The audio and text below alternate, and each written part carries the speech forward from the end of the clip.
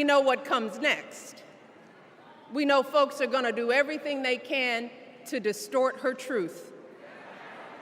My husband and I sadly know a little something about this. For years, Donald Trump did everything in his power to try to make people fear us.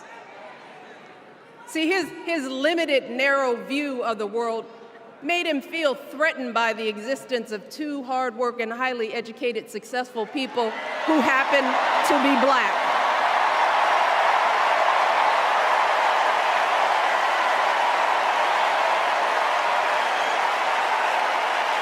Wait.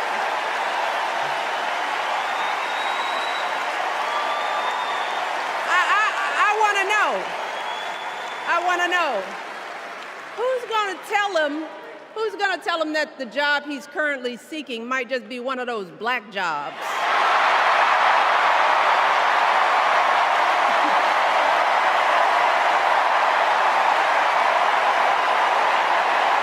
Look,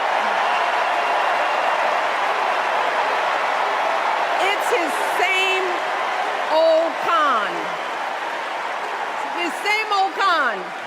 Doubling down on ugly, misogynistic, racist lies as a substitute for real ideas and solutions that will actually make people's lives better.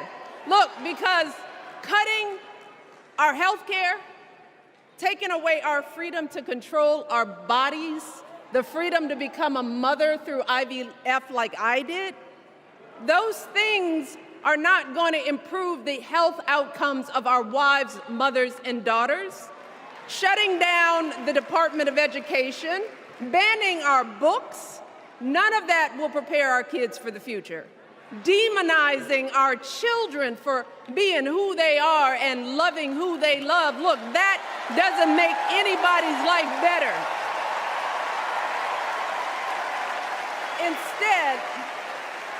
Instead, it only makes us small.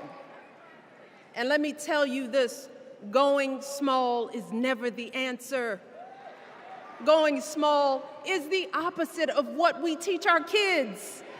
Going small is petty, it's unhealthy, and quite frankly, it's unpresidential.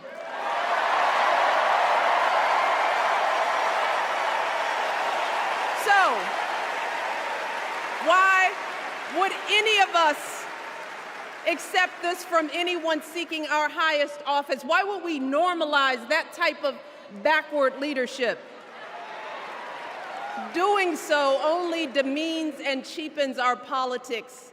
It only serves to further discourage good, big-hearted people from wanting to get involved at all. America, our parents taught us better than that, and we deserve so much better than that. That's why we must do everything in our power to elect two of those good, big-hearted people. There is no other choice than Kamala Harris and Tim Walz. No other choice.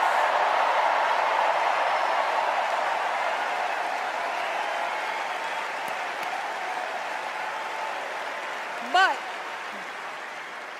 as we embrace this renewed sense of hope, let us not forget the despair we have felt. Let us not forget what we are up against. Yes, Kamala and Tim are doing great now. We're loving it. They're packing arenas across the country. Folks are energized. We are feeling good. But remember, there are still so many people who are desperate for a different outcome, who are ready to question and criticize every move Kamala makes, who are eager to spread those lies, who don't want to vote for a woman, who will continue to prioritize building their wealth over ensuring that everyone has enough. So no matter how good we feel tonight or tomorrow or the next day, this is going to be an uphill battle. So folks, we cannot be our own worst enemies. No. See, because the minute something goes wrong, the minute a lie takes hold, folks, we cannot start wringing our hands. We cannot get a Goldilocks complex about whether everything is just right. And we cannot indulge our anxieties about whether this country will elect someone like Kamala instead of doing everything we can to get someone like Kamala elected.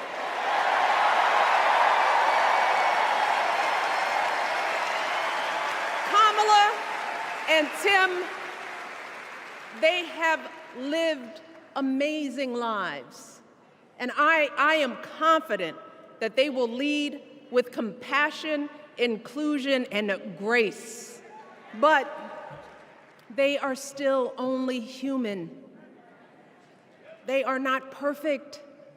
And like all of us, they will make mistakes. But luckily, y'all, this is not just on them. No, this is up to us, all of us, to be the solution that we seek. It's up to all of us to be the antidote to the darkness and division. Look, I don't care how you identify politically, whether you're Democrat, Republican, Independent, or none of the above. This is our time to stand up for what we know in our hearts is right.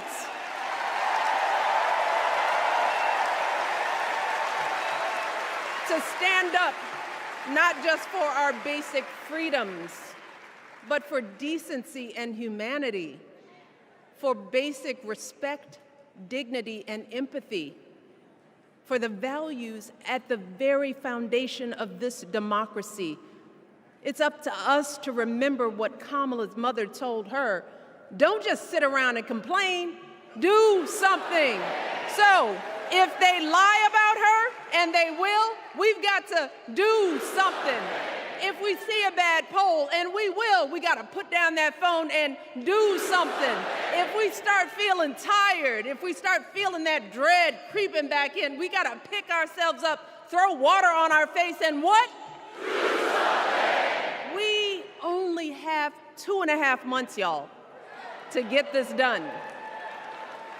Only 11 weeks to make sure every single person we know is registered and has a voting plan. So, we cannot afford for anyone America to sit on their hands and wait to be called.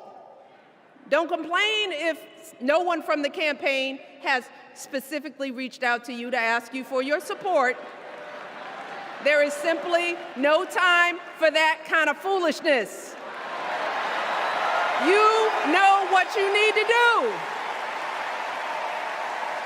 So, consider this to be your official ask. Michelle Obama is asking you, no, I'm telling y'all to do something.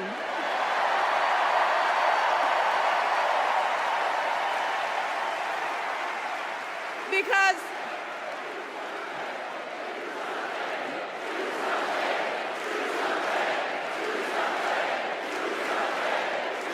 you all, this election is going to be close. In some states, just a handful, listen to me, a handful of votes in every precinct could decide the winner. So we need to vote in numbers that erase any doubt. We need to overwhelm any effort to suppress us. Our fate is in our hands. In 77 days, we have the power to turn our country away from the fear, division, and smallness of the past. We have the power to marry our hope with our action. We have the power to pay forward the love, sweat, and sacrifice of our mothers and fathers and all those who came before us. We did it before, y'all, and we sure can do it again. Let us work like our lives depend on it. And let us keep moving our country forward and go higher, yes, always higher than we've ever gone before as we elect the next President and Vice President of the United States, Kamala Harris and Tim Walz. Thank you all. God bless.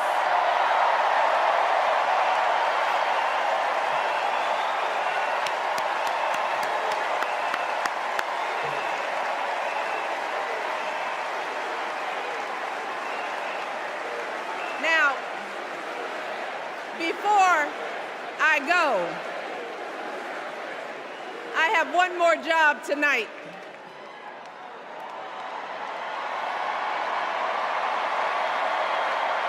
Yeah, one more job.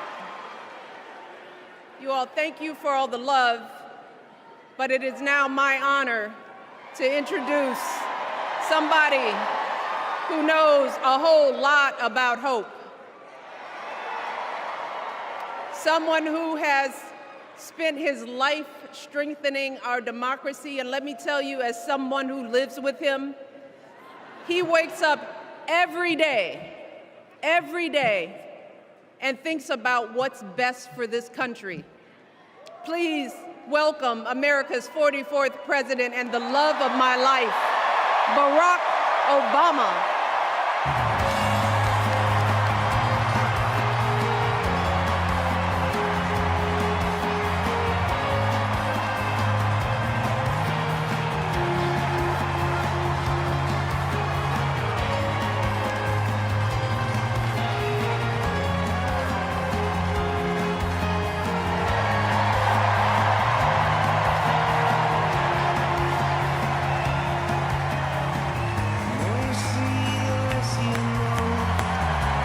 Hello, Chicago! Oh.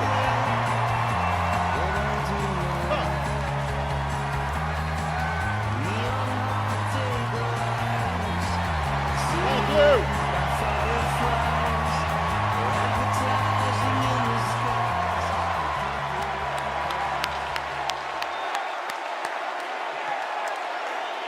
Thank you, thank you. Thank you, everybody. Thank you.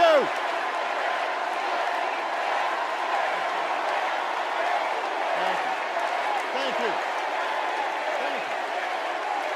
All right. That's enough. Thank you. Chicago! It's good to be home. It is good to be home, and I don't know about you, but I'm feeling fired up.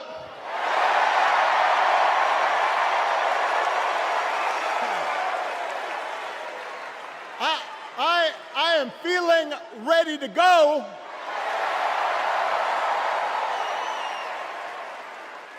Even if I am the only person stupid enough to speak after Michelle Obama.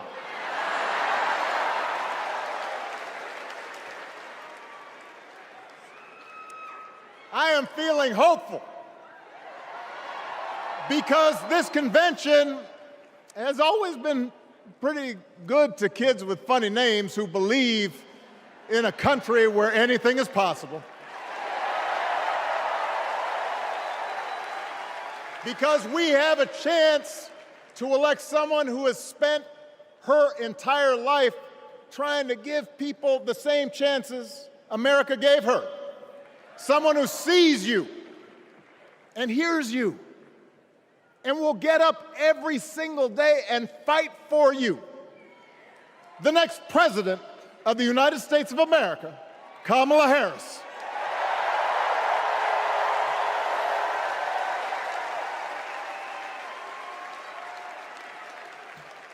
It's been 16 years since I had the honor of accepting this party's nomination for president.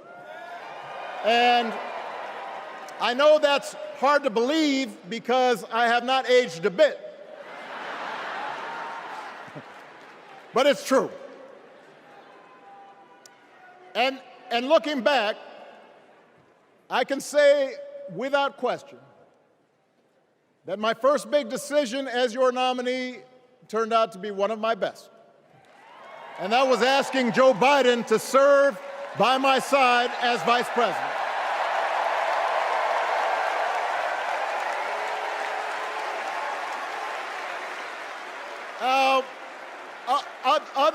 Other than some common Irish blood, Joe and I come from different backgrounds, but we became brothers.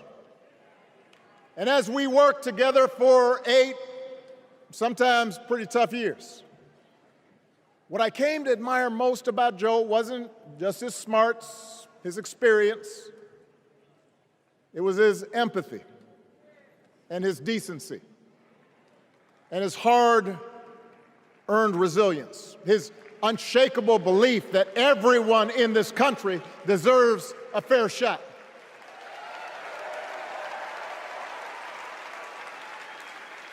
And over the last 4 years, those are the values America has needed most. At a time when millions of our fellow citizens were sick and dying, we needed a leader with the character to put politics aside and do what was right. At a time when our economy was reeling, we needed a leader with the determination to drive what would become the world's strongest recovery. 15 million jobs, higher wages, lower health care costs.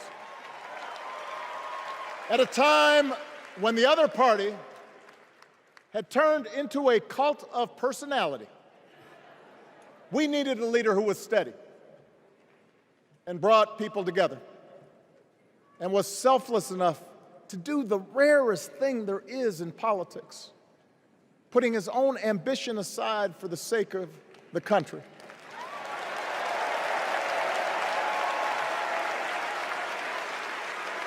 History will remember Joe Biden as an outstanding president who defended democracy at a moment of great danger. And I am proud to call him my president, but I am even prouder to call him my friend.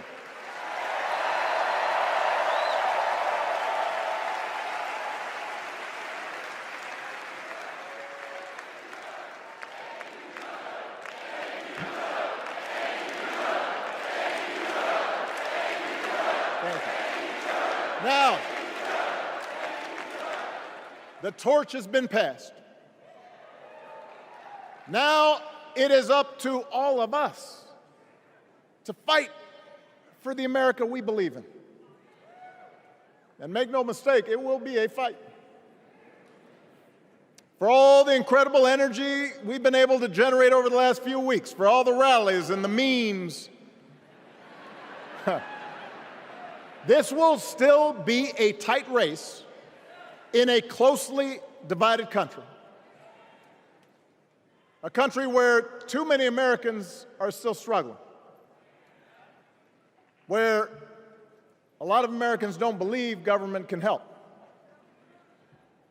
And as we gather here tonight, the people who will decide this election are asking a very simple question. Who will fight for me? Who's thinking about my future, about my children's future, about our future together? One thing is for certain, Donald Trump is not losing sleep over that question.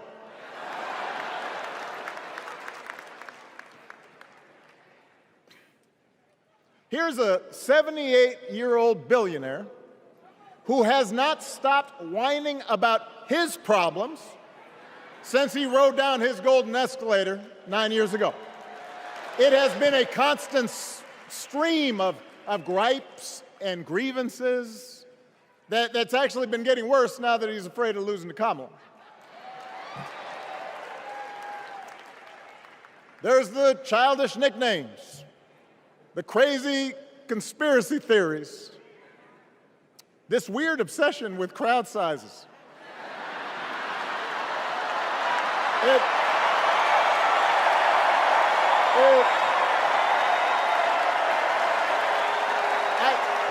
It just goes on and on and on. The other day I heard someone compare Trump to the neighbor who keeps running his leaf blower outside your window every minute of every day.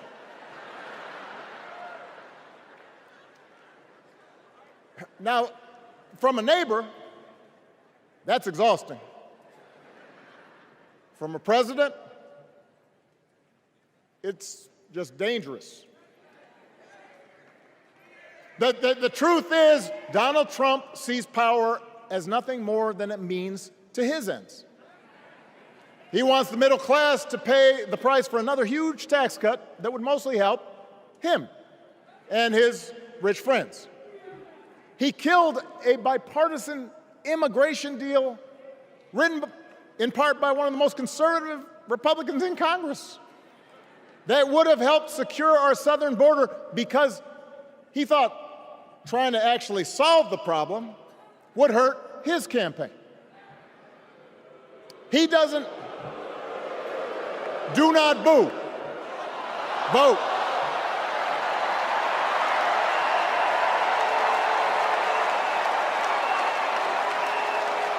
He doesn't seem to care if more women lose their reproductive freedom, since it won't affect his life. And most of all, Donald Trump wants us to think that this country is hopelessly divided between us and them, between the real Americans, who of course support him, and the outsiders who don't. And he wants you to think that you'll be richer and safer if you will just give him the power to put those other people back in their place. It is one of the oldest tricks in politics, from a guy whose act has, let's face it, gotten pretty stale. We do not need 4 more years of bluster and bumbling and chaos. We have seen that movie before, and we all know that the sequel is usually worse.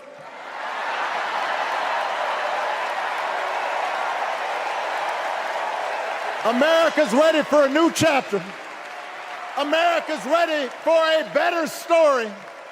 We are ready for a President Kamala Harris.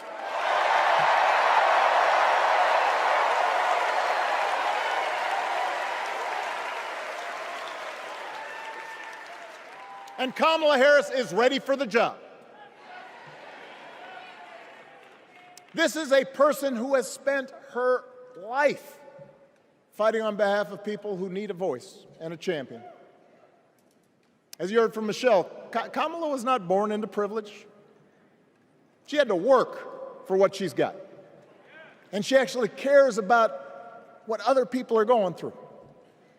She's not the neighbor running the leaf blower. She's the neighbor rushing over to help when you need a hand. As a prosecutor, Kamala stood up for children who had been victims of sexual abuse. As an attorney general of the most populous state in the country, she fought big banks and for-profit colleges, securing billions of dollars for the people they had scammed. After the home mortgage crisis, she pushed me and my administration hard to make sure homeowners got a fair settlement. Didn't matter that I was a Democrat. Didn't matter that she had knocked on doors for my campaign in Iowa. She was going to fight to get as much relief as possible for the families who deserved it.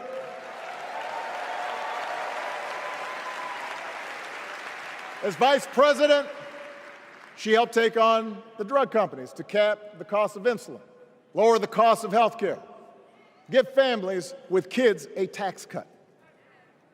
And she is running for president with real plans to lower costs even more and protect Medicare and Medicaid, and sign a law to guarantee every woman's right to make her own health care decisions.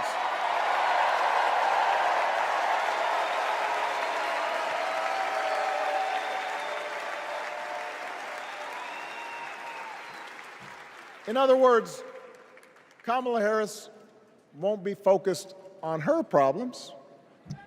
She'll be focused on yours. As president, she won't just cater to her own supporters and punish those who refuse to kiss the ring or bend the knee. She'll work on behalf of every American. That's who Kamala is. And in the White House, she will have an outstanding partner in Governor Tim Walz.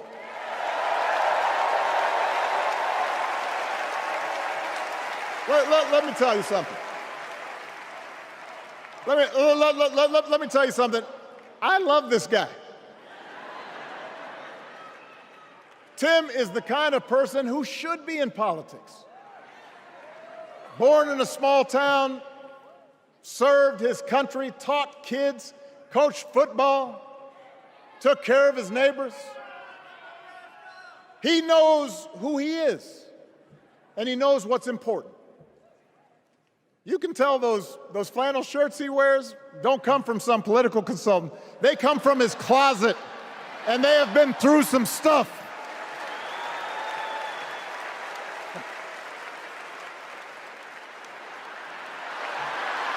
They have been through some stuff. That's right.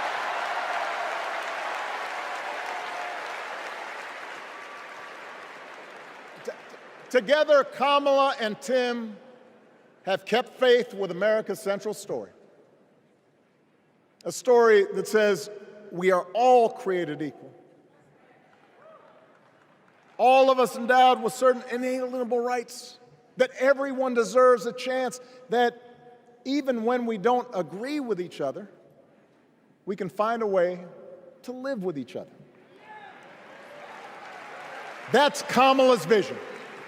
That's Tim's vision. That's the Democratic Party's vision. And our job over the next 11 weeks is to convince as many people as possible to vote for that vision. Now, it won't be easy. The other side knows it's easier to play on people's fears and cynicism, always has been. They will tell you that government is inherently corrupt, that sacrifice and generosity are for suckers. And since the game is rigged, it's okay to take what you want and just look after your own. That's the easy path. We have a different task. Our job is to convince people that democracy can actually deliver. And in doing that, we can't just point to what we've already accomplished. We can't just rely on the ideas of the past. We need to chart a new way forward to meet the challenges of today. And Kamala understands this. She knows, for example, that if we want to make it easier for more young people to buy a home, we need to build more units and clear away some of the outdated laws and regulations that made it harder to build homes for working people in this country. That is a priority, and she's put out a bold new plan to do just that.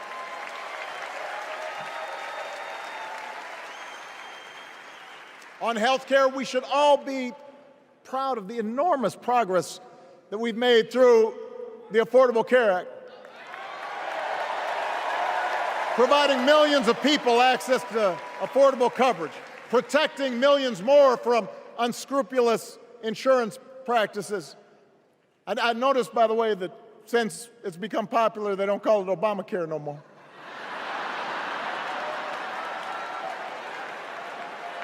But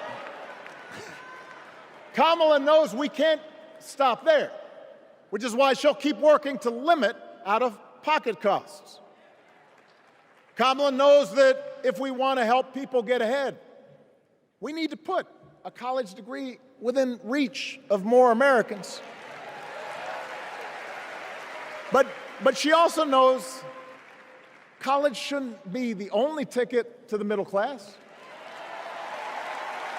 We need to follow the lead of governors like Tim Walz, who said, if you've got the skills and the drive, you shouldn't need a degree to work for state government.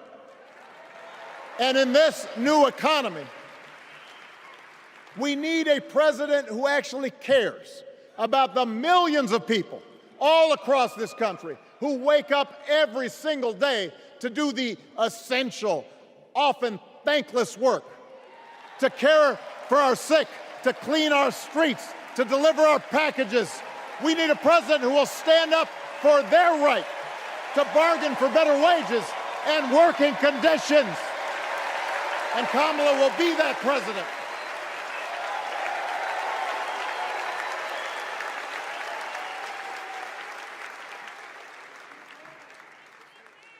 Yes, she can.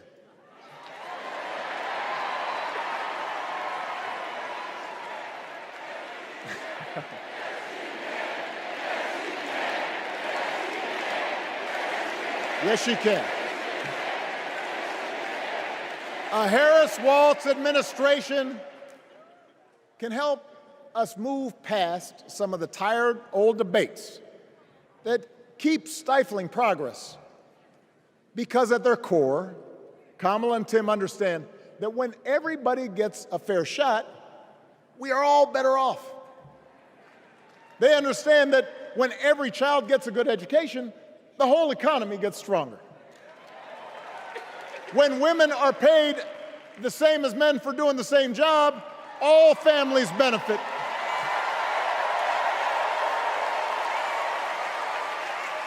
They understand that we can secure our borders without tearing kids away from their parents, just like we can keep our streets safe while also building trust between law enforcement and the communities they serve and eliminating bias.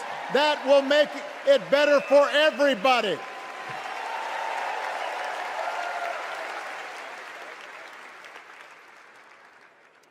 Donald Trump and his well-heeled donors, they don't see the world that way. For them, one group's gains is necessarily another group's loss. For them, freedom means that the powerful can do pretty much what they please, whether it's fire workers trying to organize a union, or put poison in our rivers, or avoid paying taxes like everybody else has to do. Well, we have a broader idea of freedom. We believe in the freedom to provide for your family if you're willing to work hard. The freedom to breathe clean air and drink clean water and send your kids to school without worrying if they'll come home. We believe that true freedom gives each of us the right to make decisions about our own life, how we worship, what our family looks like, how many kids we have, who we marry. And we believe that freedom requires us to recognize that other people have the freedom to make choices that are different than ours. That's okay.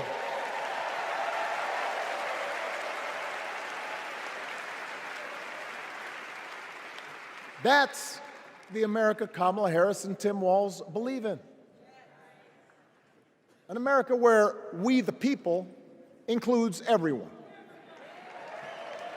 Because that's the only way this American experiment works. And despite what our politics might suggest, I think most Americans understand that. Democracy isn't just a bunch of abstract principles and dusty laws in some book somewhere. It's the values we live by. It's the way we treat each other, including those who don't look like us, or pray like us, or see the world exactly like we do.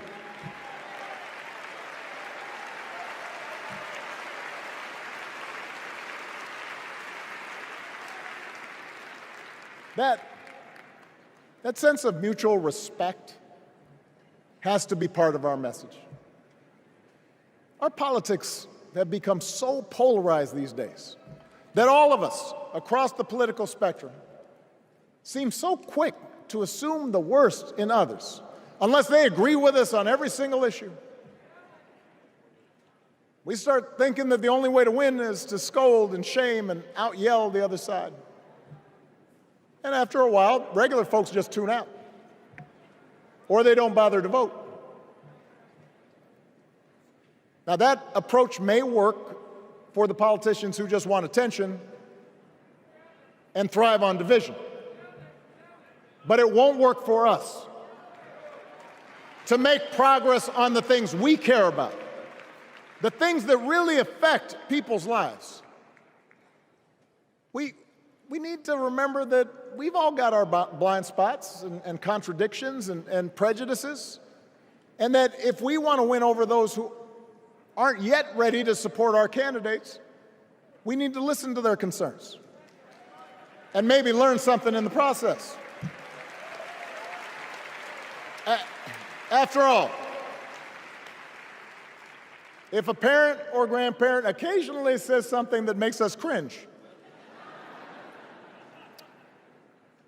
We don't automatically assume they're bad people. We recognize that the world is moving fast, that they need time and maybe a little encouragement to catch up. Our fellow citizens deserve the same grace we hope they'll extend to us.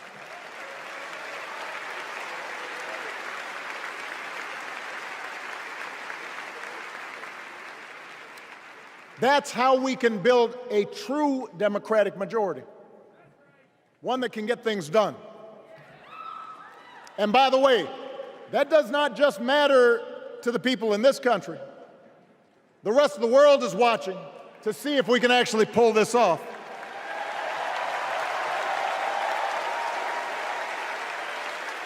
No nation,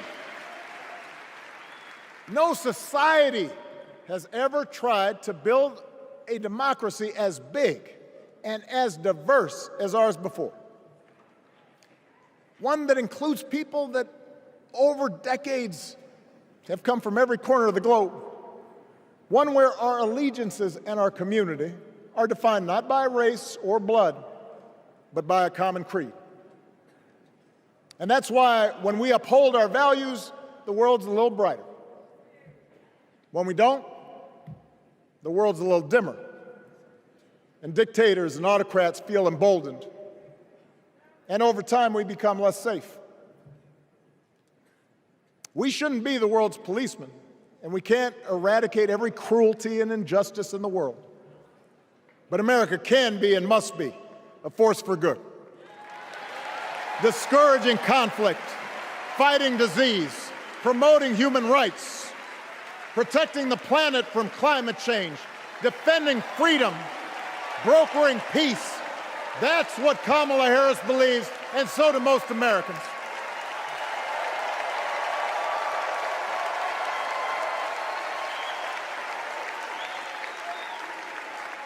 Now,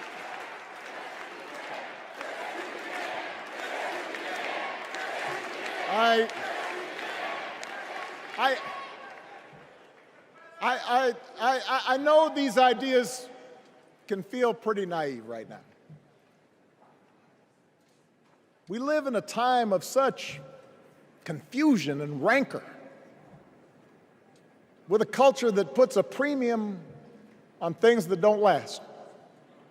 Money, fame, status, likes. We chase the approval of strangers on our phones. We build all manner of walls and fences around ourselves, and then we wonder why we feel so alone. We don't trust each other as much because we don't take the time to know each other. And in that space between us, politicians and algorithms teach us to caricature each other and troll each other and fear each other. But here's the good news, Chicago. All across America, in big cities and small towns, away from all the noise, the ties that bind us together are still there. We still coach Little League and look out for our elderly neighbors. We still feed the hungry in churches and mosques and synagogues and temples. We share the same pride when our Olympic athletes compete for the gold. Because the vast majority of us do not want to live in a country that's bitter and divided. We want something better. We want to be better. And the joy and the excitement that we're seeing around this campaign tells us we're not alone. You know, I've spent a lot of time thinking about these past few months because, as Michelle mentioned, this summer we lost her mom, Ms. Marion Robinson. And I don't know that anybody has ever loved their mother-in-law any more than I love mine. Mostly it's because she was funny and wise and the least pretentious person I knew. That, and she always defended me with Michelle when I messed up. I'd hide behind her.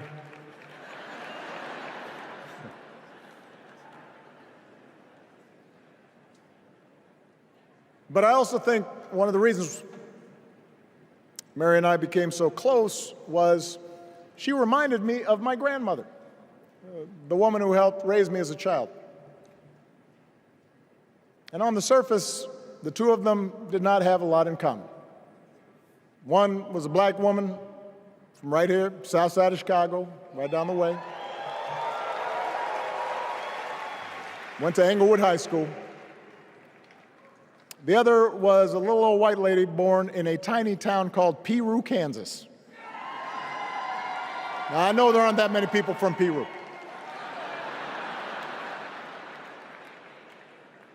And yet they shared a basic outlook on life.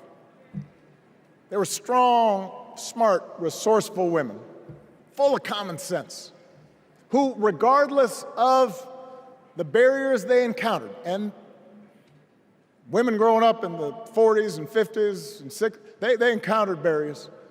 They still went about their business without fuss or complaint and provided an unshakable foundation of love for their children and their grandchildren.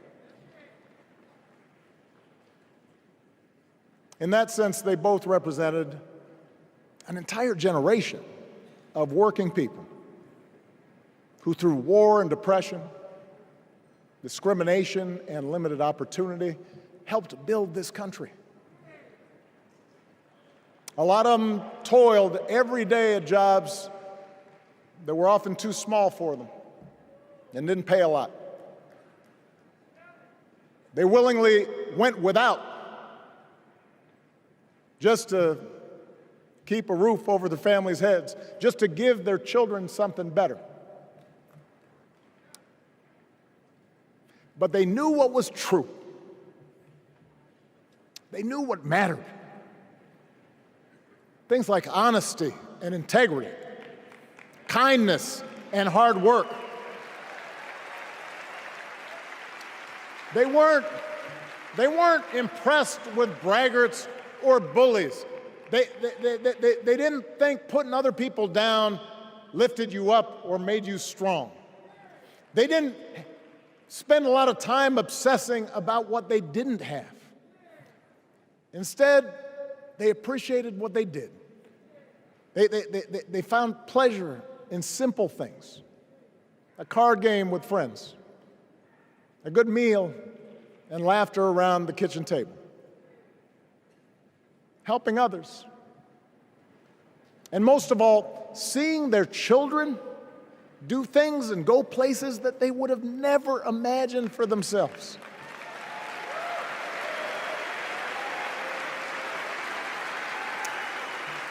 Whether you are a Democrat or a Republican or somewhere in between, we have all had people like that in our lives. People like Kamala's parents, who crossed oceans because they believed in the promise of America. People like Tim's parents, who taught him about the importance of service. Good, hard-working people who weren't famous or powerful, but who managed in countless ways to leave this country just a little bit better than they found it. As much as any policy or program, I believe that's what we yearn for. A return to an America where we work together and look out for each other. A restoration of what Lincoln called, on the eve of Civil War, our bonds of affection. An America that taps what he called the better angels of our nature. That is what this election is about.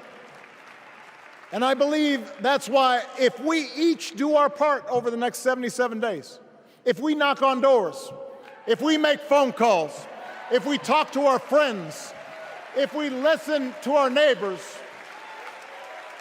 if we work like we've never worked before, if we hold firm to our convictions, we will elect Kamala Harris as the next President of the United States, and Tim Walz as the next Vice President of the United States.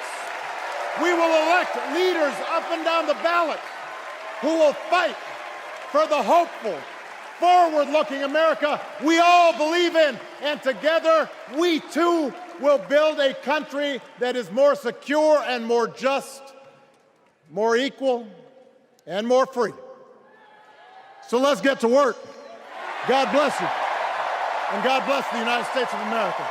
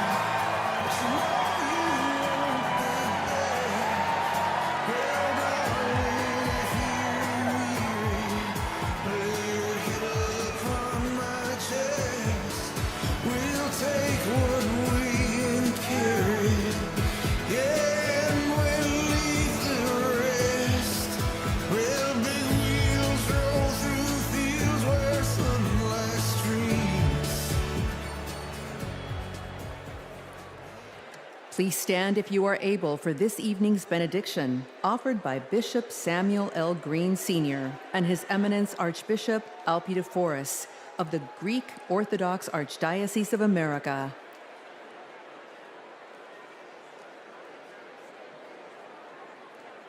God of our weary years, God of our silent tears, Thou who hast brought us thus far along the way, You are the one who broods over the days of our lives, and without You, we would be nothing. So we lift our hopes and hearts to Thee, and we pause tonight to say thank You. Thank You for loving us. Thank You for not giving up on us. Thank You for giving this nation the benefits of Your mercy, because all of us can feel that something enthusiastic is rising in the soul of America. And all of us can tell that the tyranny of resentment has finally met its match. The candidacy of Kamala Harris has ignited an era of joy across America. Tonight, we thank You that even in the darkest of our pessimistic nights, love has not failed us and hope has stood its ground. We who gather do so with audacity to believe that there will be compassion in America. So God, deliver us from racism, deliver us from sexism, deliver us from evil, and keep us forever in the path we pray. Amen.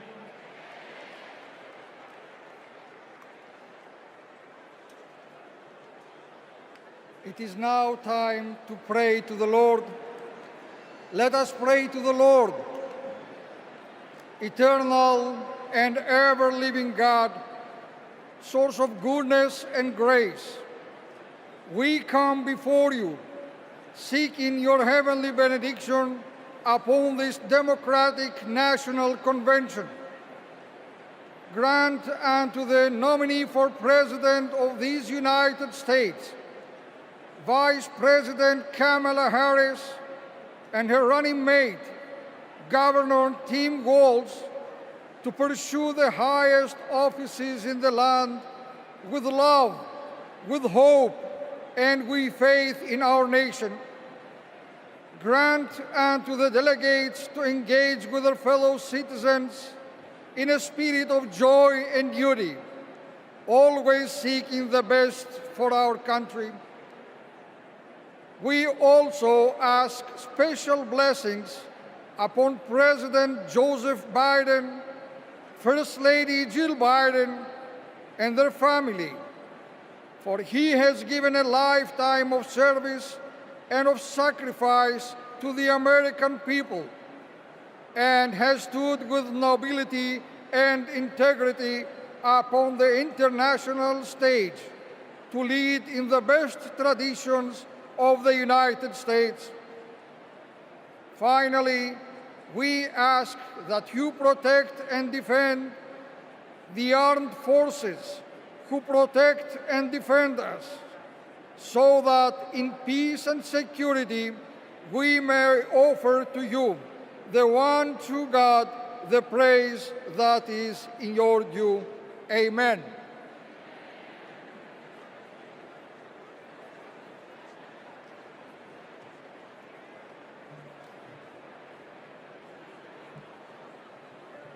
Friends, do I hear a motion to recess until 5:30 tomorrow?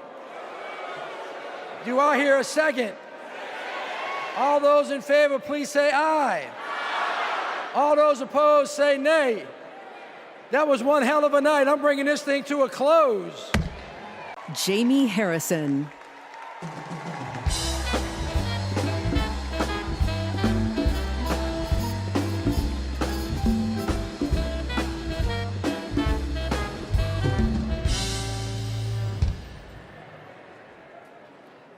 Hello, everyone. I am Mignon Moore, Permanent Chair of the Democratic National Committee. It is a pleasure to welcome you all to my hometown, Chicago. This convention is a celebration of our hard work and accomplishments and of the American spirit that makes this party and our country great. That's the spirit President Biden reignited when he told us we were in the battle for the soul of our nation. Throughout his term, he has brought us together and revived our country and our country's soul.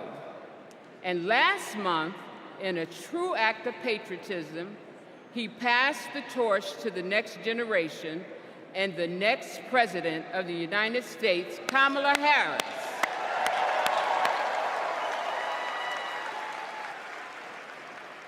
As convention chair, I may appoint officers to assist in the conduct of our proceedings.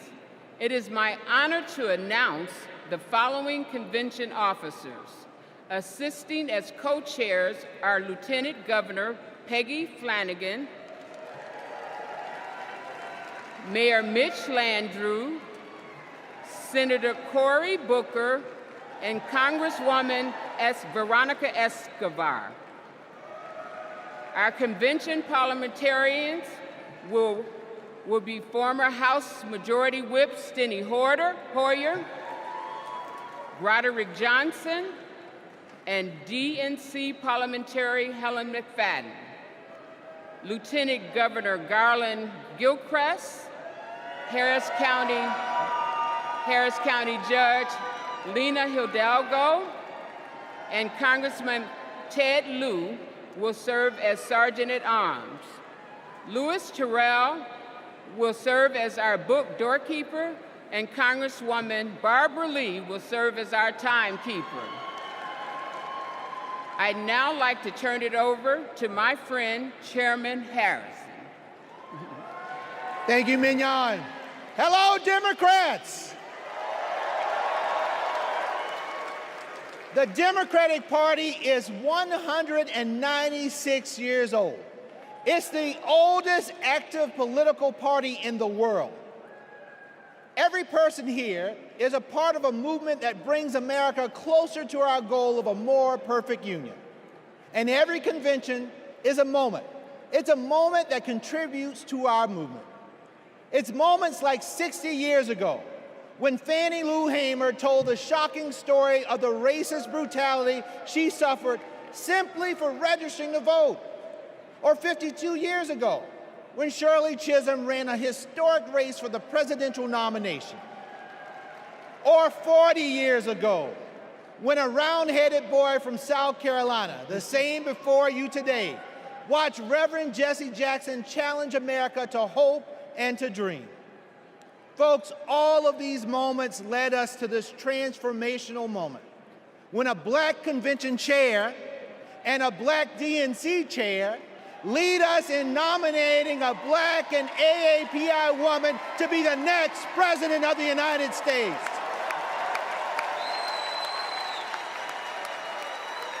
Folks, this is because the Democratic Party is and always will be for the people, for our future. We are honored to be a part of American history as we gavel in this convention and celebrate this historic nomination. I would like to thank the incredible workers at this year's convention, the convention staff led by the amazing Alex Hornbrook, and our convention chair, Mignon Moore, and my amazing staff at the DNC. You quite literally set the stage for us today, and we wouldn't be here without all of you. We hereby call the in-person portion of the 49th Quadrennial Democratic National Convention to order.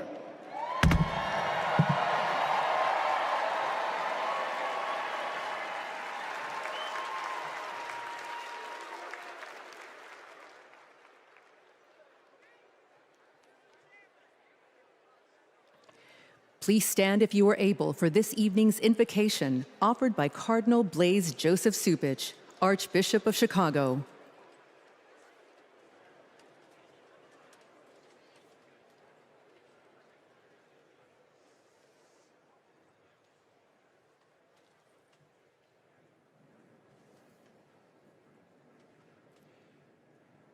Let us pray. We praise you, O God of all creation. Quicken in us a resolve to protect your handiwork.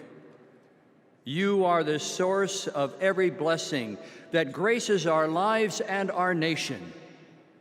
We pray that you help us to truly understand and answer the sacred call of citizenship.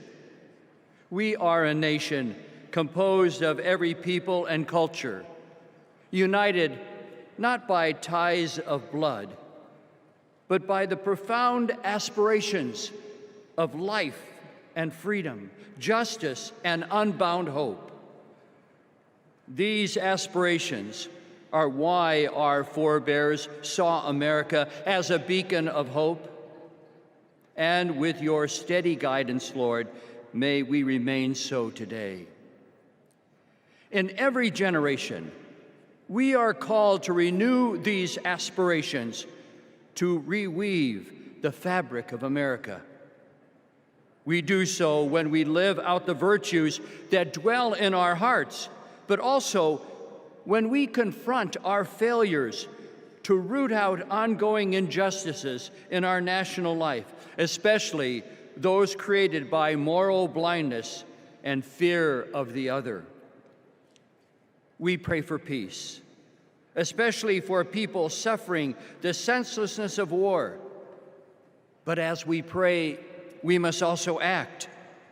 For building up the common good takes work, it takes love. And so we pray, may our nation become more fully a builder of peace in our wounded world, with the courage to imagine and pursue a loving future together.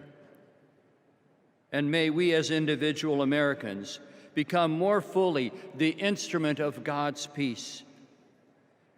Guide us, Lord, in taking up our responsibility to forge this new chapter of our nation's history.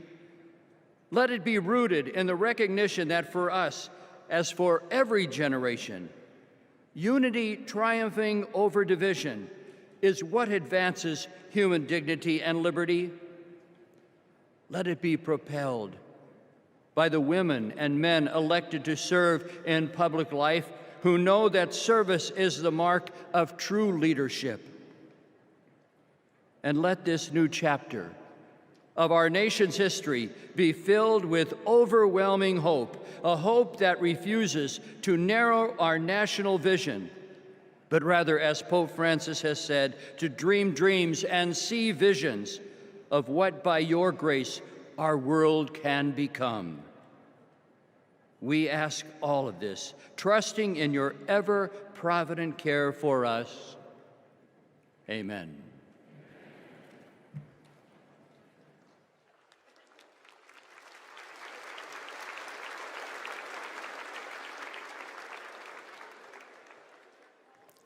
Please welcome Prairie Band Potawatomi, Nation Tribal Council Vice Chair Zach Pamami, and Secretary Lori Melchior.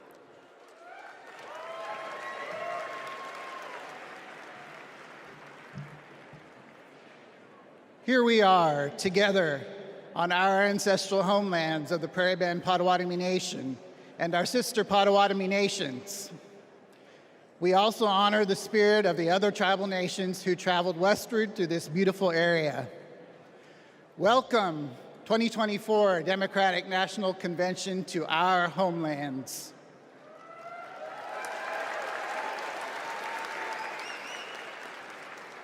This land has and always will carry enormous importance to its original stewards, our ancestors, and our present-day communities. I am Vice Chairman of the Prairie Band Potawatomi Nation, joined by Secretary Lori Melchior,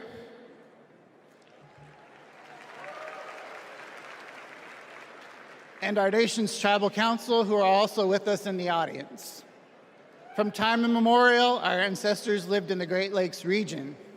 However, in 1849, an illegal auction by the U.S. government forcibly removed our tribe from our homeland.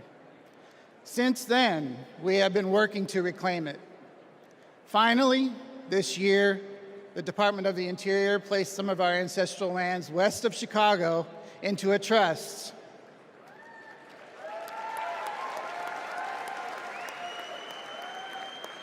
Thanks to the resolve of our tribal community and the Biden-Harris administration, we reclaimed a piece of our home. We became the only federally recognized tribal nation in Illinois in 175 years. Together, in our homelands, let's have a joyful, historic convention. Blessings to you all. Miigwech.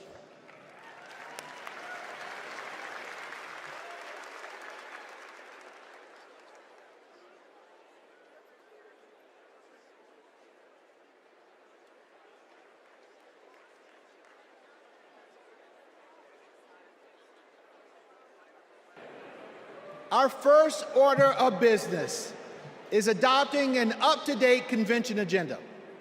When the Convention Rules Committee met, everyone was working on updating plans based on the significant changes that had just occurred. When the committee approved an agenda, it was a work in progress that members knew would need to be revised accordingly. We now have an agenda for the next 4 days. The agenda is included in the Standing Committee report booklet emailed to each convention participant.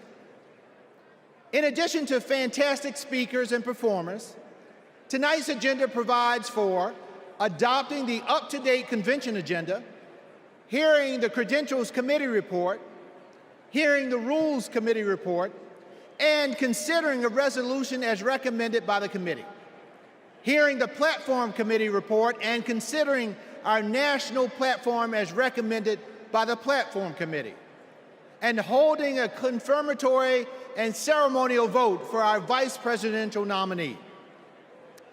Tuesday includes a ceremonial roll call for the presidential nominee. Wednesday, we'll hear ceremonial nominating speeches for our vice presidential nominee, and Governor Walz will make his acceptance speech. And on Thursday, my friends, we'll hear a ceremonial nominating speech for our presidential nominee, and Vice President Harris will make her acceptance speech.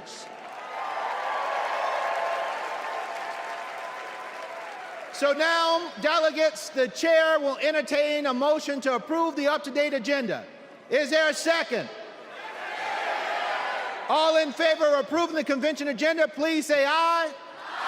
All opposed, say nay. The ayes have it.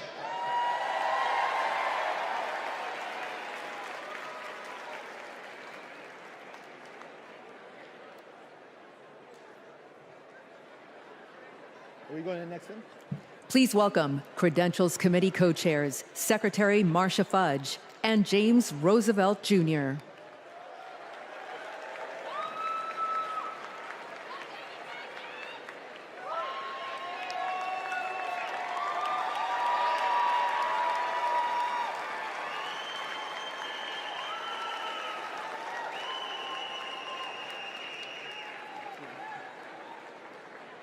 Greetings, my friends. It is an honor to have served as co-chair along my friend, Jim Roosevelt. Pursuant to the call, the Credentials Committee met and adopted a resolution to credential the delegates and alternates to the 2024 National Convention. I am pleased to report that there were no credentials issues to be decided by the committee.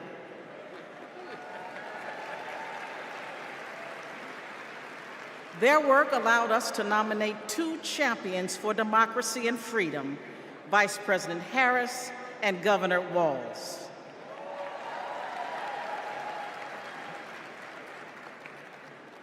Our delegate selection process is designed to ensure every voice is heard and every vision is heard, and our delegates accurately represent their electorates. Diversity is our party's strength. And I'm so proud to see the wonderful representation of our party and democracy here today. I am pleased to share that the Credentials Committee report was adopted and all delegates have been fully credentialed. In memory of Marvin Turner, we are going to have a great convention and we are going to win. Thank you.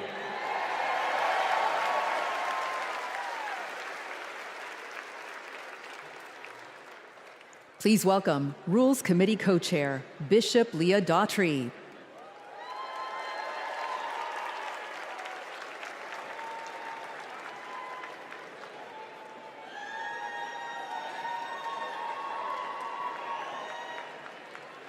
Hello, Democrats. It was my honor to serve as co-chair of the Convention Rules Committee alongside my friend, Governor Tim Walz. Governor Walz is a little occupied this evening, but it's good to know that serving as co-chair of the Rules Committee is a ladder for promotion. The Rules Committee adopted the procedural rules of the convention on July 24th. They are based on long-standing processes governing our convention and ensured that we met all ballot access deadlines. The rules established the virtual nominating process for the party's nominees and set the stage for in-person votes at the convention to adopt our platform and resolutions recommended by the Rules Committee, as well as to cast celebratory votes on our nominees and hear their acceptance speeches. Under the Rules Committee authority, the Rules Committee is recommending for your approval one resolution. Contained in the committee's report, the resolution supports the current practice regarding automatic delegates, as well as other reforms to make our party stronger. The co-chairs are pleased to move the adoption of this resolution on behalf of the Rules Committee. Thank you, Bishop Daughtry. The Rules Committee has moved the approval of the resolution. Is there a second? We have a second. I will now call for a voice vote on approving the resolution as recommended by the Rules Committee. All those in favor of the committee's recommendation to approve the unity resolution say aye. Aye. All opposed say nay. I'm pleased to report for the record that with a majority of delegates having voted in the affirmative, the resolution has been approved. My thanks to our Rules Committee co-chairs and members for your efforts to build a transparent and inclusive party. Thank you, Madam Chair.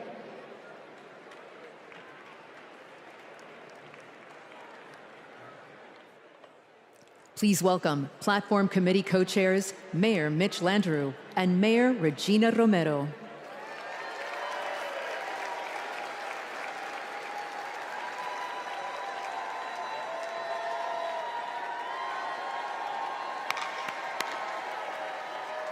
Hello, delegates. It is my pleasure to join Co-Chair Romero to present the national platform as recommended for approval by the committee. Our platform is grounded in our democratic values of hope, of progress, and love of our country. It makes a strong statement about the historic work that President Biden and Vice President Harris have accomplished hand in hand, and it presents a bold vision for our future. Kamala Harris will protect reproductive freedoms. Donald Trump will rip them away.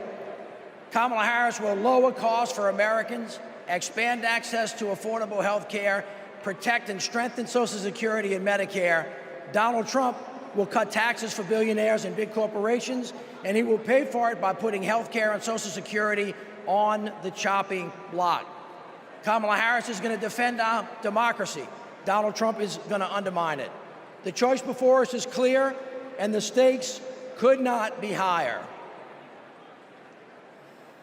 Buenas noches, demócratas.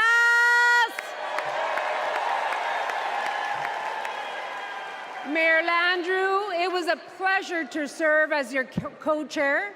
I also want to recognize Louisa Terrell and the drafting subcommittee for their work. This platform was passed by the Platform Committee on July 16, prior to the President passing the torch in an act of love and patriotism. And it's the product of a comprehensive process to engage with leaders from all corners of our winning coalition. Hundreds of submissions, hours upon hours of hearing and testimonies, countless conversations with community leaders and grassroots Democrats. All were essential to producing a forward-looking vision for our party that echoes the voices of all. Vice President Harris is now carrying the torch. And she and Governor Walz are committed to delivering results for the American people. Then you have Donald Trump. His extreme agenda is working against everyday Americans. He is fighting for big oil, big pharma, big banks, but most of all, my fellow Democrats, he is fighting for himself. This November, we need to keep Democrats in office and elect Kamala Harris and Tim Walz so we can implement an agenda that works for everyone. Cuando luchamos, ganamos. And with that, on behalf of the Platform Committee, we are pleased to move the adoption of the 2024 Democratic National Platform. Thank you. The co-chairs have moved the approval of the national platform. Is there a second? We have a second. I will now call for a voice vote to approve the platform as recommended by the Platform Committee. All those in favor of approving the platform, please say aye. All opposed say no. Co-chairs, I am pleased to report for the record that with a majority of the delegates having voted in the affirmative, the platform has been adopted. Once again, thank you to our platform committee co-chairs and members, as well as the platform drafting committee and its chair, Louisa Terrell.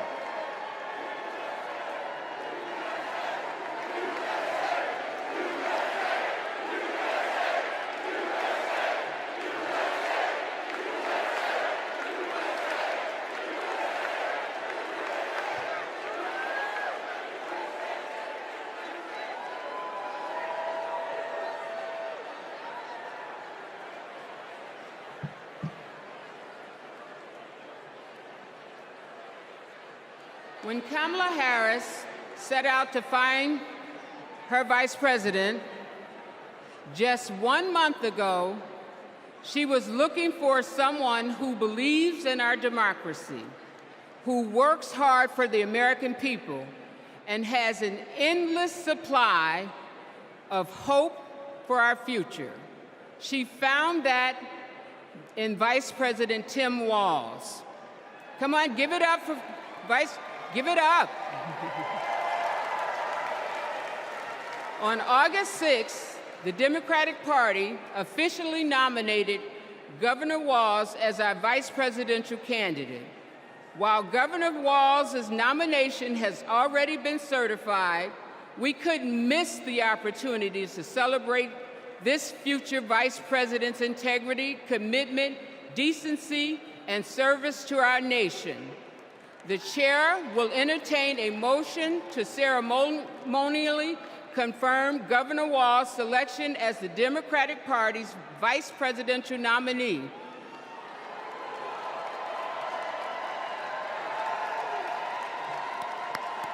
We have a motion. Is there a second?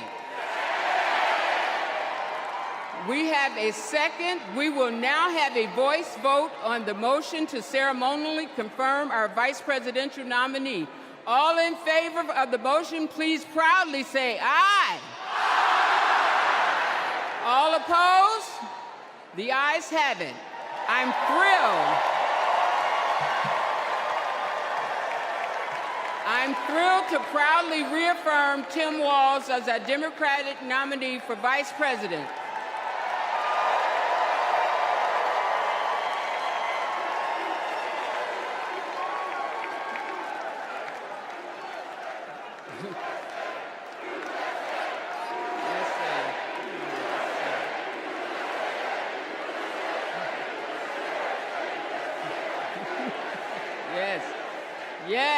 Yes, USA.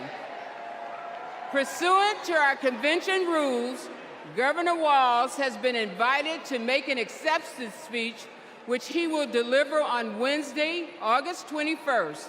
Thank you, my friends. Delegates, please welcome to the stage co-chair Peggy Flanagan to resume chairing our convention.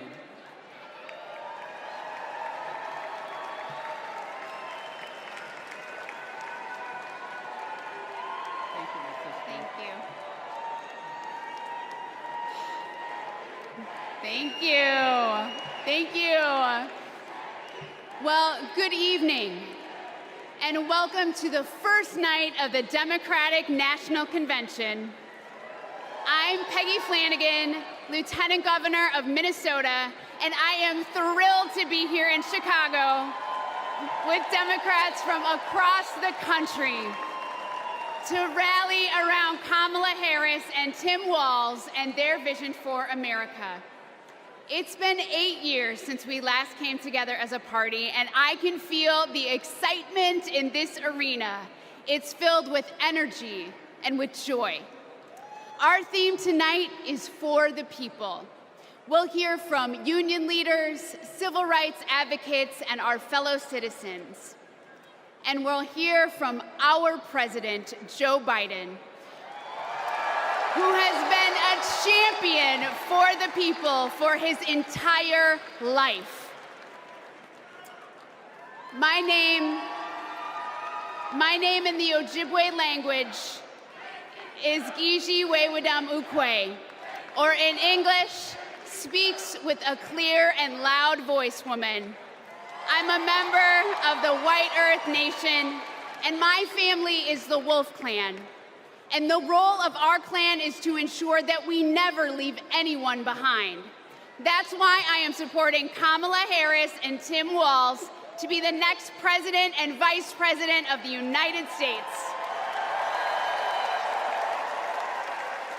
For almost 6 years, I've worked side by side with Governor Walz. I've seen how hard he's worked for Minnesota to be the best place for kids to grow up. He does it all with a big heart, a buffalo plaid jacket, and a bottomless bag of snacks. Nutter Butters, cheese curds, and Diet Dew. Every time we meet, he brings something for me because he's always got my back. And when he's vice president, he will always have yours. He and Kamala Harris have spent their lives fighting for you, for your family, for your future. So whether you're a lifelong Democrat or just tuning in, thank you for being part of this evening. 4 years ago, the COVID pandemic upended our lives. My brother Ron was the second person to die of COVID in the state of Tennessee. We couldn't see him. We couldn't have a memorial. And millions of American families went through the same thing. Our communities were suffering. Our economy was struggling. And Donald Trump was playing games. Our country was brought to the brink by his failure to respond. But the Biden-Harris administration stepped in with quick and decisive action. They contained the virus, created millions of jobs, and invested in our nation's future. Under their leadership, America began to heal.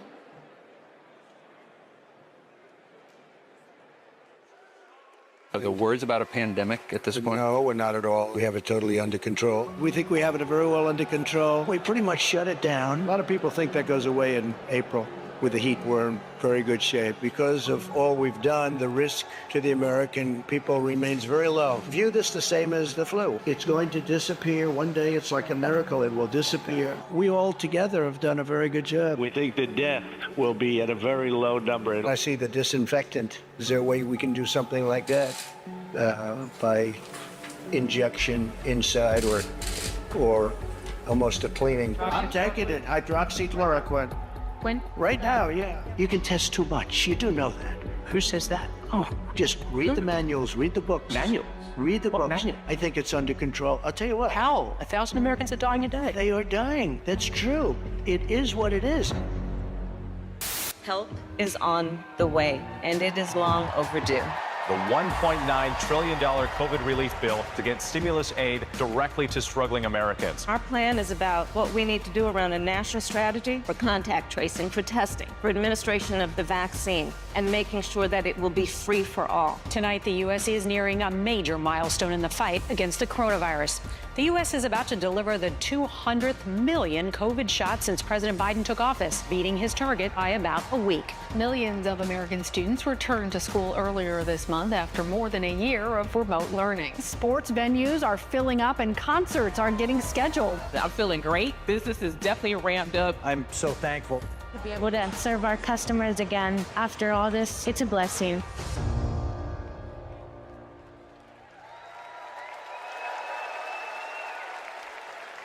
Please welcome Illinois Representative Lauren Underwood.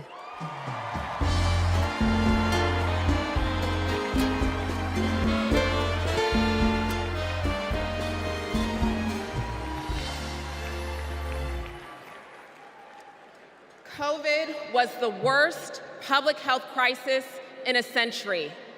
Donald Trump failed us. But Joe Biden and Kamala Harris got it under control. Donald Trump said, "It is what it is." Joe Biden and Kamala Harris said, help is on the way. Democrats in Congress tried to lower the cost of health care. Donald Trump tried to take our health care away. We tried to expand Social Security and Medicare. Donald Trump tried to cut them year after year after year. He took the COVID crisis and turned it into a catastrophe. We can never let him be our president again.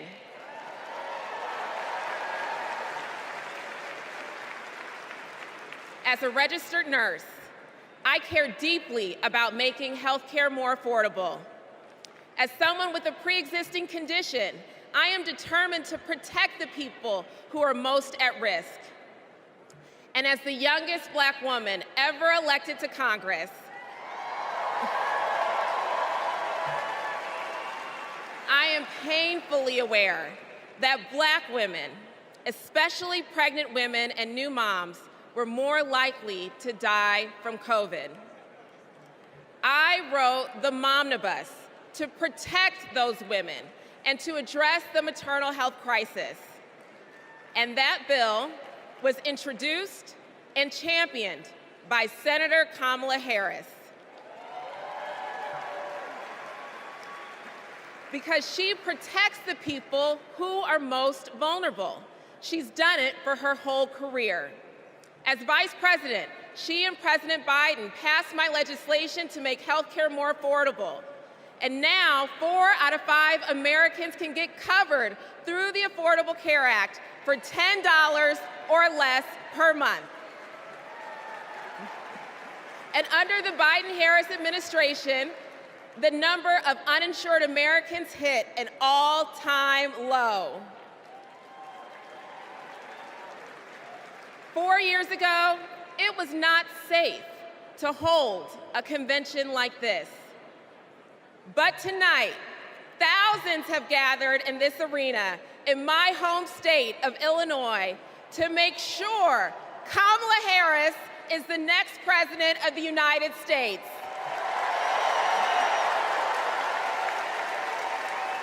We have come so far these past 4 years, and we're not going back. Thank you.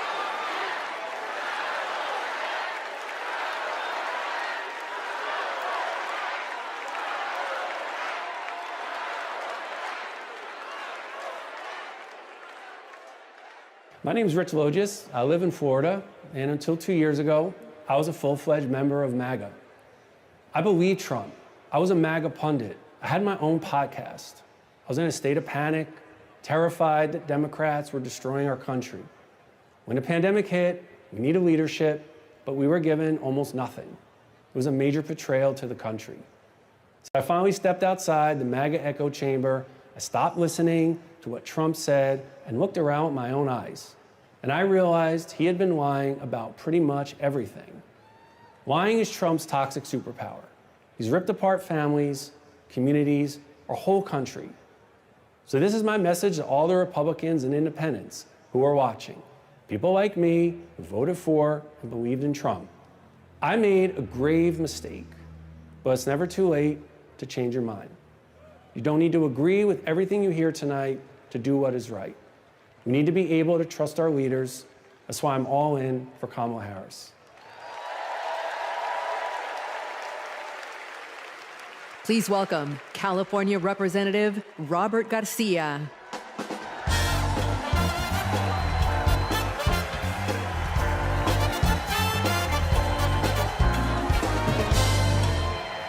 Thank you.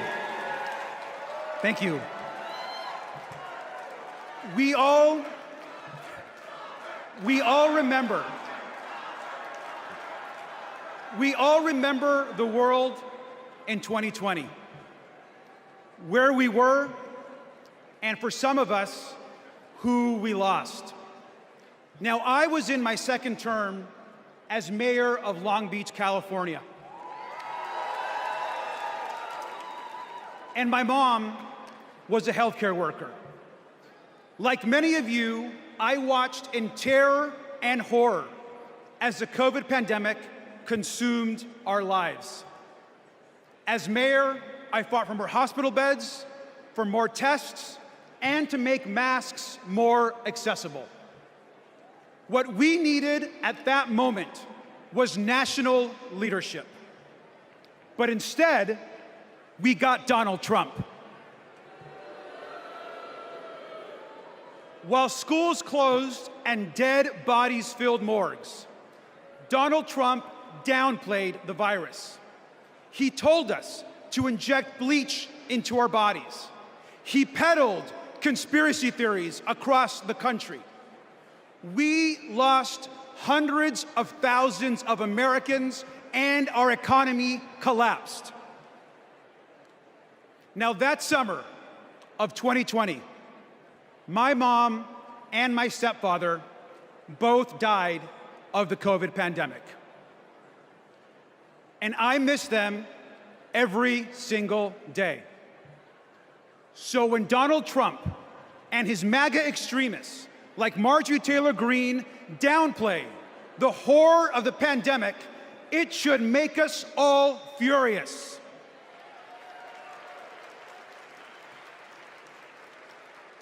Now, I will never forget when Kamala Harris called me after my parents died. She told me about her own story, about losing her own mother, and that she was praying for me at that very moment.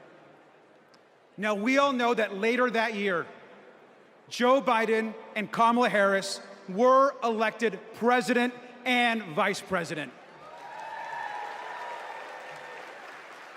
And what a difference they made together.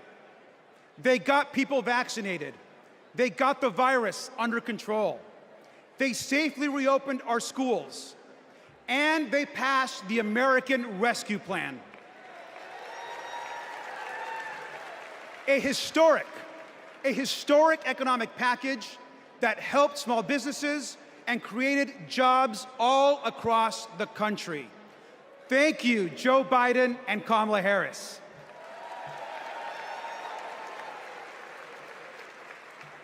Now, I am a proud immigrant who came to the United States as a young child. We grew up poor.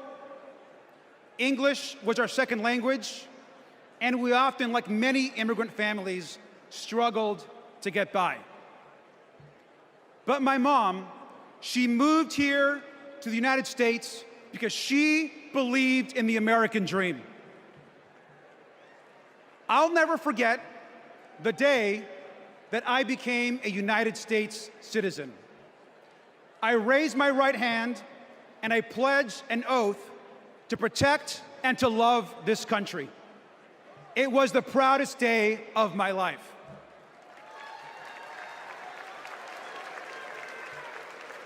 My mom taught me to love this country.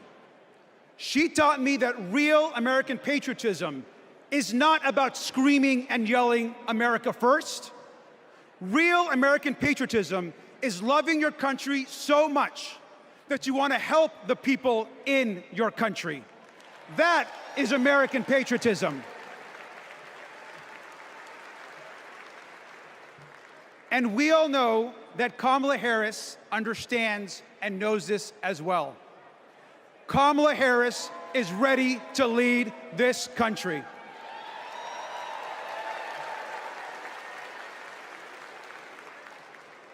We can all remember 2020. We can all remember the horrors of Donald Trump. But let's remember, most importantly, tonight and every single day this week, that we are not going back. Thank you.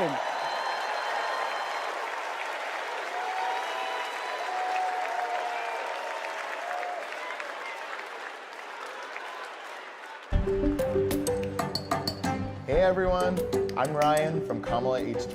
And we have a little game we like to play here called Two Lies and a Lie. We list out 3 things Donald Trump has said, and then we try to figure out if any one of them is true, which they're not. Let's play. First up, jobs. Trump claims his administration created more jobs than we ever had before. He says we had the greatest economy ever, and then we got hit with COVID, and he says he created a manufacturing jobs miracle. Let's dig in. More jobs than we ever had before? Trump lost 3 million jobs. In fact, he's the first president to lose jobs since Herbert Hoover. What about this claim that it was the greatest economy ever and only COVID tanked it? Once again, no. Let's take a look at his track record on jobs before COVID as compared to the Biden-Harris administrations. What do you know? Hardly the most successful ever. And about his supposed manufacturing miracle, Trump talked a big game, but actually lost 178,000 manufacturing jobs. And just to be clear, it wasn't just COVID here either. Manufacturing jobs were already on their way down before the pandemic. So that's round one. And it looks like what we have here is 2 lies and another lie. You get the hang of it? I'll see y'all in a little bit.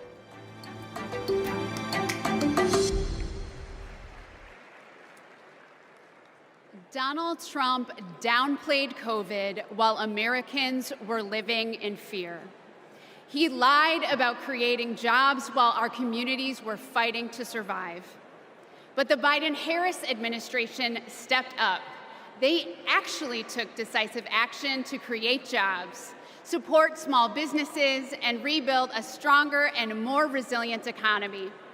Kamala Harris is a leader we can trust, even in our most challenging moments, especially in those moments. Donald Trump dithers, Kamala Harris delivers. Donald Trump abandons vulnerable people, Kamala Harris protects them. Donald Trump bullies scientists, Kamala Harris believes them. Our next 2 speakers will tell us why that's so important. Please welcome Brian Wallach and Sandra Abravaya.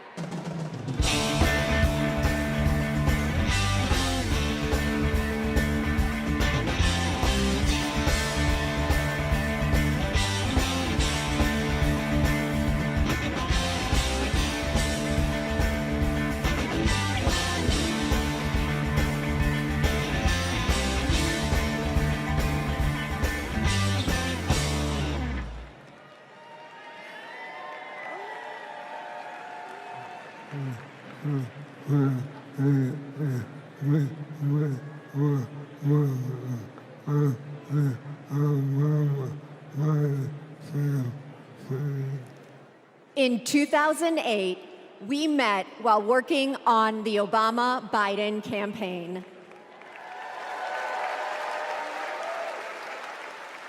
We found our way there because we believe in the power of organizing.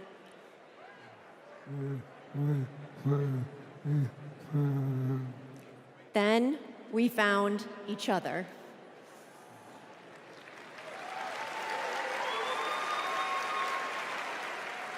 The day we brought our second daughter home from the hospital, Brian was diagnosed with ALS.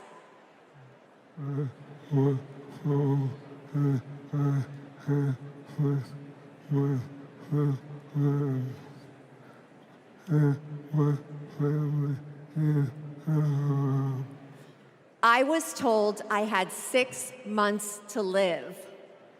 That was 7 years ago.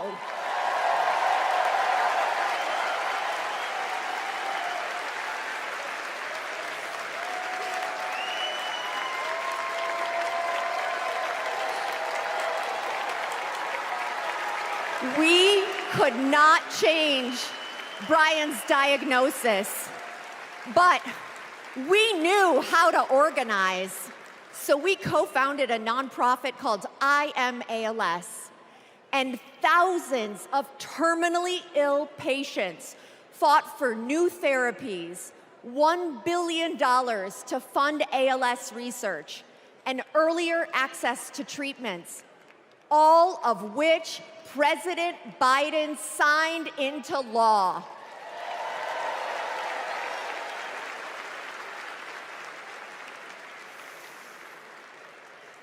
We will also keep fighting alongside patients living with Parkinson's, young onset dementia, end Alzheimer's.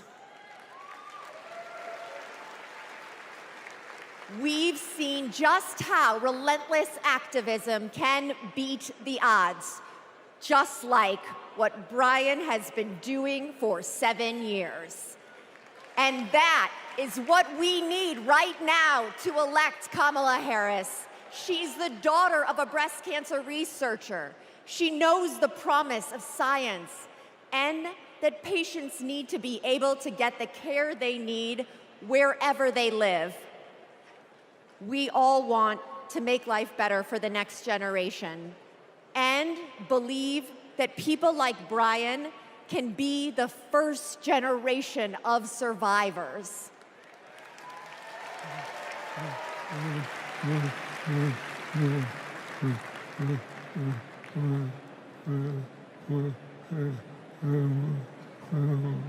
And we can make life better for our caregivers, too.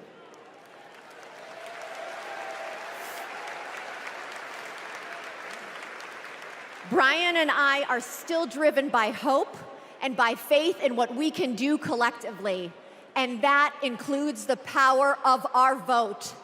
This November, we are voting for our future.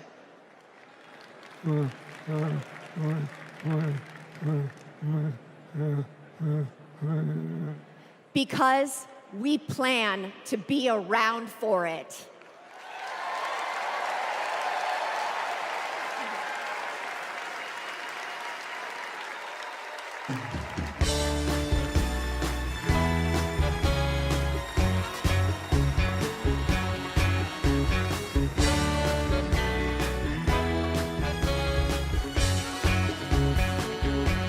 Please welcome Illinois Senator Dick Durbin.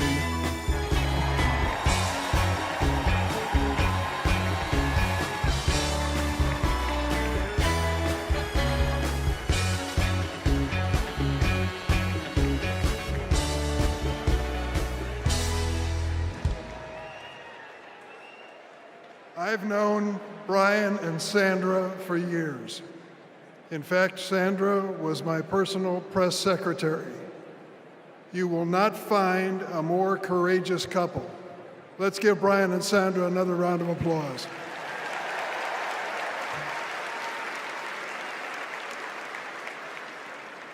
In every election campaign, we Democrats talk about jobs. Now forget for a moment Donald Trump's wild claims. He lost millions of jobs in America. He promised to bring back manufacturing jobs, but he failed. He promised to deliver infrastructure, but he failed. His record was defined by failure. To put it another way, Donald Trump is like a bad boss. You want time off to take care of your sick parents? Ask Donald Trump. Denied. In Donald Trump's America, there is no paid family leave. Want to have a child, but need IVF? Too bad. That's shut down too. Want a pay raise? Too bad. The boss just gave himself one, so there's nothing left for you. Donald Trump reminds us of a boss we all had. The guy who thinks he's a very stable genius, but is driving the company into the ground. Now get this, Donald Trump did make history. Let's give him credit. He is one of only 2 presidents in the history of the United States to leave office with fewer Americans working than when he started. Now he wants a chance to make America unemployed again. On the other hand, let's take a look at the record of Joe Biden and Kamala Harris. They recovered all those millions of jobs that Trump watched slip away. They added over 6 million jobs on top of that. 16 million jobs in total. 16 million. Today, more roads are getting fixed, more factories are being built, more Americans are working construction, and more auto workers are making cars than on any month when Trump was president. And we know behind every job, is a person or community forever changed. Data centers in Wisconsin, semiconductors in Pennsylvania, electric vehicles in Michigan. Yes. Hello, Michigan. These investments mean strong economy, growing public schools, and well-funded, well-staffed first responders. These investments mean hope. That's what Kamala Harris and Tim Walz are fighting for. They'll fight for the places that are too often left behind. Fight to change lives and uplift communities. Fight to bring back American manufacturing. My friend, Ed Smith, a giant of the Illinois laborers, he's a great fellow. We lost him this year. But Ed Smith told us there's joy in this battle. When we win, we help people buy their first homes, send their kids to college, and retire with dignity. Incidentally, that happens to be my family's story too. My mom and dad worked for the railroad, and because we were a strong union family, we were able not just to get by, but to get ahead. That's the American economy Kamala Harris and Tim Walz are fighting for. Let's join that fight and build it together.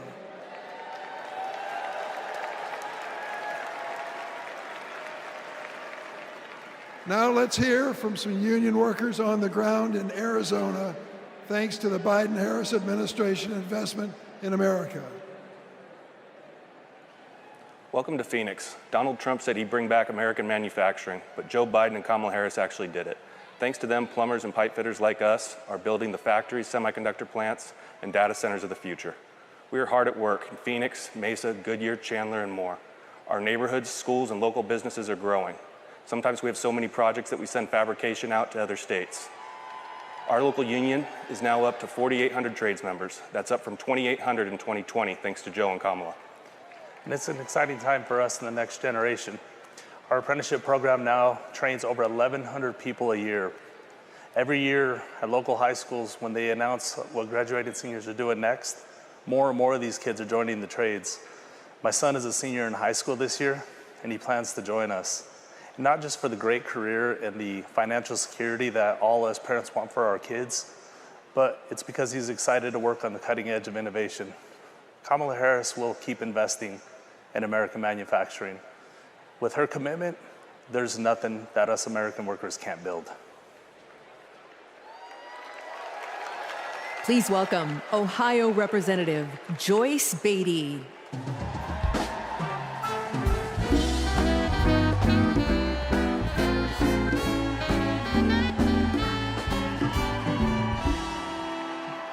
Good evening. I'm Joyce Beatty, and I'm proud to represent Ohio in Congress. I was born in the Buckeye State, and I've never left. Now, J.D. Vance likes to talk about how he's from Ohio, but as soon as he could, he ran away to Yale and Silicon Valley, cozying up with billionaires while trashing our communities. J.D. has been our senator for 18 months. And what has he done for hardworking Americans? Nothing. He's been busy writing the foreword to the book from the Project 2025 guy. While J.D. and Donald Trump have been sharing conspiracy theories from the darkest corners of our internet, Kamala Harris and Joe Biden have been busy expanding access to the internet, while the other guys have been criticizing women without children. Joe and Kamala have been expanding the child tax credit. And let me just tell you, cutting the poverty rate for our children.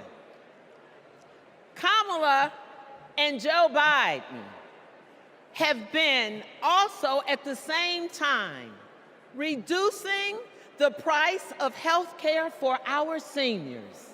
And yes, securing a cap of $35 on insulin.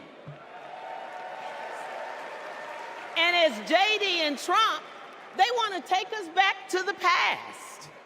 Kamala and Joe have been bringing the jobs of the future to America today. With the CHIPS Act, a $280 billion investment. And that's not just a big number. It means new semiconductor plants and thousands of good-paying jobs. You see, I worked with Kamala to pass it, and I saw her leadership style up close, a rare combination of brilliance, legal expertise, and patience. You see, it's simple. JD and Trump like to talk about states like Ohio, but Kamala and Joe actually get stuff done for us. And so does our next vice president and my good friend, Governor Tim Walz. America, are you ready to build on our progress? Are you ready to turn out for leaders who know that action speaks louder than words? Are you ready to vote for Kamala Harris? Are you ready to put people over politics once and for all? Well, the era of joy and freedom is up on us. And now it is on us to go seize it. Thank you. God bless you.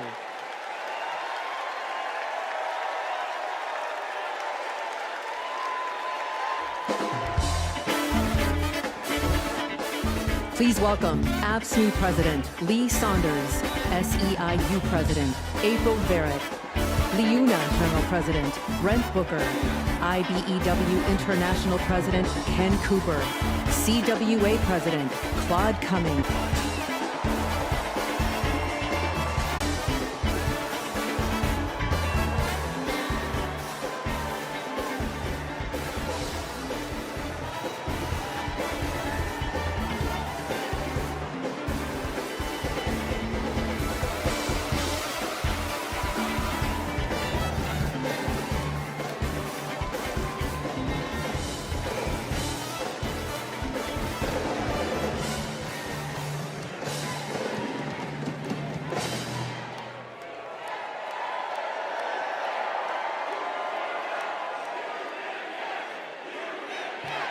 Union, yes!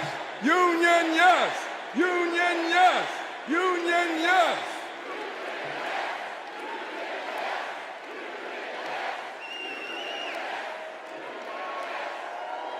All right. I'm Lee Saunders, President of AFSCME, a union of 1.4 million public service workers in healthcare, corrections, sanitation, and more. 4 years ago, we faced a pandemic and a recession with a president who didn't care one bit what working people were going through. Enter Joe Biden and Kamala Harris. Within weeks, they passed the American Rescue Plan, pulling the economy back from the brink and putting us back to work. They're guided by a basic principle: more freedom for working people, including the freedom to join a union.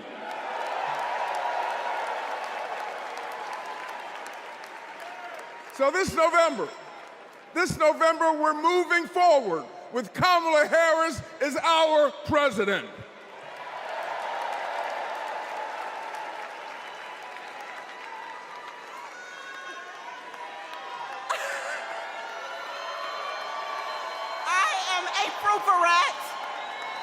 the president of SEIU, representing 2 million service and care workers.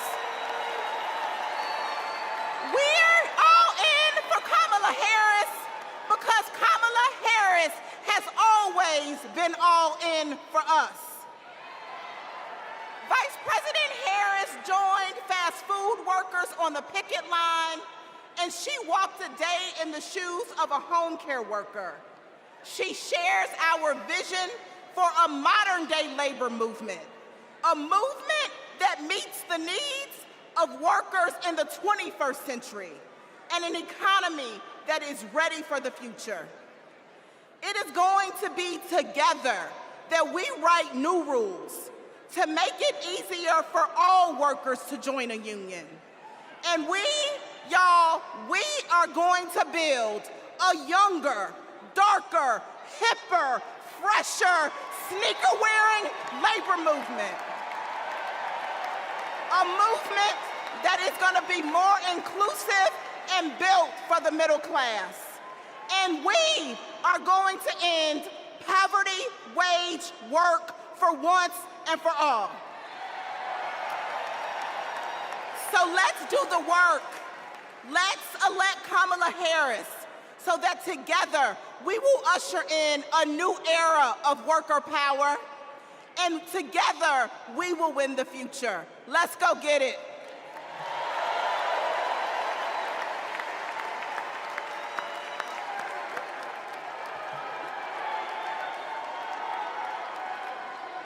I'm Brent Booker, and I'm proud to represent LIUNA, the Laborers International Union of North America. We're construction workers, public employees, and postal mail handlers. For decades, we've fought for more investment in our infrastructure. While Trump made empty promises, the Biden-Harris administration delivered. Now we're rebuilding highways, bridges, and tunnels, and powering a clean energy and manufacturing boom. Thanks to them, our members can buy a home, put their kids through school, retire with dignity. As president, Kamala Harris will keep fighting for workers who are building America.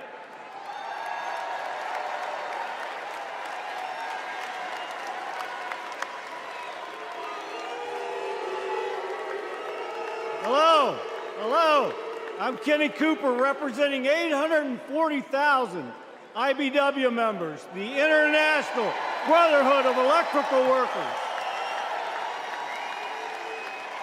The IBW powers America, from fire alarms to solar farms, nuclear plants to battery plants, storm restoration to power lines, and we've been doing it for over 130 years. Today, we're building a new energy future while providing great-paying jobs and a stable retirement for all working families. Every step of the way, Kamala Harris has been there for us. She's bringing back American manufacturing to forgotten places throughout our country. She cast the deciding vote to save our pension plans.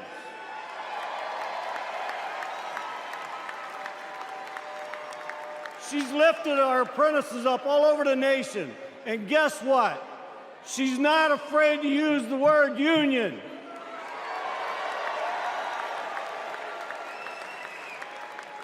She has came through for all of us, and it's our turn to come through for her. Thank you.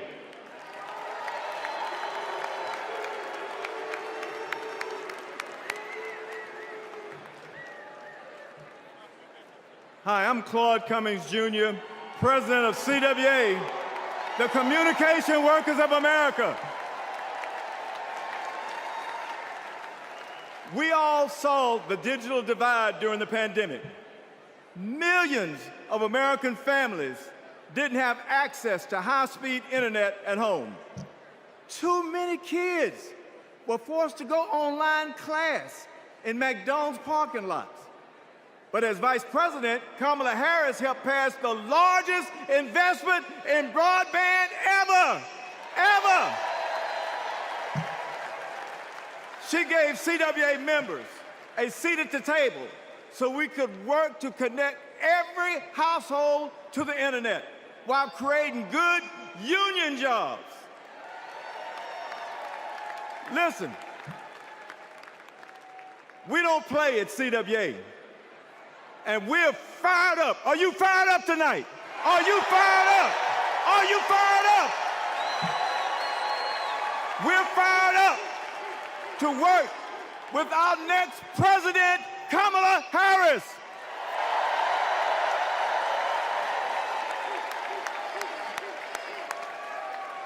I'm Liz Schuler, president of the AFL-CIO. Representing nearly 13 million American workers. This election is about two economic visions. One where families live paycheck to paycheck, where people have no right to join a union. A CEO's dream, but a worker's nightmare. Or an opportunity economy, where we lower the costs of groceries, prescriptions, and housing.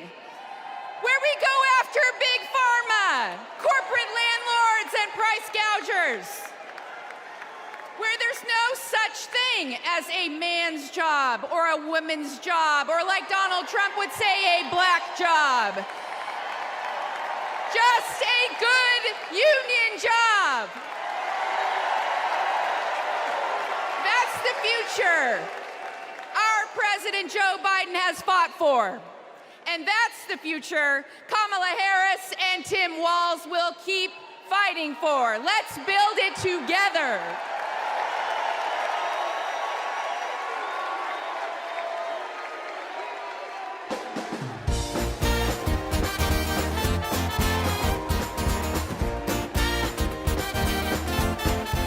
Please welcome Los Angeles Mayor Karen Bass.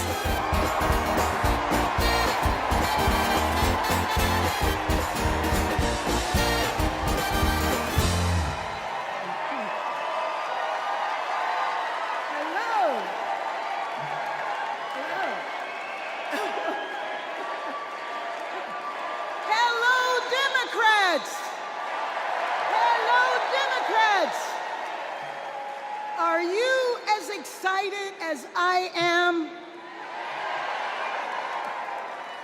I've known Kamala Harris for almost 20 years. Our bond was forged years ago by a shared commitment to children, a belief that it is everyone's responsibility to care for every child, no matter where they come from and no matter who their parents are. Kamala knows that each generation has an obligation to the next. That's why, when I was Speaker of the State Assembly and she was a prosecutor, we fought to address youth homelessness and reform the child welfare system.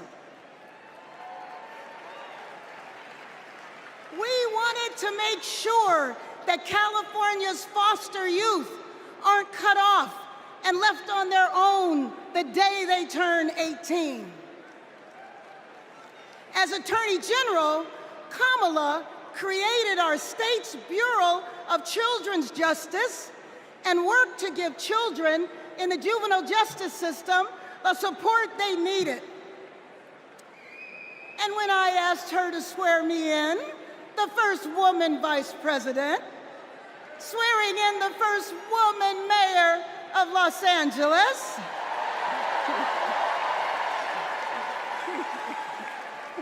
we knew we were sending a message to young girls everywhere that they too can lead. Now, I know Kamala, and she feels the importance of this work in her bones. When Kamala meets a young person, you can feel her passion. You can feel her heart, and you can feel her fearlessness. That is what defines a commitment to children, being willing to fight fiercely for every child. And trust me, Kamala has done that her entire life. So this November, we're gonna fight to elect Kamala Harris as the next president of these United States.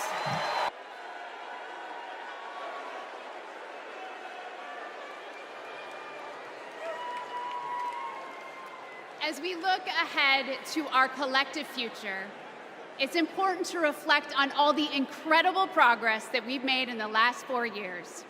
The Biden-Harris administration laid the groundwork for a stronger, more resilient nation. They invested in critical infrastructure, delivered relief when disaster struck, and made healthcare more affordable. Kamala Harris cares. And unlike Donald Trump, she has a plan, not just for the next 4 or 8 years, but for generations to come.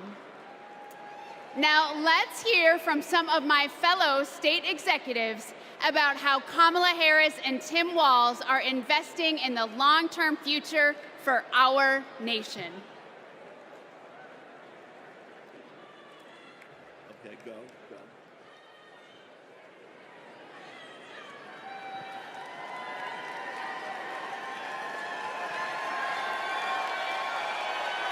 I'm Pennsylvania's Lieutenant Governor Austin Davis. I'm the proud son of a union bus driver from Pittsburgh. Every day, my dad would come home and tell me about how our roads and bridges were in disrepair. President Trump promised us Infrastructure Week over and over again. He really didn't care, though, and it never happened.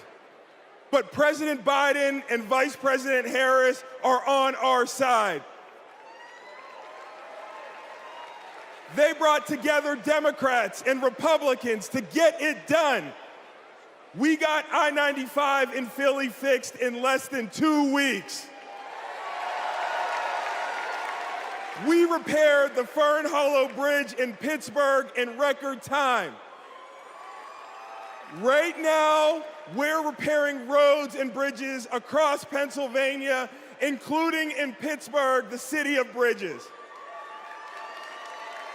And Vice President Harris is looking forward. She's committed to keeping our infrastructure safe and modern.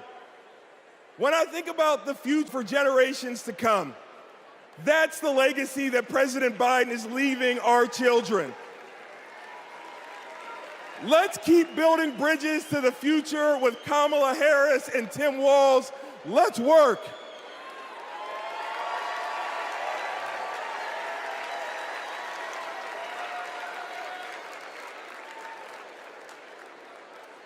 In Wisconsin, we also need leaders by our side. I'm Wisconsin's Lieutenant Governor, Sarah Rodriguez. But long before I took office, I was a registered nurse. I served in the Peace Corps at the height of HIV/AIDS and in Baltimore emergency rooms at the height of the heroin and gun violence epidemics. During the COVID pandemic, Trump and Wisconsin Republicans failed to protect our health. That's why I ran for office and flipped a red district blue. Because once a nurse, always a nurse. Now Trump is promising to terminate the Affordable Care Act, meddling in personal decisions between a woman and her doctor, and threatening to slash Medicare. Vice President Harris fights for our health. She'll defend women's reproductive freedom and protect Medicare and Medicaid. Thanks to the Biden-Harris administration, insulin is capped at $35 a month for seniors. And they negotiated down the prices of 10 more life-saving drugs like Eliquis and Jardiance for Americans on Medicare. Kamala will continue to take on Big Pharma and lower the cost of prescriptions for everyone. Of course, healthcare isn't just about drugs and treatment. It's about freedom. the freedom to make your own choices, and the freedom to get the care you need without worrying about the cost. Kamala Harris is fighting for that healthy future.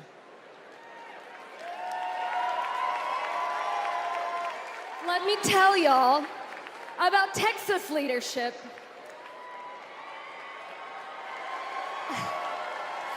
I'm County Executive Lena Hidalgo, and I serve the 5 million residents of Harris County.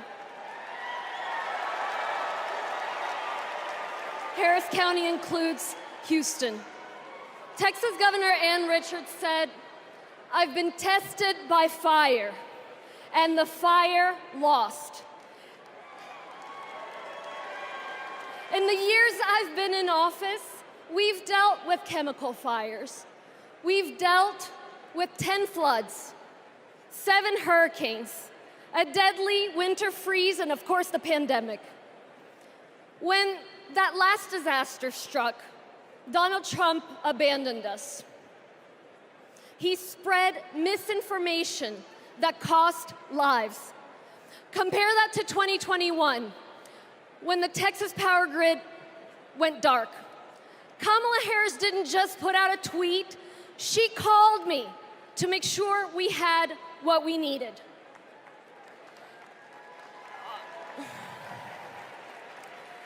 Over the years, I've learned that Kamala Harris always calls. And not only does she call, she delivers.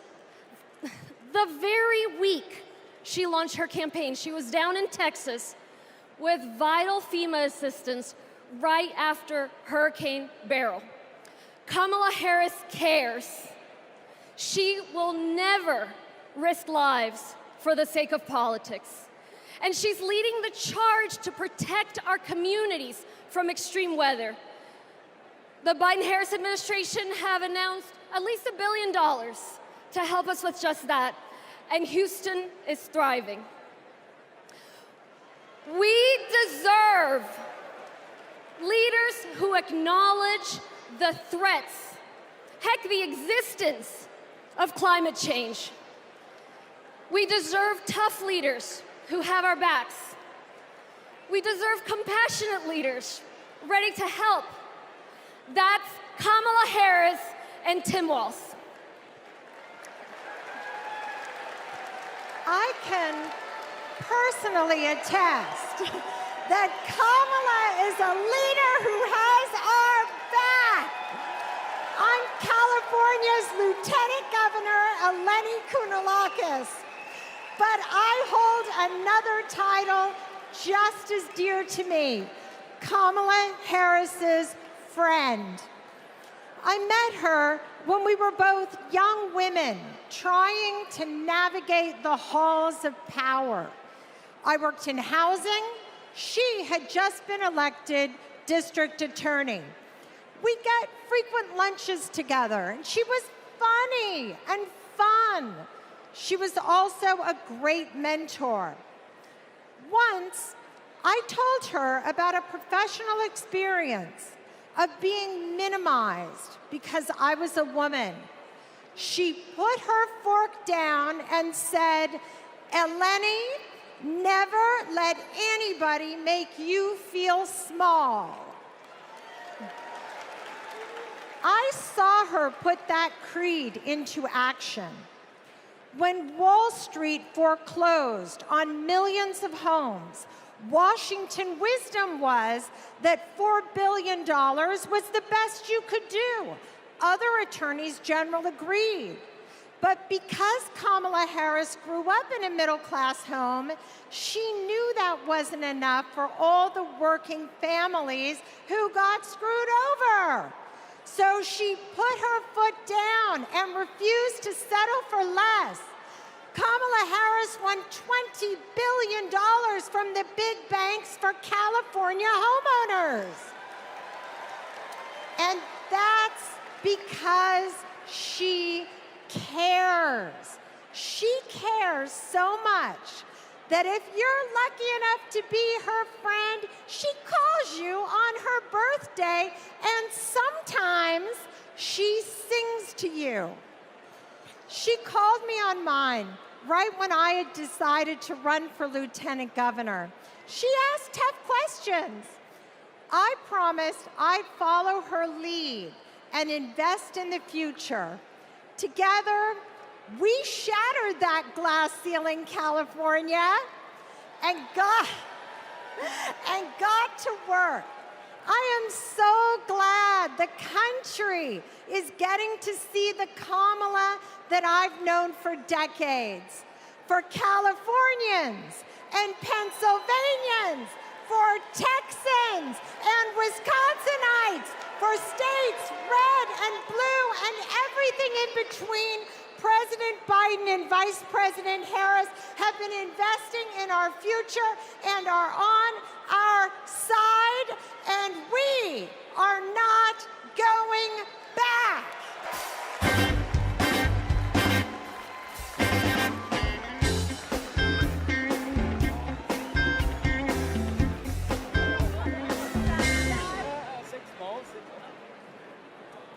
Hi, everyone.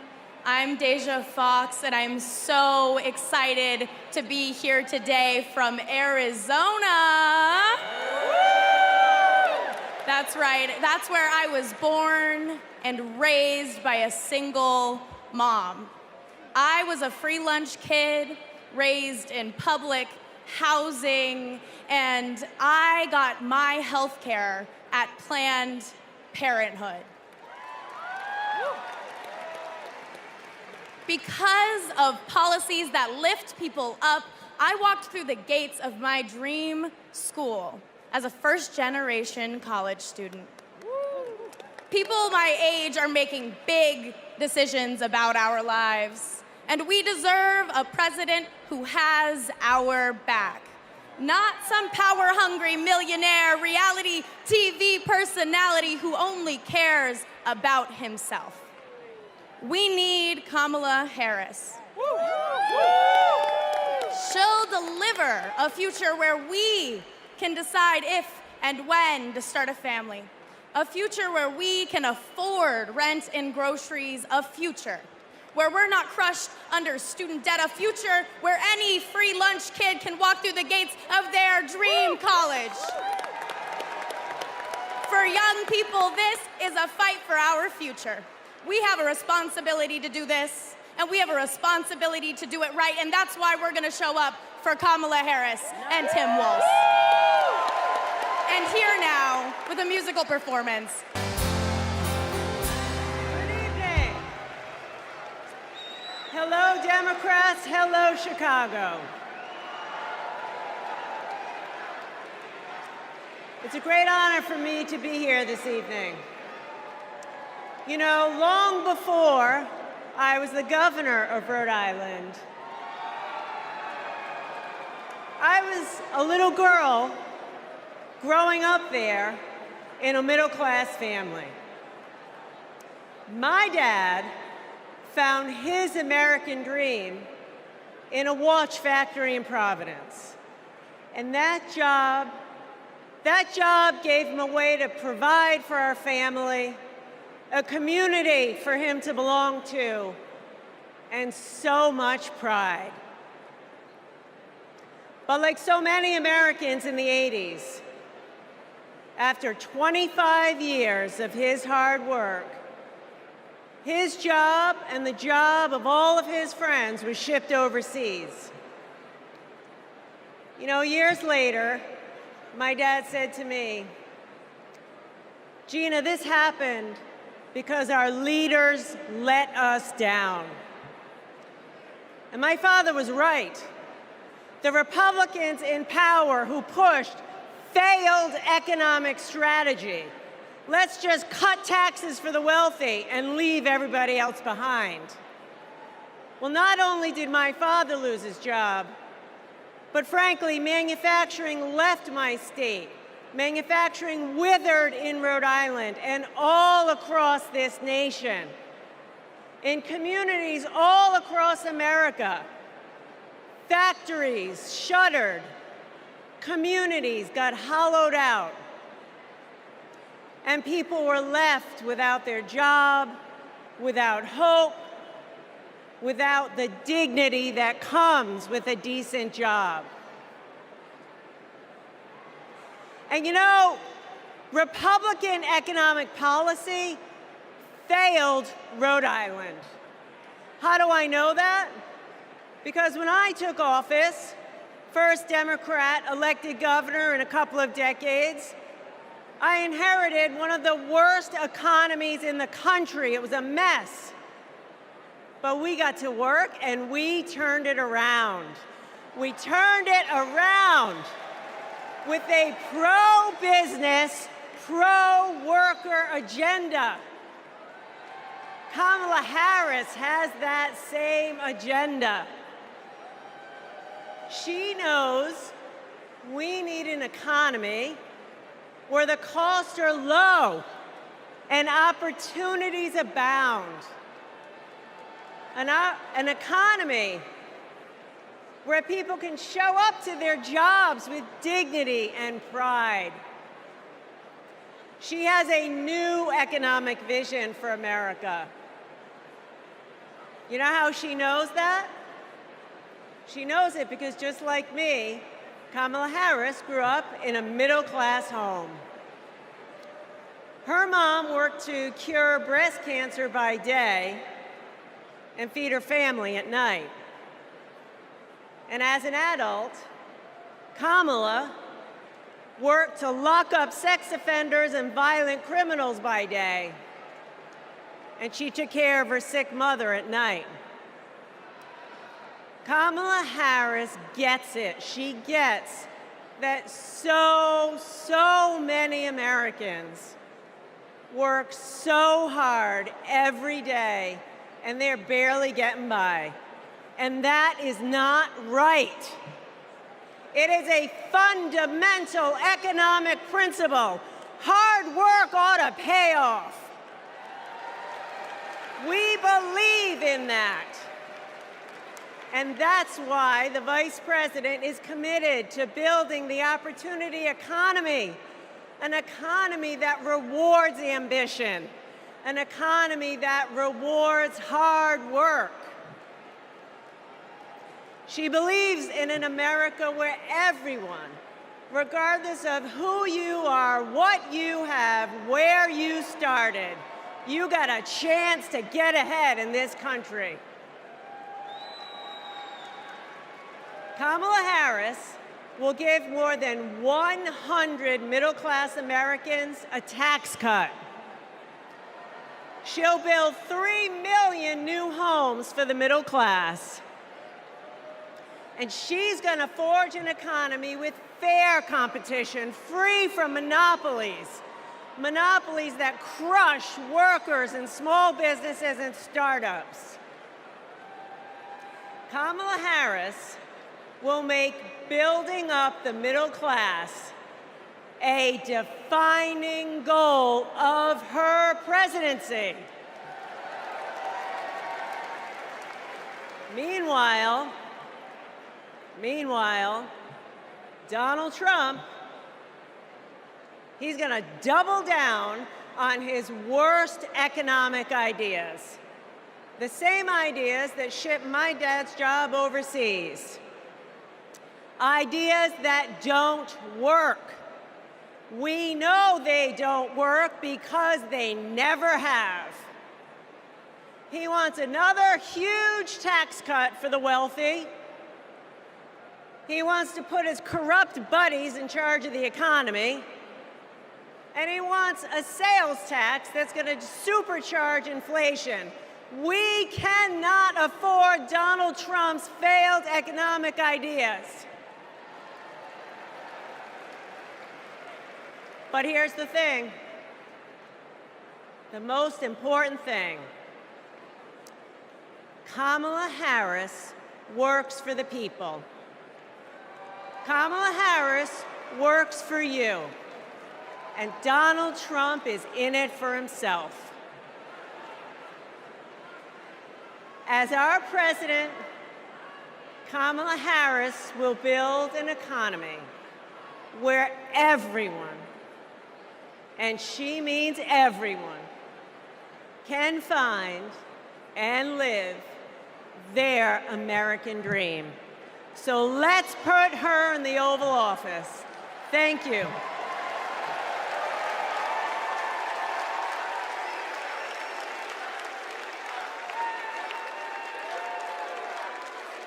Don't know why, but I feel like I am a lifelong Republican, a former Trump voter, and I will not be voting for Trump in 2024. My name is Norma. I'm from Carson, Washington, and I am a two-time Trump voter. I will not be voting for Trump this time around. I'm actually embarrassed to say that I did vote for Trump in 2016. Donald Trump has nothing but contempt for the American people, and ironically, for those who claim to be his base. He's only interested in benefiting himself personally. Everything he said he would do, he did not do. I do not trust that he can do the right thing anymore. We've seen what Donald Trump really is, and it disgusts me to my core. I don't think the man can be trusted. He talks out of both sides of his mouth. He's a very dishonest person. I hate the way he disrespects women. Voting against Trump and for Kamala Harris is the right thing to do.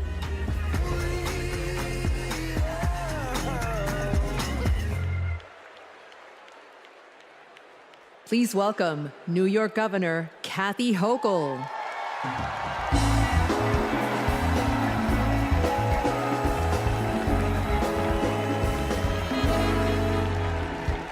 Hello, Democrats. Are you ready to elect Kamala Harris, the first president of the United States? Yes, you are. Yes, you are. Friends, like so many of us, my grandparents came from Ireland as teenagers with nothing but hope in their hearts and fire in their bellies. They built their lives in the promised land of Buffalo, New York. A union card meant good work at the steel plant. The steel plant that lifted my parents from living in a trailer to the middle class. Like other families in my blue-collar community, they believed that with hard work, they could build a better future, not just for themselves, but for those with less hope and less opportunity. I'm proud of my roots and the values I learned: grit, determination, compassion. Kamala Harris and Tim Walz grew up with those same values. And those values have always defined the people of my state. Well, most of us anyway. Donald Trump was born a New Yorker, but ended up a fraud, a philanderer, and a felon. He wasn't raised with the New York values that I know. He never had to worry about childcare costs or groceries or rent. He never had to worry about anything or anyone but himself. Trust me, America. If you think you're tired of Donald Trump, talk to a New Yorker. We've had to deal with him for 78 long years. The fraud, the tax dodging, the sham university, the shady charities. We've seen him stiff contractors, rip off workers. He abuses women, brags about it, and then takes away their rights. And New Yorkers are sick of it. It's no wonder he had to flee to Mar-a-Lago. Sorry about that, Florida. Sorry about that. Trump hasn't spent much time in New York lately, except that is to get convicted of 34 felonies. And that's just fine with us, because America, we just can't afford another 4 years of that. We have kids to feed, roads to build, jobs to create, real problems to solve. And we need leaders who can get it done. Trump talked big about bringing back manufacturing jobs. But you know who actually did it? President Biden and Vice President Kamala Harris. Thank you, Joe. Thank you, Kamala. And look no further than the city of Syracuse, where a company called Micron is building a $100 billion microchip factory with union labor. It's the largest private investment in American history, and it's going to create 50,000 good-paying jobs. The Biden-Harris administration has made the most significant investments in our economy in generations. And as president, Kamala Harris will continue to build an opportunity economy for all. My friends, history's watching us. Together, we must protect abortion rights. Together, we must protect the middle class. Together, we must protect the American dream. And together, we must elect Kamala Harris President of the United States. Thank you.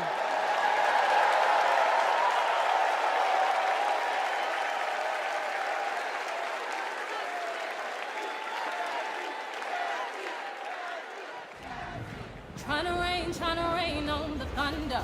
Tell a storm I'm new. I'm a wild, come and march on the regular. Painted white flags blue.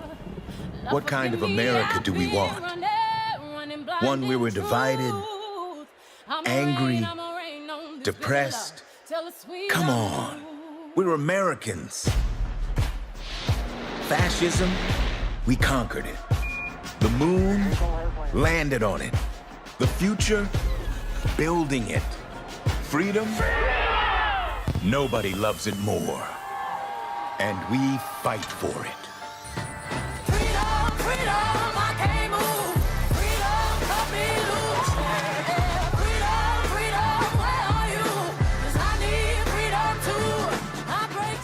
Freedom from control. Freedom from extremism and fear. Extremists want to take us back, but we are not going back. I'ma keep running 'cause the winner don't quit on themselves. We go forward. That's American. And we need a leader who is for the people. Ours is a fight for the future. Kamala Harris, protecting people from predators and big drug cartels, holding Wall Street banks accountable. A crime perpetrated against our middle class. Standing up to dictators and fighting for all of us. I say we fight. That's our choice, a prosecutor or a felon. Are you ready to make your voices heard?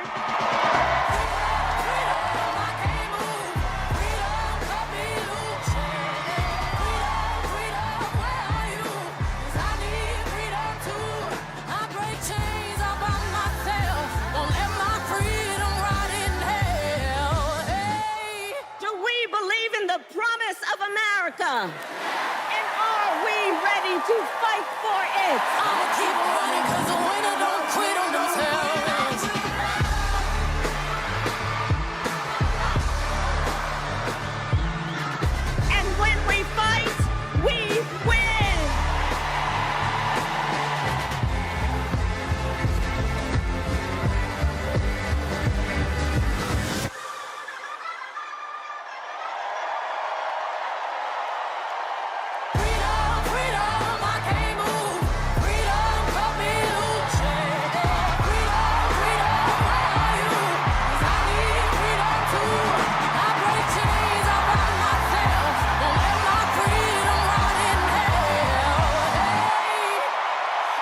keep running, 'cause the winner don't quit on themselves.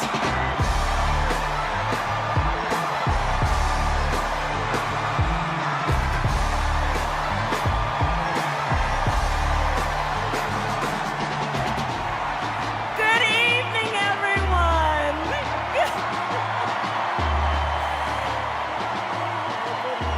Good evening, good evening. It is so good to be with everyone this evening in this hall and everyone at home. This is going to be a great week. And I want to kick us off by celebrating our incredible President, Joe Biden, who will be speaking later tonight. Joe, thank you for your historic leadership, for your lifetime of service to our nation, and for all you will continue to do. We are forever grateful to you.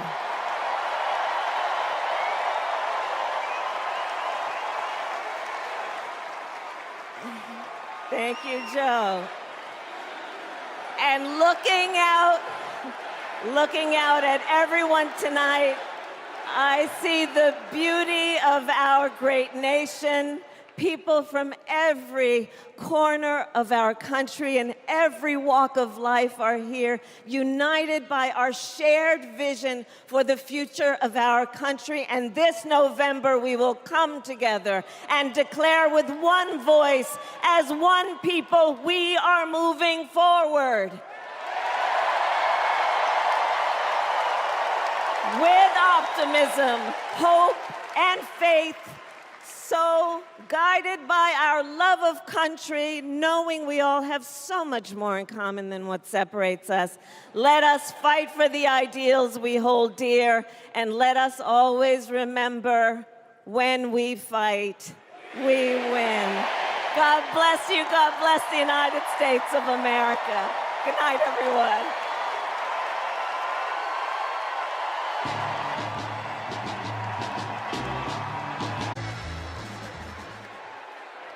Please welcome actor and director Tony Goldwyn.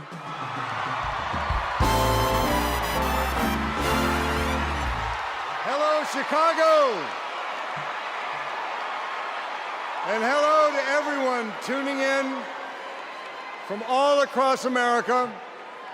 Welcome to the first night of the Democratic National Convention. Now, how is that for an opening act? I'm just saying. Now, as our Vice President just said, over the next 4 days, we will be bringing folks together from all around the country, people from every walk of life, to talk about this nation we love and about a candidate who has devoted her life to public service, who never shies away from a righteous fight, and who always stands up for the people. We are going to talk about the choice America faces in this election. It's a choice not just between two very different candidates, but between two very different futures. We will hear from everyday Americans about what is truly at stake in this campaign.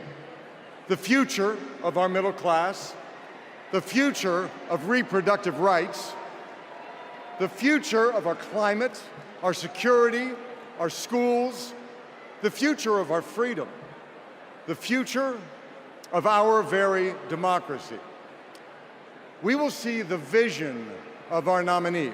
It is a vision of stability, security, and opportunity for everyday Americans, where we continue to grow this economy by growing the middle class, and where the safety of our children, our families, and our communities are a fundamental civil right.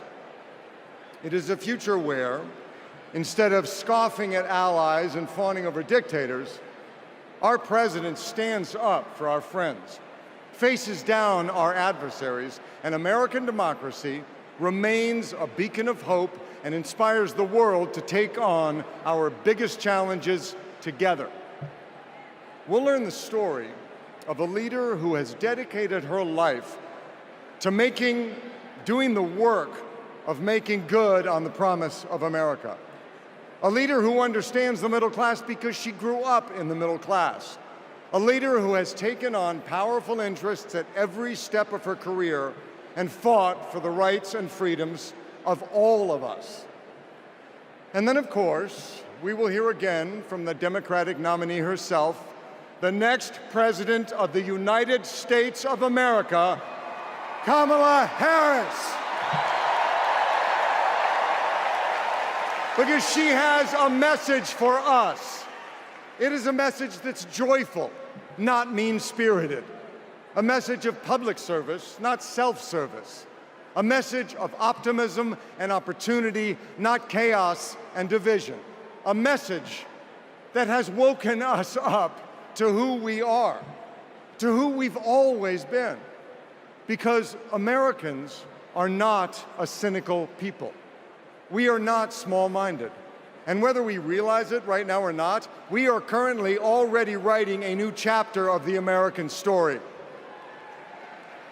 And we can dream as big as we want. So I just want to ask you, are you excited? Yeah? Well, good. Are you ready? Okay.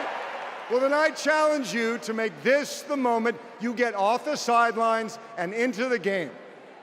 So I want you to text JOIN to 30330 and get involved. Because when we fight, what happens?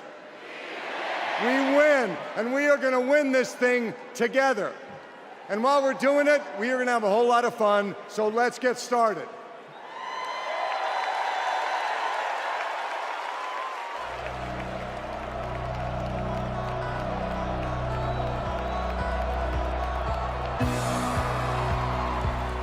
Please welcome 9-time NBA champion and coach of the 2024 Olympic gold-winning men's basketball team, Steve Kerr. Thank you. Thank you so much.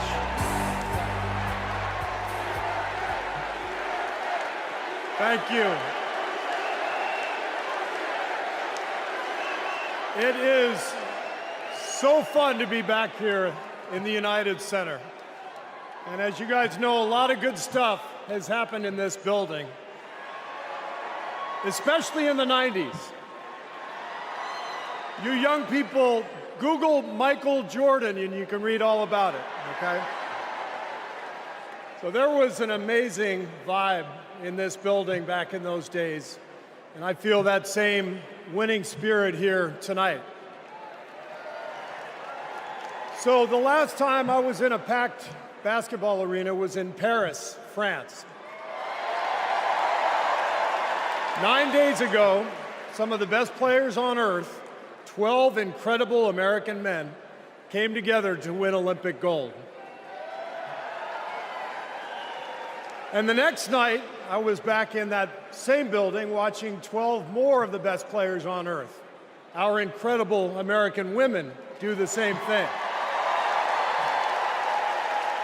And I cannot think of a better metaphor for what this country is all about than the way Team USA came together at the Olympics. We had players from across our wonderful country, players who have trained and fought relentlessly, shed tears trying to beat one another throughout their careers, joining forces to wear the red, white, and blue. And when we won, the American flag raised to the rafters, the national anthem playing, gold medals draped around the necks of our players, whose hands were held over their hearts. It was the proudest moment of my life. Thank you.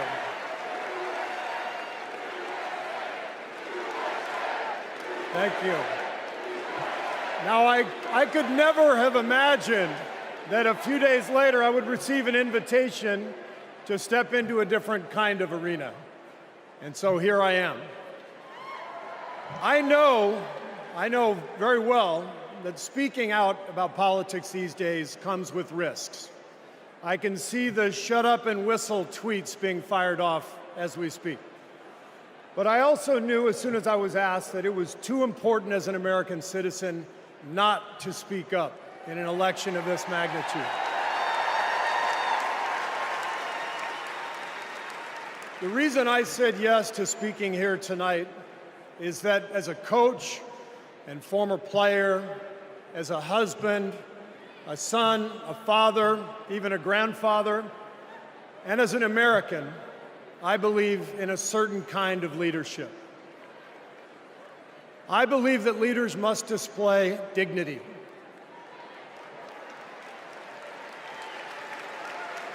I believe that leaders must tell the truth. I believe that leaders should be able to laugh at themselves. I believe leaders must care for and love the people they are leading. I believe leaders must possess knowledge and expertise, but with the full awareness that none of us has all the answers.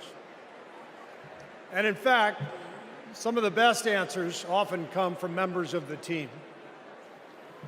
And if you look for those qualities in your friends or your boss or an employee or your child's teacher or your mayor, then shouldn't you want those same qualities in your president? And when you think about it that way, this is no contest. With Kamala Harris and Tim Walz, I see all those qualities. They have devoted their lives to serving other people. Whether Vice President Harris was defending her community in the courtroom, or Governor Walz was inspiring the next generation in the classroom, or on the field, for that matter. By the way, coach to coach, that guy's awesome.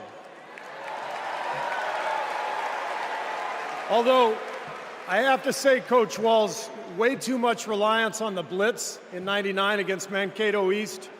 You had a strong defensive line. I would have played more press coverage with your corners and then dropped the safeties into a Tampa 2. That's just me. Sorry. I wanted you to know how I feel every day of the NBA season, all right?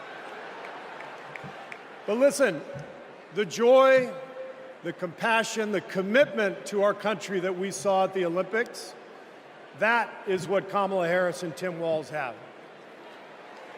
And it is what our country needs. Leadership, real leadership. Not the kind that seeks to divide us, but the kind that recognizes and celebrates our common purpose. Think about what our team achieved with 12 Americans in Paris, putting aside rivalries to represent our country. Now imagine what we could do with all 330 million of us playing on the same team. Not as Democrats, not as Republicans, not as libertarians, but as Americans who know the greatness of this nation doesn't come from any one of us, but from each of us doing our part to build a more perfect union. That vision is what this campaign is all about. It's why I'm here tonight. And it's why I'll be getting out every day to help people get out and vote on November 5th and elect Kamala Harris and Tim Walz as the next president and vice president of the United States.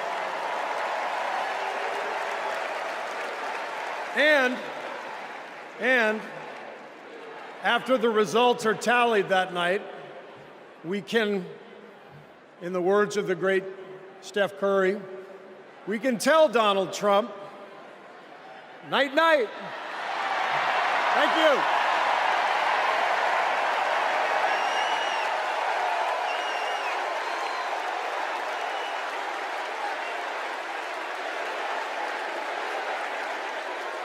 Let me tell you folks in Ohio and in this area, don't sell your house. Do not sell it. We're going to get those jobs coming back, and we're going to fill up those factories, so it's going to happen. But Trump lied and abandoned Lordstown. This is about a community. It's going to be a big change to go somewhere else. The GM factory in Lordstown did close, putting thousands of people out of work. Because Donald Trump doesn't care about our communities. All those jobs went away, and he did nothing.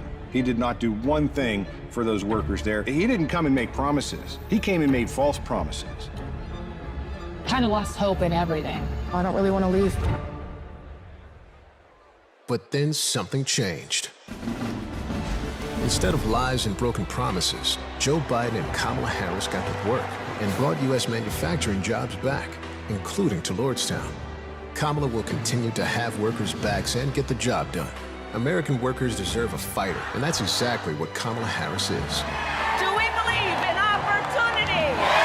Are we ready to fight for it?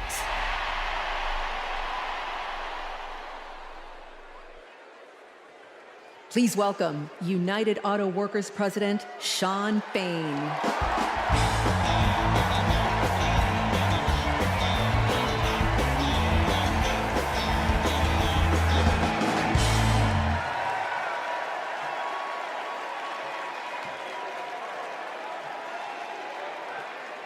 All right. All right. Yeah.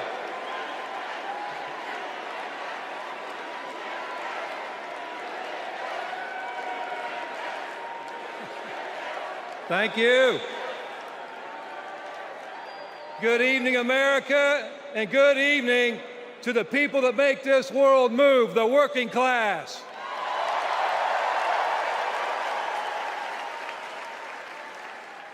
On behalf of 1 million active and retired members of the UAW, I am honored to support Kamala Harris and Tim Walz to be our next president and vice president.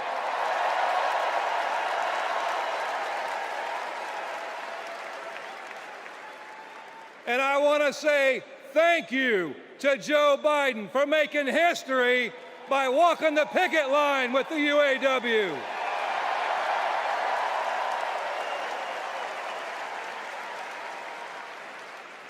For the UAW and for working class people everywhere, this election comes down to one question. Which side are you on? On one side, we have Kamala Harris and Tim Walz, who have stood shoulder to shoulder with the working class. On the other side, we have Trump and Vance, two lapdogs for the billionaire class who only serve themselves. So for us in the labor movement, it's real simple. Kamala Harris is one of us. She's a fighter for the working class. And Donald Trump is a scab.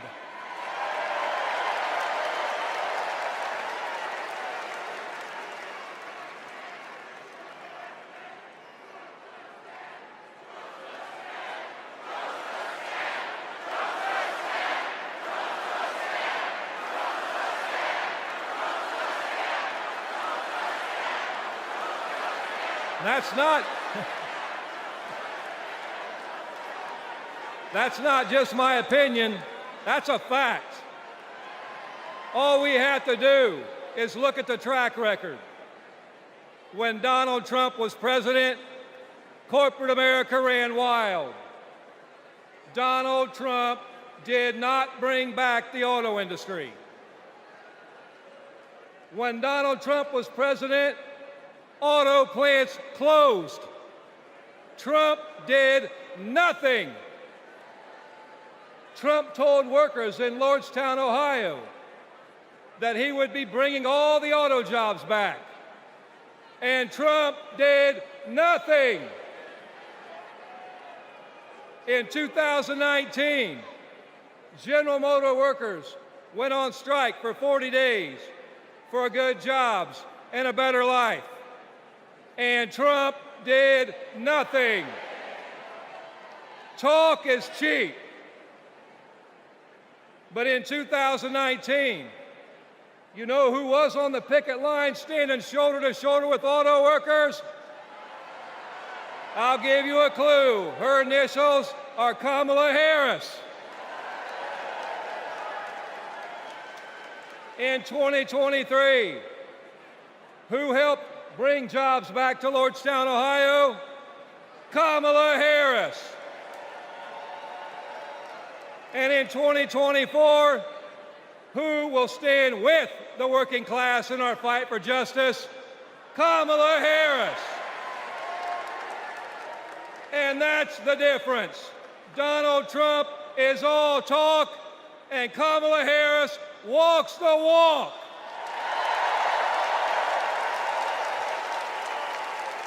Woo.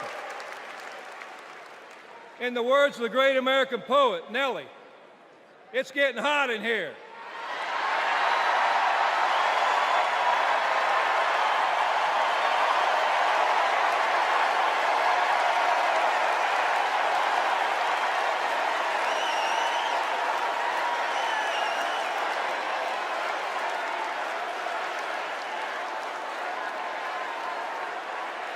It's hot in here.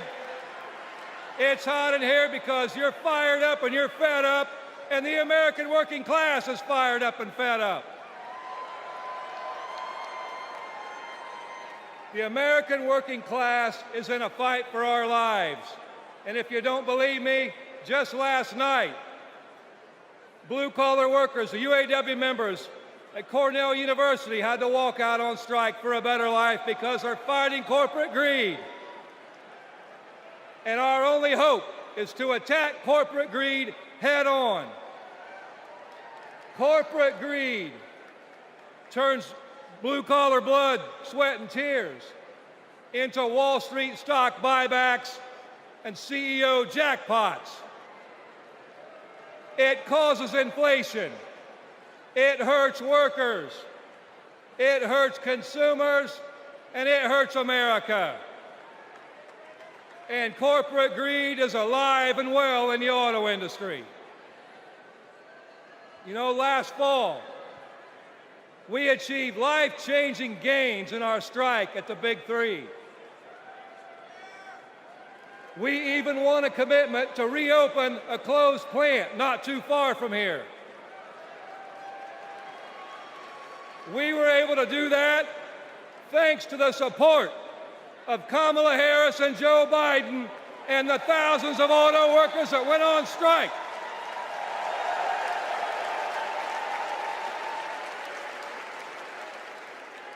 But a year later, one company wants to go back on their commitments in our contract. And let me be clear, Stellantis must keep the promises they made to America in our union contract.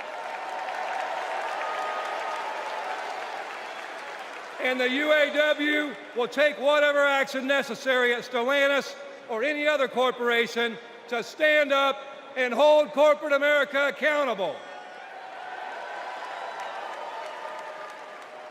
And when the UAW stands up, we know who stands with us and who stands against us. Donald Trump laughs about firing workers who go on strike.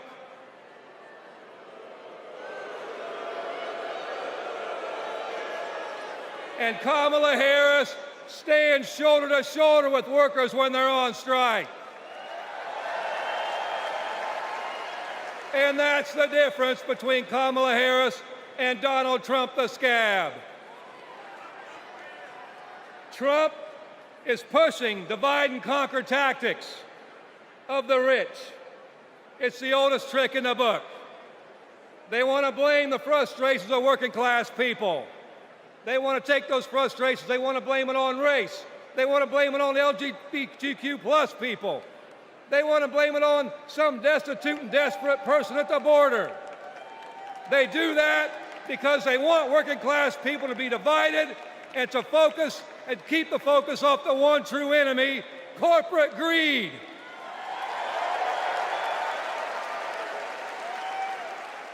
The rich think we're stupid, but working class Americans see this for what it is. This is our generation's defining moment. So I have a question for you. Are you ready to stand up, speak up, and show up and put Kamala Harris and Tim Walz in the White House?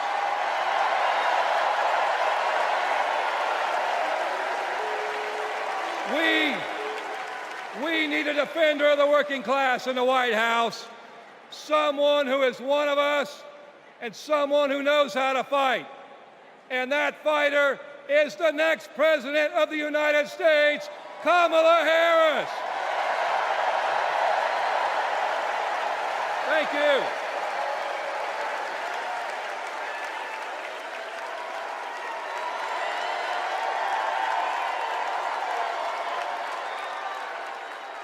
Please welcome New York Representative Alexandria Ocasio-Cortez.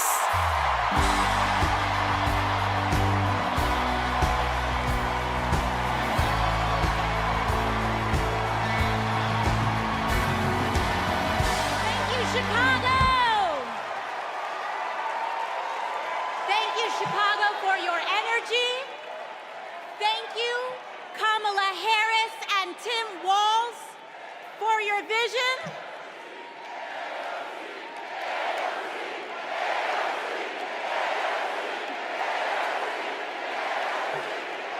Thank you, thank you.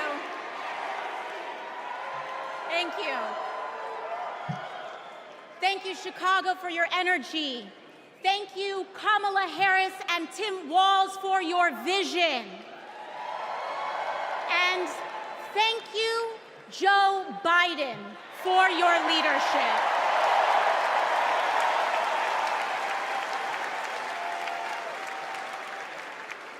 You know, 6 years ago, I was taking omelet orders as a waitress in New York City. I didn't have health insurance. My family was fighting off foreclosure, and we were struggling with bills after my dad passed away unexpectedly from cancer. Like millions of Americans, we were just looking for an honest shake. And we were tired of a cynical politics that seemed blind to the realities of working people.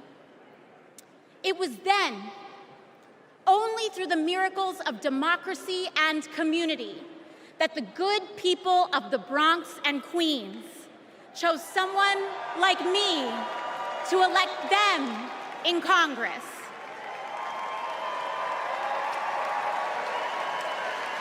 And America, in my heart, I know from that same cloth of hope and aspiration, we will also elect Kamala Harris and Tim Walz as President and Vice President of the United States of America. I am here tonight because America has before us a rare and precious opportunity. In Kamala Harris, we have a chance to elect a president who is for the middle class because she is from the middle class. She understands the urgency of rent checks and groceries and prescriptions. She is as committed to our reproductive and civil rights as she is to taking on corporate greed. And she is working tirelessly to secure a ceasefire in Gaza and bringing hostages home.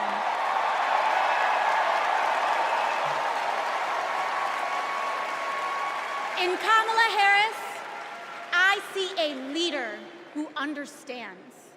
I see a leader with a real commitment to a better future for working families.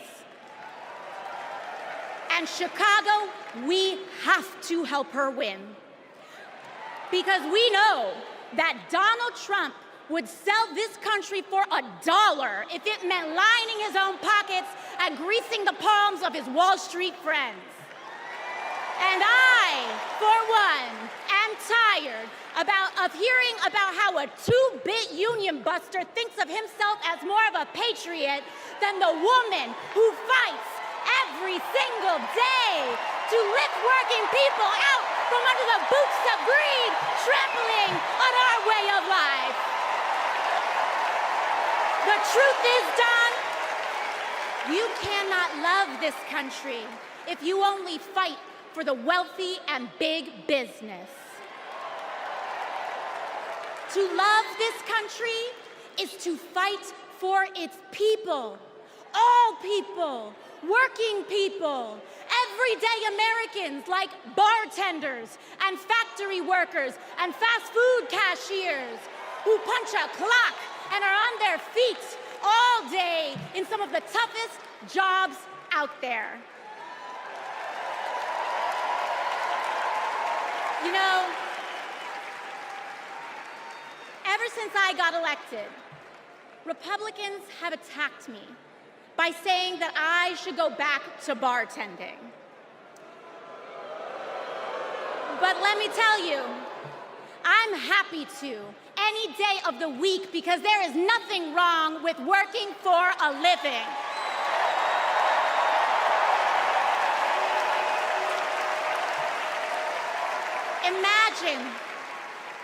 Imagine having leaders in the White House who understand that. Leaders like Kamala and Tim. But Chicago, just because the choice is clear to us does not mean that the path will be easy. Over the next 78 days, we will have to pour every ounce, every minute, every moment into making history on November 5th. But we cannot send Kamala and Tim to the White House alone. Together, we must also elect strong Democratic majorities in the House and in the Senate so that we can deliver on an ambitious agenda for the people. Because if you are a working parent trying to afford rent and childcare, Kamala is for you. If you are a senior who had to go back to work because your retirement didn't stretch far enough, Kamala is for you. If you're an immigrant family just starting your American story, Kamala is for you. America, when we knock on our neighbor's door, organize our communities, and elect Kamala Harris to the presidency on November 5th, we will send a loud message that the people of this nation will not go back. We choose a new path and open the door to a new day, one that is for the people and by the people. Thank you. Thank you very much. God bless. God bless you all.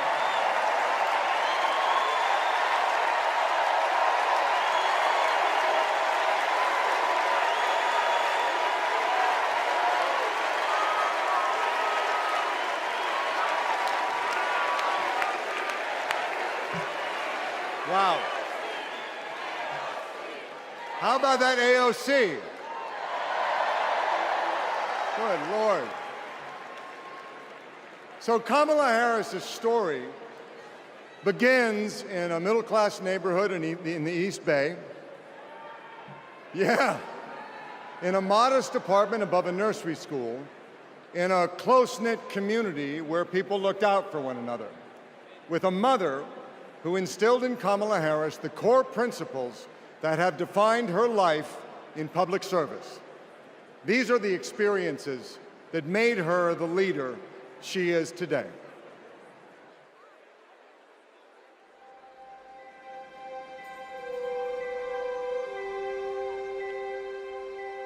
The neighborhood we grew up in was a very hardworking, middle-class, tight-knit community.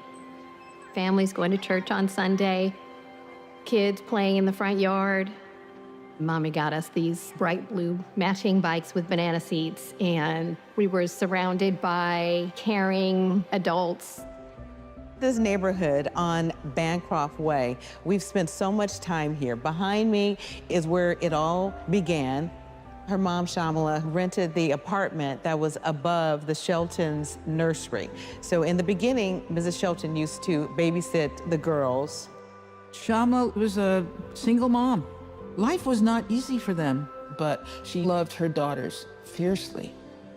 Kamala herself says that her mom told her, that she may be the first to do many things, but to make sure that she's not the last. She's always been that kind of person, a true leader, and very protective of her friends and her family. When Kamala was all of 4 years old, her best friend in kindergarten, Stacy Johnson, got into something with another kid on the playground. This one particular day, we had made some clay art, and this one boy in our class had taken mine for whatever reason and threw it on the ground, and it shattered. So Kamala, being very protective, just jumped in front of me and stood up to him. To me, that shows the kind of person that she has always been, to stand up to the bully and to stand up for the underdog and to stand up for what is right. Kamala carries the lessons of our mother, the fighting spirit of our mother, the compassion, and I have seen it over and over again in our growing up. When we were in high school, my sister's friend, Wanda, was being molested by a family member, and Kamala just jumped in. She wanted her to come and stay with us, and Mommy said, of course. That is Kamala. She can't help herself from standing up for people and standing up for what she thinks is right. She has been that way our whole lives. Being a protector is what led her to become a prosecutor. Looking back now, I could say it was her calling.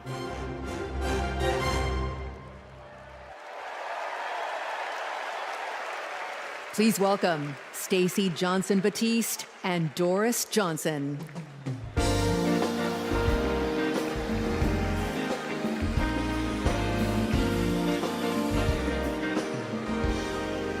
Good evening. I'm Stacey Johnson Batiste, and this is my mom, Doris Johnson. We are so excited and honored to be here with you. Kamala and I have known each other for a long time. We met at Berkwood Hedge School. We hit it off immediately and became each other's very first best friends. Our moms also became fast friends.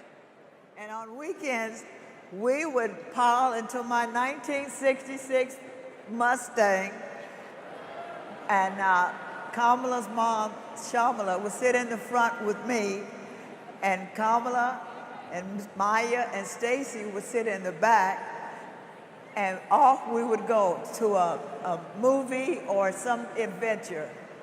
My mom still has that Mustang. I do. Kamala and I both get our grit from our mothers. Kamala has always been a protector. One day at school, we made clay art projects during story time when they were outside on tables to dry. For whatever reason, a boy in our class took mine, threw it on the ground, and it shattered. Kamala jumped in between him and me and said something that made him so mad, he picked up a rock or something and hit her on the head. Blood came streaming down. The school called Shamala to come take her to the hospital. The stitches she got left a scar over one of her eyes. She still has it. That's the kind of person Kamala has always been from the very beginning. Someone who doesn't hesitate to stand up for what's right, to take up for the underdog, and to stand up to bullies.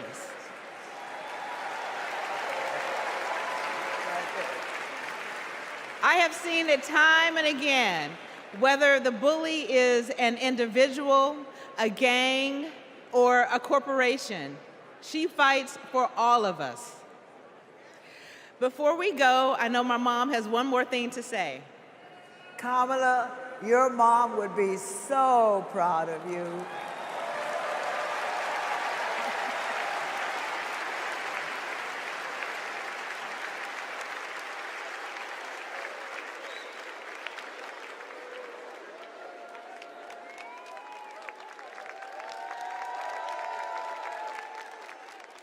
Please welcome former Secretary of State Hillary Clinton.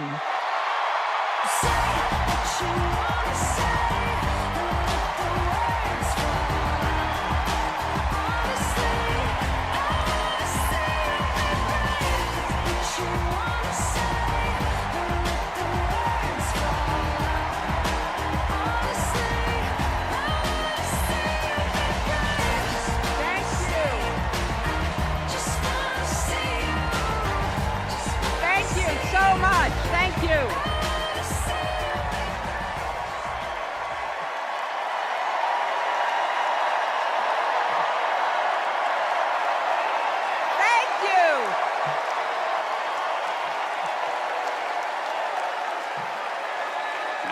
Thank you all so much.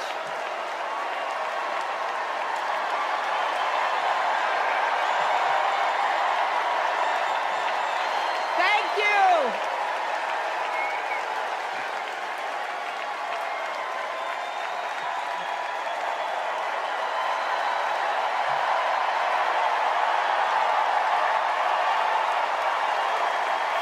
Thank you, my fellow Democrats.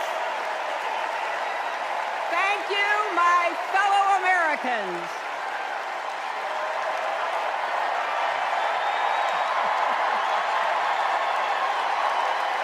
Thank you so much.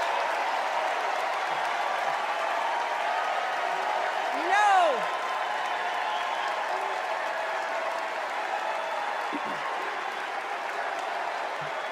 Thank you all.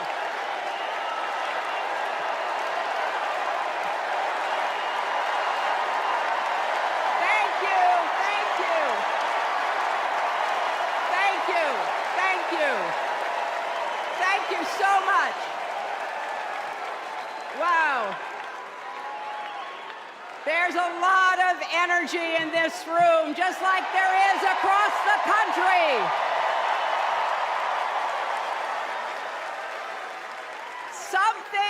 Something is happening in America. You can feel it. Something we've worked for and dreamed of for a long time.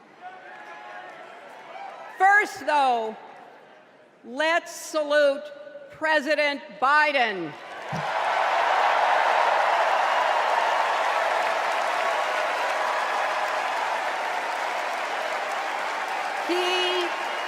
He has been democracy's champion at home and abroad.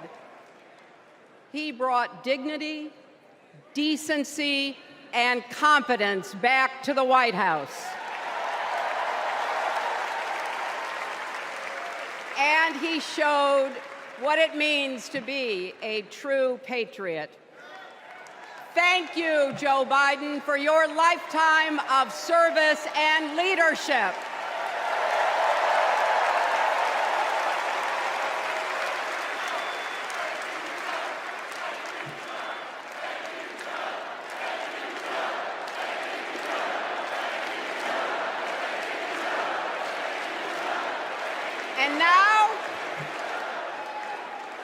And now we are writing a new chapter in America's story. You know, my mother Dorothy was born right here in Chicago before women had the right to vote. That changed 104 years ago yesterday. Think about it. Tennessee became the final state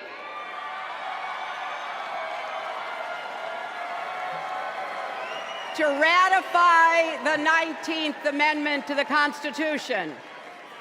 The state legislature was deadlocked until one lawmaker's mother, a widow who read 3 newspapers a day, sent a letter to her son. "No more delays," she wrote. "Give us the vote." And since that day, every generation has carried the torch forward. In 1972, a fearless Black Congresswoman named Shirley Chisholm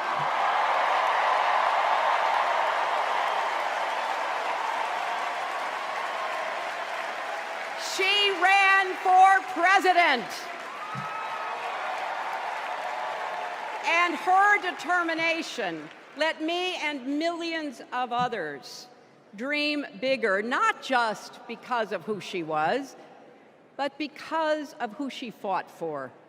Working parents, poor children, the last, the least, and the lost.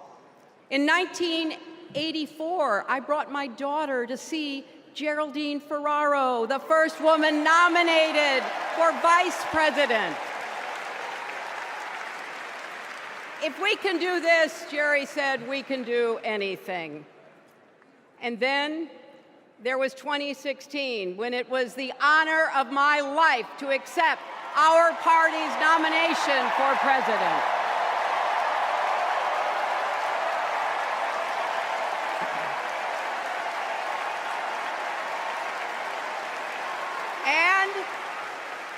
And nearly 66 million Americans voted for a future where there are no ceilings on our dreams.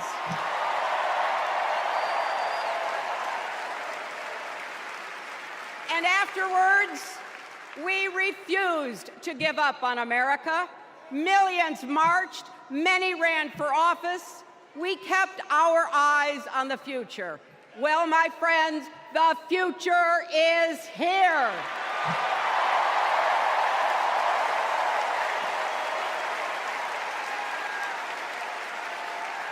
I wish my mother and Kamala's mother could see us. They would say, keep going. Shirley and Jerry would say, keep going.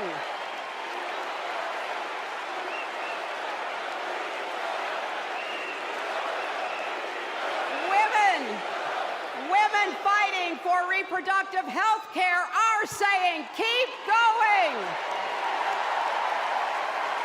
Families building better lives, parents stretching to afford child care, young people struggling to pay their rent. They're all asking us to keep going.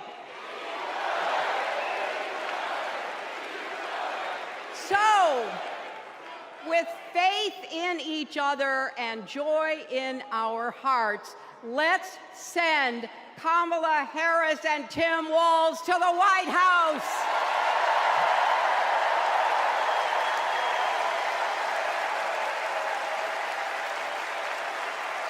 You know, the story of my life and the history of our country is that progress is possible, but not guaranteed.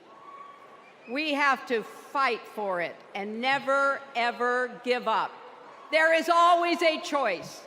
Do we push forward or pull back? Come together as we the people, or split into us versus them? That's the choice we face in this election. Kamala has the character, experience, and vision to lead us forward.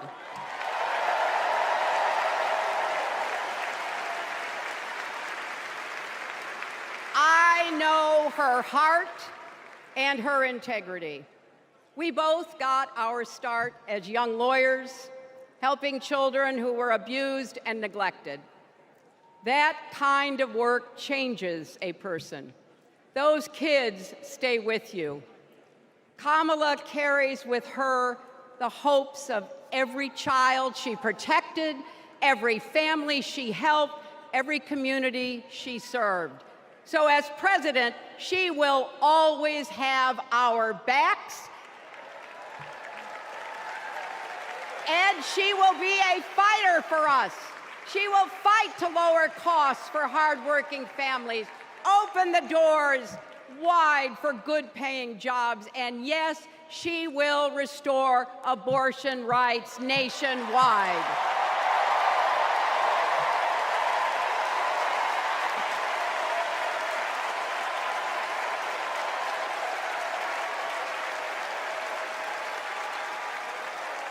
As a prosecutor, Kamala locked up murderers and drug traffickers. She will never rest in defense of our freedom and safety. Donald Trump fell asleep at his own trial, and when he woke up, he made his own kind of history, the first person to run for president with 34 felony convictions.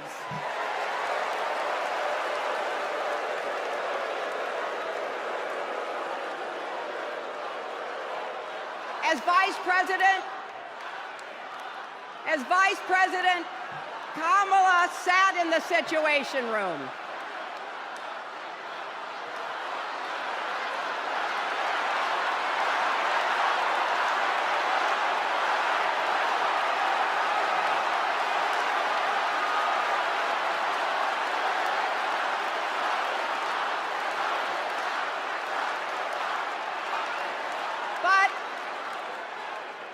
We also know, as Vice President, Kamala sat in the Situation Room and stood for America's values.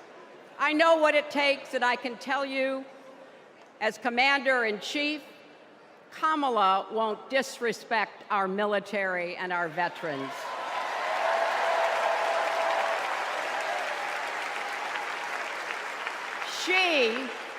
She reveres our Medal of Honor recipients. She won't be sending love letters to dictators. She will defend democracy and our Constitution and will protect America from enemies, foreign and domestic.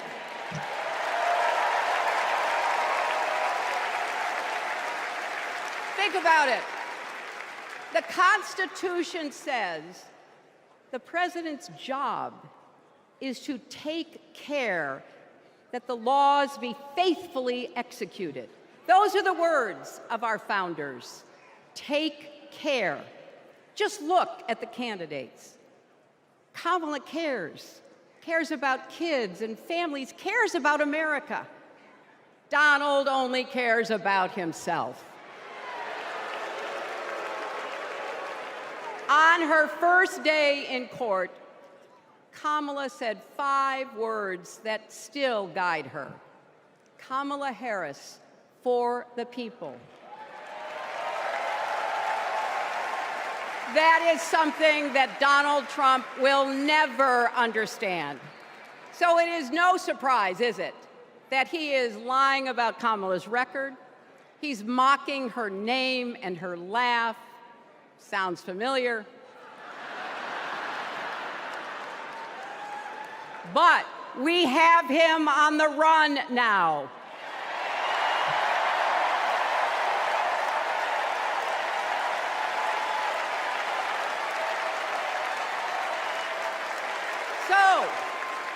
So, no matter what the polls say, we can't let up. We can't get driven down crazy conspiracy rabbit holes. We have to fight for the truth. We have to fight for Kamala as she will fight for us. Because you know what?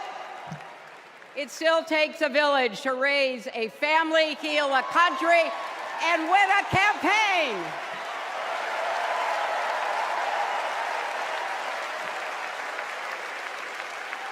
And America needs every one of us, our energy, our talents, our dreams. We're not just electing a president, we're uplifting our nation. We're opening the promise of America wide enough for everyone. Together, we put a lot of cracks in the highest, hardest glass ceiling. And tonight, so close to breaking through once and for all, I want to tell you what I see through all those cracks and why it matters for each and every one of us. What do I see? I see freedom. I see the freedom to make our own decisions about our health, our lives, our loves, our families.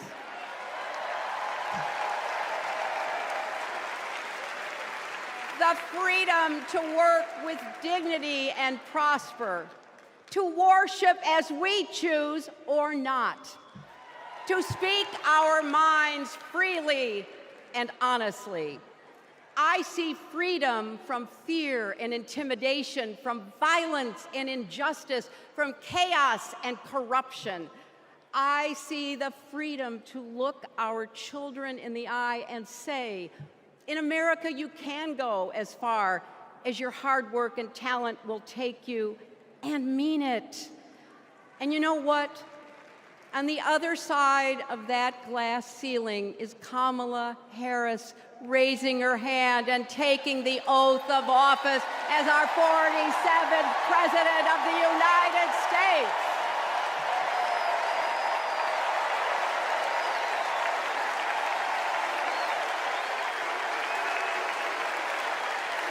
Because, my friends, when a barrier falls for one of us, it falls. It falls and clears the way for all of us.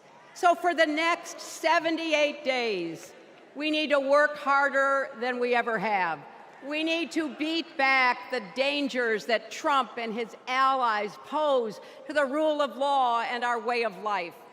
Don't get distracted or complacent. Talk to your friends and neighbors. Volunteer. Be proud champions for the truth and for the country that we all love.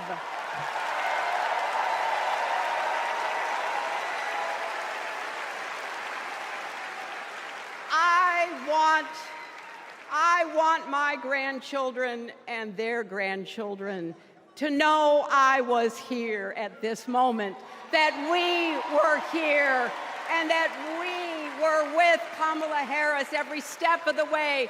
This is our time, America. This is when we stand up. This is when we break through. The future is here. It's in our grasp. Let's go win it.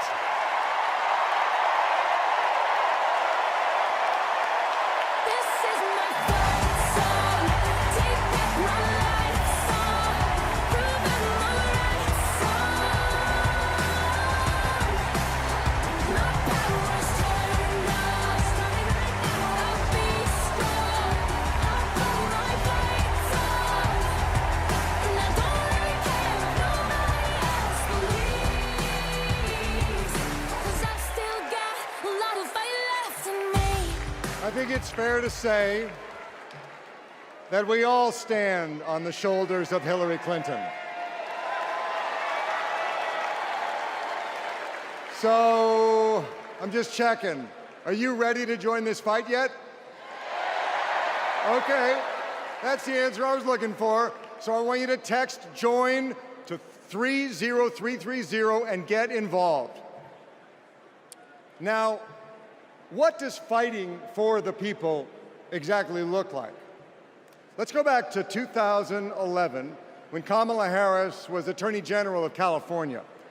The housing crisis had devastated American families, and the big banks had forced Californians out of their homes. Well, Kamala Harris stood up to those banks, and she secured a $20 billion settlement for California families. That is fighting for the people. And that is something that our next speaker knows all about. Please welcome the fearless fighter from South Carolina, Congressman Jim Clyburn.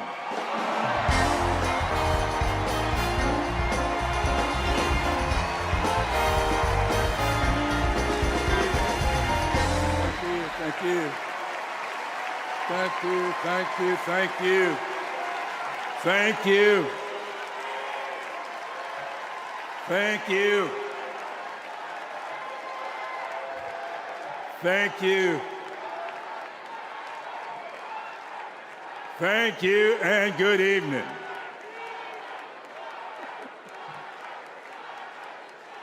Thank you, South Carolina. Thank you.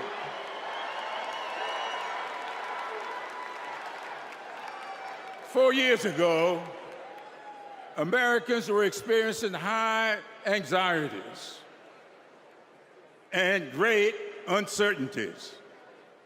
A deadly virus raged, schools closed, businesses shuttered. Donald Trump mismanaged the crisis from day one, looking out for himself instead of the country.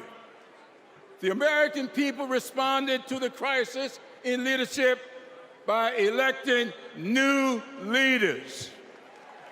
Thanks to Joe Biden and Kamala Harris, we reopened our schools, brought back our businesses, and restored our faith in the American can-do spirit. Thanks to Joe and Kamala, we reduced the price of prescription drugs, repaired roads and bridges, and replaced lead pipes. Thanks to Joe and Kamala, we are honoring our heroes in uniform and expanded benefits to over 1 million veterans. Thanks to Joe and Kamala, Make It in America is no longer just a slogan, but a movement that is bringing millions of manufacturing jobs back to America. For President Biden's lifetime of achievement in service of his country, we owe him a great debt of gratitude.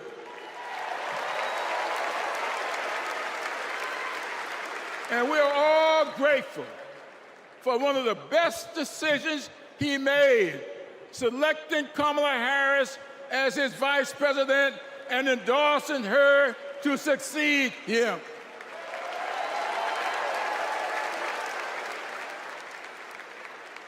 I often say that we are but the sum of our experiences. In the introduction of my memoir, I wrote, "All my experiences have not been pleasant, but I consider all of them to be blessings." So has been the case with Kamala. Her experiences have prepared her for this moment. Kamala Harris is a true battle-tested leader, a district attorney, attorney general, senator, and vice president who gets things done. While Donald Trump has been bragging about how he overturned Roe, Kamala has been fiercely advocating for the respectation of reproduction freedoms. While Trump has been looking out for himself and his billionaire buddies, Kamala has been fighting to lower costs for all Americans. And while Trump falsely pleads ignorance of Project 2025, which in my opinion is Jim Crow 2.0, Kamala has been offering the American people enlightened proposals and visionary leadership. Having grown up in a parsonage, I often look to the good book for understanding and guidance. As 2 Corinthians informs, we are troubled on every side, yet not distressed. We are perplexed, but not in despair, persecuted, but not forsaken, cast down, but not destroyed. Our great democracy has been tested, and so has the basic goodness of the American people. But our resolve to remain a great country with freedom and justice for all will not falter. We will continue our march toward a more perfect union, united in our common purpose and emboldened by our resolve to elect Kamala Harris and Tim Walz as the next president and vice president of these United States of America. Thank you and Godspeed.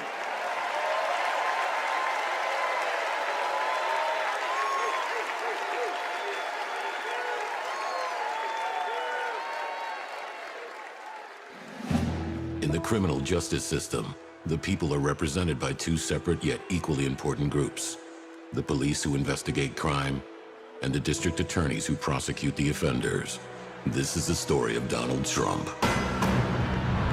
His entire life, Trump has believed he's above the law, that no one would ever dare hold him accountable.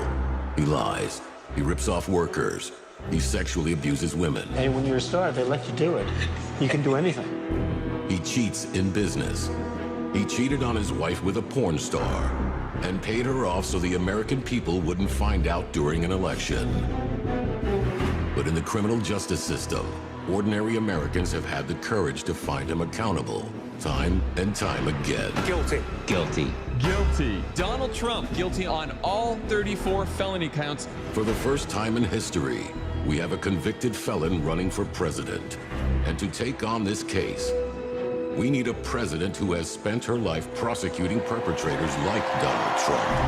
He tried overturning Georgia's free and fair election. I just want to find 11,780 votes. He's tried to escape any responsibility for instigating the January 6th attack on our Capitol. We're going to walk down to the Capitol, and I'll be there with you.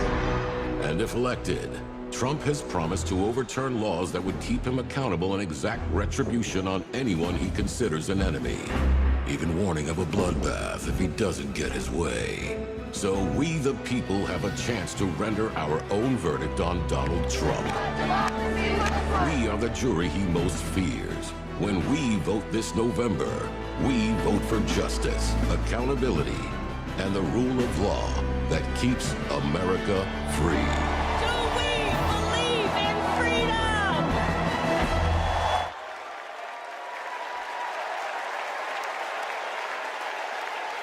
Please welcome Maryland Representative Jamie Raskin.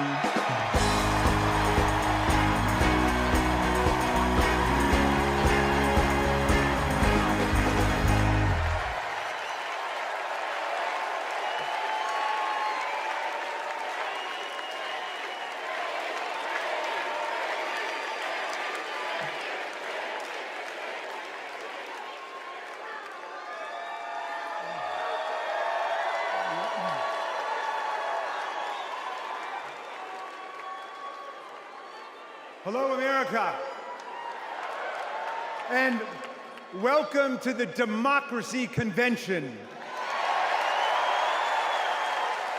Welcome to the Freedom Convention. And thank you for the beautiful weather, Chicago.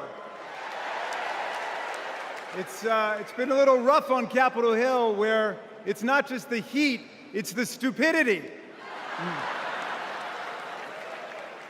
Now, we meet in this great city tonight where Abraham Lincoln was nominated in 1860 to save the Union from fanatical insurrectionists, and where Franklin D. Roosevelt was renominated by Democrats in 1940 to defeat fascist dictators. Now, we fight in our time to defend our freedom and our democracy against the banana Republicans who have converted Lincoln's party into a dangerous cult of personality.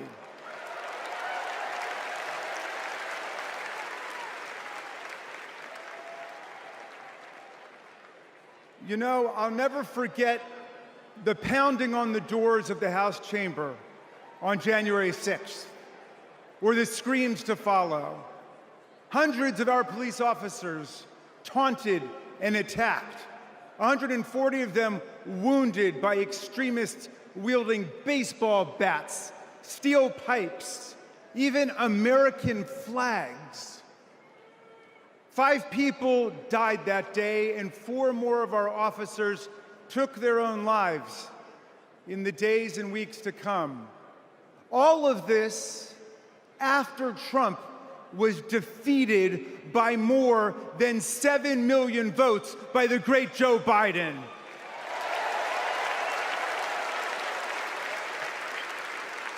It was after 80 judges rejected every ridiculous claim raised by this sore loser who does not know how to take no for an answer from American voters, American courts, or American women.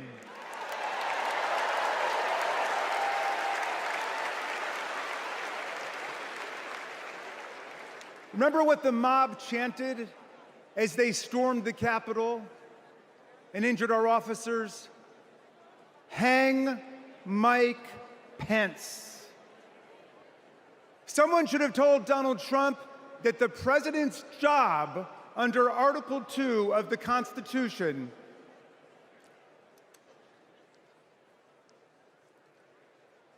Someone should have told Donald Trump that the president's job under Article 2 of the Constitution is to take care that the laws are faithfully executed, not that the vice president is executed.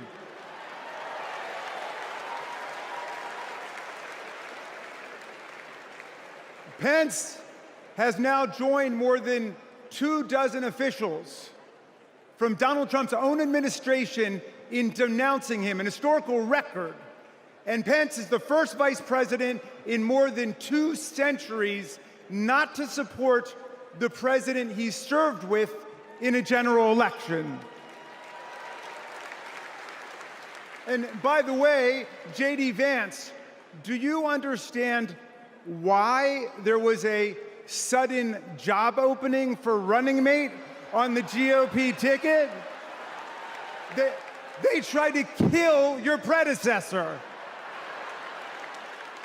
They tried to kill him because he would not follow Trump's plan to destroy and nullify the votes of millions of Americans. Your votes, Pennsylvania. Your votes, Michigan. Your votes, Georgia, Nevada, Arizona. Are we going to go back to the days of election suppression and violent insurrection?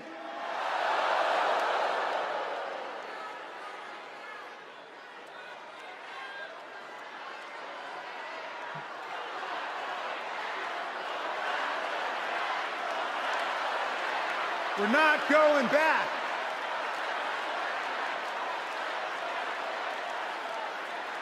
Well, look, 1 week after that beautiful day, as Trump calls it, the Republicans, 10 Republicans, joined all of the Democrats to impeach Trump for the worst high crime and misdemeanor ever committed by a president, inciting insurrection against our own Constitution. Make no mistake, a man who uses fraud, theft, and violence to take power will commit any crime to keep it. And now Trump's promising to pardon hundreds of his fellow criminal convicts and insurrectionists. He calls for, quote, the termination of all rules, regulations, and articles, even those in the Constitution. My friends, are we the people going to let Donald Trump terminate our Constitution and obliterate the blessings of liberty for our posterity? That's right, we're going to elect Kamala Harris. We're going to elect the career prosecutor and inspiring public servant and Coach Walz. And we're going to defeat Donald Trump, the career criminal and incorrigible recidivist con man, and his pet chameleon, J.D. Vance.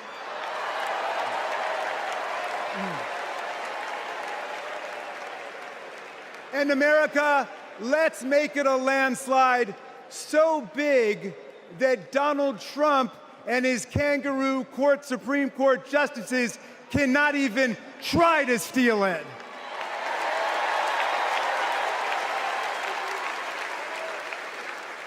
Let's make every vote count. Let's make sure every vote is counted. Let's let freedom ring, and let's let democracy work in America.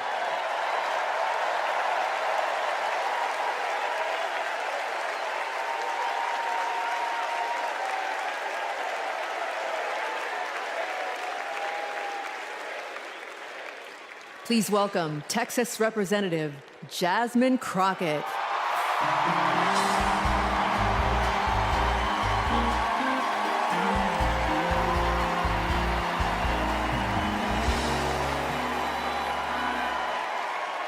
Well, good evening, America!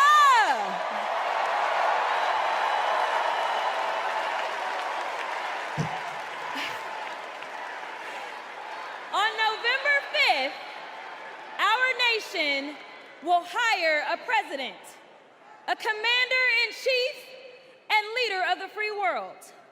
So let's compare their resumes, shall we?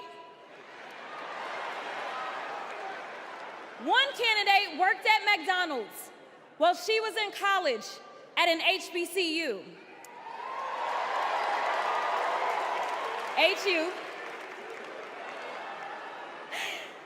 The other was born with a silver spoon in his mouth and helped his daddy in the family business. Housing discrimination, that is. She became a career prosecutor while he became a career criminal. With 34 felonies, 2 impeachments, and 1 porn star to prove it.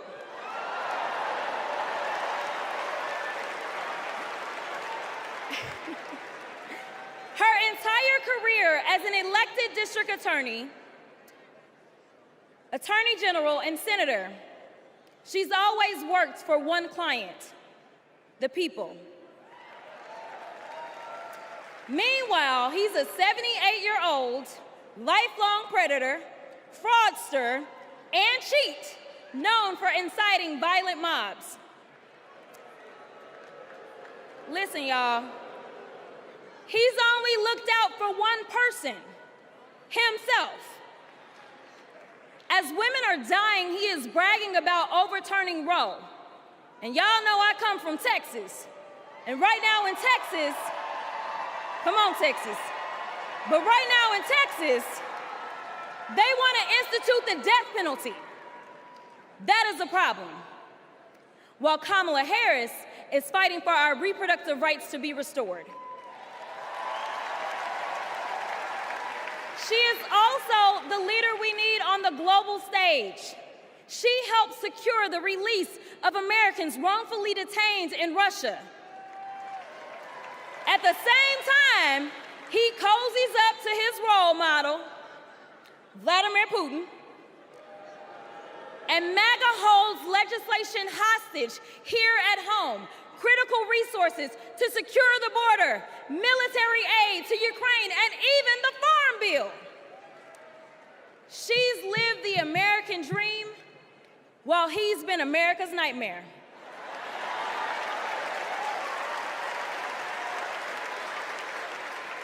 America, looking at the 2 choices before you, who would you hire? Donald Trump or Kamala Harris?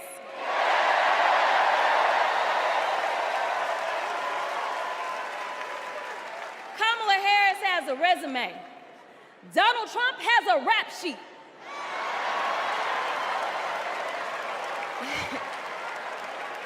She presides over the Senate while he keeps our national secrets next to his thinking chair. Y'all know what I said that other time. In Mar-a-Lago.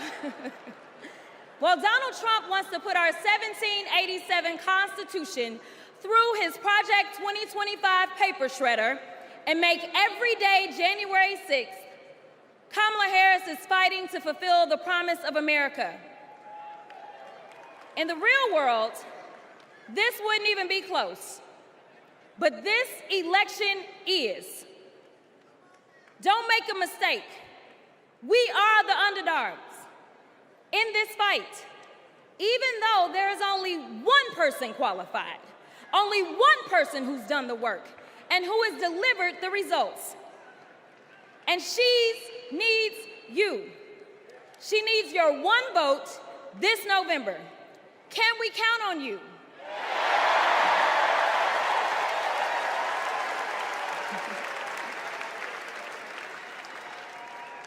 Some of you know a little bit of my history, some of you don't, so let me tell you. I was a public defender.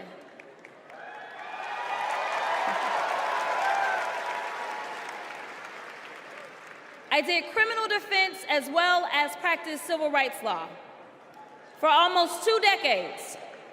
I know a good prosecutor when I see one. Kamala Harris is the kind of prosecutor we long for in the cases like those of Breonna Taylor. Yeah. She was the first Attorney General in the nation to order that her officers wear body cams, and she started the Back on Track program to reduce recidivism.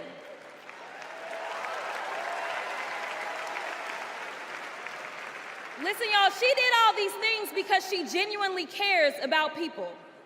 She sees each person as just that, a person, not a statistic. She's proven that since the first day she stepped into a courtroom and said what y'all already heard Hillary say, I did not copy out for her speech. I just want y'all to know. She walked into that courtroom and said, Kamala Harris for the people. And she meant that.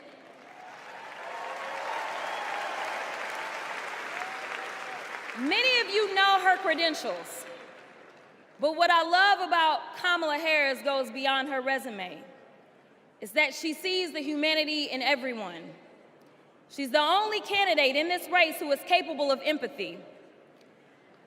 When I first got to Congress, I wasn't sure I made the right decision. The Chaos Caucus couldn't elect a speaker, and the Oversight Committee was unhinged.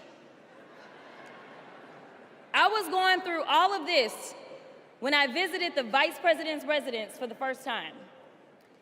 As I approached Vice President Harris for our official photo, she turned to me and asked, "What's wrong?" Mind you, we'd never met, but she saw right through me.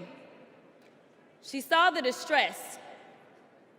I immediately began crying.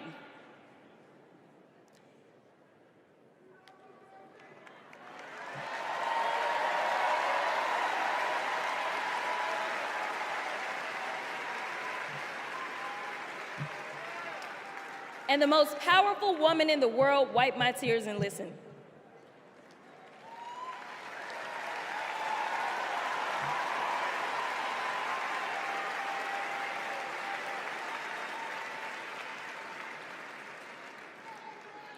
It's so hard for me to tell this story. She then said, among other things, "You are exactly where God wants you. Your district chose you because they believe in you, and so do I."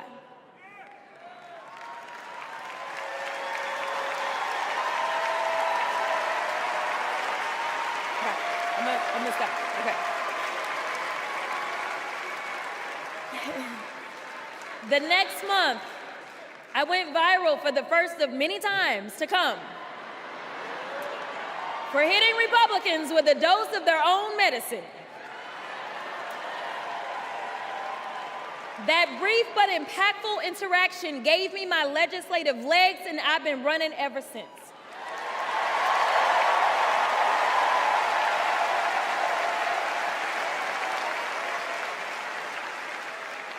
The question before us is, will a vindictive, vile villain violate voters' vision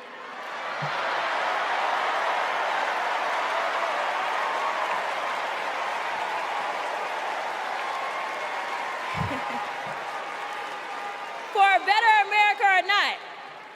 I hear alliterations are back in style. We deserve better. We deserve a president who can be a bright light in a sea of darkness. One who will pull us forward, because we won't go back. Amanda Gorman said it best. There's always light if only we are brave enough to see it. If only we are brave enough to be it. Kamala Harris showed me that light. And America, when she is our president, together we will shine as that beacon of hope and freedom around the world once more. God bless y'all.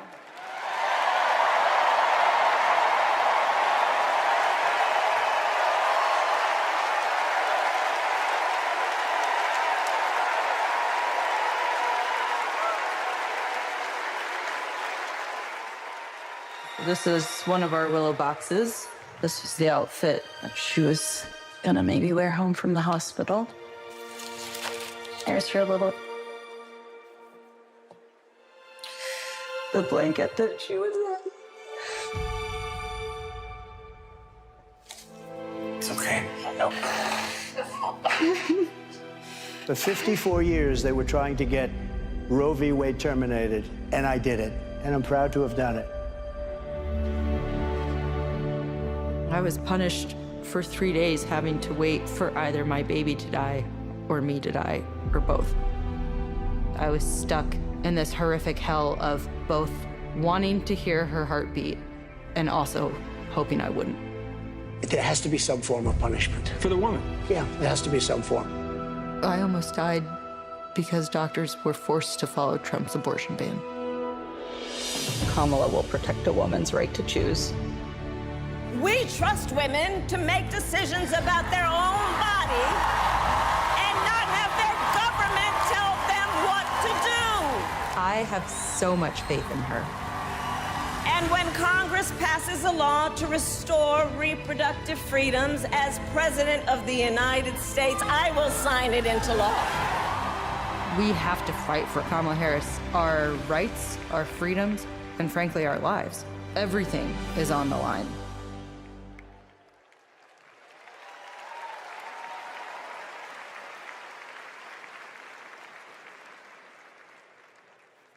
When you're expecting a baby, packing for the hospital should be a joyful moment.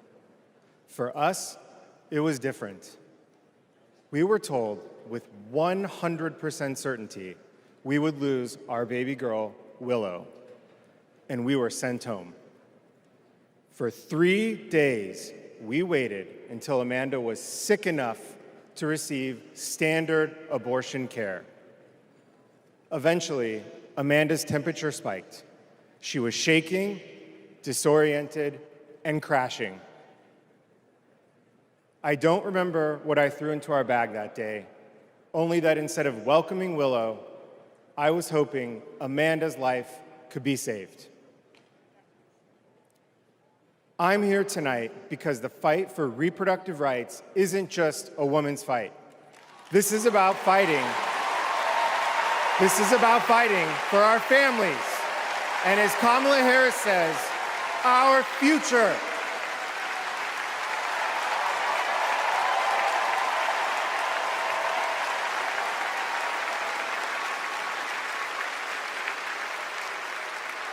Every time I share our story, my heart breaks. For the baby girl we wanted desperately, for the doctors and nurses who couldn't help me deliver her safely, for Josh, who feared he would lose me too. But I was lucky. I lived. So I'll continue sharing our story, standing with women and families across the country. Today, because of Donald Trump, more than 1 in 3 women of reproductive age in America lives under an abortion ban. A second Trump term would rip away even more of our rights. Passing a national abortion ban, letting states monitor pregnancies and prosecute doctors, restricting birth control and fertility treatments. We cannot let that happen. We need to vote as if lives depend on it, because they do.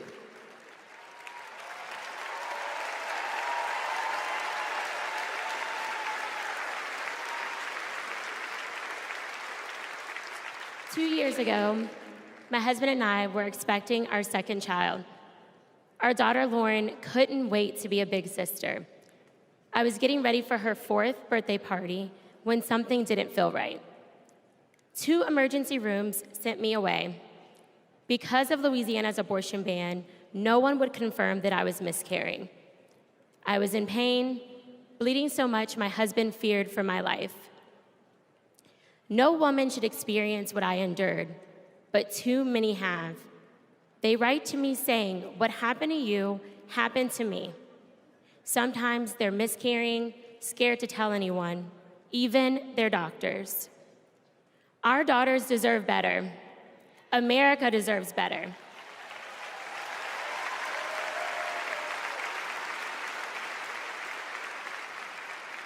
Kamala Harris and Tim Walz will fight for reproductive rights and our freedom and our shared future.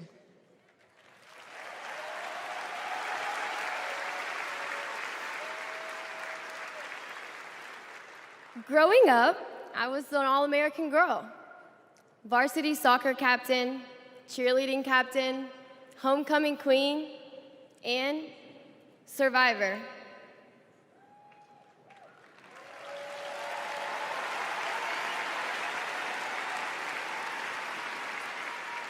I was raped by my stepfather after years of sexual abuse. At age 12, I took my first pregnancy test, and it was positive.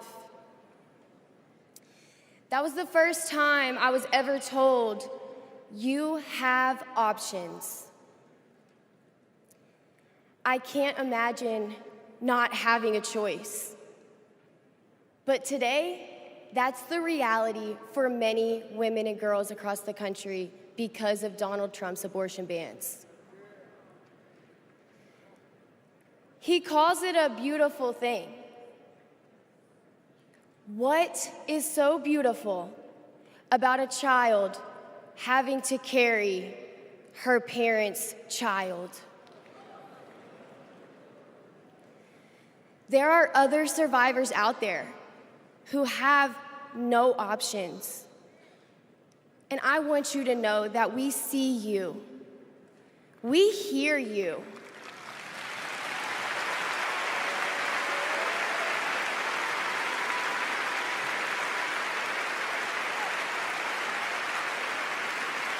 Kamala Harris will sign a national law to restore the right to an abortion.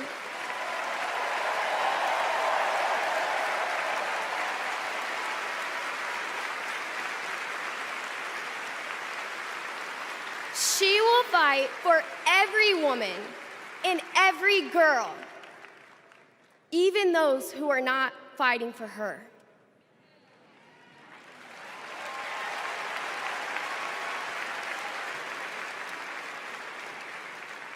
And now, I am honored to introduce another champion for women, a leader who's fought for me and for so many others, Governor Andy Beshear.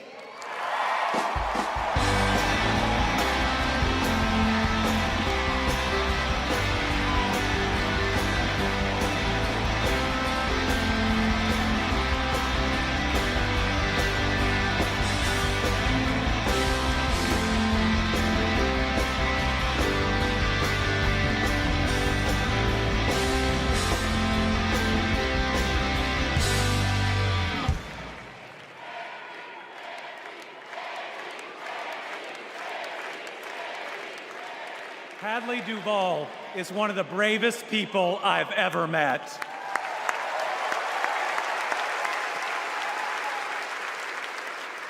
I'm amazed at the courage it takes to share her pain, to share her truth. Yet Donald Trump brags about tearing a constitutional right away from Hadley and every other woman and girl in our country. That's why we must tear away any chance he can ever be president ever again.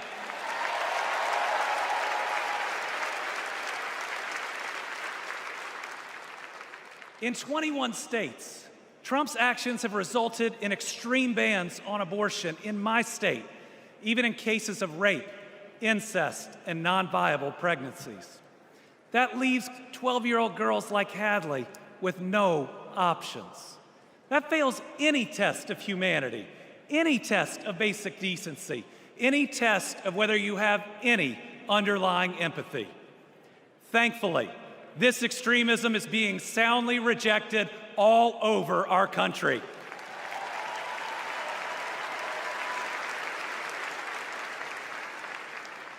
In Kentucky, we put reproductive freedom on the ballot last November, and I beat Donald Trump and Mitch McConnell's hand-picked candidate by more than 5 percentage points.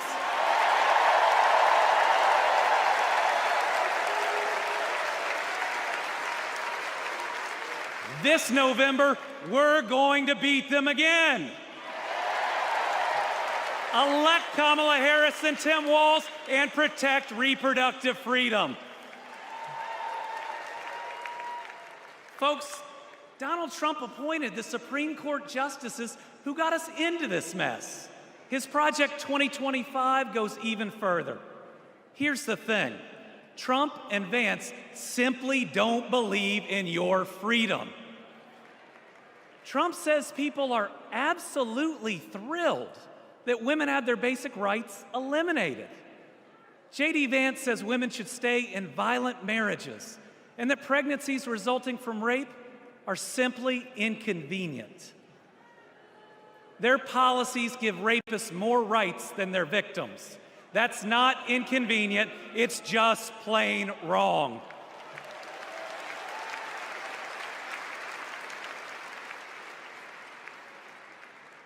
And a woman grieving a non-viable pregnancy shouldn't be required to carry it to term just to listen to her child die or to hear no sound at all. All women should have the freedom to make their own decisions. Freedom over their own bodies. Freedom about whether to pursue IVF. Freedom about whether to have children at all.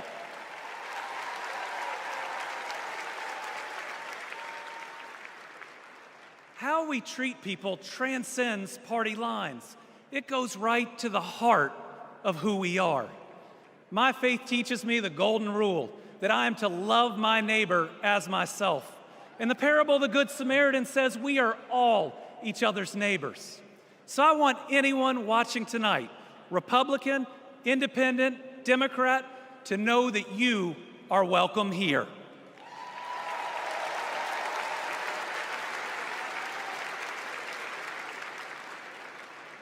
We believe in America where we live out our values, end anger politics once and for all, and move beyond this us versus them by remembering we are all Americans.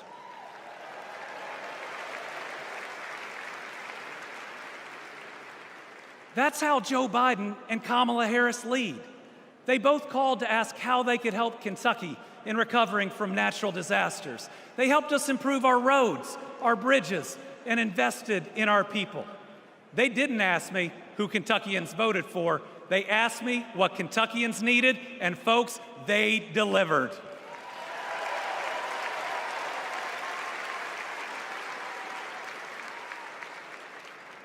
Kamala Harris gets it. She knows we must move beyond anger, extremism, and division, that everyone has dignity and deserves respect. America, we're going to win.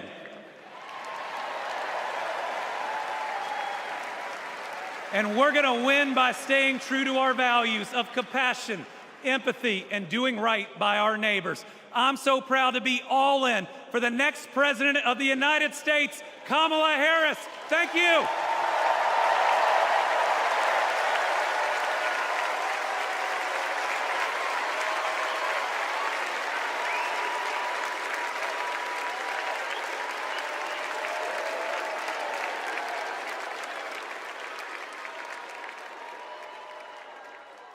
Please welcome Georgia Senator Raphael Warnock.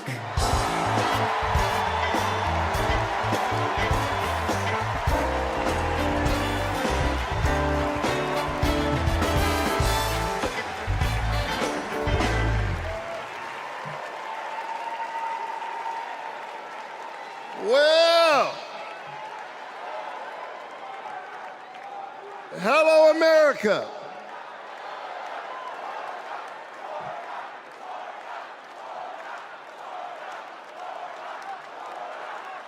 Thank you so very much. On January 5th, 2021, the people of Georgia did an amazing thing.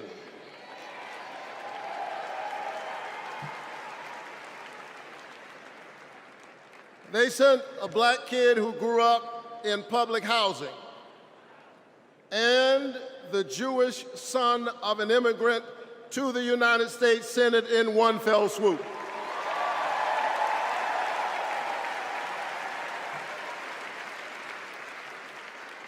And among those Georgians was my then 82-year-old mother. She grew up in Waycross, Georgia. Do you know where that is? It's Waycross, Georgia. She grew up in Waycross, Georgia, where she picked other people's cotton and other people's tobacco. But because this is America, the 82-year-old hands that used to pick somebody else's cotton and somebody else's tobacco picked her youngest son to be a United States Senator.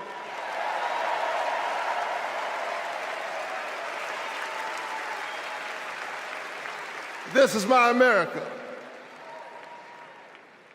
Thank you, Mom. Thank you, Georgia. Thank you, America, for raising your voice and using your vote. A vote is a kind of prayer for the world we desire for ourselves and for our children, and our prayers are stronger when we pray together. And so together we flipped the Senate, held the House, and we sent Joe Biden and Kamala Harris to the White House.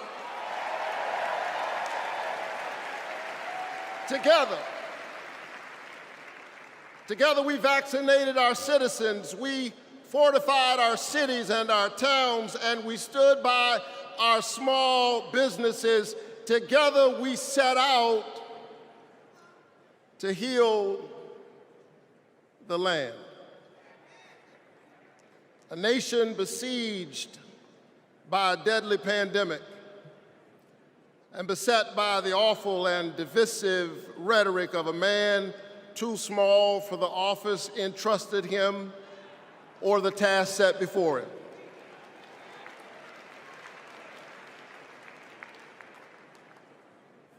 The day after my January 5th election, he instigated an insurrection, a violent assault on our nation's capital and the peaceful transfer of power, all driven by the big lie. But behind the big lie was an even bigger lie. It is the lie that this increasingly diverse American electorate does not get to determine the future of the country.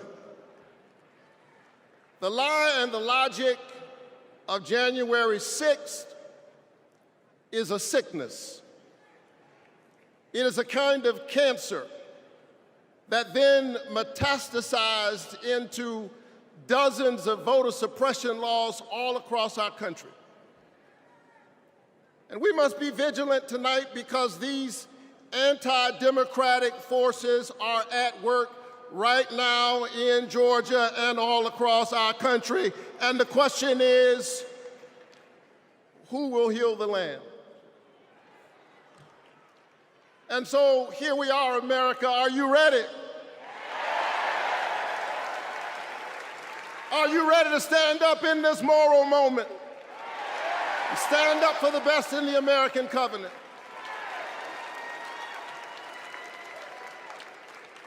Elections are about the character of a country. And we must decide, again, we are the latest generation of Americans who get to decide what kind of country we want to be. And we must choose between the promise of January 5th and the peril of January 6th. A nation that embraces all of us or just some of us. Donald Trump's America is the America of January 6th. People who have no vision traffic in division. He does not know how to lead us, and so he wants to divide us. America, make no mistake, Donald Trump is a plague on the American conscience.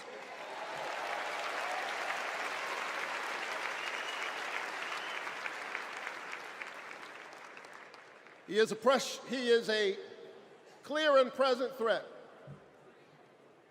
to the precious covenant we share with one another. And yes, I saw him holding the Bible and endorsing a Bible as if it needed his endorsement. He should try reading it.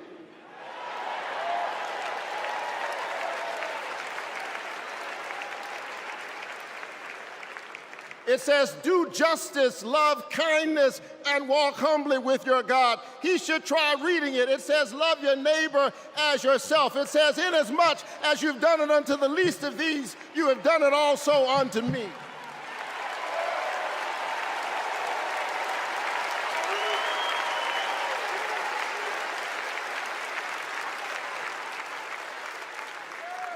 I choose the American covenant. E pluribus unum, out of many one. I choose January 5th. I choose a nation that provides a path for ordinary people and gives every child a chance.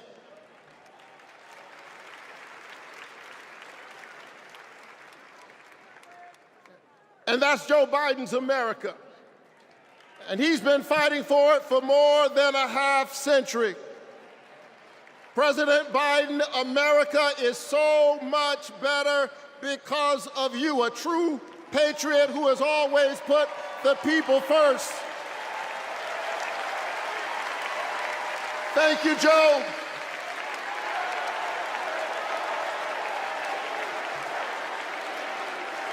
Thank you, Joe.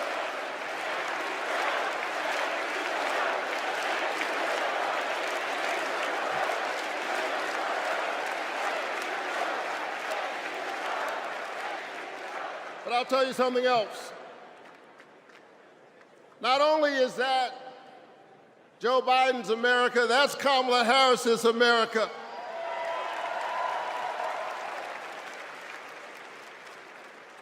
She was leading with Joe Biden when we expanded the child tax credit, cutting child poverty in America nearly in half. We ought to renew it. She cast a tie-breaking vote for my bill capping the cost of insulin to no more than $35 per month for seniors. We ought to extend it to everybody. Together we passed an infrastructure bill, bolstered American manufacturing and clean energy, an investment in the house that we all share together. And I've got news for you, we are just getting started. Are you ready to win this election?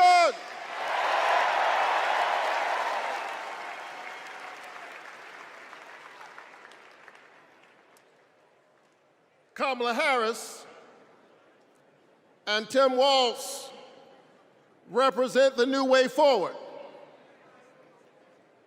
We're not going back. We're not going back because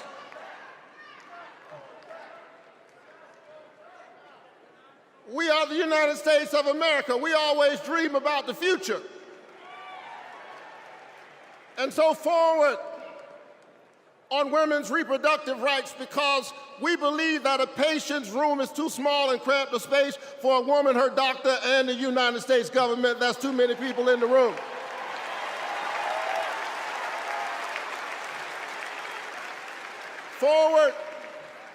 forward on worker rights, because most people do not mind working. They just want to share in the prosperity that they are creating for others. Forward on voting rights, forward on affordable housing and access to health care. We are moving forward.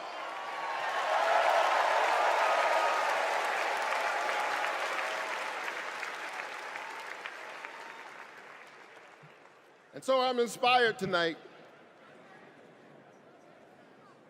I'm inspired by all of you.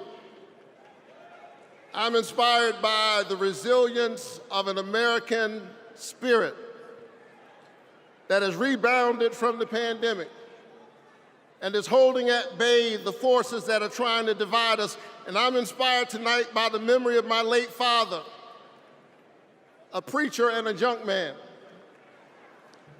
Monday through Friday, he lifted old broken cars and put them on the back of an old rig.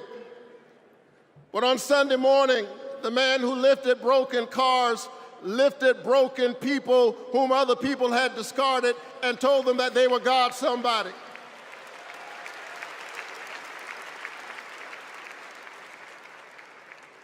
My dad discovered strength in the broken places, a power made perfect in weakness. And so I'm convinced tonight that we can lift the broken even as we climb. I'm convinced tonight that we can heal sick bodies. We can heal the wounds that divide us. We can heal a planet in peril. We can heal the land.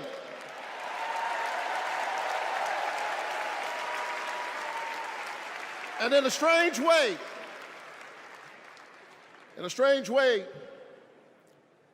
the pandemic taught us how.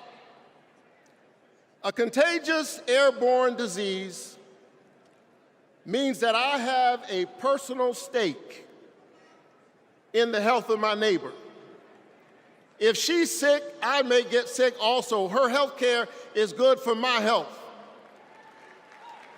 I'm just trying to tell you that we are as close in our humanity as a cough. I need my neighbor's children to be okay so that my children will be okay. I need all of my neighbor's children to be okay. Poor inner city children in Atlanta and poor children of Appalachia. I need the poor children of Israel and the poor children of Gaza. I need Israelis and Palestinians. I need those in the Congo, those in Haiti, those in Ukraine. I need American children on both sides of the track to be okay. Because we are all God's children. And so let's stand together. Let's work together. Let's organize together. Let's pray together. Let's stand together. Let's heal the land. God bless you. Keep the faith and keep looking up.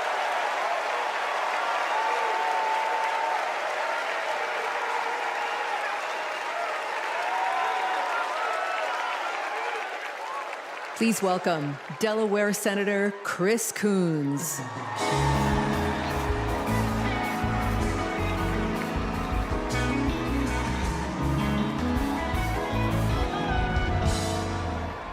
Good evening, folks. Good evening, America. Good evening, Chicago. Are there any Democrats in the room tonight? Folks, we are on the verge of making history. We are on the verge of an historic election. And I want to talk with you for just a few minutes about my dear friend, our president, Joe Biden. Joe Biden's mom had a saying: "You are defined by your courage, and you are redeemed by your loyalty." 4 years ago, I had the honor of helping introduce Joe Biden to our national convention. I spoke about Joe's faith, his love of family, his determination to restore the soul of our nation. Back in 2020, America was nearly flat on our back from a deadly pandemic, an economic collapse, and then in January, an assault on our democracy. All of this, because the drama and chaos of our former president had knocked us down. But folks, Joe Biden's courage, Joe Biden's faith in us, Joe Biden's determination to heal the soul of our nation gave us hope and gave us confidence. Someone who has himself been knocked down by life time and again. Joe Biden knows the grit and determination of the American people. He believed in us, and Joe Biden helped us get back up again.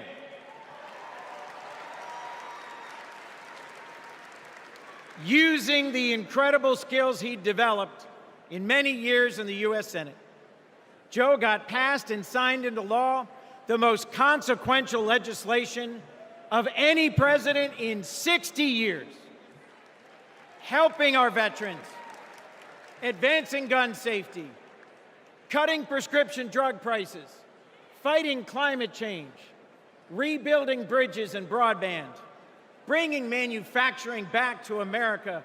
Together, Joe and Kamala helped rebuild our economy from the middle up, from the bottom up, and the middle out, not from the top down. And they made our families safer and our country stronger at home and abroad. Today, we are so much better off because they believed in us, in our democracy. And our incredible First Lady, Jill Biden, our incredible First Lady, Jill Biden, our incredible First Lady, Jill Biden, was at Joe's side every step of the way, fighting for education, advancing the cancer moonshot, determined to improve women's health care, honoring military families. Joe and Jill together, you have done so much for us, and there's so much more you will do and we can do together. Mr. President, thank you. Thank you for elevating a great leader in Kamala Harris.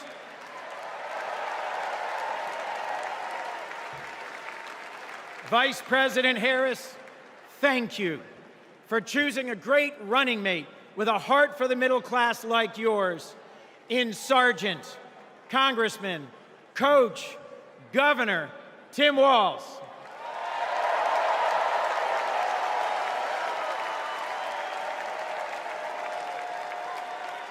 I have hope. Do you? I have hope. Do you? I have hope. Do you? And it is in no small part because of Joe Biden. I have never known a more compassionate man than Joe Biden. I have never known a man who has taken from his own loss and his own faith and delivered so much for the future of so many others. Mr. President, you were my senator as a Delawarean. You are my president as an American, and you will always be my friend. On behalf of our nation, Joe, for your courage in fighting for our democracy, we thank you.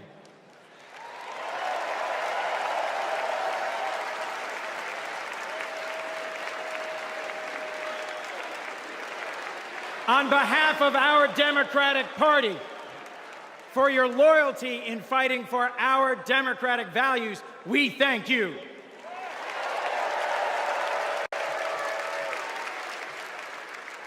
And on behalf of Delaware, thank you, Joe, and God bless you. We love you. We love Joe. We love Joe. We love Joe. We love Joe.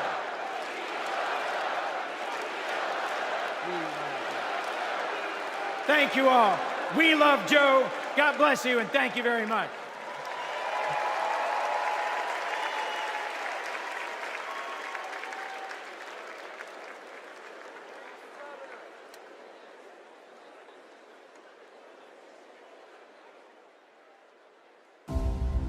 Hi, I'm Vivian Weirwell, and I'm a 4th grade student at Kristen McAuliffe. I've been bouncing around all week excited for this moment, and last night I could barely sleep. I remember the day that we heard that President Biden had won, and the whole neighborhood started celebrating. So when I heard you were coming, I really wanted to meet you. I adore you because you embrace change from my generation, and the ones to come. I look up to you.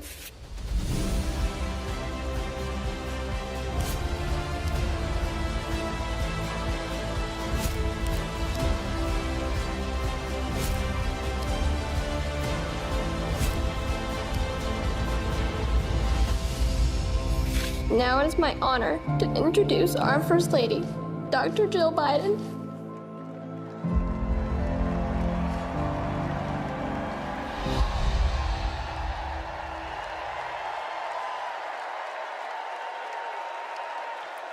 Please welcome First Lady of the United States, Jill Biden.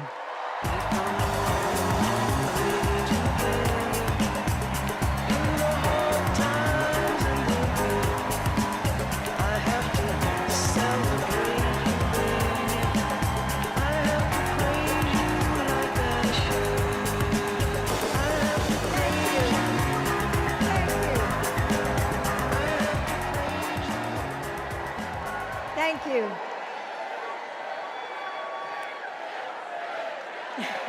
Thank you.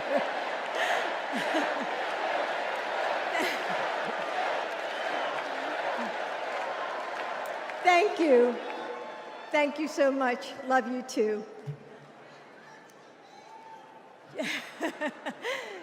Joe and I have been together for almost 50 years. And still, there are moments when I fall in love with him all over again. Like when I handed him our baby Ashley for the first time and saw the smile that lit up his face. Or on nights after an exhausting day working in the Senate, when he would read one more bedtime story just because the kids asked. When he stops on a rope line because he sees someone grieving who needs to know that everything is going to be all right one day. Or to encourage that child with a stutter to find the confidence she needs. Those moments when I'm reminded of all he's accomplished in the name of something bigger than himself. Receiving the Medal of Freedom with humility.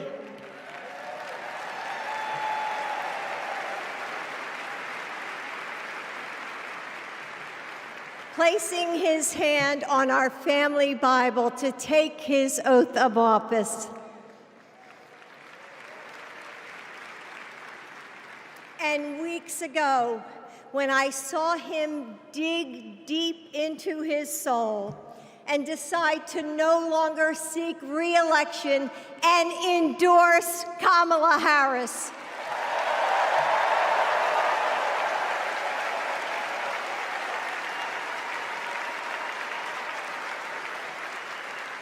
With faith and conviction, Joe knows that our nation's strength doesn't come from intimidation or cruelty. It comes from the small acts of kindness that heal deep wounds, from service to the communities that make us who we are, from love of a country that shines with promise and renewal. Kamala Harris knows that too.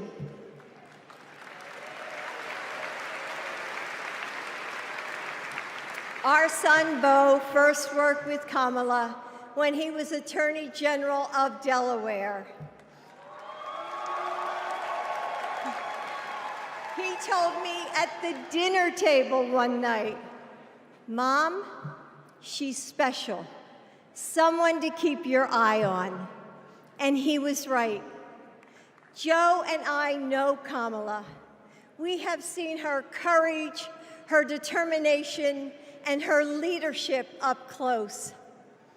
Kamala and Tim, you will win.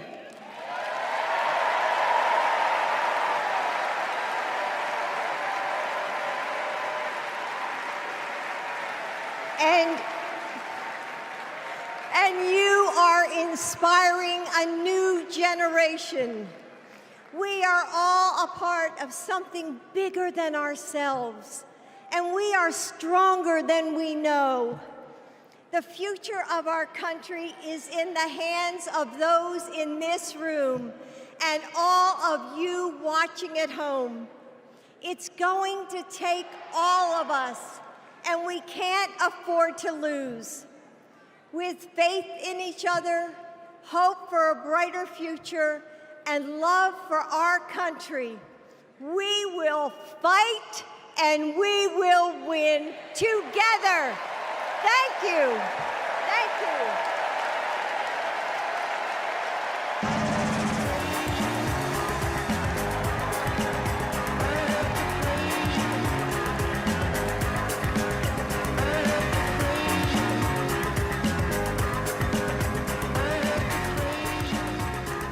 Please welcome first daughter, Ashley Biden.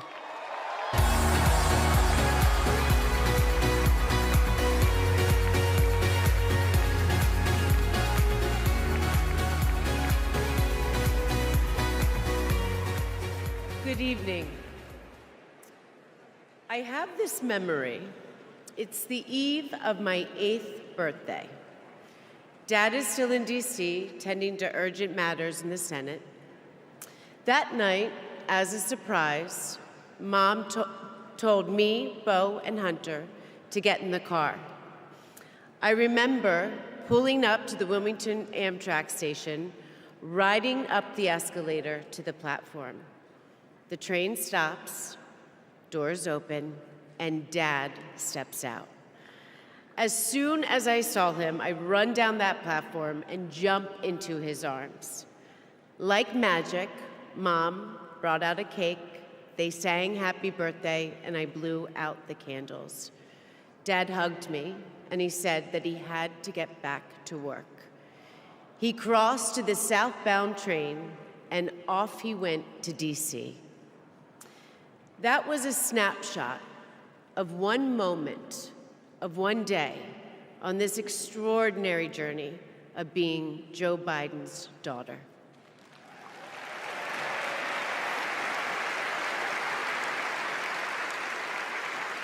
Joe Biden is the OG girl dad. He told me I could be anything and I could do anything. As a child, I would sit on the leather chair in his office doing my homework, and he would sit next to me doing his work, drafting the Violence Against Women Act.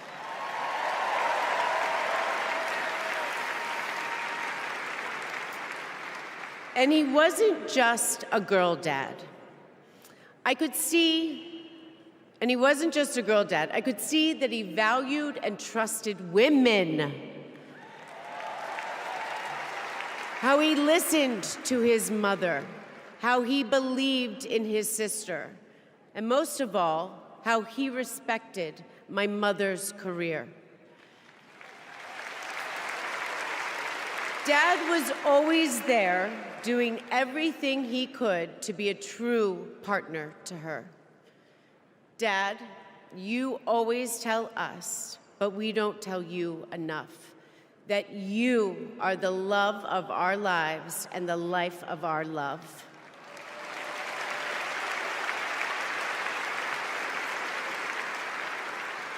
I had my wedding reception in my parents' backyard. At the time, my dad was vice president. But he was also that dad who literally set up the entire reception. He was riding around in his John Deere four-wheeler, fixing the place settings, arranging the plants, and by the way, he was very emotional. I thought that I would be a mess, but he was the one crying, and I was the one who had to comfort him. Before he walked me down the aisle, he turned to me and said that he would always be my best friend.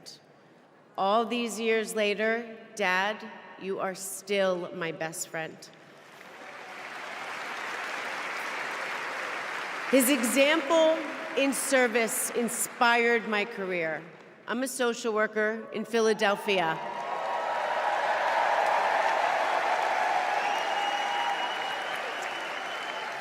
I support formerly incarcerated women as they heal from past trauma and they reclaim their lives.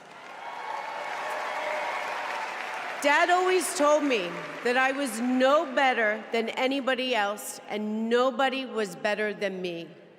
He taught me that everyone deserves a fair shot and that we shouldn't leave anyone behind. That's what you learn from a fighter who has been underestimated his entire life. When I look at Dad, I see grace, strength, and humility. I see one of the most consequential leaders ever in history.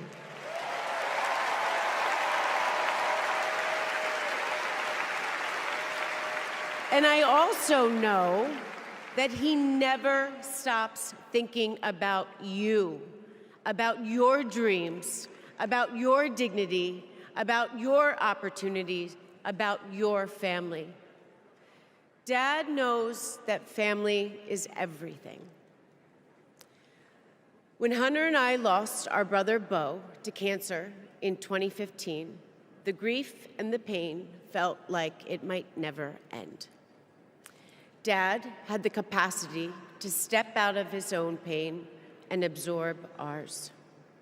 And I know that Bo is here with us tonight, as he is always with us.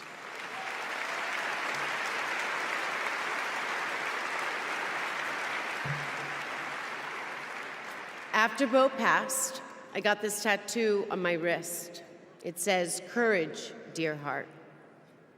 A reminder to myself to keep going, to get back up, like my dad has always done.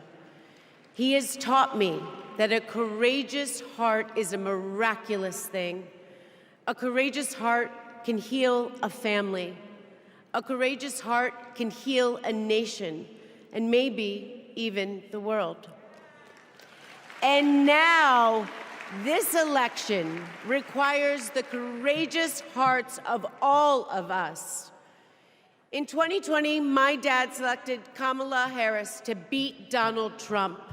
And he knows in 2024, she will beat Donald Trump again.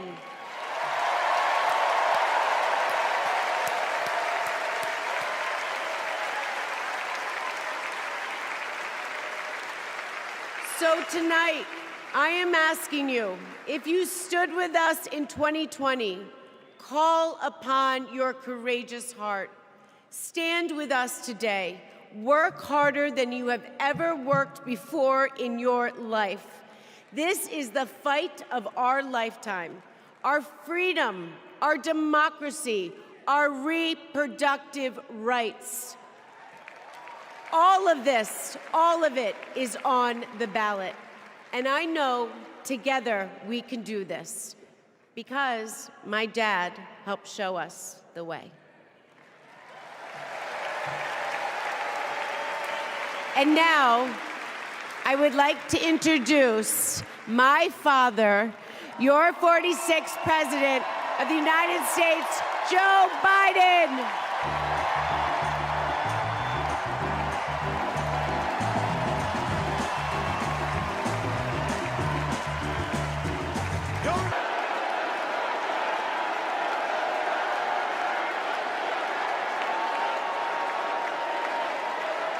Thank you, thank you, thank you.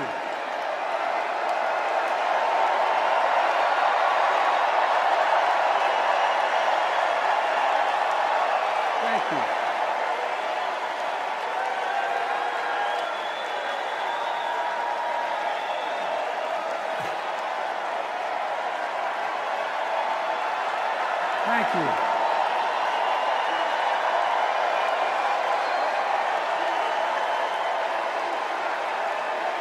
Thank you.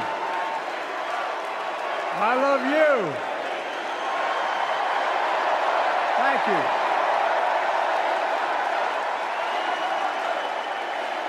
Thank you, thank you, thank you.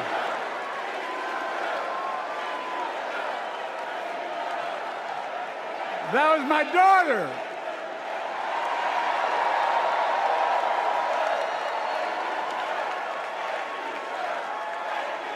Thank you.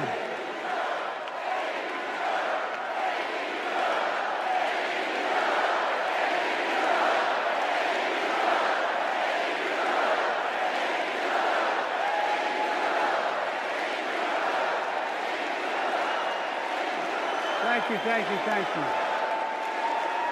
Thank you. Thank you for so. I tell you what.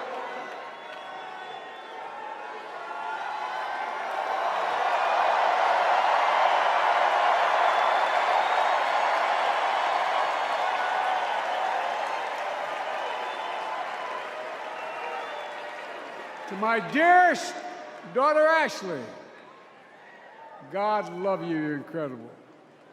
Thank you for that introduction and for being my courageous heart, along with Hunter and our entire family, and especially our rock, Jill.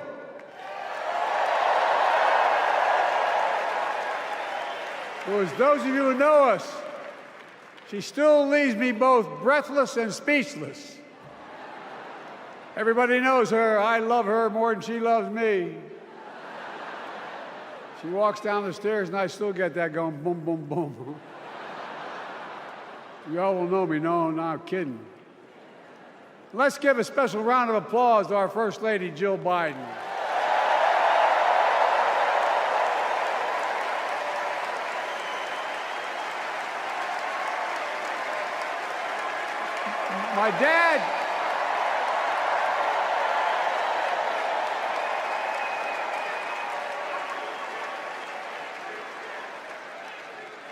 My dad used to have an expression, for real. He'd say, Joey, family is the beginning, the middle, and the end. And I love you all. Folks. And America, I love you.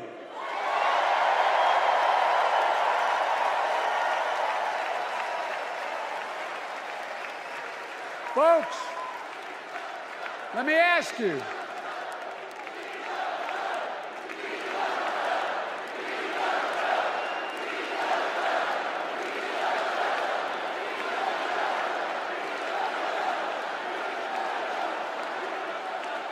Let me ask you, are you ready to vote for freedom?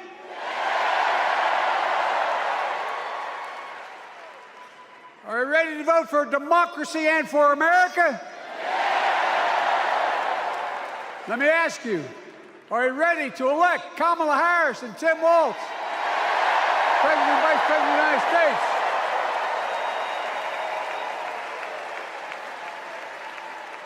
My fellow Democrats, my fellow Americans, nearly 4 years ago, in winter, on the steps of the Capitol, on a cold January day, I raised my right hand and I swore an oath to you and to God to preserve, protect, and defend the Constitution and to faithfully execute the office of the President of the United States.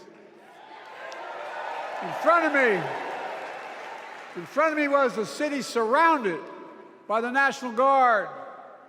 Behind me, a Capitol that just 2 weeks before had been overrun by a violent mob.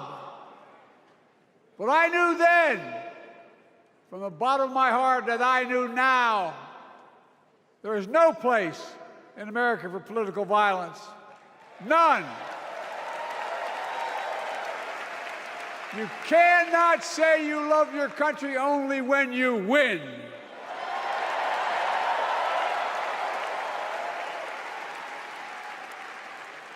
In that moment, I wasn't looking to the past. I was looking to the future. I spoke of the work at hand, the moment we had to meet. It was, as I told you then, a winter of peril and possibility. Of peril and possibility.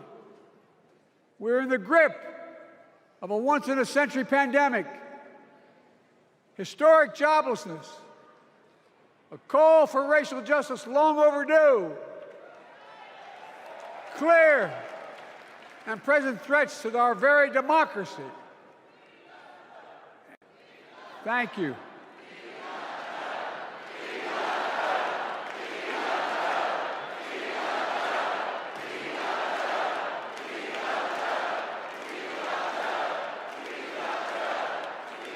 And yet I believed then, and I believe now, that progress was and is possible. Justice is achievable, and our best days are not behind us, they're before us.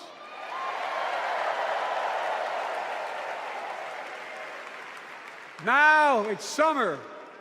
The winter has passed, and with a grateful heart, I stand before you now on this August night to report that democracy has prevailed.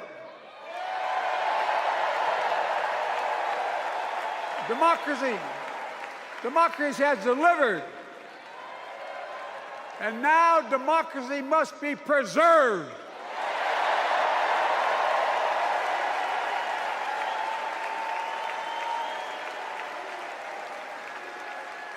You've heard me say it before. We're facing an inflection point. One of those rare moments in history when the decisions we make now will determine the fate of our nation and the world for decades to come. That's not hyperbole, I mean it literally. We're in a battle for the very soul of America. I ran for president in 2020 because of what I saw in Charlottesville in August of 2017. Extremists coming out of the woods, carrying torches, their veins bulging from their necks, carrying Nazi swastikas, and chanting the same exact anti-Semitic bile that was heard in Germany in the early 30s. Neo-Nazis, white supremacists, the Ku Klux Klan, so emboldened by a president then in the White House that they saw as an ally. They didn't even bother to wear their hoods. Hate was on the march in America.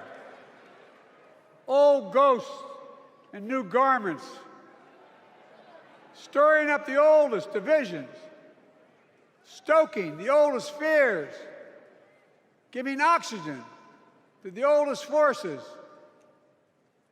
that they long sought to tear apart America. In the process, a young woman was killed. When I contacted her mother, I asked about what happened. She told me. When the president was asked what he thought had happened, Donald Trump said, and I quote, "There are very fine people on both sides. My God." That's what he said. That is what he said and what he meant. That's when I realized, had to listen to the admonition of my dead son, I could not stay in the sidelines. So I ran.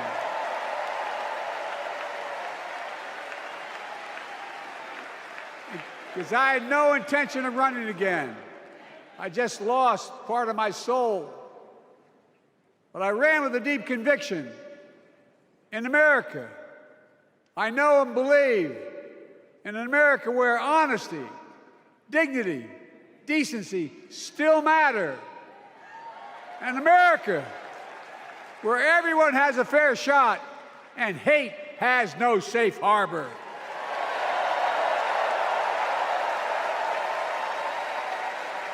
An America where the fundamental creed of this nation, that all of us are created equal, is still very much alive.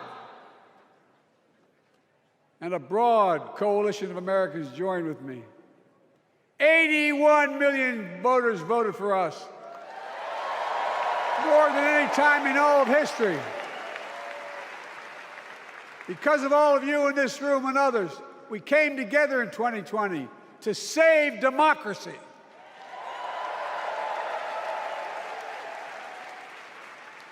As your president, I've been determined to keep America moving forward, not going back, to stand against hate and violence in all its forms, to be a nation where we not only live with but thrive on diversity, demonizing no one, leaving no one behind, and becoming the nation that we profess to be. I also ran to rebuild the backbone of America, the middle class.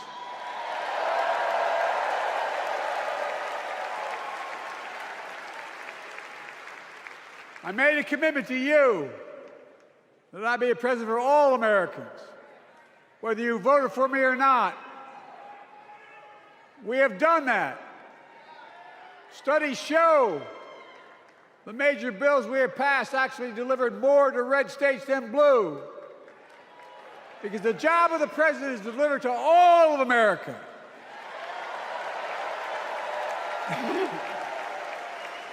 Because of you, and I'm not exaggerating, because of you, we've had one of the most extraordinary 4 years of progress ever, period. When I say we, I mean Kamala and me. Just think about it. COVID no longer controls our lives.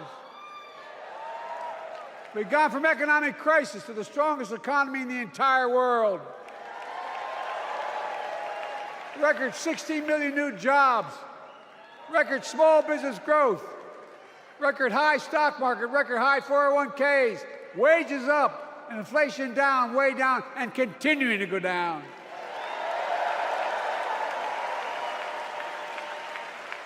The smallest racial wealth gap in 20 years. And yes, we both know we have more to do, but we're moving in the right direction. More Americans have peace of mind that comes from having health insurance. More Americans have health insurance today than ever before in American history.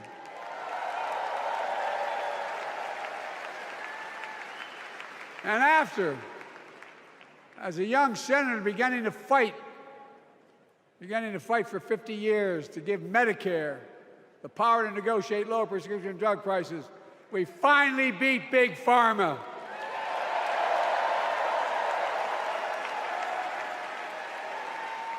And guess who cast the tie-breaking vote? Vice President, soon-to-be President Kamala Harris.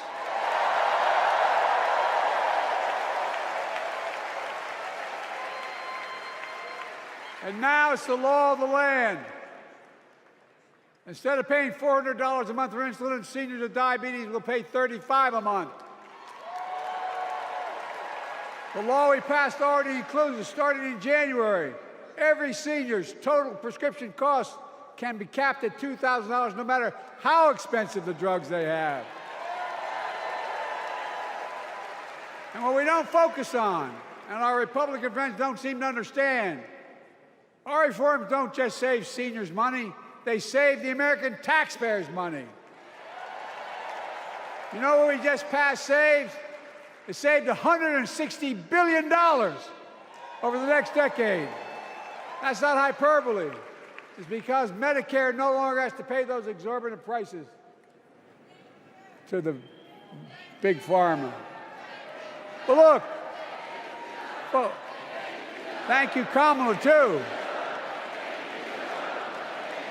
Look, folks, how can we have the strongest economy in the world without the best infrastructure in the world? Donald Trump promised Infrastructure Week every week for 4 years. And he never built a damn thing.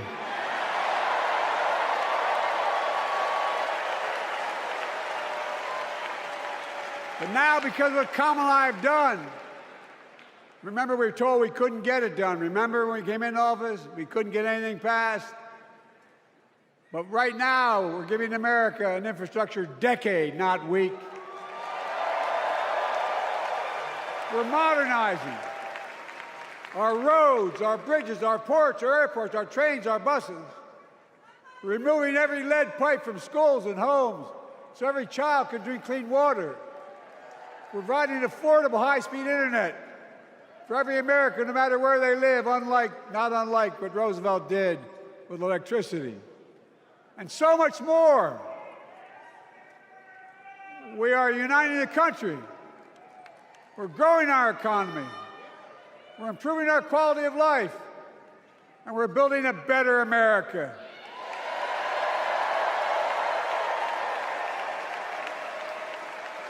Because that's who we are. How can we be the strongest nation in the world without leading the world in science and technology? After years of importing 90% of our semiconductor chips from abroad, which America invented those chips, our Chips and Science Act meant that private companies from around the world are now investing literally tens of billions of dollars to build new chip factories right here in America.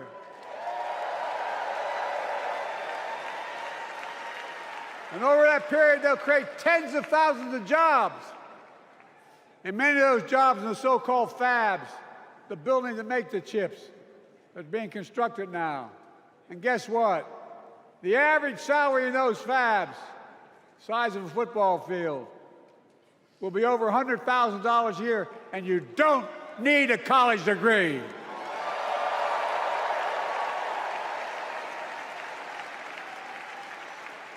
Because of you and so many electeds out there, American manufacturing is back. Where the hell to say we wouldn't lead the world in manufacturing?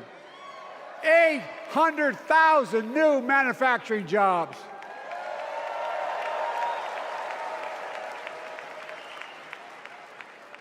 Our Republican friends and others made sure they'd go abroad to get the cheapest labor. We used to import products and export jobs. Now we export American products and create American jobs right here in America, where jobs belong.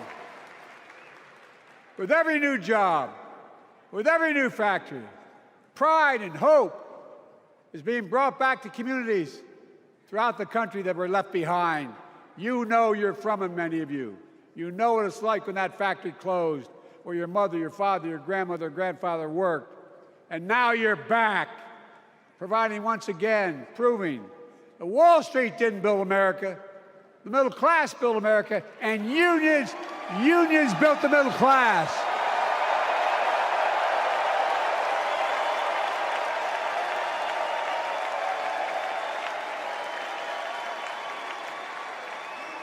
It's been my view since I came to the Senate. And that's why I'm proud to have been the first president to walk a picket line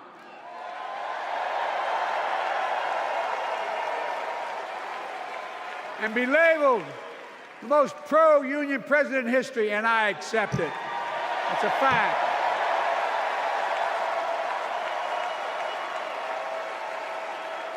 Because when unions do well, we all do well.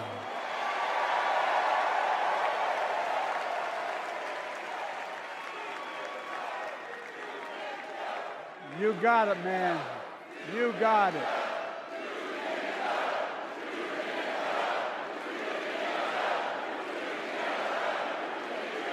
I agree. I'm proud.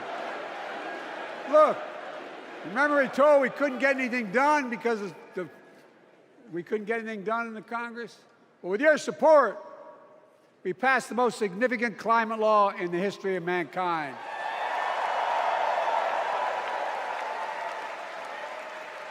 Over $370 billion. Cutting carbon emissions in half by 2030. launching a climate corps, similar to AmeriCorps and Peace Corps, creating tens of thousands of jobs for young people of the future who are going to make sure this continues. Creating hundreds of thousands of jobs in clean energy for American workers, including the IBEW installing 500,000 charging stations all across America. And in the process, reducing carbon emissions. And we're seeing it. We're seeing to it that the first beneficiaries of environmental initiatives are those fence-line communities that have been smothered by the legacy of pollution. Louisiana and Delaware, Route 9, all the factories, all those chemical factories are right next to the poorest neighborhoods. They're the ones we're going to bring back.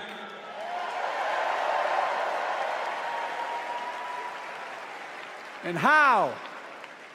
How can we be the greatest nation in the world without the best education system in the world? Donald Trump and the Republican friends, they not only can't think, they can't read very well. Seriously, think about it. Look at their Project 2025. They want to do away with the Department of Education. Well, during the pandemic, Kamala and I helped states and cities get back their schools back open. And we gave public school teachers a raise.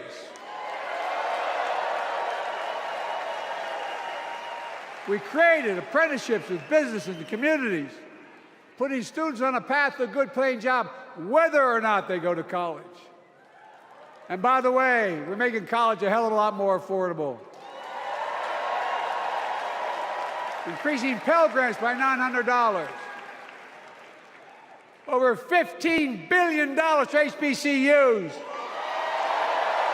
Minority service education, including Hispanic institutions and tribal colleges. We kept our commitment to provide more student relief than ever by lifting the burden of helping millions of families so they could get married, start a family, buy a home, and begin to build family wealth and contribute to the community and grow our economy. It's not costing us, it's creating more wealth. We've fundamentally transformed how our economy grows, from the middle out and the bottom up instead of the top down. You know, my dad used to say there wasn't a whole hell of a lot to drop down on my kitchen table at the end of the month. I come from a basic middle-class family, 3-bedroom house, 4 kids, a grandpop living with us, decent neighborhood, but never a penny to spare. And look, that top-down notion never worked. A lot of Democrats didn't think it worked, thought it worked, but it doesn't. And when we did all that, what we've done, everybody can do well. Everybody.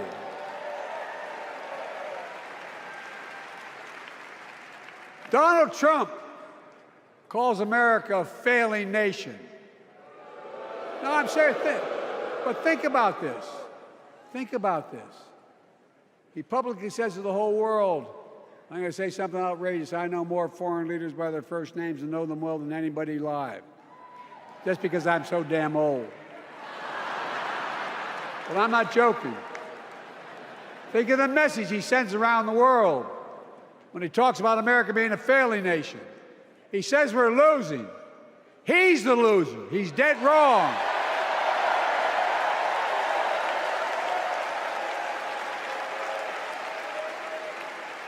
Many of you are very successful people who travel the world. Name me a country in the world that doesn't think we're the leading nation in the world. Without America, not a joke, think about it. I'm being literal. Who could lead the world other than the United States of America? Well, guess what? America's winning, and the world's better off for it. America's more prosperous, and Americans are safer today than we're under Donald Trump. Trump continues to lie about crime in America, like everything else.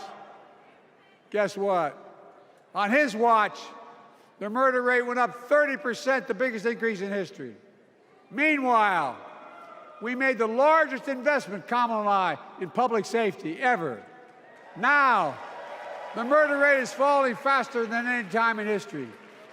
Violent crime has dropped to the lowest level in more than 50 years. And crime will keep coming down when we put a prosecutor in the Oval Office instead of a convicted felon.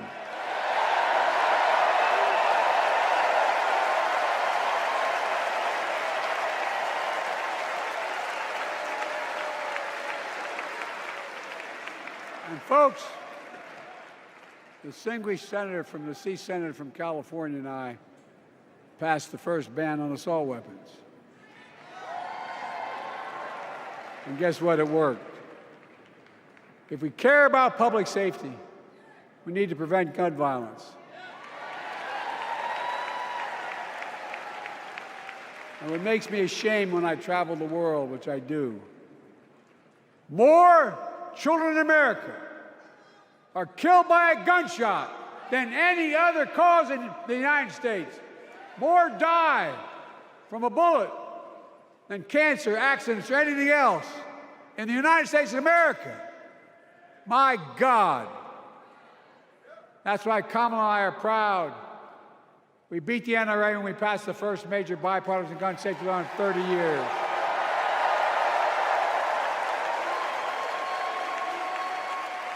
I'm serious. That comes from here. And now it's time to ban assault weapons again. And demand universal background checks.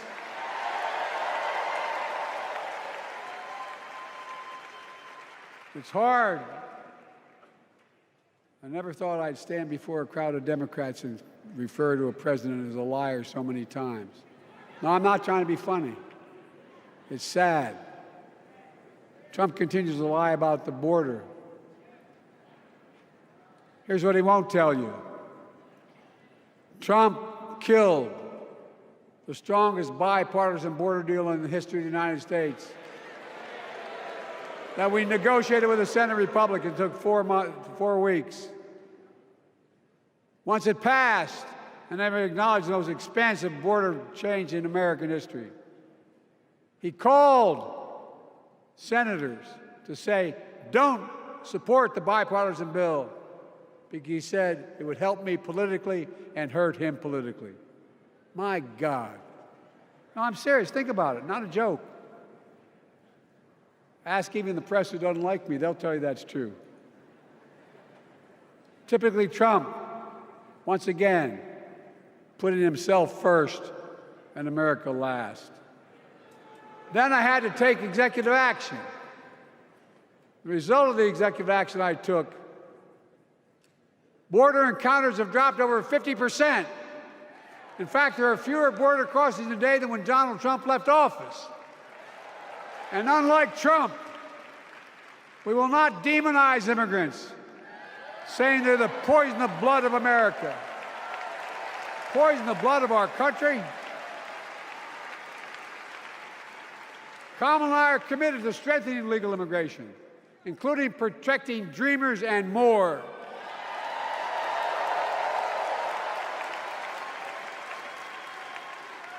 And here's what else I believe in.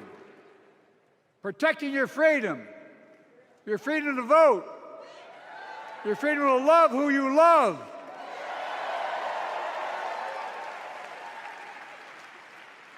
And your freedom to choose.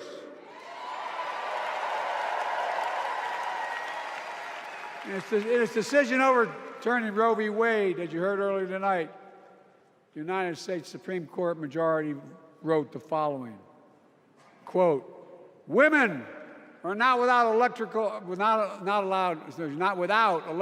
electoral or political power. No kidding. MAGA Republicans found out the power of women in 2022. And Donald Trump is going to find out the power of women in 2024. Watch.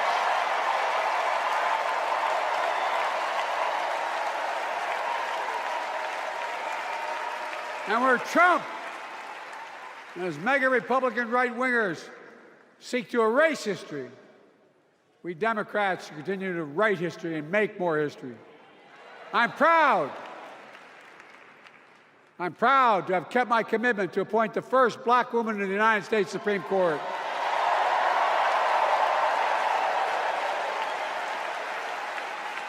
Ketanji Brown Jackson, a symbol for every young woman in America that you can do anything. I'm proud that I've kept my commitment to have an administration that looks like America and that taps in to the full talent of our nation. The most diverse cabinet in history, including the first black woman of South Asian descent to serve as vice president. And will soon serve as the 47th president of the United States.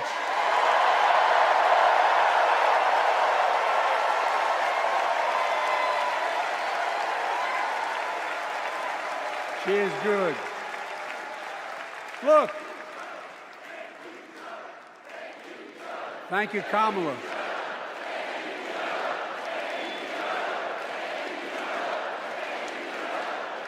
Folks, I've long said we have many obligations as a nation, but I got in trouble years ago for saying I'd make no apologies. We have only one truly sacred obligation: to prepare and equip those we send to war and care for them and their families when they come home and when they don't. That's why I'm so proud to have written and signed the PACT Act, one of the most significant laws ever, helping veterans and their families exposed to toxic materials like burn pits in Agent Orange. I was around during the Vietnam War. It's hard. Nobody was able to prove that there's illness was a consequence of Agent Orange. And no one was able to prove initially that because they lived in burn pits like my son lived next to in Iraq for a year, that is the cause of their illness. But because of the PACT Act, a surviving spouse with 2 children is now eligible for a stipend of about $3,000 a month. And those children who lost a parent are eligible for tuition benefits to go to college and to get job training. It's already helping over 1 million veterans and their families just so far. Well, I love them, and I'm so proud of my son's service. We get it, but guess who doesn't get it and doesn't respect our veterans? We know from his own chief of staff, the 4-star General John Kelly, that Trump, when in Europe, would not go to the grave sites in France. The brave service members who gave their lives to this country. He called them suckers and losers. Who in the hell does he think he is? Who does he think he is? There's no words for a person. They are not the words of a person not worthy of being commander-in-chief, period. Not then, not now, and not ever. I mean that. I mean that from the bottom of my heart.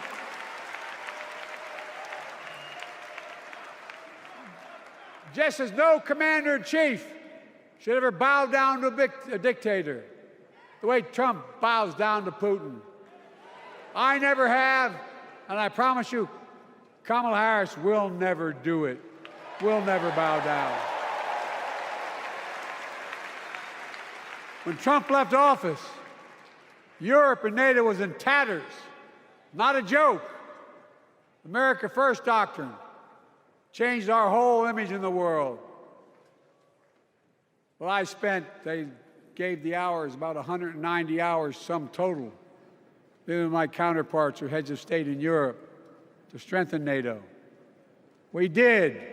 We united Europe like it hadn't been united for years. adding Finland and Sweden to NATO. 10 days before he died, Henry Kissinger called and said, not since Napoleon has Europe not looked over their shoulder at Russia with dread until now. Until now. Well, guess what?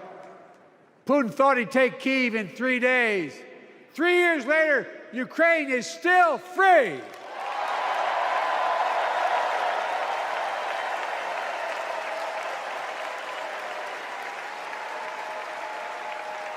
When I came to office, the conventional wisdom was that China would inevitably surpass the United States. They haven't noticed. No one's saying that now.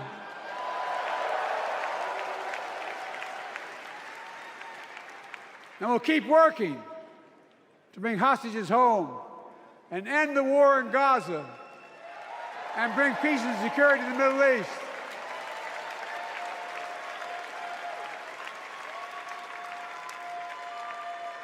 As you know, I wrote a peace treaty for Gaza. A few days ago, I put forward a proposal that brought us closer to doing that than we've done since October 7th. We're working around the clock, my Secretary of State, to prevent a wider war and reunite hostages with their families and surge humanitarian health and food assistance into Gaza now. To end the civilian suffering of the Palestinian people, and finally deliver a ceasefire and end this war.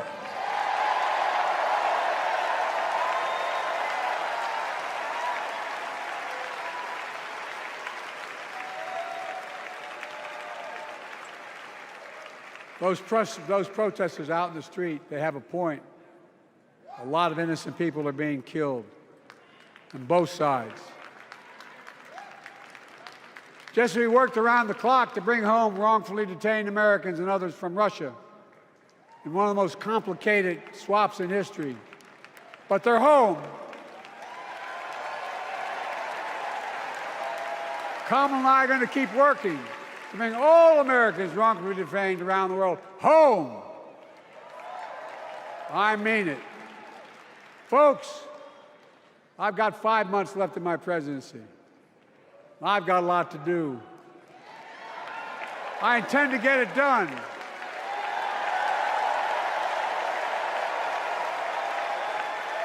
It's been the honor of my lifetime to serve as your president.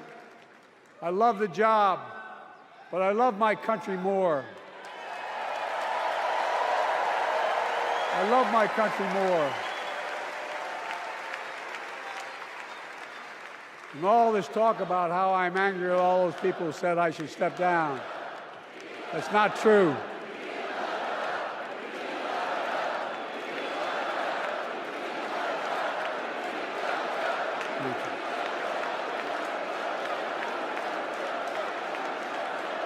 I love my country more, and we need to preserve our democracy. In 2024, we need you to vote. We need you to keep the Senate. We need you to win back the House of Representatives. And above all, we need you to beat Donald Trump.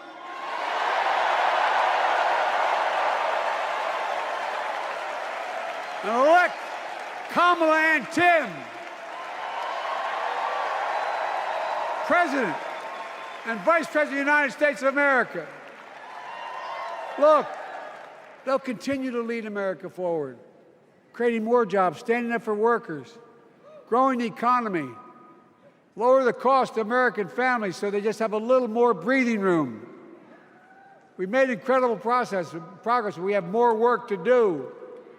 And Kamala and Tim will continue to take on corporate greed and bring down cost of food.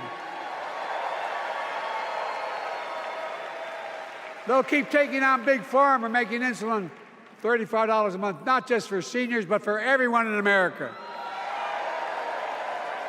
And capping prescription drug costs at a total of $2,000 not just for seniors, but for everyone. And folks, that's going to save America again tens of billions of dollars. Folks, they'll make housing more affordable, building 3 million new homes, providing $25,000 down payment assistance for the first-time home buyer, more than the 10 we approved. Donald Trump wants a new tax on imported goods, food, gas, clothing, and more. You know what that will cost the average family, according to the experts? $3,900 a year in a tax. No, that's a fact. Kamala and Tim will make the child care tax credit permanent.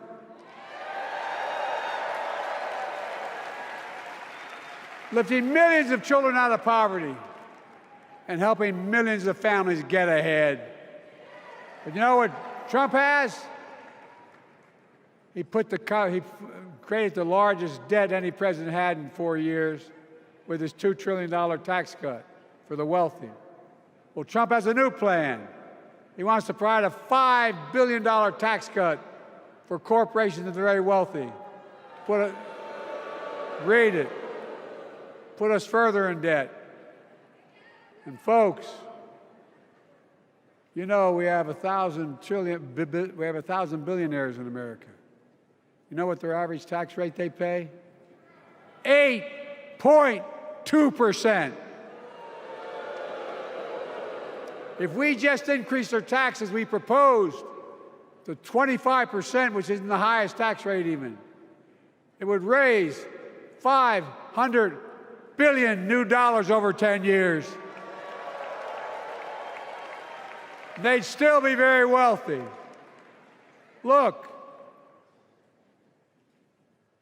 Kamala and Tim are going to make them pay their fair share. They'll protect Social Security and Medicare. Trump wants to cut Social Security and Medicare. Kamala and Tim will protect your freedom. They'll protect your your right to vote. They'll protect your civil rights. And you know Trump will do everything to ban abortion nationwide. Oh, he will. You know, Kamala and Tim will do everything they possibly can. That's why you have to elect a Senate and a House to restore Roe v. Wade.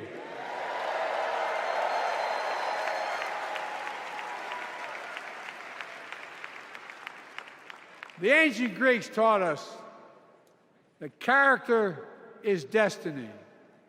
Character is destiny. For me and Jill, we know Kamala and Doug are people of character.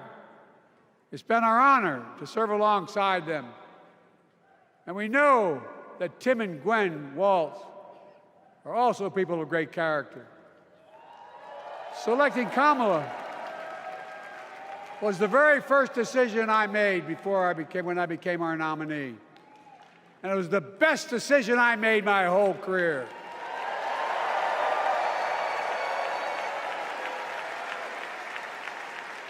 We've not only gotten to know each other, we've become close friends. She's tough, she's experienced, and she has enormous integrity, enormous integrity. Her story represents the best American story. And like many of our best presidents, she was also vice president. That's a joke.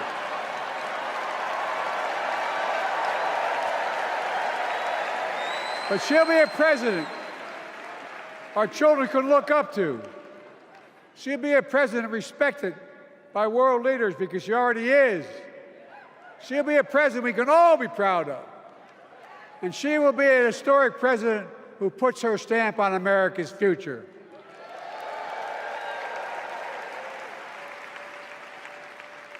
This will be the first presidential election since January 6th. On that day, we almost lost everything about who we are as a country. And that threat, this is not hyperbole, that threat is still very much alive. Donald Trump says he will refuse to accept the election result if he loses again. Think about that. He means it. Think about that.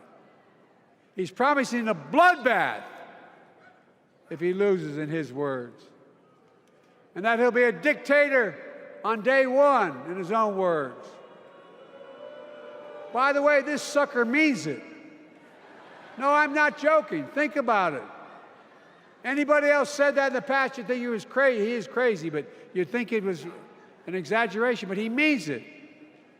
We can't let that happen.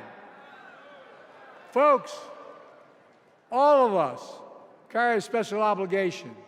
Independents, Republicans, Democrats. We saved democracy in 2020, and now we must save it again in 2024.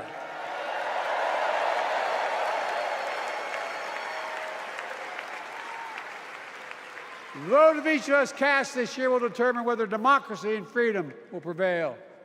It's that simple. It's that serious.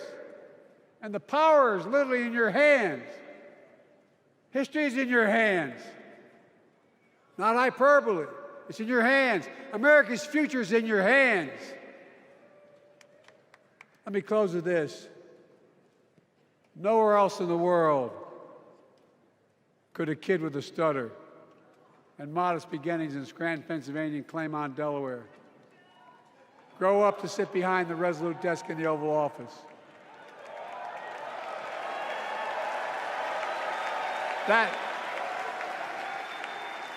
That's because America is and always has been a nation of possibilities.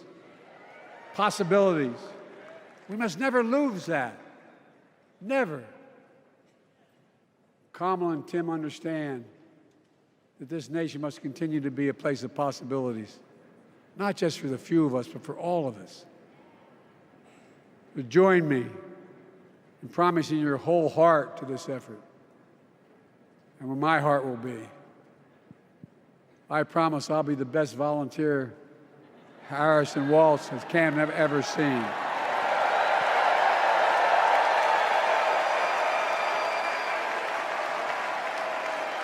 Each of us has a part in the American story.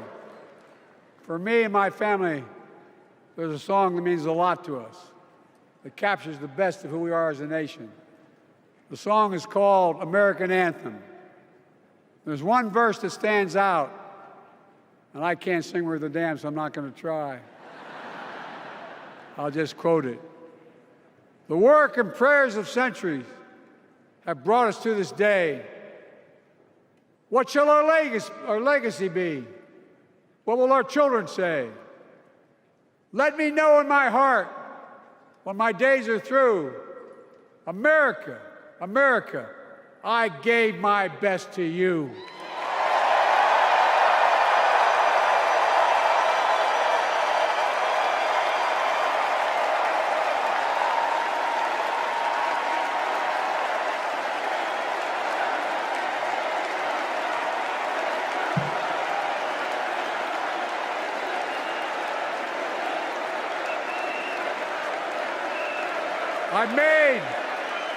I've made a lot of mistakes in my career, but I gave my best to you.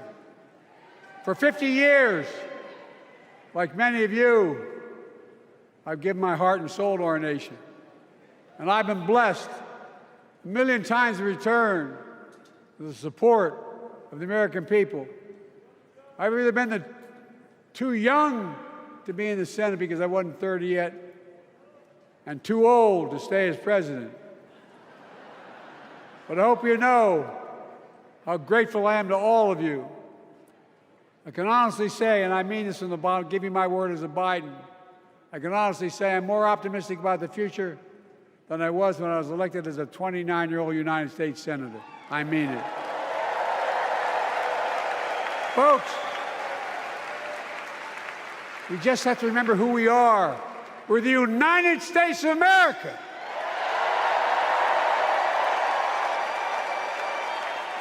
And there's nothing we cannot do when we do it together. God bless you all. And may God protect our troops. Thank you.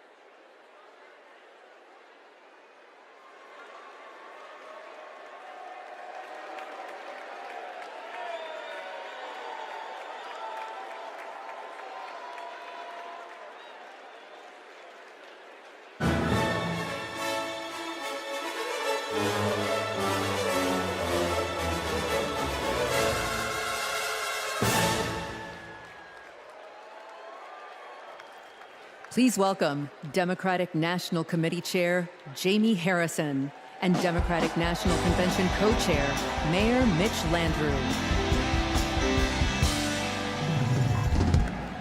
Welcome back, Democrats!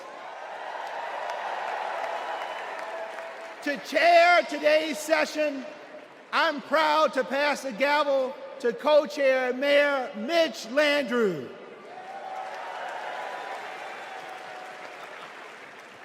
Hello, America. Yeah, there you go. You want me to do it again? The second in-person session of the 49th Quadrennial National Convention of the Democratic Party will now come to order.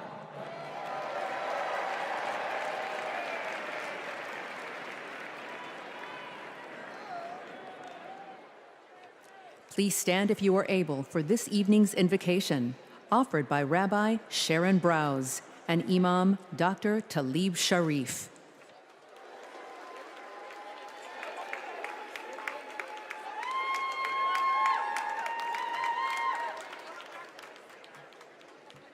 We have gathered together this week to craft a redemption story for America. My faith is sustained by a redemption story.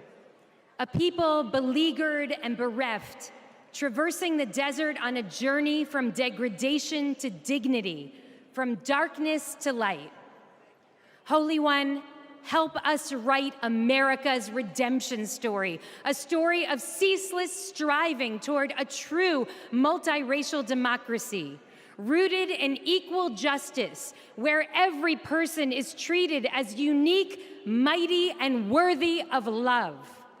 In this story, politics is not a vehicle for repression, bigotry, or personal profit, but a call to service.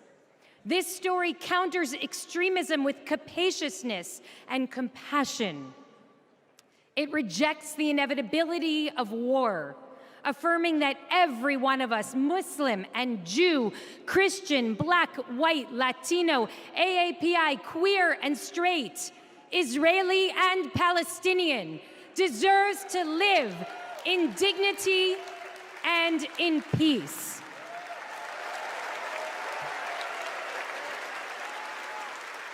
Some say that this story is impossible, but we know that the God of redemption specializes in the impossible, and so must we. May we be guided by hope, joy, and a fierce moral imagination. Amen.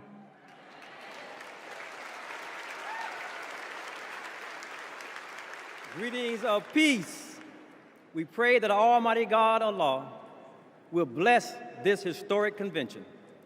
Tonight, we build upon our pledge, one nation under God, indivisible, from Adam, created without racial, ethnic, or national identity, but the first identity, human.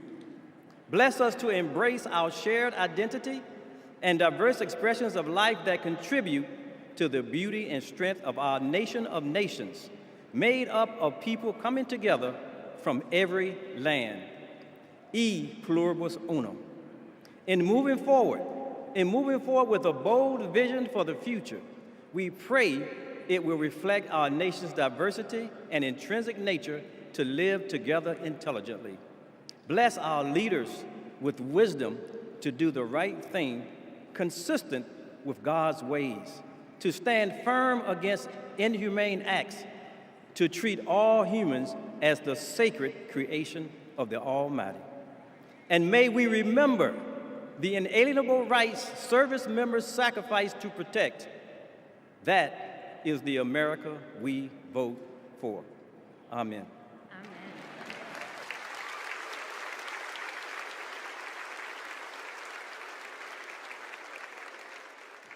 Please welcome Joshua Davis from Virginia to lead us in the Pledge of Allegiance.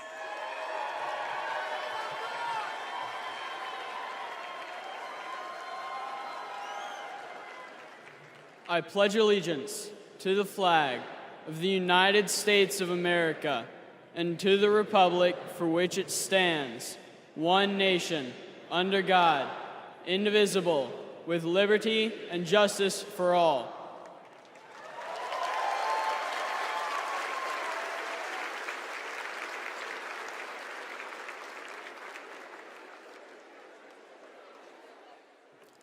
Please welcome Aristotle Garcia Byrne to sing our national anthem.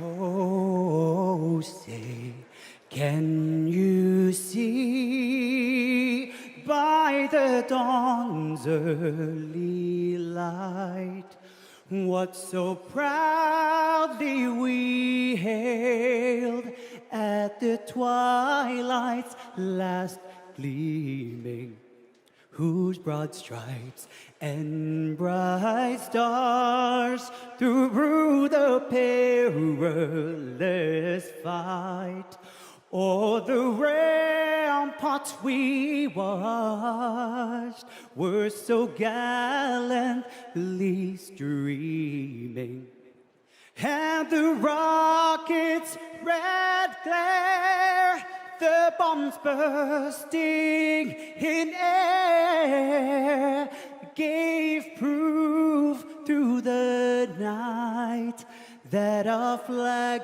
was still there.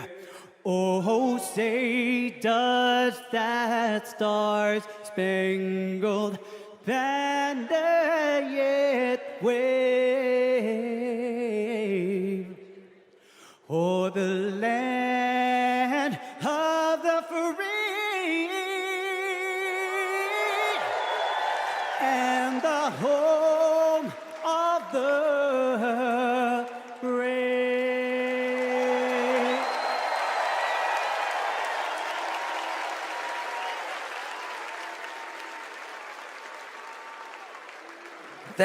Thank you, Aris. Folks, give it up for Aris one more time.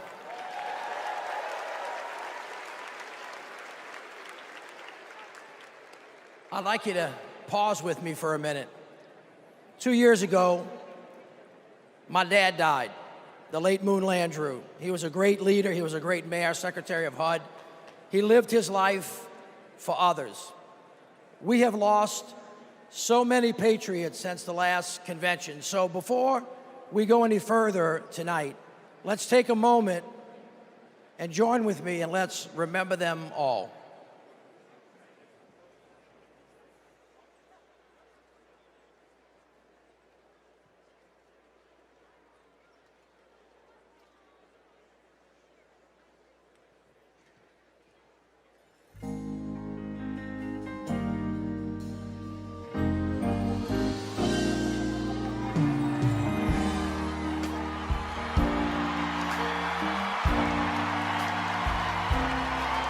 I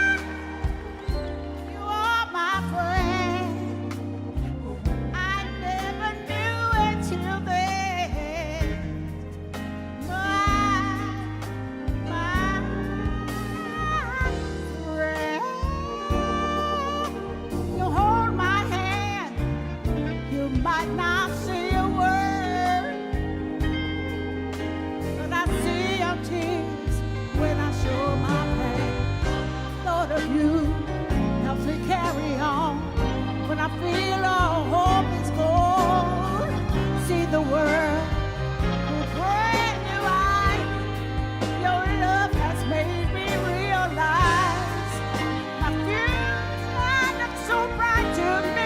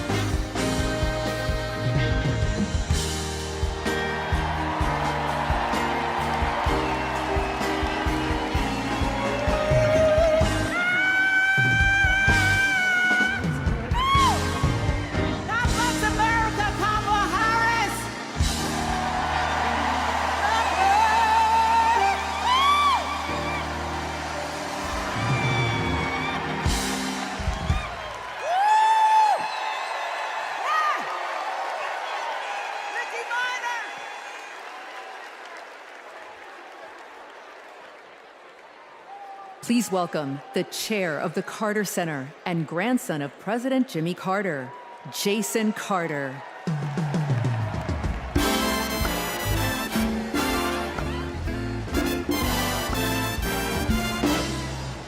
Hello, I'm Jason Carter.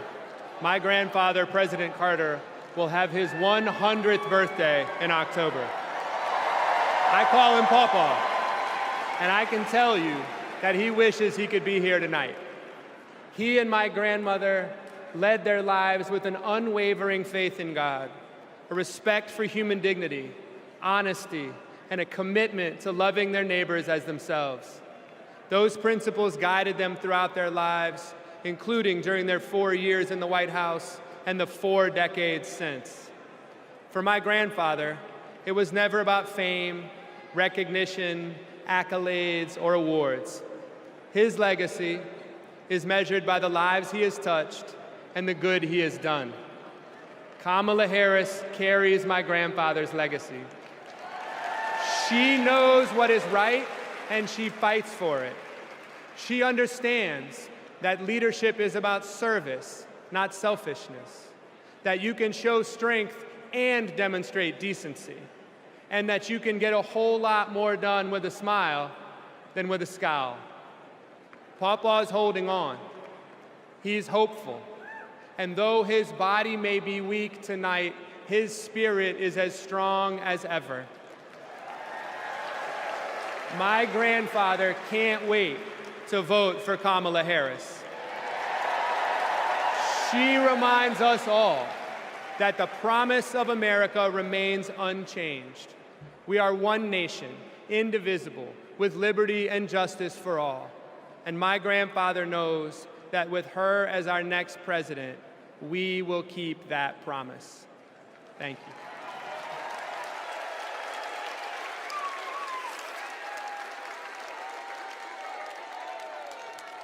Please welcome delegate from New York and grandson of President John F. Kennedy, Jack Schlossberg.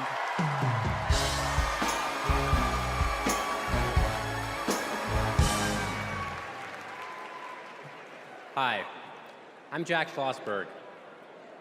President John F. Kennedy is my grandfather, and he's my hero.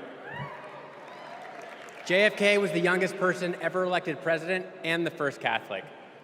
He sent a man to the moon, fought for civil rights, and navigated the Cuban Missile Crisis peacefully. Most of all, he inspired a new generation to ask what they could do for our country.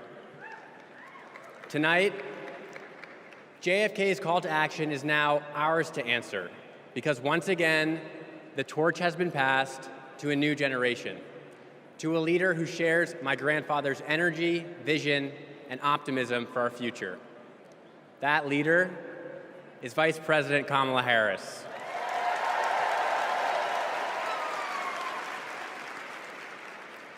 Like President Kennedy, Vice President Harris has dedicated her life to public service. She believes in America, like my grandfather did, that we do things not because they're easy, but because they are hard. As president, she will fight for working families.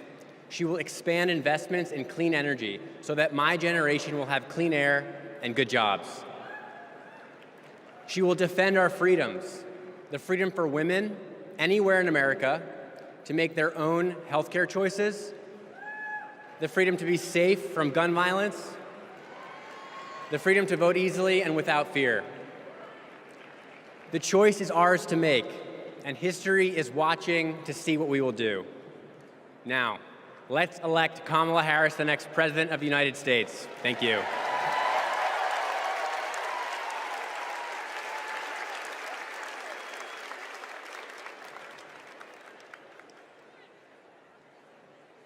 All right, America, how y'all doing? We about to have a fired up, ready to go, yes we can night. Y'all ready? Well, as you can see, the torch has been passed to a new generation. So let's start off the night by talking about what's at the heart of the Harris-Walz agenda. Defending our freedoms, advancing opportunity, protecting our democracy. But the other guys, Donald Trump, J.D. Vance, they want to rip away our rights, crush the middle class, and destroy our democracy. Their version of freedom is the government creeping creepily closer to every part of our lives. They're coming for our books, they're coming for our marriages, they're coming for our bodies, they're even coming for women who don't have kids. But this just isn't about what we stand against. It's about what we stand for. Kamala Harris and Tim Walz have a bold vision for America's future where every American has a fair shot at the American dream. Kamala Harris and Tim Walz will build a future that belongs to all of us because we are one nation, not two. Indivisible with liberty and justice for all, not some. We are part of one nation, pledging allegiance to one flag, and that is the flag of the United States of America. Hear this, America is great because of who we are, and more importantly, who we strive to be.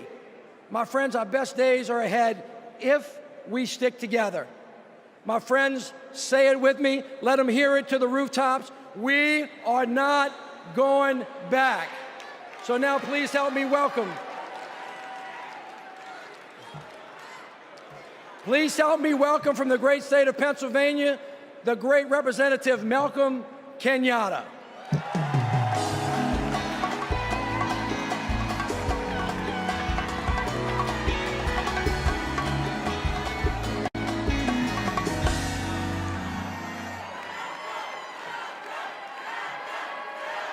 My fellow Americans, my name is Malcolm Kenyatta, a proud son of Pennsylvania. And as you saw, I brought back Trump's Project 2025, all 900 pages of it. And it's interesting because usually Republicans want to ban books, but now they're trying to shove this down our throats.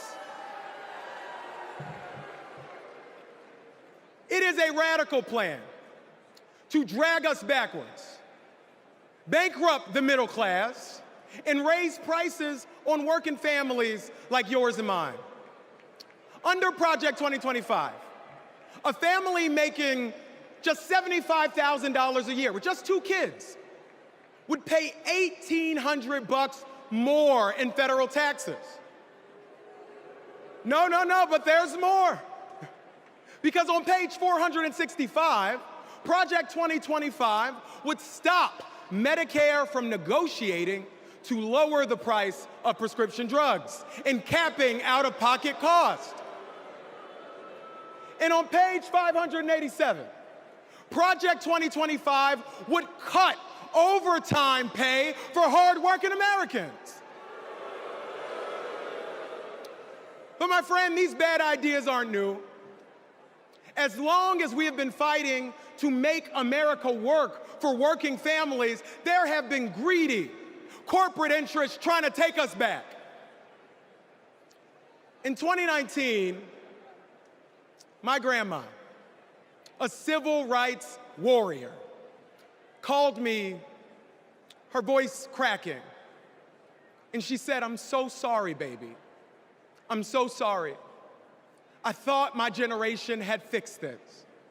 And here you are, fighting the same battles." But I want to tell you tonight, my friends, what I said to my grandma. I said, "It's okay, Grandma. It's just our turn.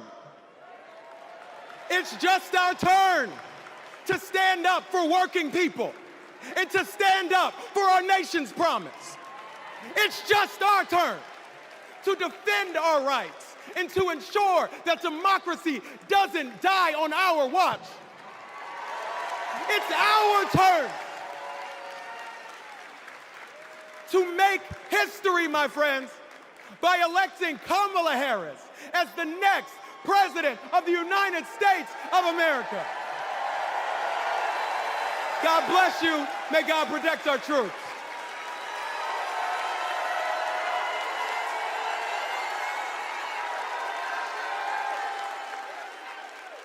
Don't know why, but I feel like Seeing how the Biden-Harris focus on making healthcare affordable for middle-class Americans has benefited so many of my patients. I support Kamala Harris because she fights for the working family and she thinks about the future of our country. Trump tried to take our country backward. She has taken action to make sure childcare and home care are accessible and affordable. I am a type 1 diabetic since the age of 10, and having my insulin is not an option. My name is Anne from Wisconsin, and this is my daughter, Isla. Isla qualifies for a type of Medicaid based on a level of care for children with disabilities. Donald Trump attempted to cut Medicaid every single year he was in office. Kamala Harris is the only candidate on the ticket this year that will actually continue to fight to get caps on insulin, and we need her in office. I am all in for Harris 2024.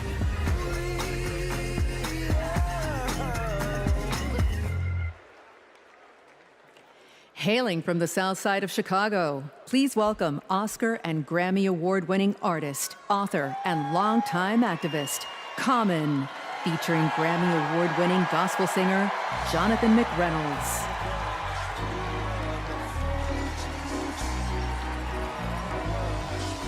I thank God for this moment in time where Kamala Harris will change the world for the better with love, hope, and grace. We fortunate. I'm fortunate to be alive. Can't explain how I got here, but we've arrived. The deliverance and diligence for which we strive. It's the feeling, there's no silliness when we rise. Fortunate to have friends who don't synthesize. I keep good company, we enterprise. Had a strong gauge since infant eyes. I guess I can see the power in the prize. Incentivized by the streets I identified. Other people's struggles I don't minimize. Fortunate to be born and raised in the shy. Salt of the earth, people with the bravest eye. They say your God is the truth, I wasn't raised to lie. Fortunate to be so que sera. Every day that I get up, I trace the sky. Draw with the most high on the place that I am. And that's fortunate, you can feel it in the air. Hey yo, it's love out there. Hey, the feeling is free. Yo, Chi-Town at the DNC. Jonathan, what you say? May your struggles keep you near the cross, and may your troubles show that you need God, and may your battles end the way they should, and may your bad days prove that God is good, and may your triumphs keep you humble at heart, and may your endings be worthy of every start. Hey, let's take this message to every hood, that your whole life will prove that God is good, and we are fortunate. You can feel it in the air. Hey, hey, yo, it's love out there. Hey, the feeling is free. Yo, we live at the DNC. Fortunate, I was raised by my Uncle Steve and my Uncle Charles. They both told me believe the seeds of a revolutionary. Evolution's very necessary to become fruits and berries of our labor. Told to search for a savior. Fortunate, I had a chance to raise her. In the days of the unknown, I'm fortunate to come home to blocks we fought and swung on. Fortunate the Lord put me on the path to use the microphone for a ride and a staff. Fortunate, yo, we got to go to Paris. We fortunate, y'all, for Kamala Harris. Yo, we fortunate. Yo, the love is in the air. Yo, can you feel it out there? Hey, yo, the feeling is free. Chi-Town, we live at the DNC. We are fortunate. Thank you, God.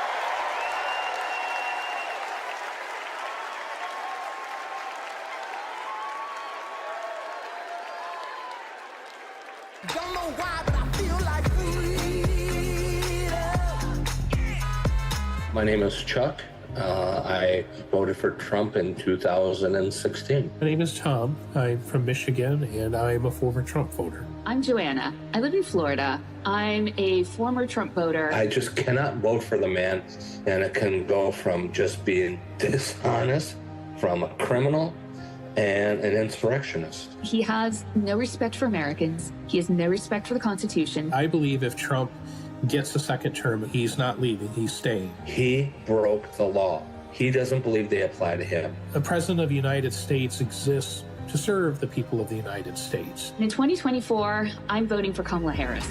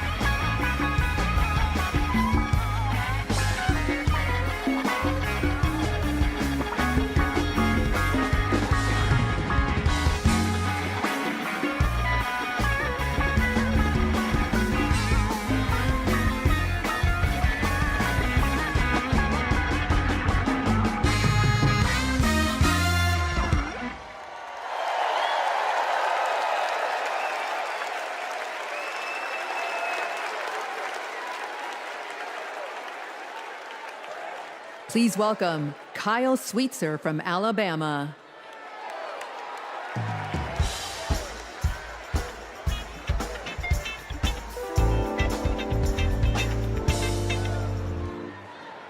I voted for Trump not once, not twice, but 3 times. You see, I work in construction. I work with my hands. He told us he'd look out for blue-collar workers. So I made my first ever political donation to Trump, and I donated to him many times throughout his presidency. But then I started to see Trump's tariff policy in action.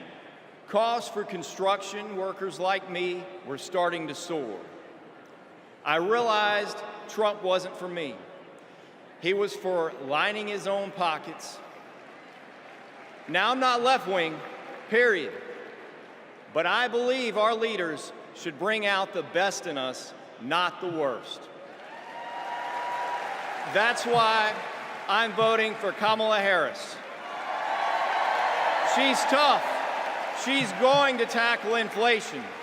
Trump will make it worse. I'm voting for Kamala Harris because she'll make us proud to be American again.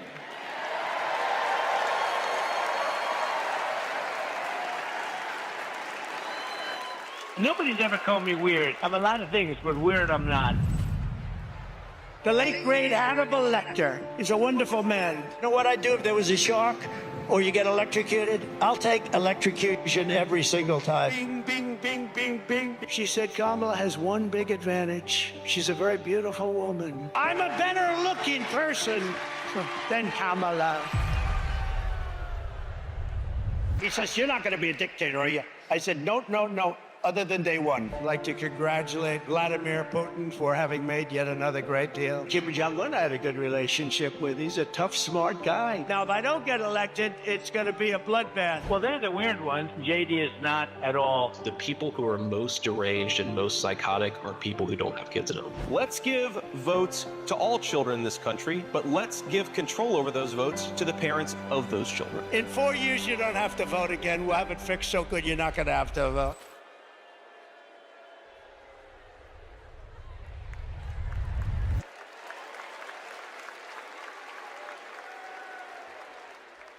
Please welcome Stephanie Grisham.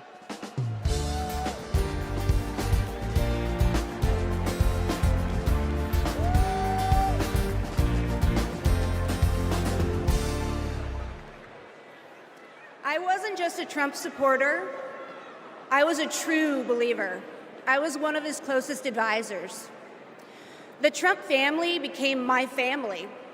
I spent Easter, Thanksgiving, Christmas, and New Year's all at Mar-a-Lago. I saw him when the cameras were off. Behind closed doors, Trump mocks his supporters.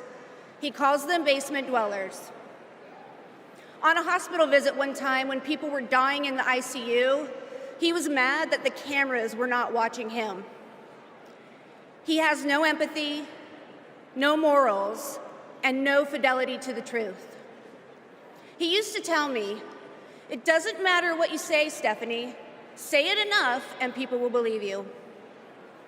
But it does matter. What you say matters, and what you don't say matters.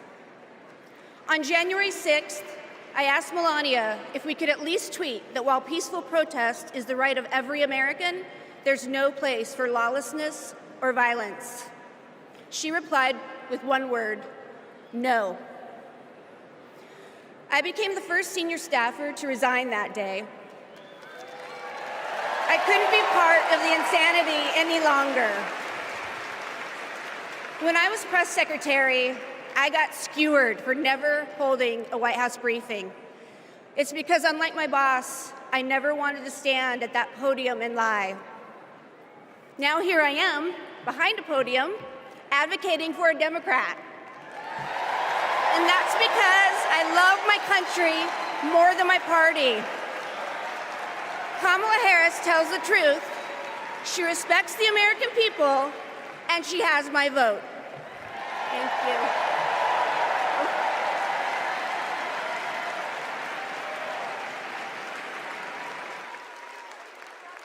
Don't know why, but I feel like freedom. At our 12-week ultrasound, our worst nightmares came true. The baby had stopped growing, but my body had not let go. I was told I was not eligible for any treatment at that point. The Dobbs decision was official, and abortion was banned. In 2021, I needed an abortion. After an ectopic pregnancy, I was able to access life-saving medical care when I needed it, and now I'm turning to IVF to build my family. I'm supporting Kamala Harris because I'm an IVF mom. It's not just the headline-making stories that these bans impact. It impacts people trying to build families, just like me. All Americans deserve the right to build their families in the way they know is best for them. We need to band together and elect Kamala Harris as the next president of the United States.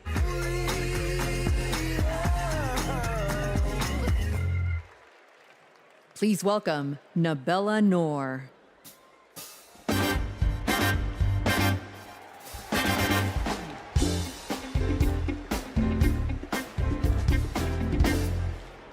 What calls me here tonight is hope.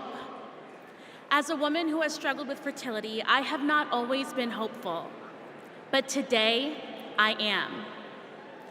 I'd always dreamt of motherhood, and coming from a large Bangladeshi American family, I imagined it'd be easy. It wasn't. My husband and I tried to conceive. We failed. We tried and failed again and again and again for 6 long years. Finally, I got pregnant. We were overjoyed, but then I miscarried. I was devastated. It was only after sharing my story online and hearing from women about their experiences with IVF that I felt a tiny glimmer of hope. So I started the IVF process. But just a few weeks before my egg retrieval, I learned I was pregnant. Today, we have 2 beautiful daughters. But this is not everyone's ending. For many women, IVF is the only choice. That choice and more is at stake in November. The freedom to plan your family, the hope of having a family at all. I'm here to stand with everyone fighting for our reproductive freedoms, because my daughters and yours deserve every option, every hope, every possible future. To anyone listening who is struggling to start a family, you are not alone. We will not let you lose hope. Because when we come together to raise our voices with love, we win. Thank you.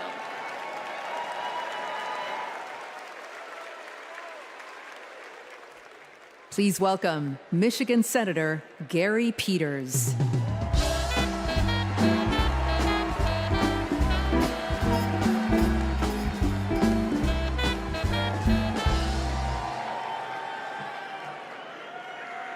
In Michigan, we believe we have to build an economy that grows the middle class. And we know that when unions succeed, all workers win. I was raised in a union household. My father was a teacher, and my mother a nurse's aide. And they gave me and my sisters what every parent wants to provide for their children, an opportunity to pursue their dreams. I went to public school, I worked odd jobs, became an Eagle Scout. And Kamala Harris and Tim Walz grew up just like me. And I know they will fight for all of us. They will make it easier to raise our families and to retire with dignity. Just look at the record. As Vice President, Kamala Harris helped pass legislation that finally allowed Medicare to negotiate and lower the cost of prescription drugs. She brought manufacturing jobs back to the United States of America. And as governor, Tim Walz signed the largest infrastructure investment in Minnesota history.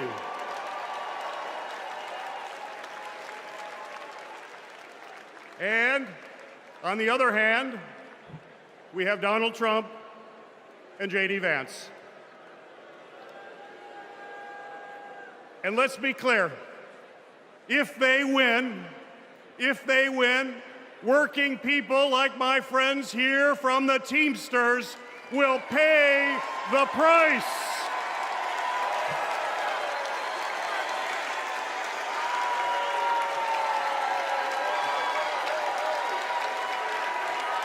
Their Project 2025 agenda is the same old, gut overtime pay, cut healthcare programs, and give billions in tax breaks to billionaires. We cannot let that happen, and we will not let that happen. And now I want to introduce some retired Teamsters and pension warriors, led by Ken Stribling, president of the National United Committee to Protect Pensions.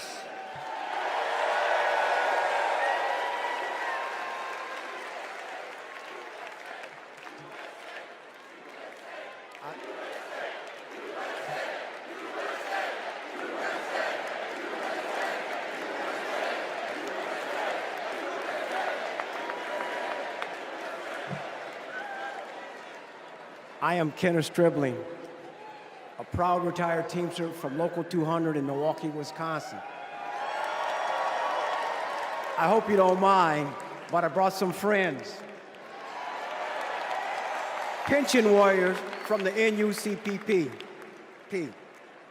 I found out in 2025 my monthly pension benefit was going to be reduced in half. Not long after that, my wife, Beverly, was diagnosed with terminal cancer. I didn't know how we were going to make it. So I went to a retirees meeting in the basement of a small church. At that moment, I knew we were not going to go down without a fight.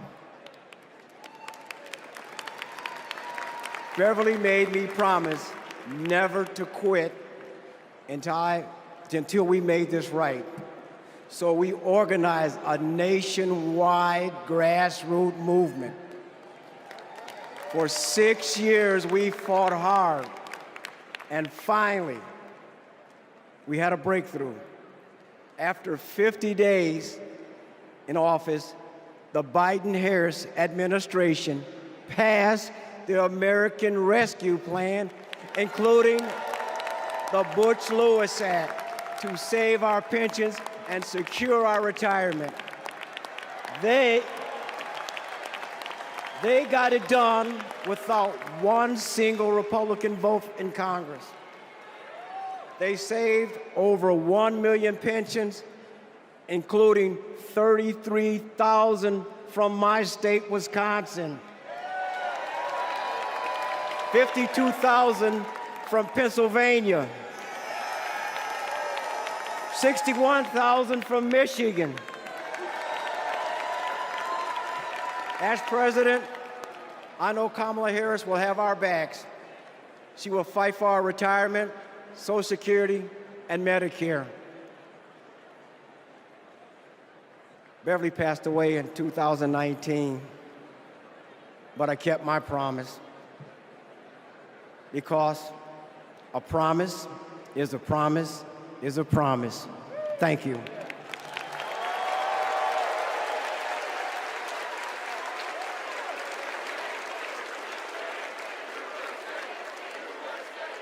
For years, Big Pharma has often inflated the price of life-saving medications, and millions of Americans have suffered as a result.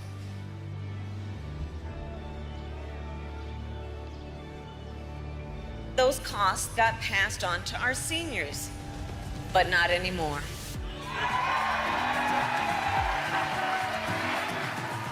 It was because of them that we had insulin for $35 compared to $687. What a gift. This $35 is life-changing for us. The beauty of it is it's fixed. Everything else goes up, but it stays the same.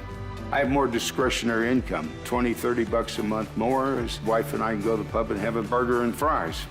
I can afford my rent. I can afford to feed my children. I can afford my insulin. It's saving me a couple $1,000s a year, which is several trips to visit the grandkids. I am looking forward to that lifestyle where I can travel and be able to enjoy my grandchildren and maybe great-grandchildren. It meant I could enjoy life. President Joe Biden and Vice President Kamala Harris will be in Maryland this afternoon to unveil a new plan cutting prescription drug costs. 10 popular drugs are affected by this, including cancer, diabetes, heart disease, and blood clot medications. Seniors will save roughly $1.5 billion in out-of-pocket costs next year. With Kamala Harris, I feel so hopeful. I feel the future of America will be good.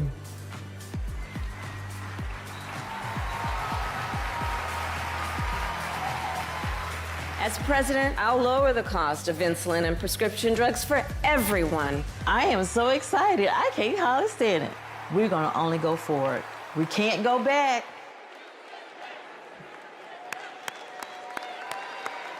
Let's have another hand for our brothers and sisters from Teamsters and all of our brothers and sisters from the unions across America who are rebuilding it, brick by brick. I mean, after that, what do you talk about? Kamala Harris wants to throw a little bit of dirt. So here we go. After years of dead ends and broken promises, President Biden and Vice President Harris brought Republicans and Democrats together to actually get something done. Trump promised Infrastructure Week but never built anything. But this time, the Biden-Harris administration is actually breaking ground, and we're starting to turn dirt, ushering in an infrastructure decade. All I see is possibilities ahead. You see, the foundation of a strong economy is literally a country's infrastructure. It's the cornerstone upon which all rest. We finally got a president and a vice president who puts their money where their mouth is. Already, $460 billion out the door, $1 trillion of private sector investment building roads and bridges and airports and ports and water systems so that kids don't have to drink dirty water out of lead pipes and little girls don't have to sit on the back of their mama's car trying to do their homework so they can have a better future for us. We're building a clean energy economy. All of it is moving out of the door. And we're touching every part of the country, from the Pontiac, Alaska, all the way down to Lowndes County. We have over, hear me now, 60,000 projects all across this country with funding already underway. We're hitting the ground running, and it's right in everybody's backyards. 2 years ago, after President Biden and Vice President Harris passed the biggest infrastructure investment since President Eisenhower, he called on me and others to help carry out that vision as we rebuild America. As a senior advisor to the president, we pushed out funding for the roads and the bridges. We're literally building bridges to the future. High-speed internet and the clean energy economy. With these projects, we're ushering in a brighter future, a future in which everyone has clean air to breathe, everyone has clean water to drink, a future in which everyone has the opportunity to build generational wealth, a future in which the most vulnerable communities aren't forced to bear the brunt of progress. And we have made historic progress towards that vision. Let's take a look with what progress is being made in communities across the country with products that are being made right here in the USA. Since passing the bipartisan infrastructure law and the American Rescue Plan, the Biden-Harris administration is putting billions of dollars into cities and counties across the country over the next 5 years. I want to particularly thank the mayors of America. You make things work. Thanks to the Biden-Harris administration, the city of Phoenix has a much greener bus fleet. In San Antonio, we're building the airport of the future in the heart of our city. Until 1970s, Scranton and New York were connected by passenger rail. And within 5 years, finally, we're getting that connection back. Our vision is to create a truly multimodal city, a city where people can walk, ride public transportation, or ride a bike to get to their destination. Our city is able to create over 2,000 jobs and move our transit system into the future. We are investing over $50 million to take vacant buildings just like this one to turn them into shovel-ready job sites in the heart of our city. We were able to use American Rescue Plan funding for safe, affordable housing for our neighbors. When a dilapidated apartment complex was condemned, we were able to swiftly relocate these tenants. In Tucson, we have planted or distributed over 100,000 drought-tolerant trees to combat extreme heat. From the great city of Baltimore, Maryland, we're opening brand new rec centers that are closing in our city, and many, many, many more investments thanks to President Biden and Vice President Harris.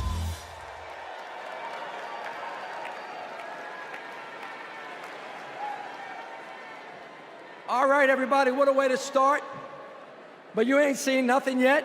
We got a great night planned, and it all starts off, all of you get to participate in this, in the roll call.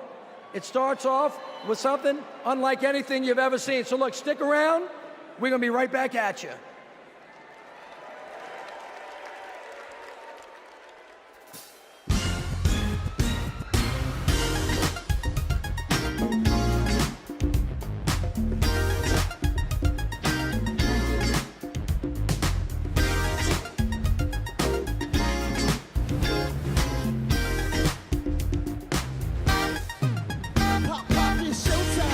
Showtime, guess who's back again?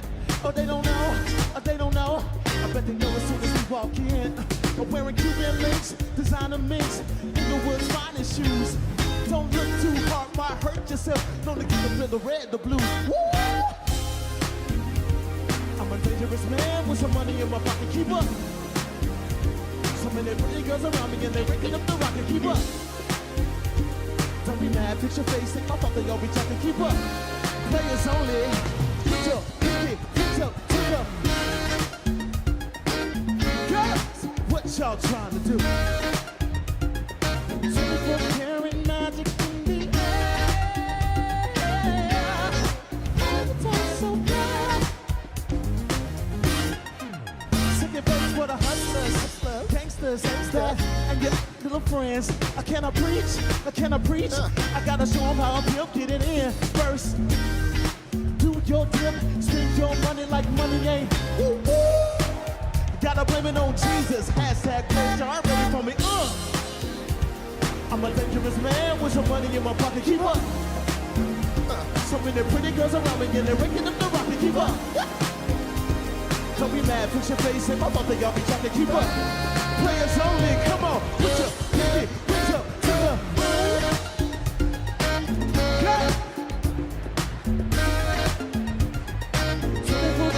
Magic in the air.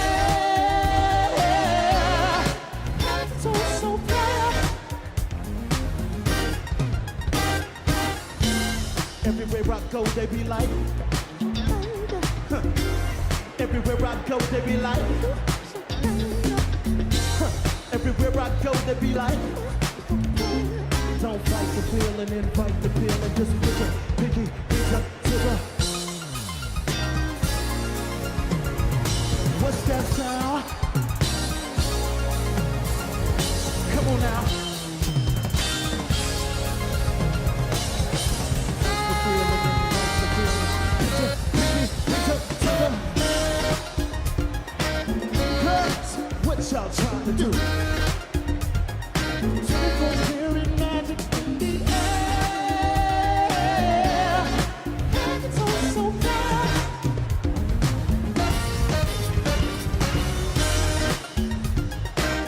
Girls, what y'all trying to do?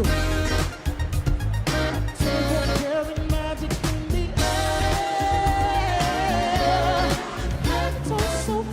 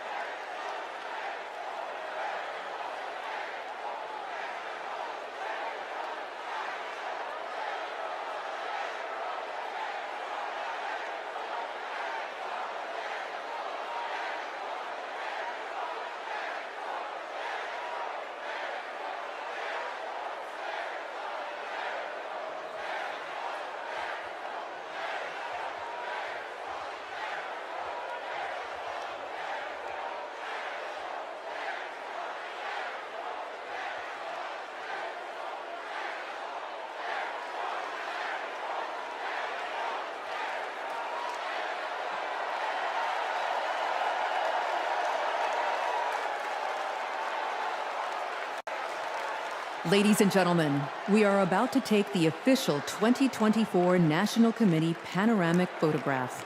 At this time, we would ask all of the delegates and guests to take their seats and get ready for this historic photo.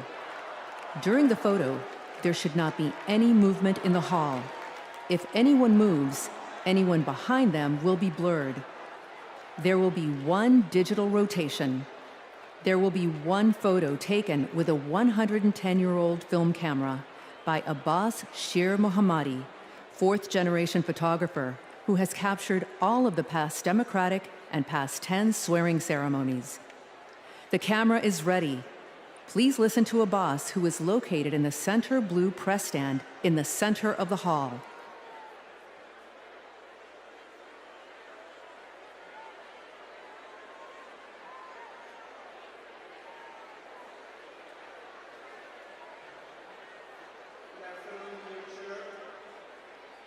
Dear delegates, ladies and gentlemen, it's my privilege to photograph you with a 110-year-old camera.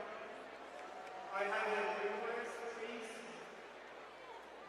This camera is a film, 110 years old, capturing the images. If there's a slight movement in the hall, not only you will be blurred, the person behind you also will be blurred. I would appreciate if everyone, please, wherever you are, regarding your seat or somewhere else, stand still, look into the camera in the center platform of the press, and hold your hands in the front, please. Do not move. The camera is going to start in about 22 seconds. Please do not move. There are some moving in the hall. Please, wherever you are, stay right there. You're going to make other people there. Please hold it right there. I greatly appreciate that. Right now, please do not move.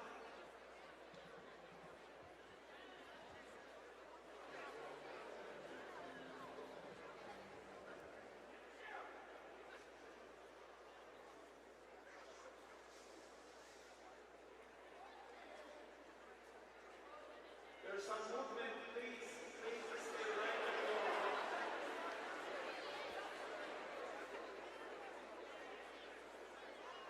Right there, sis. Please keep your hands down. I appreciate that. This is your photo. I'm moving, damn it!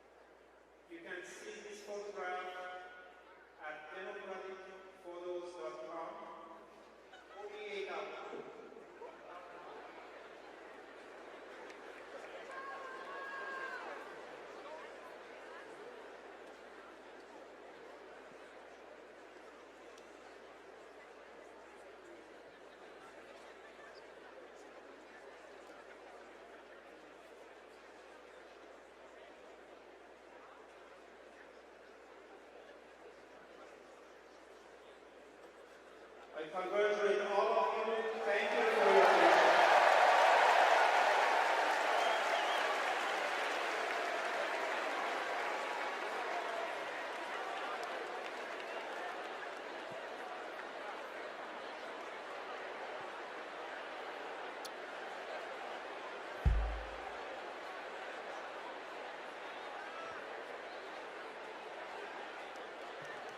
Delegates and guests, please put on your wristbands at your seats.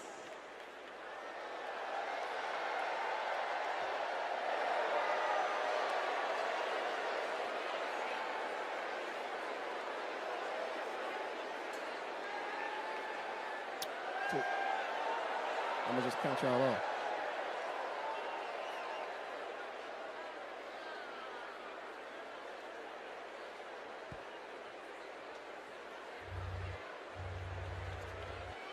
Here we go.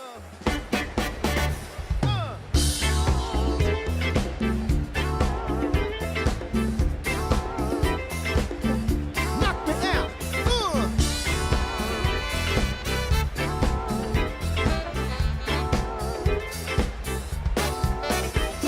Superhighway, coast to coast, easy to get anywhere. On the transcontinental overload, just slide behind the wheel. How does it feel? There's no destination too far. It's somewhere on the way. You might find out who you are. Living in America, eye to eye, station to station. Living in America, hand in hand across the nation. Living in America.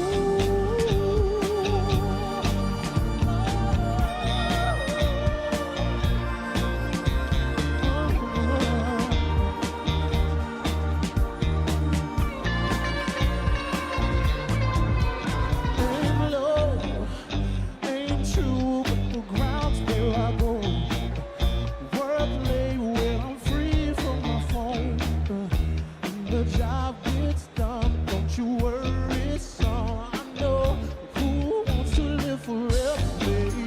You treat your mouth like it's a heritage. The rest of you is like a TSA. How is you get along? Babe, don't get me wrong. There's your partner on the rain. Some days won't rain, get the break. If you sit on the barrel, you'll be away until the day. I think I'll take my whiskey, my coffee black and my bed at 3. You're too sweet for me. You're too sweet for me. I'll take my whiskey, my coffee black and my bed at 3. You're too sweet for me. You're too sweet for me.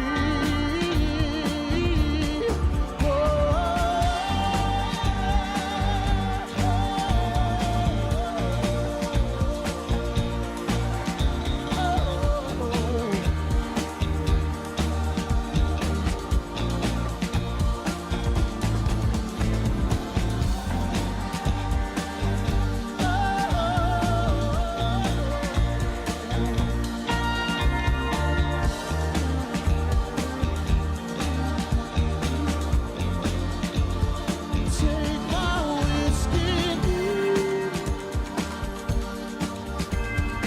bed at 3. You're too sweet for me.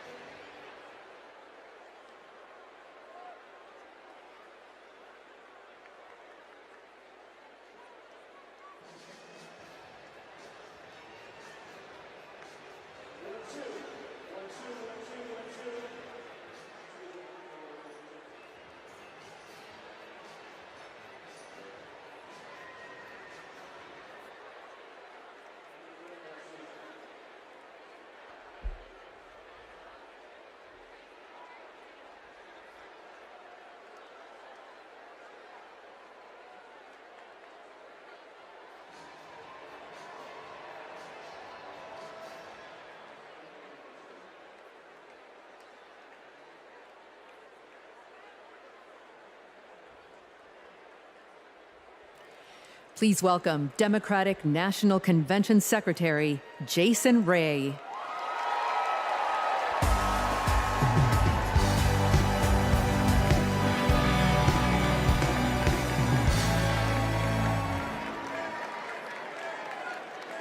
Well, good evening, delegates. My name is Jason Ray, and I'm honored to serve as the secretary of both the Democratic National Committee and the Democratic National Convention. I remember watching my very first convention on television when I was just 10 years old. It was the 1996 convention right here at the United Center. Now, nearly 3 decades later, I could not be more thrilled to join you in making history as we nominate Vice President Kamala Harris.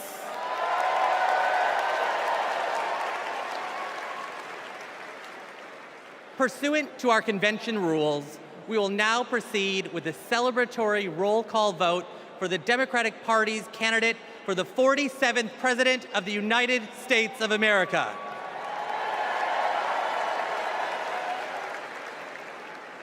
As a reminder, our nomination was made official on August 6th upon the certification of the virtual roll call. This roll call will reflect those results. The chair of each delegation or their designee will report its delegation's voting results for the presidential nomination. Pursuant to the rules, the roll call will follow the alphabetical order of the states, with the District of Columbia and Puerto Rico, the territories, and Democrats abroad treated as states for the purposes of the alphabetical roll call. Delegates, are you ready? Let me hear you. Ladies and gentlemen, my name is DJ Cassidy, and I'd like to welcome you all to the Democratic National Convention roll call. Now we're gonna pass the mic from state to state so that all our voices are heard all around the nation. But first, let me pass it back to Secretary Ray to get the celebration started.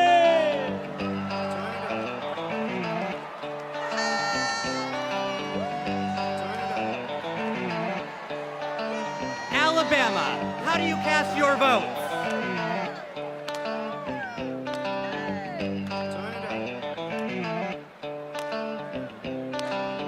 Alabama passes. Delaware, how do you cast your votes? On behalf of the great state of Delaware, home of our beloved 46th President of the United States, Joseph Robinette Biden Jr., it is our honor to unanimously cast our 34 votes for the next President of the United States, Vice President Kamala Harris!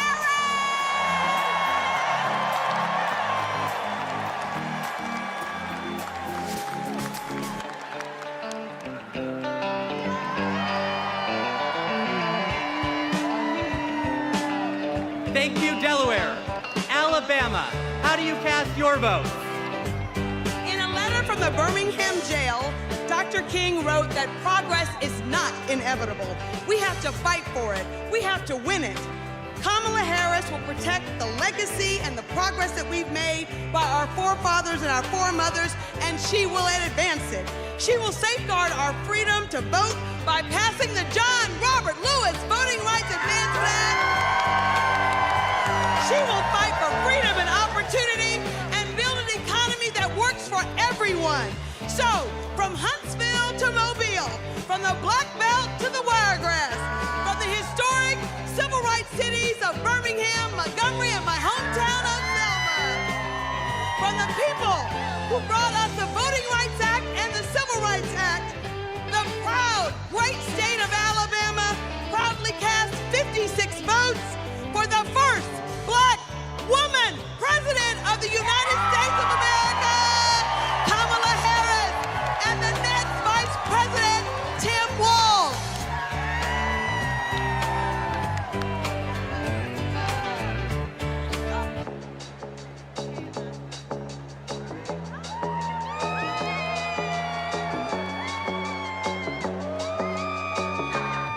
Alaska, how do you cast your vote? Alaska's motto is North to the Future, and that's exactly where Kamala Harris and Tim Walz are going to take us. A future full of opportunity for everyone. As a teacher, a union member, and a proud Black woman, it is my honor to cast Alaska's 19 delegates for the next President of these United States, Kamala Harris.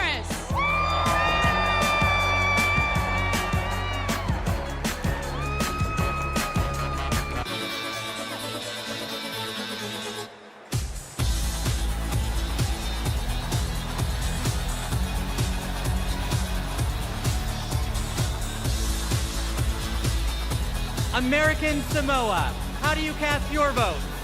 Talofa lava. Here in American Samoa, faith, service, and community are everything. That's why we cast 10 votes for our next president, Kamala Harris.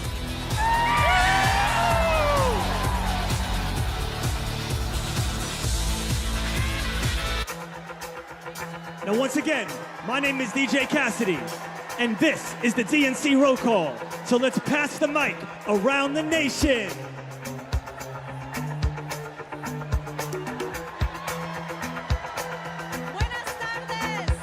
Arizona, how do you cast your vote? Buenas tardes from the Grand Canyon state of Arizona, the future of the Democratic Party, where we've been bringing the heat since 2020, electing Democrats up and down the ballot. Our diverse coalition is proud to cast our 85 votes for Kamala Harris.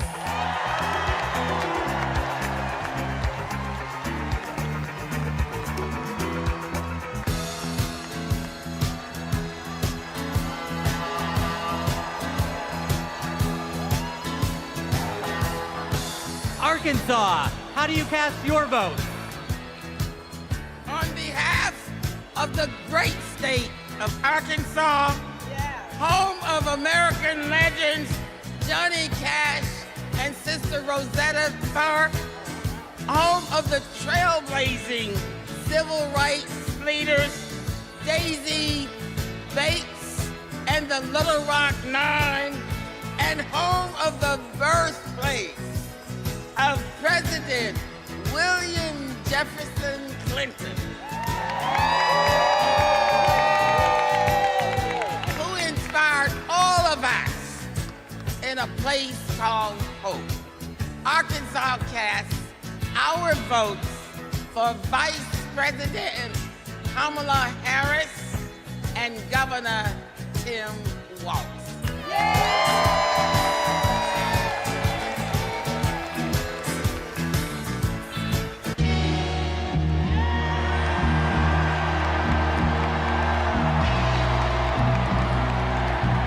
California, how do you cast your vote?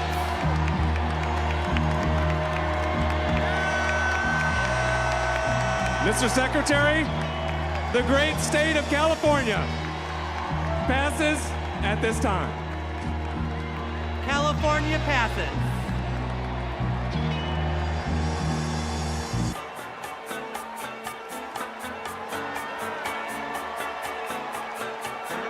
Colorado, how do you cast your vote?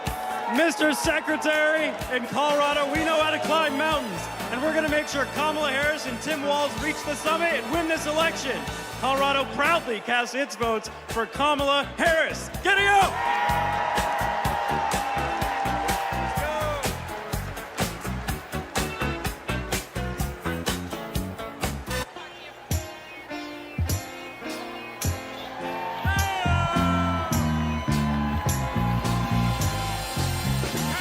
Connecticut, how do you cast your vote? Connecticut, the Constitution state, home of the submarine, home of the jet engine, home of the Yukon Huskies slam dunk, home of Keith Richards lead guitar. We vote. Tonight, we cast 73 votes and one president for the first female president of the United States of America, Kamala Harris!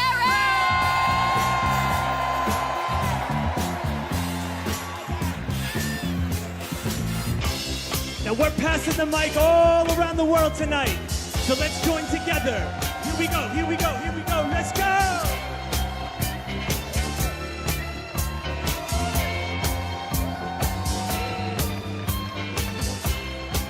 Democrats abroad, how do you cast your vote?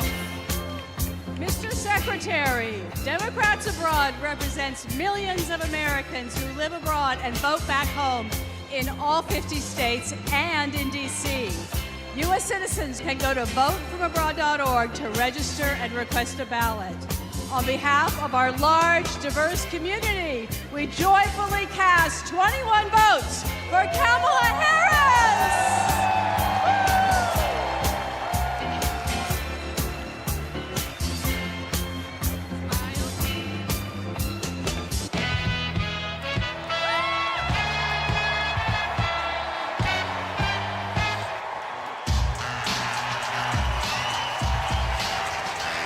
The District of Columbia, how do you cast your vote? We are Washington, D.C., home to 700,000 Americans, where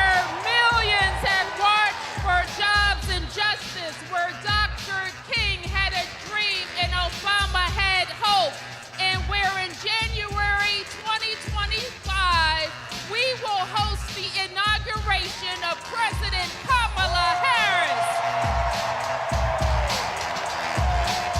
We know Kamala Harris will fight for our freedom, and we will work together to make Washington, D.C. the 51st state. The District of Columbia is proud to cast its 51 votes for the next president of the United States, Kamala Harris.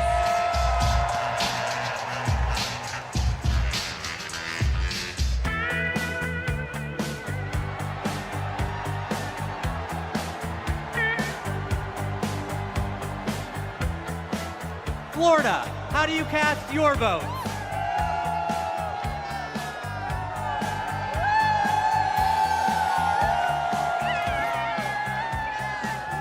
Florida is worth fighting for. That's why we're fighting back against Project 2025 and Republican extremism. We won't go back. We won't back down. I cast 4 votes present and 243 votes from the great state of Florida for the first president, first female president of the United States, Kamala Harris.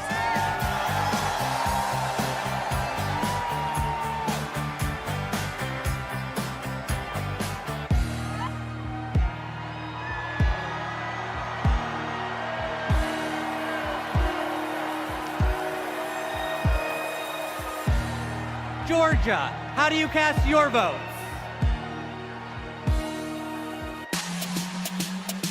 Yeah! Ladies and gentlemen, we are here tonight to officially nominate Kamala Harris for president. Bob, get loud, another round of shots. DNC, turn out for what? Turn out for what? Hey, turn out for what? Yeah! Turn out for what? Let's go, let's go! Turn out for what?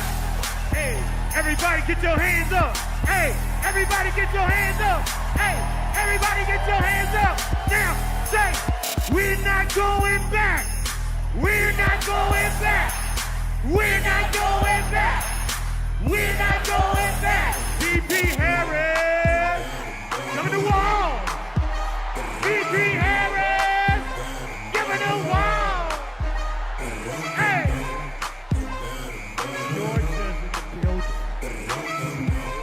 Mr. Secretary, the South's got something to say. I'm Congresswoman Akima Williams, chairwoman of the Democratic Party of Georgia. Georgia, the home of President Jimmy Carter, the cradle of the civil rights movement, where we fight for our freedom. Extremists in Georgia are trying to silence our voices by kicking Georgians off of the rolls and making it harder to vote. But y'all, when we send Kamala Harris to the White House, she'll fight for our freedom to vote, our reproductive freedoms, and our freedom to thrive. In the spirit of good trouble, Georgia cast 123 votes for the next president of the United States, Kamala Harris.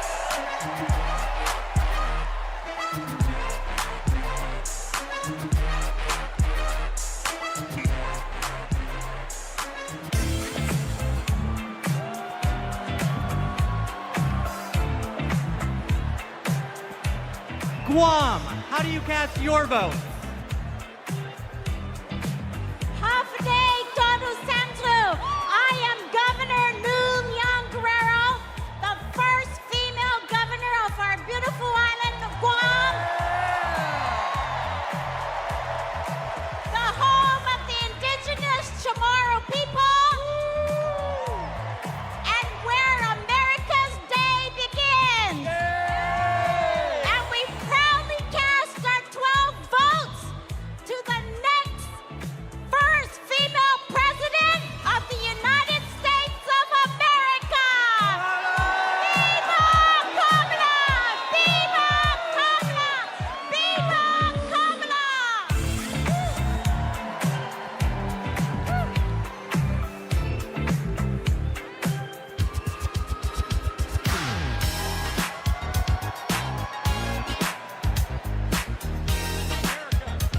Aloha Hawaii, how do you cast your vote?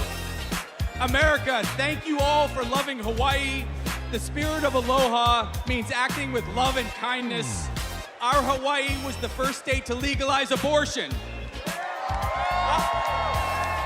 Our state was the first to ratify the ERA. Our state was the first to pass universal health care for all and target 100% renewable energy. Our state is the birthplace of Barack Obama. Our state shares the values of Kamala Harris, and we cast 6 votes present and 23 votes for Kamala Harris. First woman president.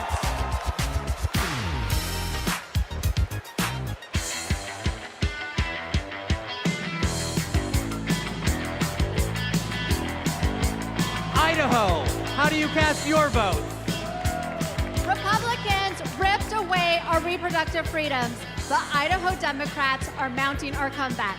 For the first time in decades, we're running in every legislative district.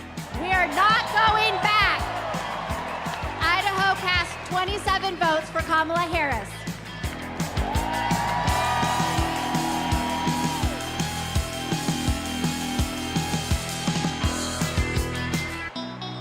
Ladies and gentlemen, today is a celebration of democracy, a celebration of freedom, a celebration of future. Chicago, are you ready?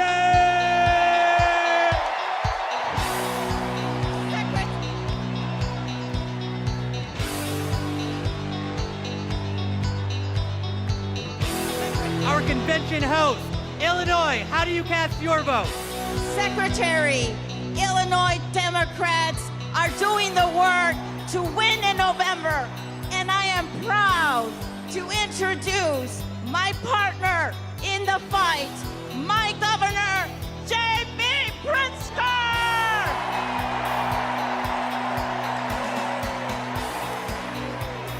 The great state of Illinois, the prairie state, home of 4 presidents, including President Barack Obama. The birthplace of skyscrapers and the adopted home of Superman. The cornerstone of the Midwest Blue Wall. The first state to ratify the 13th Amendment ending slavery. And the 19th Amendment granting women the right to vote. Illinois casts 1 vote present and 176 votes for the next president of the United States, future Madam President Kamala Harris.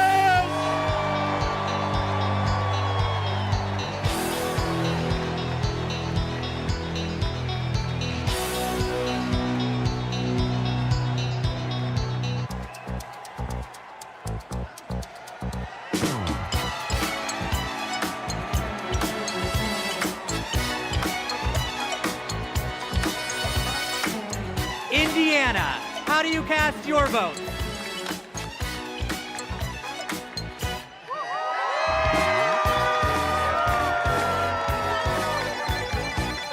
Indiana welcomed me into its heart.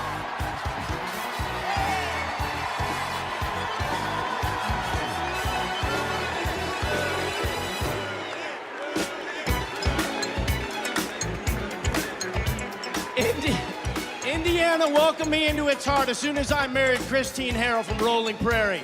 And that's before I lived in Hawkins or played the littlest player with the biggest heart at the University of Notre Dame, Rudy. I want what's best for Indiana, and that means electing Kamala Harris, the first woman president of the United States of America. On behalf of the great Hoosier State, home of the largest single sporting day event in the world, the Indy 500, home of Michael Jackson, home of Babyface, home of David Letterman, Indiana delivered this 86 delegates to Kamala Harris and Tim Walz as the next president and vice president.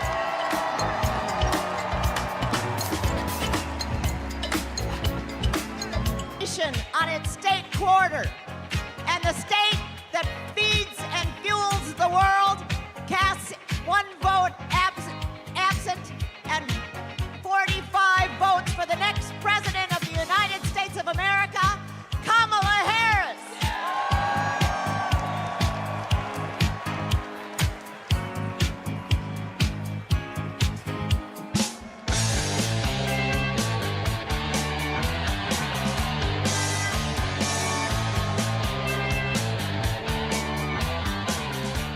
Kansas, how do you cast your vote? I can't hear. Hello, delegates from the center of America, the Sunflower State, Kansas, where our farmers feed America, where we elect strong women who govern from the middle. As the first ever black chair of Kansas, I am proud to cast our 39 votes for the first black woman president, Kamala Harris!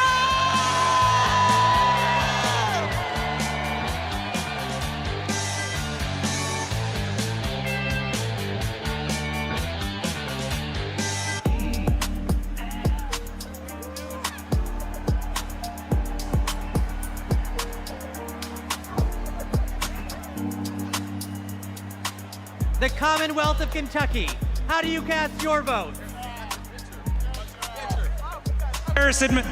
Since 2021, the Biden-Harris administration has shown up for the Commonwealth of Kentucky, and today we're showing up for Vice President Harris.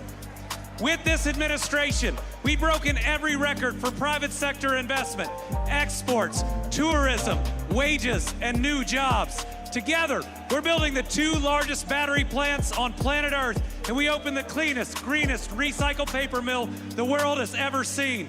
We are proud to cast 56 votes for the next president of the United States, Kamala Harris.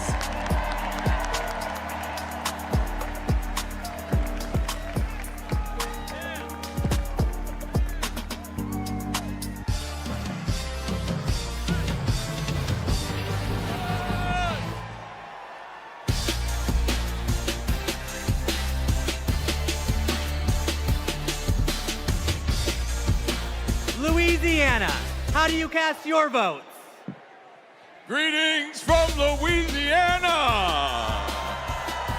Mr. Secretary, my name is Wendell Pierce, and I'm a proud son of Louisiana. And Louisiana is about family, and I'm surrounded by my family of the delegates of Louisiana. And our great Congressman, Troy Carter. Louisiana casts its votes in support of our democracy, and we stand in line for a more perfect union. And born out of that democracy from the Big Easy, the northernmost Caribbean city, the last Bohemia was jazz. And nothing can be more emblematic of jazz and democracy than what we swing with in the Big Easy. And it's because of that that I am here to cast my personal vote for the next president of the United States, Kamala Harris. And now, the leader of our party, Mr. Randall Gaines. The great state of Louisiana, a state that embodies the principles and spirit of hope and resilience, and so does Kamala Harris. The great state of Louisiana cast its 1 vote present and our 47 votes for the next president of the United States, Kamala Harris.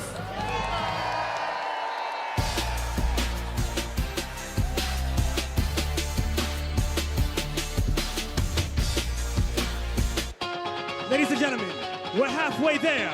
Are you ready? Here we go, here we go. Let's go, let's go, let's go!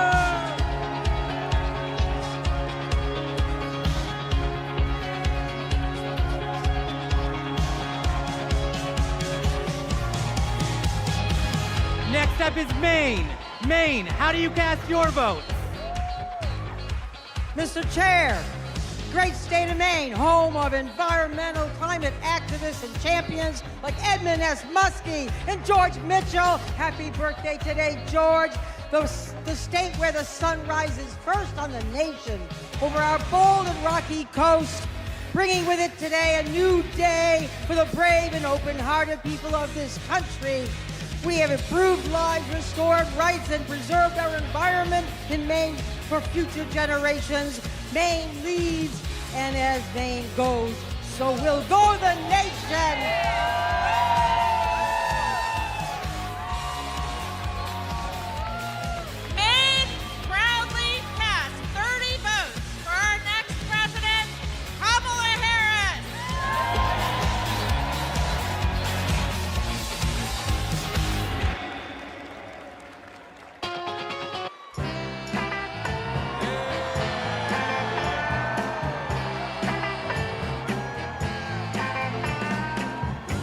Maryland, how do you cast your vote? We are Maryland!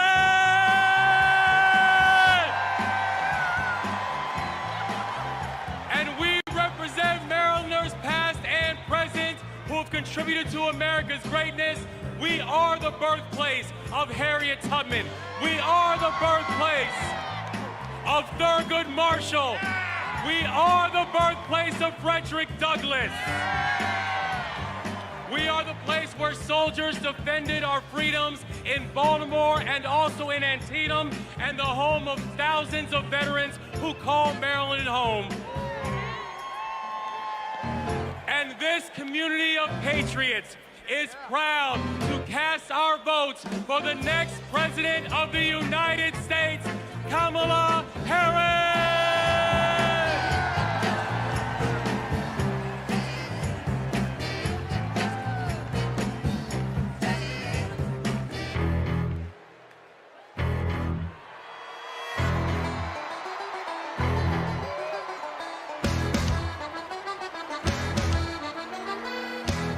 The Commonwealth of Massachusetts, how do you cast your vote?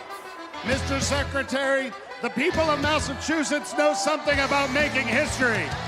The first Thanksgiving in Plymouth, the first public school, the first public library where we don't ban books.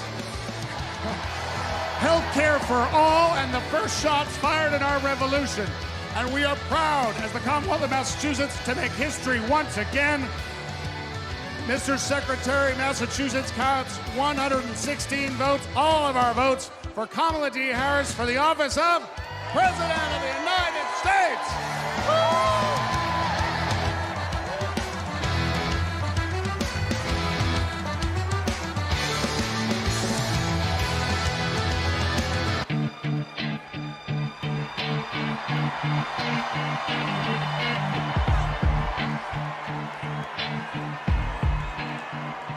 Michigan, how do you cast your votes? Good evening from the Great Lakes State. I'm Michigan Democratic Party Chair Lavora Barnes. Michigan has an incredible story. We put the world on wheels and we built the middle class. And I'm Senator now. We are getting things done in Michigan in 2022. We flipped our state House of Representatives for the first time in 40 years. We're getting it done in Michigan. And I'm Governor Gretchen Whitmer. We cut taxes. We protected freedoms. We brought manufacturing home, and we know how to win. This November, we're working together. Michigan cast three presidents. 25 votes for our next president, Kamala Harris.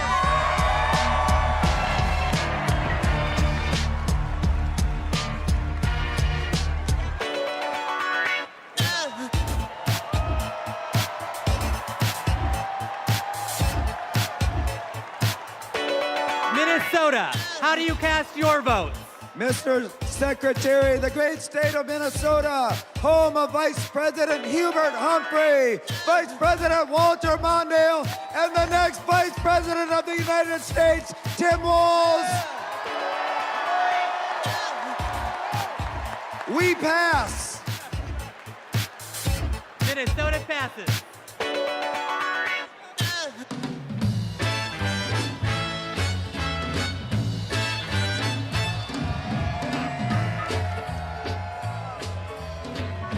Mississippi, how do you cast your votes?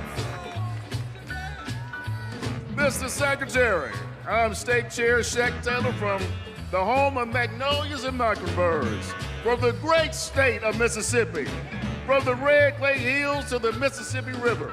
To our Gulf Coast, we're proud of our heroes such as Fannie Lou Hamer and our special guest, Mr. January 6th, the Honorable Benny G. Thompson. With great joy, Mississippi delivers 40 votes for our future president, Miss Kamala Harris.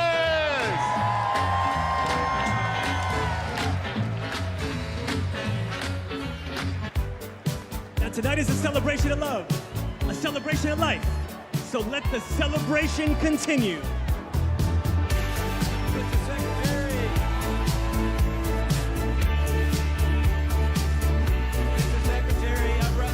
Missouri, how do you cast your vote?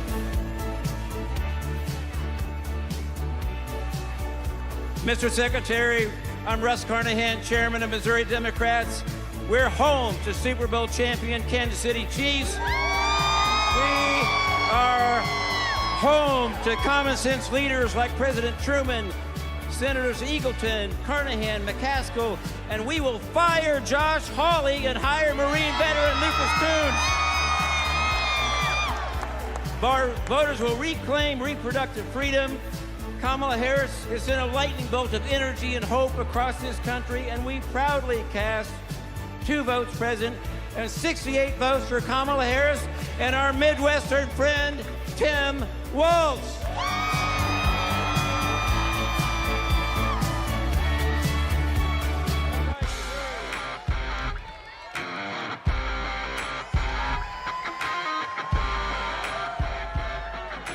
Montana, how do you cast your vote? We, the delegates of the proud state of Montana, on behalf of Big Sky Country, the last best place in these United States, I'm grateful for the beauty of our land and determined to protect it for future generations. We who sent the first woman to Congress proudly cast our 24 delegate votes to send the first woman to the White House, Kamala Harris.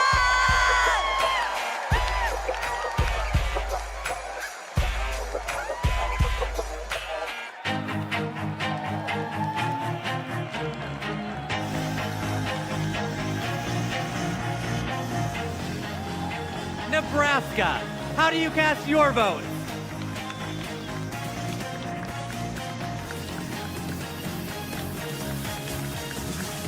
Nebraska, home of 4 tribal nations today, and icons Malcolm X, Standing Bear, and Willa Cather, and our homegrown homeboy,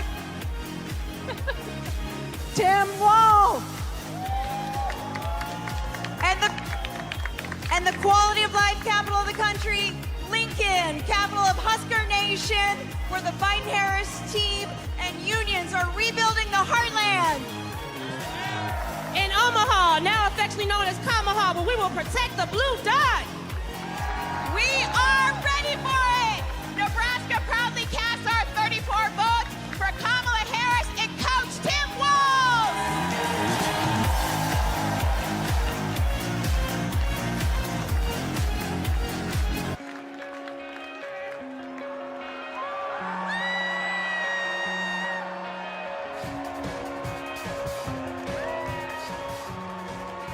Nevada, how do you cast your vote? As a survivor of the largest mass shooting in modern American history, I'm voting for Kamala Harris because America is done running from gun violence. No more pretending books are more dangerous to second graders than assault rifles. No more stolen lives. No more silent streams. no more shattered families. As Vice President, she helped pass the nation's first significant gun safety law in 30 years. Nevada is the battle-born state, and Kamala Harris was born for this battle! Now our chair, Danielle Monroe-Moreno. Nevada is the most diverse battleground state in the country, home of the late, great Senator Harry Reid, the only Latina ever to serve in the U.S. Senate, Catherine Cortez Masto, and we are the first and only women-majority state legislature. As Nevada's first black woman chair, I proudly deliver the Silver State's 48 votes for the next president of the United States of America, Kamala Harris.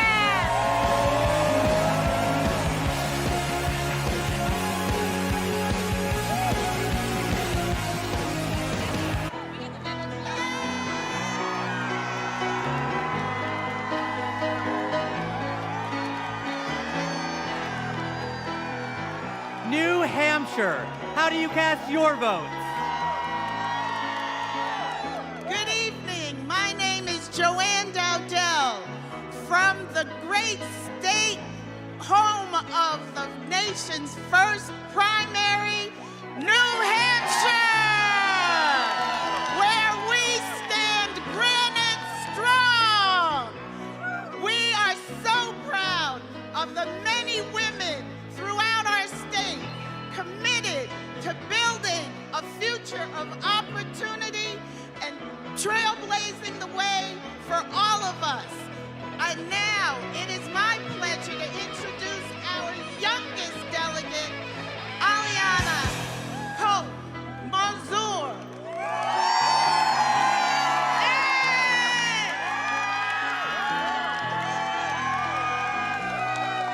The great Live Free or Die state of New Hampshire casts all 34 of our votes for our next black woman and first South Asian president, Kamala Harris.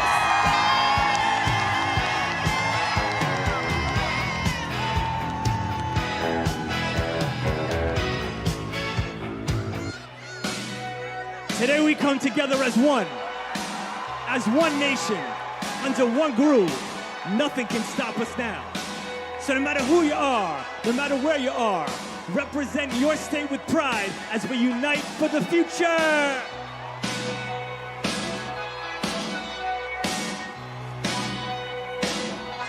New Jersey, how do you cast your votes?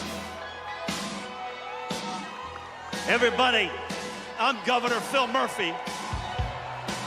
We're from Jersey, baby, and you're not. In the Great Garden State, we care about protecting women's rights and lifting up vulnerable communities. That's what we mean when we say the Great Garden State. My name is Dr. Joey Perella, pronouns she, her, hers. I'm a proud resident of the Garden State. I'm proud to stand with Kamala Harris and Tim Walz because they stand with the LGBTQ community.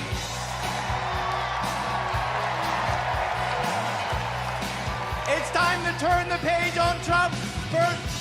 Thank you. I'm Leroy Jones, the chairman of the New Jersey State Committee, the home of the late, great Whitney Houston. And New Jersey and these amazing delegates cast 2 votes present and 142 votes for Kamala Harris, President of the United States of America. When we fight, we win. When we fight, we win. When we fight, we win.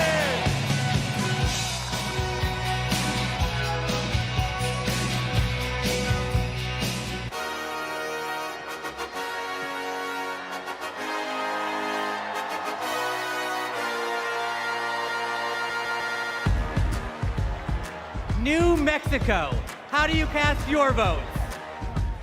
Buenas noches! Chair Jessica Velasquez here with our delegates from the land of enchantment, the great state of New Mexico.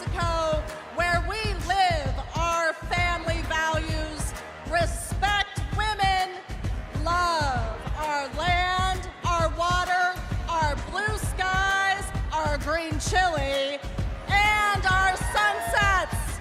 We are proud to cast 45 votes for Kamala Harris and Tim Walz.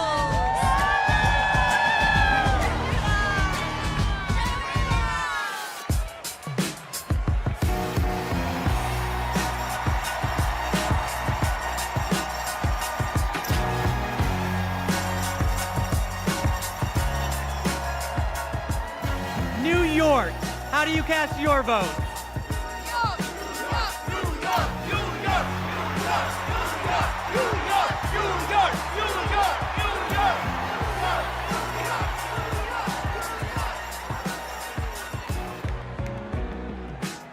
Mr. Secretary, my name is Henry Garrido. I am from the great state of New York. Unions not only built the Empire State, they built a strong middle class across this country. That is why I'm so proud to introduce the governor of the greatest labor state of the country, Governor Kathy Hochul.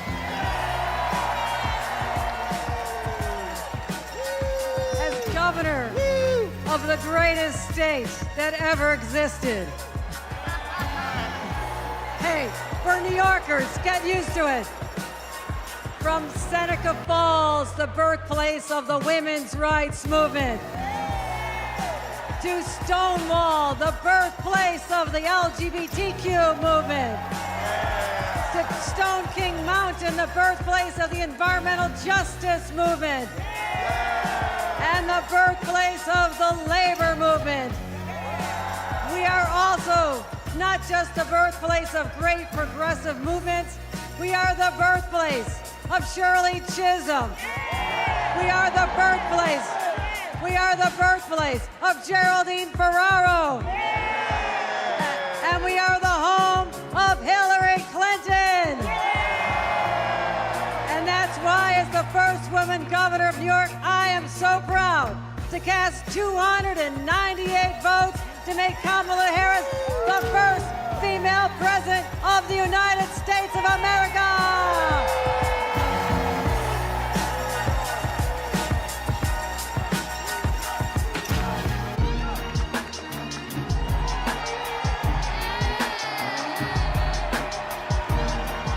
North Carolina, how do you cast your vote? My name is Anderson Clayton. I have the honor of serving as the youngest state party chair in this country. And North Carolina is the home of folks like Anthony Hamilton. Yeah, Governor Jim Hunt, Dr. Reverend William Barber, Nina Simone. We represent a new South. And we are proud to be that again this year by electing Josh Stein, Allison Riggs, Wesley Harris, Anita Earls, and everyone else that's on our ballot this year. We are going to make sure that we put Democrats on the ballot and in people's hearts and minds. North Carolina gives 131 votes to the phenomenal Kamala Harris.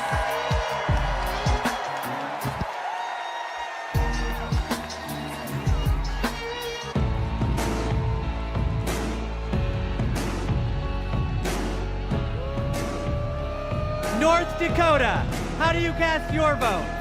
Mr. Secretary, the Democrats of North Dakota, the Peace Garden State, are proud to cast our 17 votes for Vice President Kamala Harris and the best neighbor you could ever hope to have, Governor Tim Walz, for President and Vice President of the United States of America. Let's go!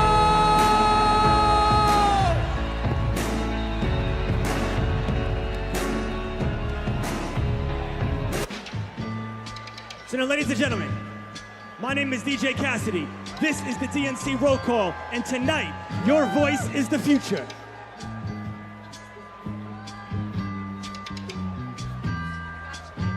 Northern Mariana Islands, how do you cast your votes? Half a day, Tiro, and hello, everyone. We are the Northern Mariana Islands, where our customs our culture, our land, and our oceans. Breathe life into our people. The earth is not red or blue. The earth is sick and we must protect it. Home to some of the living legends in celestial navigation and to some of the friendliest people in the Pacific. We are the blue waves of the Pacific, and we are proud to cast all 11 votes for our MVP, Kamala Harris. Viva Marianas! Viva Harris Walls!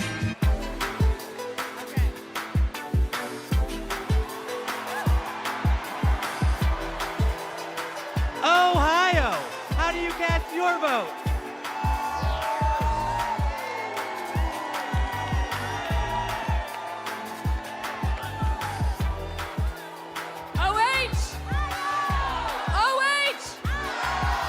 Mr. Secretary, Ohioans know how to make history. We put a man on the moon, and we are the founding home of the AFL-CIO. We enshrined abortion rights in our state constitution by 13 points, and we are going to send Sherrod Brown back to the U.S. Senate. As the first woman to lead Ohio Democrats, I am proud to cast our ballots for the first woman to be president of the United States. Mr. Secretary, we cast 1 vote present and 142 votes for Kamala Harris and Tim Walz.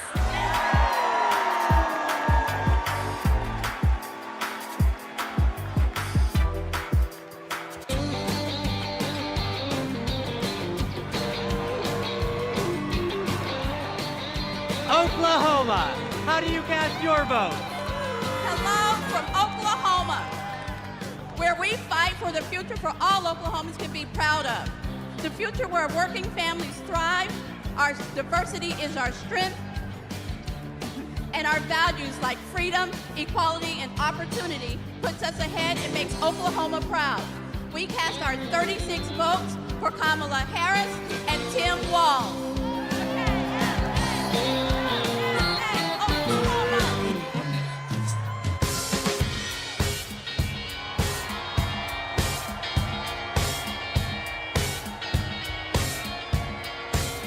Oregon, how do you cast your vote?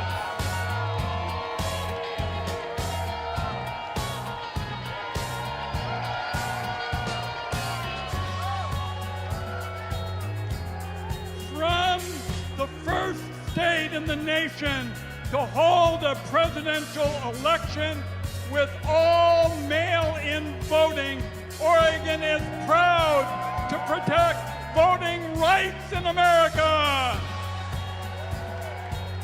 And hailing from the heart of the beautiful Pacific Northwest, Oregon protects our planet and fights for LGBTQ equality.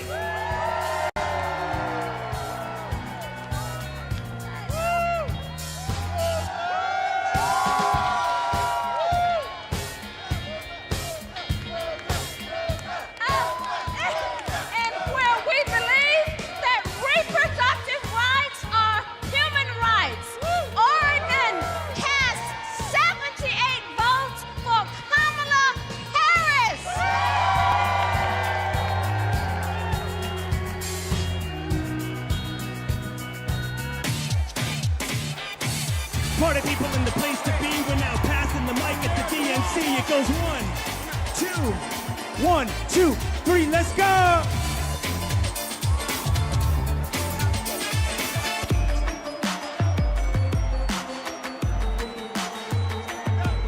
The Commonwealth of Pennsylvania, how do you cast your vote? Let's go, Pennsylvania, let's go! My name is Mayor DeJuan Walker from the great city of Aliquippa, Beaver County. My city is a city of legends, the only high school in America with 3 Hall of Famers. I took this seat in 2009 when my sister was murdered. I wanted to do better. 15 years she's been gone.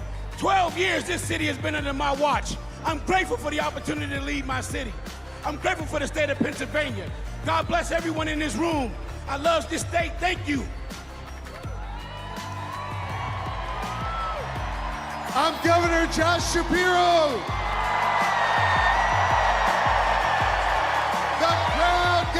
the Commonwealth of Pennsylvania, the birthplace of democracy, the birthplace of freedom, the greatest Commonwealth of all.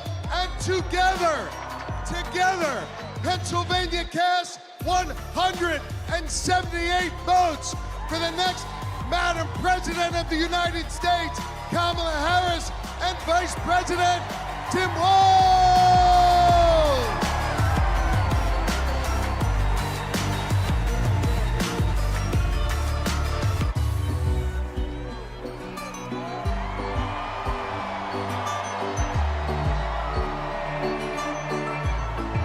Puerto Rico, how do you cast your votes? Buenas noches. Puerto Rico, a U.S. territory known as the Commonwealth of Puerto Rico, and the next state of the... It's 60 votes para la primera mujer afroamericana de ascendencia asiática y caribeña que será presidenta de los Estados Unidos, Kamala Harris. ¡Viva Kamala!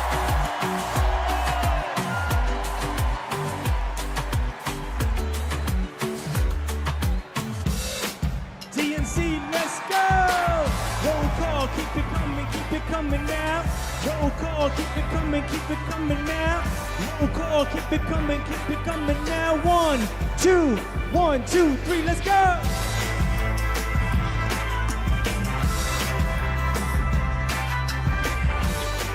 Rhode Island, how do you cast your vote?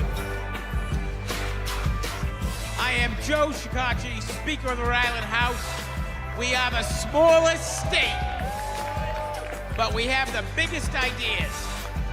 Home to the nation's first wind farm and a historic act on climate, we continue leading the way on sustainability and housing. The deep blue ocean state is proud to cast 1 vote present and 34 ballots for the next President of the United States, Kamala Harris!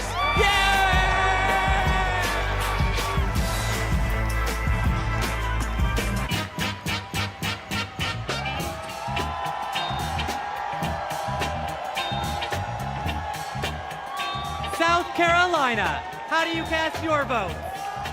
I'm Crystal Spain. I'm Crystal Spain, chair of the South Carolina Democratic Party.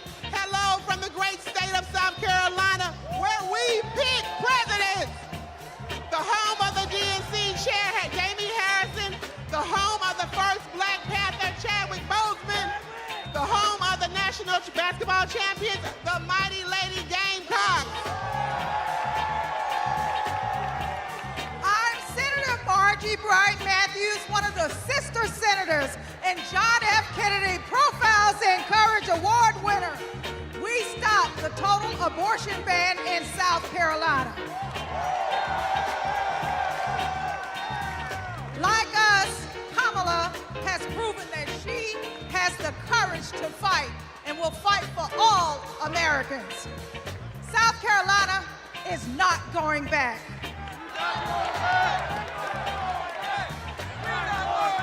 We're going forward on reproductive rights. We're going forward on voting rights. We're going forward against hate crimes.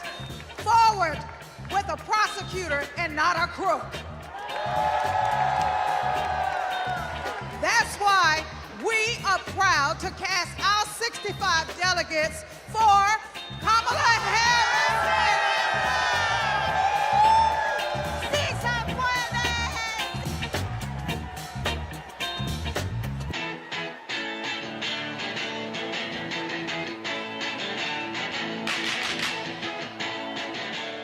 South Dakota, how do you cast your vote? How mitakiapi, chante washte na bechuzapalo. In my beautiful Lakota language, that means hello, my relatives. I shake your hand with a happy heart. That is the spirit of my beloved South Dakota. My name is Chante Redis, and I want to say that my people, the Ocheti Shakoan, are still here. The 7 council fires are still here. Let me tell you what a Kamala Harris presidency will mean for me, my friends, and my community. More importantly, more opportunities, more good-paying jobs, better access to health care and a quality education, That is the future we deserve, and it is the future we will win on November 5th when we elect Kamala Harris.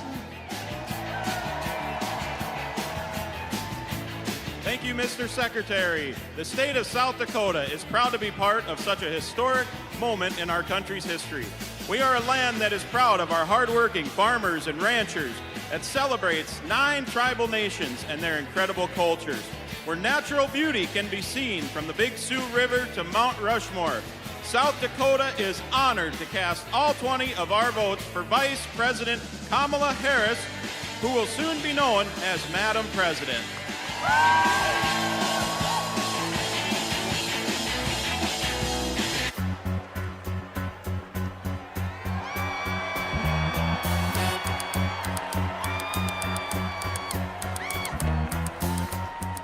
Tennessee, how do you cast your votes? Mr. Secretary, the great state of Tennessee, birthplace of rock and roll, hometown to the blues, the home of 7 HBCUs, and the state that gave women the right to vote. From the bluffs of Memphis to the peaks of Mountain City, the movement for justice rooted in love in Tennessee is still strong. It is a movement where kids are free from gun violence, a movement where women have the right to choose, a movement where working people get access to economic opportunity, a movement where those who have been pushed to the periphery are brought to the center, a movement where those who have been pushed down are lifted up. It is alive in Tennessee because we believe that justice will roll down like waters and righteousness like an ever-flowing stream, which is why we are so proud to have been the first state in the union to have pledged all of our delegates to Kamala D. Harris. We cast 72 votes for the first woman and next president of the United States, Kamala D. Harris.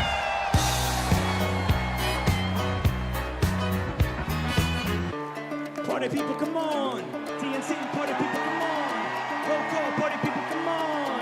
DNC, party people, come on.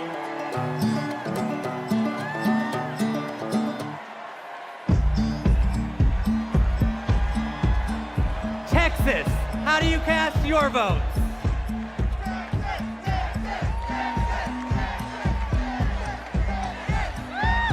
Hello, Chicago! I'm Eva Longoria from Corpus Christi, Texas, home of Selena Quintanilla, and I'm here to introduce native Texan Cecile Richards.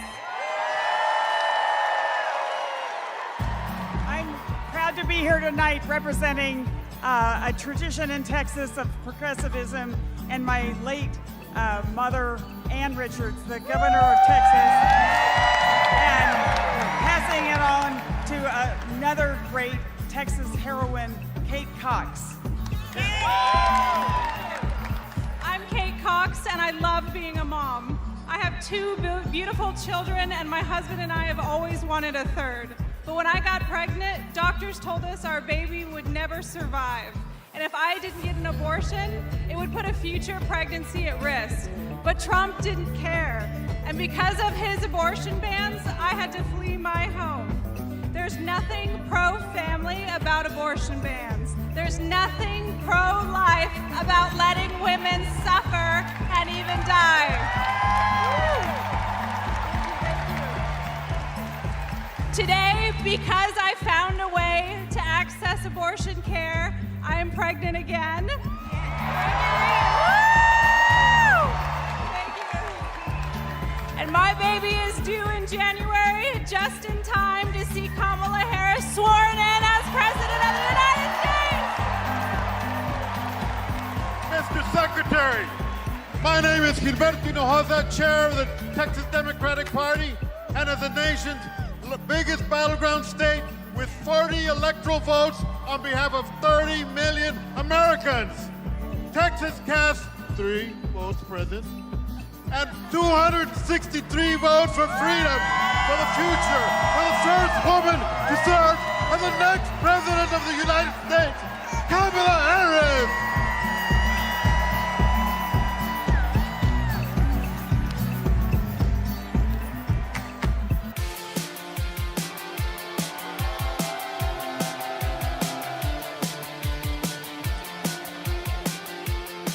Utah.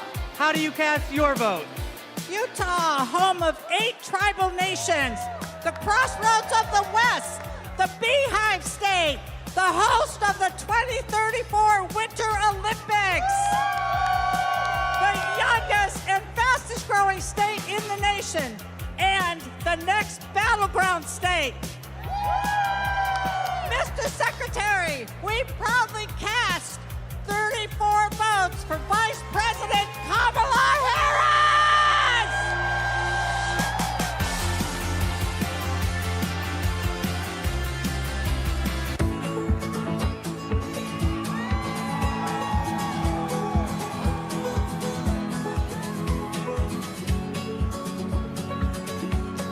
Vermont. How do you cast your vote? Vermont knows the value of public education. We even have a teacher as our congresswoman. And in 1777, we were the first state to place public education in our Constitution. As someone with significant learning disabilities, I know the value of investing in every single child. We are proud to call Vermont home, and we are proud to cast our 24 votes for Kamala Harris because we are not going back.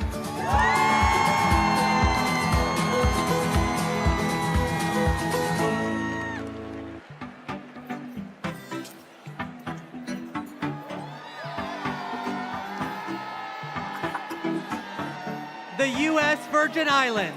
How do you cast your vote? Mr. Secretary, we are proud to call the Virgin Islands of the United States our home, a place of resistance and freedom, home of Alexander Hamilton, the first slave rebellion in the Western Hemisphere, the fire-burned queens. We are proud to celebrate a nominee of Caribbean heritage. From America's Caribbean, the place where the sun rises first in America, from the place of great liberty and the vacation home of President Joe Biden, the Virgin Islanders are strong, resilient, and committed and passionate to vote for the next President of the United States. All 13 votes to Kamala Harris!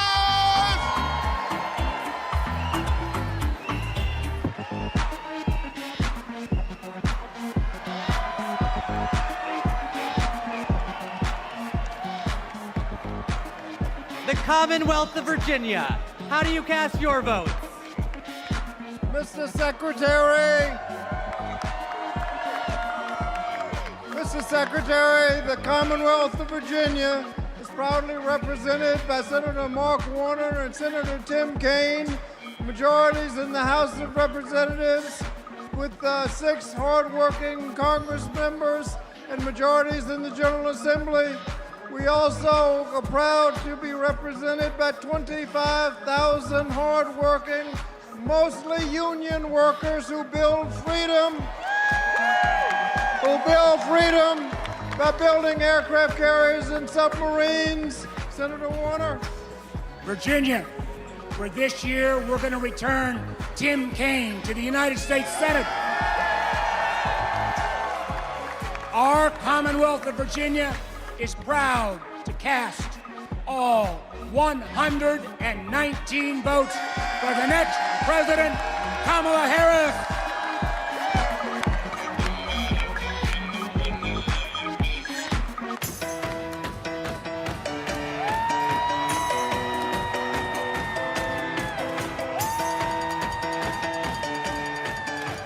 Washington.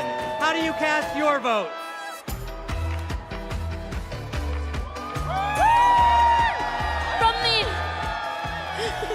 From the amber waves of grain and verdant origins of eastern Washington to the iconic waters of the Salish Sea, Washington stands proud as a part of the Blue Wolves.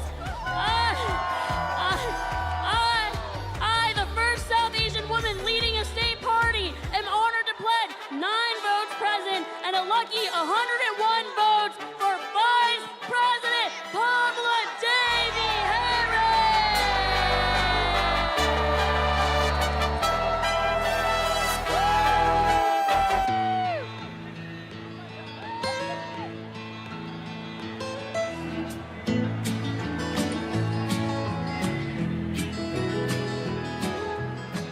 West Virginia. How do you cast your votes?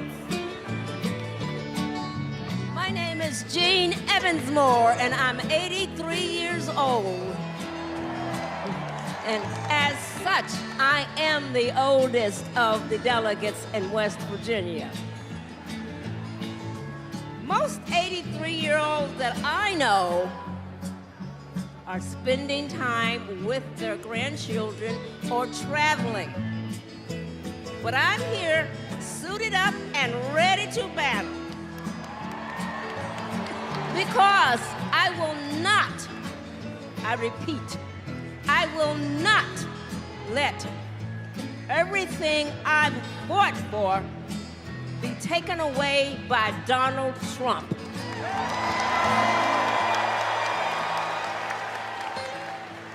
My name is Catherine Prather. I am 18 years old, and I am the youngest delegate from West Virginia. I'm suited up and ready for battle because I will not let my freedoms and my future be taken away by Donald Trump.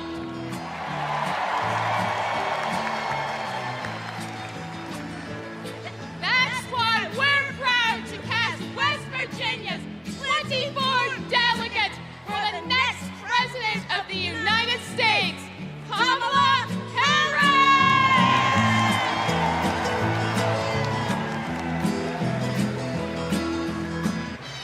Ladies and gentlemen, my name is DJ Cassidy. Now, are you ready?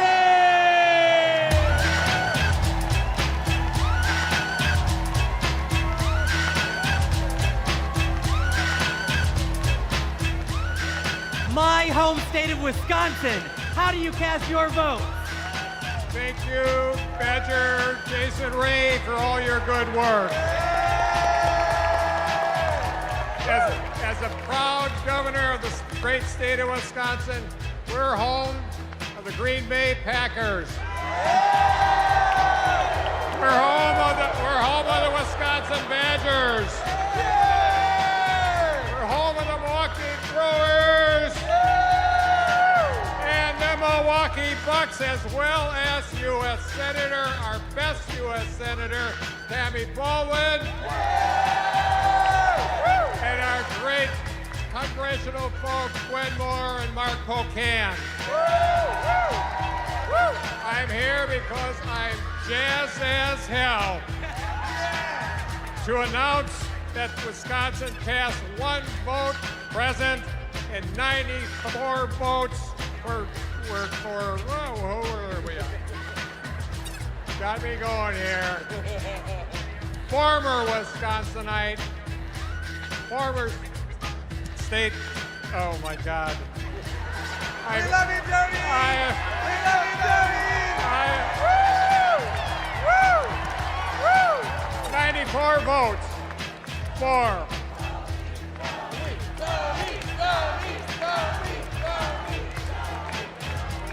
I'll get there, Jason, I'll get there. 94 votes for former Wisconsinite, Vice President, and our next President of the United States of America, Kamala Harris.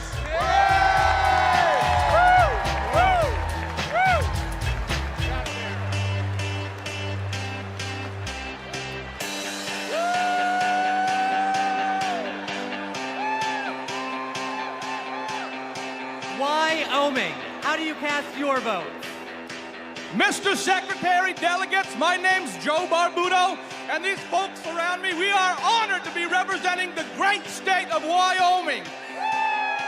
Both the first state and territory in this nation to recognize a woman's right to vote, and the state that 100 years ago elected Democrat Nellie Taylor Ross, our nation's first female governor. With that legacy in mind and heart, the Equality State cast all of our votes for the woman who will be the first woman president of the United States. Say it with me now, Kamala Harris!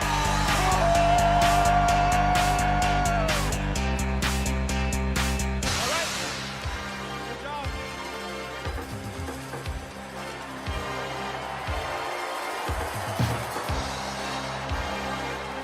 Good job. the great state of Minnesota. How do you cast your vote? Hello, Minnesota! My name is Hans Storvik, and Tim Walz was my neighbor, coach, and favorite teacher. We were excited to go to his classroom every day, and if you've ever been in high school, you know that can be rare. He opened our eyes to the world. He taught us how to talk about global issues with respect, curiosity, and kindness, even and especially when we disagreed. But he wasn't just a great teacher. He was also a great neighbor and friend. In fact, when he was in the midst of a budget battle as governor of our state, he still found time to attend my brother's funeral. Mr. Walz means the world to my family. He's always been there for us, and that's how I know he'll always be there for you as vice president.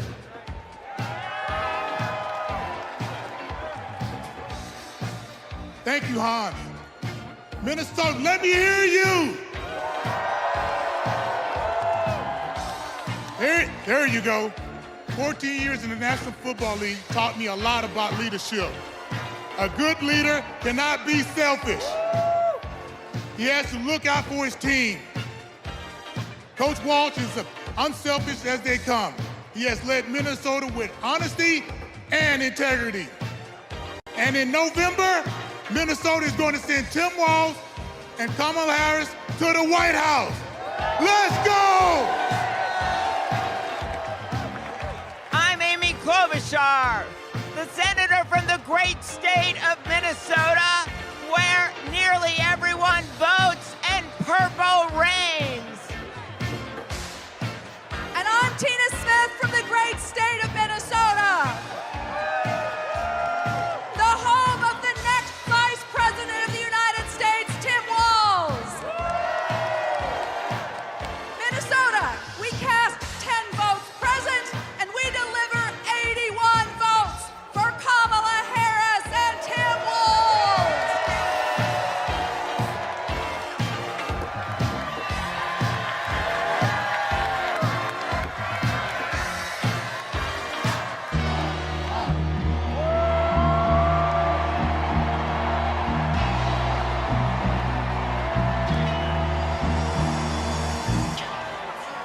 The great state of California. How do you cast your vote?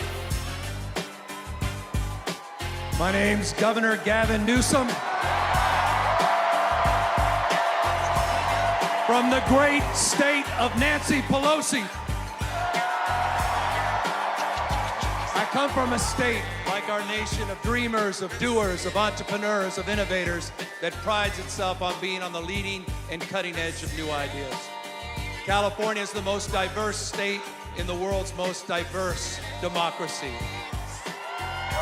And we pride ourselves on our ability to live together and advance together and prosper together across every conceivable and imaginable difference.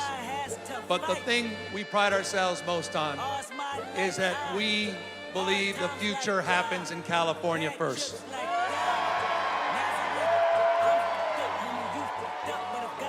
And Democrats, I've had the privilege for over 20 years to see that future taking shape with a star in Alameda courtroom by the name of Kamala Harris.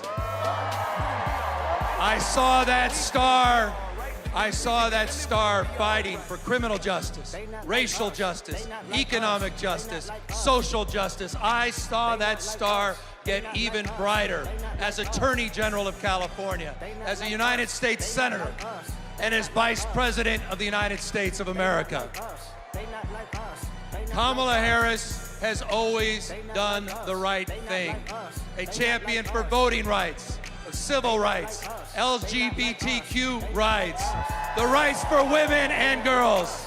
So Democrats and independents, it's time for us to do the right thing, and that is to elect Kamala Harris as the next president of the United States of America. California, we proudly cast our 482 votes for the next president, Kamala Harris.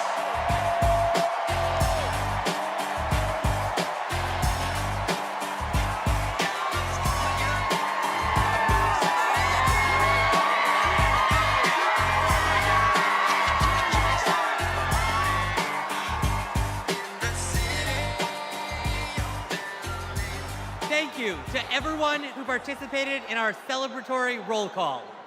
Delegates, please know how critical you are to this process, both now and earlier this month when we conducted our virtual roll call. I am thrilled to reaffirm Kamala Harris as the Democratic nominee for President of the United States.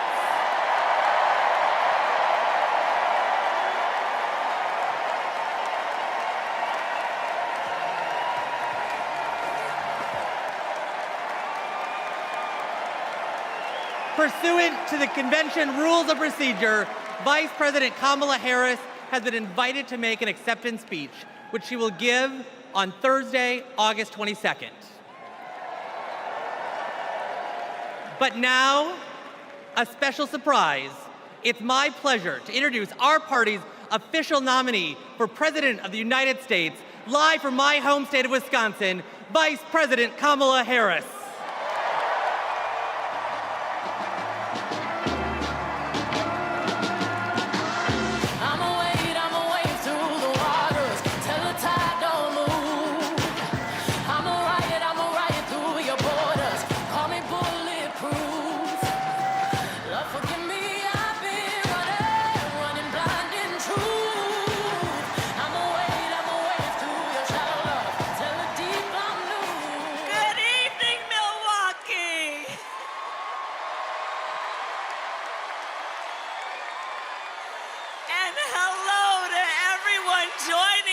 From exciting Chicago.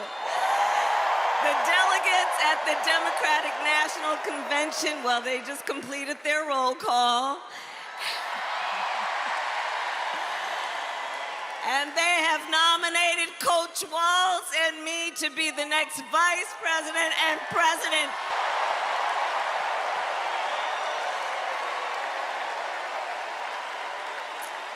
And I thank everyone there and here for believing in what we can do together. We are so honored to be your nominees. This is a people-powered campaign, and together we will chart a new way forward. A future for freedom, opportunity, of optimism and faith. So to everyone in Chicago and across America, thank you. Thank you. Thank you. And you're going to hear from our wonderful second gentleman shortly. I'll see you in 2 days, Chicago.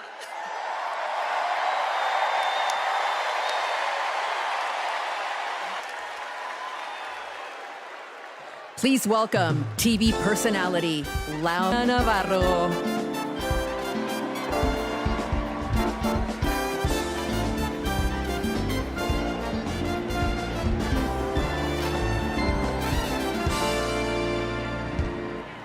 Buenas noches, Chicago.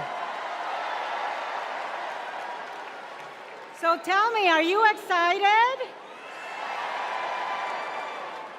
Wow, what energy, what a moment.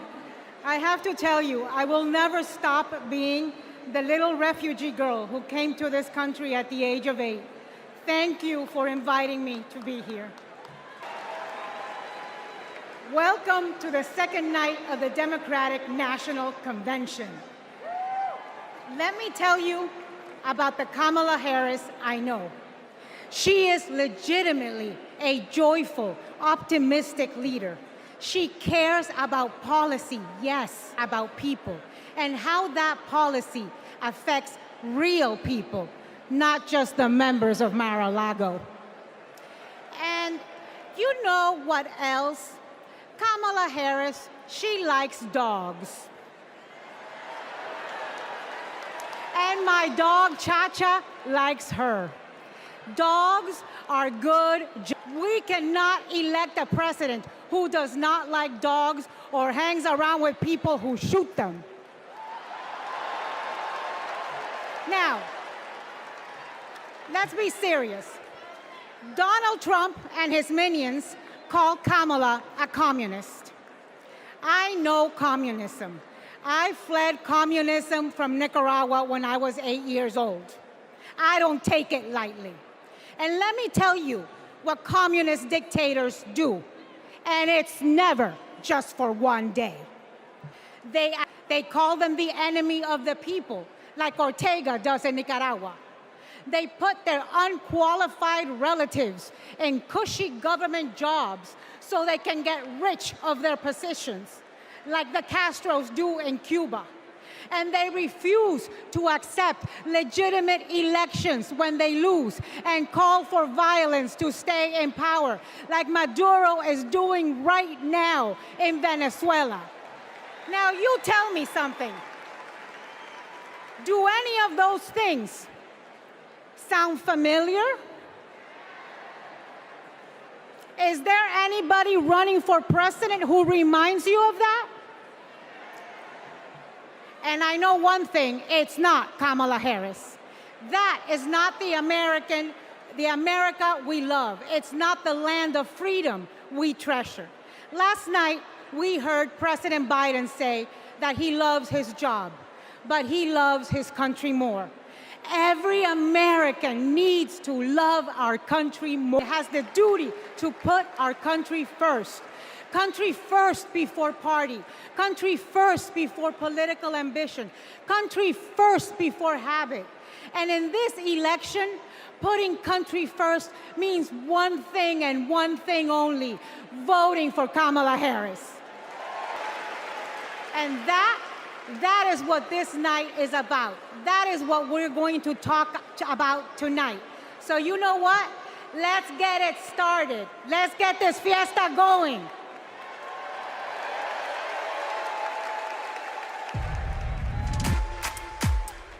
The ayes are 50, the nays are 50. The Senate being equally divided, the Vice President will confirmed.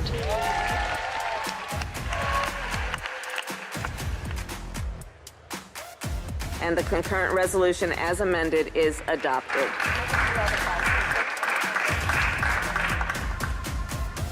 The Vice President votes in the affirmative, and the motion to proceed is agreed to. On this vote, the yeas are 50, the nays are 50. The Senate being equally divided, the Vice President votes in the affirmative, and the bill, as amended, is passed.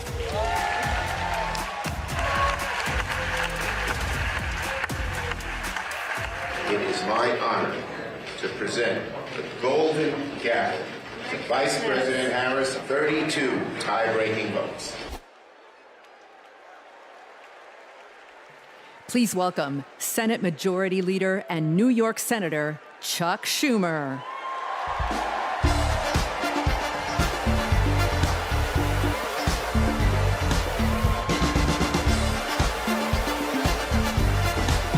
Everybody, wasn't that a great roll call?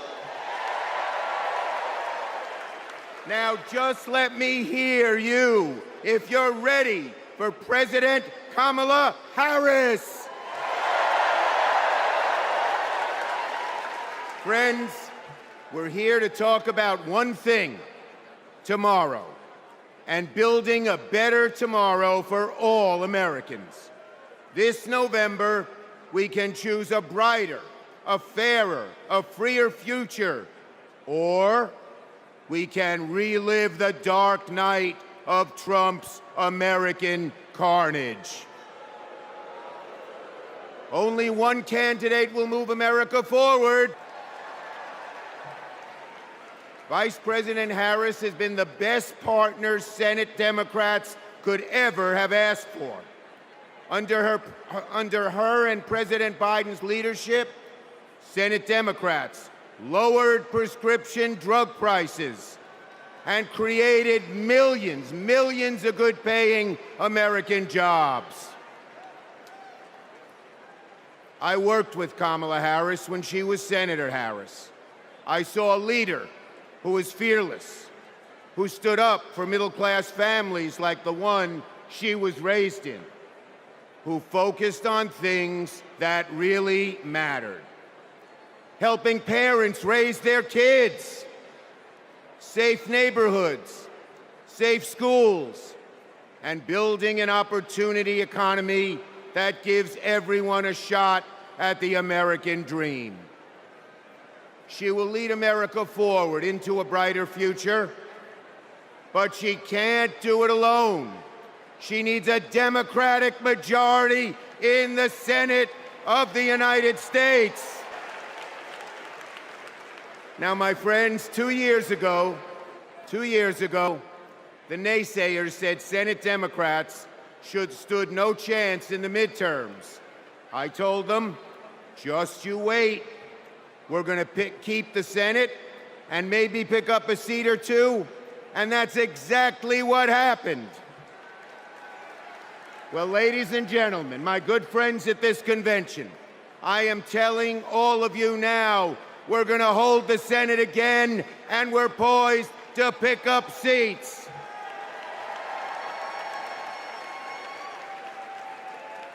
A Democratic majority to create good-paying jobs and lower costs, to defend a woman's right to choose, to deliver for communities back home.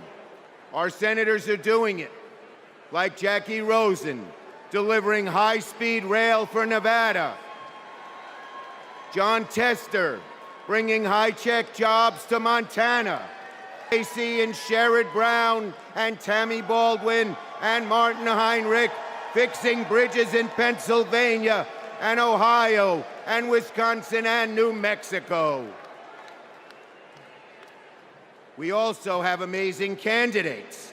Ruben Gallego, Angela Alsobrooks, Melissa Slotkin, Lisa Blunt, Rochester, Colin Allred, Debbie Mucarsel-Powell. And folks, listen to this. More than half of our candidates are candidates of color. We're making the Senate look like America. Now let's compare that with Senate Republicans. Pretend to care about middle-class families, but they voted no on expanding the child tax credit, and J.D. Vance didn't even show up to vote.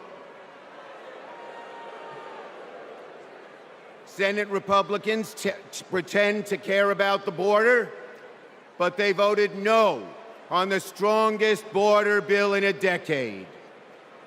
Republicans tend to care about freedom, but they voted no on a woman's right to choose. No to safeguard IVF. No to birth control. That is just a taste of their extreme agenda. Is that what we want for America? Do we want a Republican Senate that assaults reproductive freedoms? Do we want a Republican Senate that cuts taxes for the rich, rigs the game for big oil and big pharma? Well, folks, the choice is ours. Now, let me close on a personal note. Jewish elected official in American history. I want my grandkids and all grandkids to never, never face discrimination because of who they are. But Donald Trump, this is a guy who peddles anti-Semitic stereotypes. He even invited a white supremacist to Mar-a-Lago. And unfortunately, his prejudice goes in all directions. He fuels Islamophobia and issued a Muslim ban. Tonight, folks, I am wearing this blue square to stand up to anti-Semitism, to stand up to all hate. Our children, our grandchildren, no matter their race, no matter their creed, their gender or family, deserve better than Donald Trump's American carnage.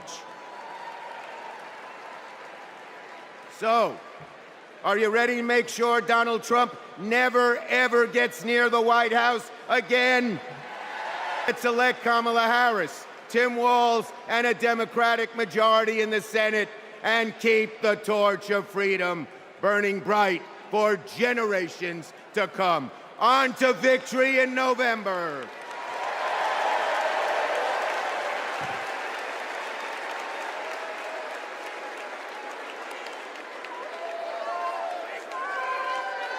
Together, we will build what I call an opportunity economy. I will take on the high costs that matter most to most Americans. Compare my plan with what Donald Trump intends to do. He wants to impose what is, in effect, a national sales tax on everyday products and basic necessities that we import from other countries. It will mean higher prices on just about every one of your daily needs. Donald Trump's plan would cost a typical family $3,900 a year. He wants to repeal the Affordable Care Act, which 45 million Americans rely on for health care. He plans to give billionaires massive tax cuts year after year, and he plans to cut corporate taxes by over $1 trillion. That if you want to know who someone cares about, look who they fight for. We capped the price of insulin at $35 a month and the total cost of prescription drugs at $2,000 a year for seniors. And just yesterday, we announced that we are lowering the price for 10 more life-saving drugs. As president, I will work to build the housing we need, and by the end of my first term, we will end America's housing shortage by building 3 million new homes and rentals that are affordable for the middle class, restoring the Earned Income Tax Credit and the Child Tax Credit, through which millions of Americans with children got to keep more of their hard-earned income during the first year of a child's life. Now is the time to chart a new way forward. I will fight to give money back to working and middle-class Americans. Increase the security and stability financially of your family and expand opportunity for working and middle-class Americans.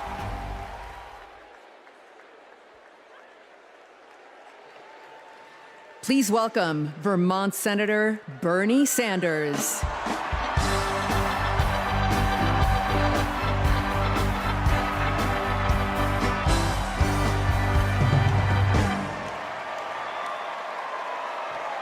Thank you.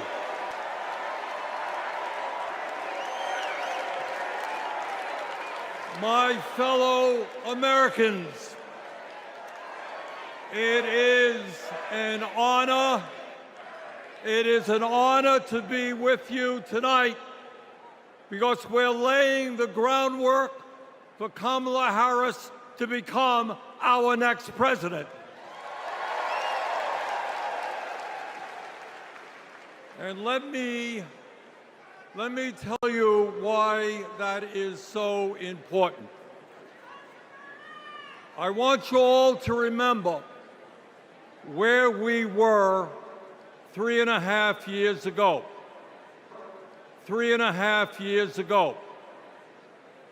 We were in the midst of the worst public health crisis in 100 years and the worst economic downturn since the Great Depression. 3,000 Americans, and our hospitals were overwhelmed with COVID patients.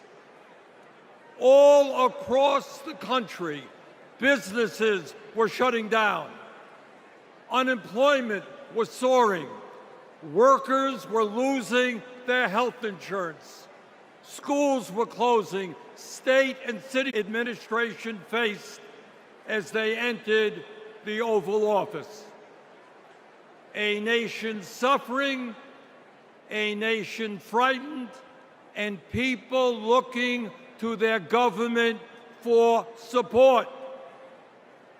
And within 2 months, our government did respond. We passed the American Rescue Plan, which provided for every man, woman, and child in the working class. We extended and expanded benefits for the unemployed. We provided emergency assistance for small businesses to stay open.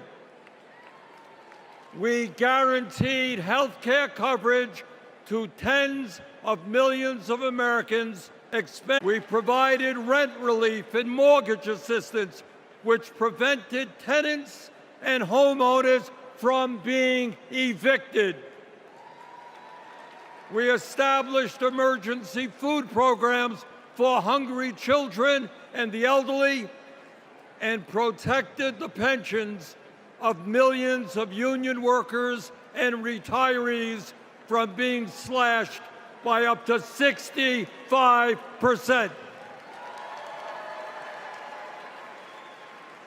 Oh, and by the way, we cut childhood poverty by over 40% through an expanded child tax credit. Thank you, President Biden. Thank you, Vice President Harris. Thank you, Democratic Congress.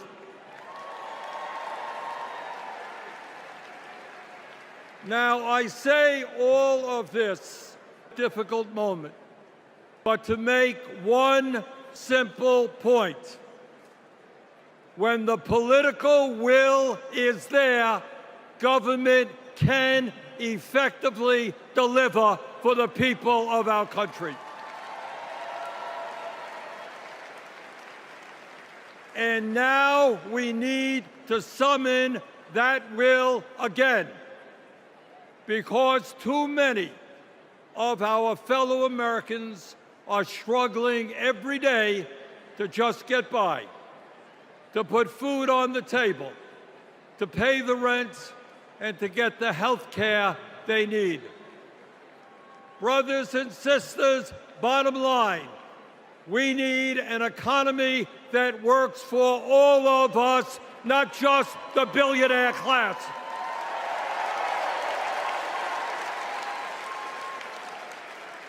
My fellow Americans, when 60% of our people live paycheck to paycheck, the top 1% have never, ever had it so good. And these oligarchs tell us we shouldn't tax the rich. The oligarchs tell us we shouldn't take on price gouging. We shouldn't expand Medicare to cover dental, hearing, and vision. And we shouldn't increase Social Security benefits for struggling seniors. Well, I've got some bad news for them.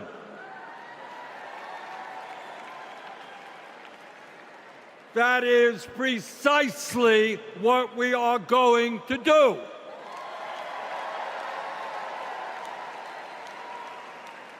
And we're going to win this struggle because this is precisely what the American people want from their government. And my friends, at the very top of that to-do list is the need to get big money out of our political process.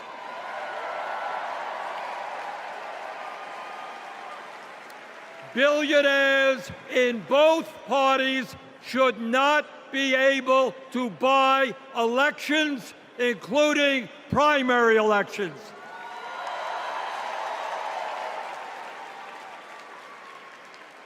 For the sake of our democracy, we must overturn the disastrous Citizens United Supreme Court decision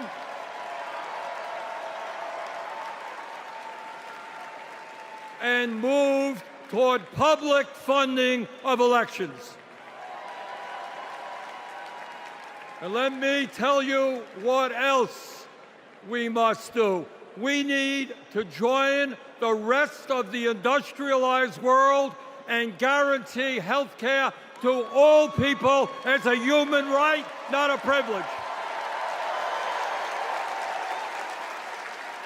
We need to raise the minimum wage to a living wage. We need to pass the PRO Act so that workers can organize in unions and gain the decent pay and benefits they deserve. We need to strengthen public education, raise teachers' salaries,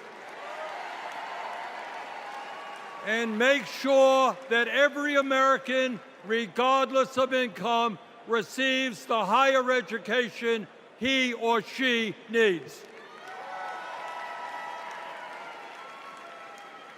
We need to take on Big Pharma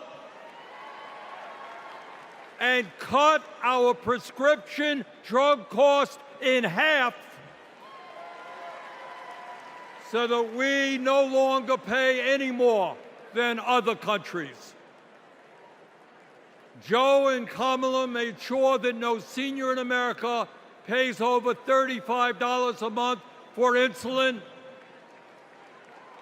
We need to make sure that reality is true for every American. I look forward to working with Kamala and Tim to pass this agenda. And let us be very clear. This is not a radical agenda.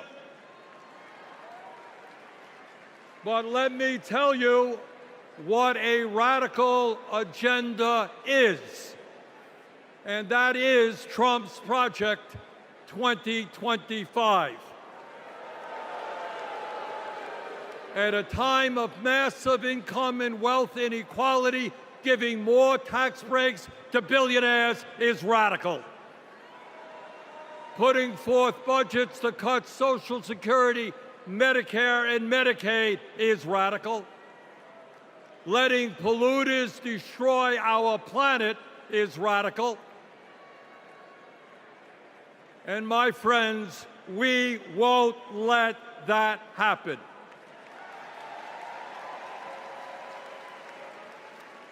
Fellow Americans, in the last 3.5 years, working together, we have accomplished more than any government since FDR.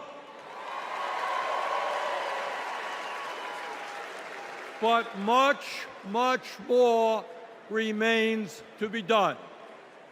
We must summon the courage to stand up to wealth and power and deliver justice for people at home and abroad. Abroad, we must end this horrific war in Gaza.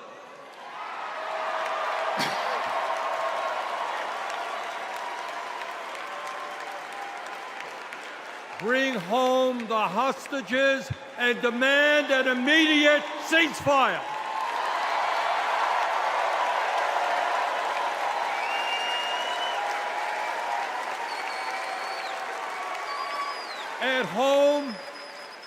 At home right here, we must take on Big Pharma, Big Oil, Big Ag, Big Tech, and all the other corporate monopolists whose greed is denying progress for working people.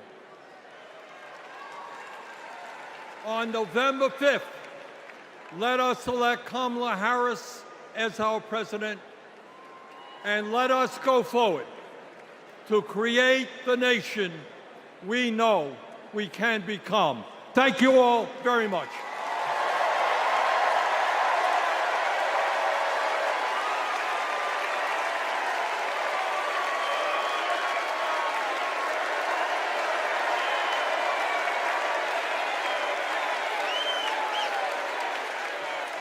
Please welcome Illinois Governor J.B. Pritzker.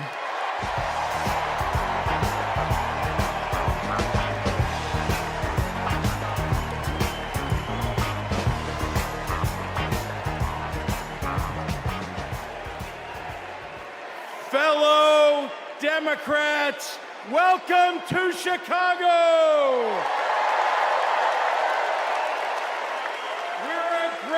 American city in a proud blue state. Our patriotism was formed in frost and in fire, and in the steel we forged to survive both. Our love of country has been a tapestry of faith that weaves from Abraham Lincoln reuniting a house divided to Barack Obama declaring blue states and red states make one United States.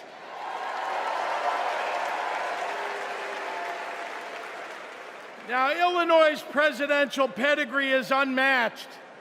And given that Vice President Kamala Harris spent some of her early life right here, I speak for the entire Illinois delegation when I say, we claim her too.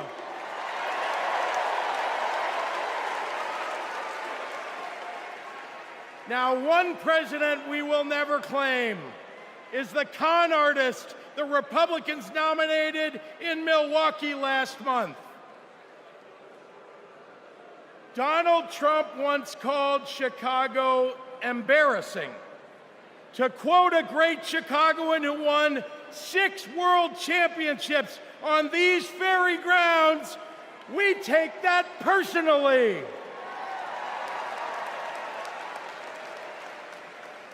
I had to govern for 2 years while Trump was president. Let me tell you what's embarrassing. In Illinois, we passed a massive bill to fix our roads and bridges. When Donald Trump proposed his own plan, he turned right around and called it stupid. We eliminated the grocery tax. Donald hasn't been in a grocery store since his first bankruptcy. Illinois invested in clean energy and the jobs it brings. Donald claimed that windmills in the ocean made the whales a little batty. During COVID, we supported small businesses and jobs. And Donald told us to inject bleach. Donald Trump thinks that we should trust him on the economy because he claims to be very rich. But take it from an actual billionaire.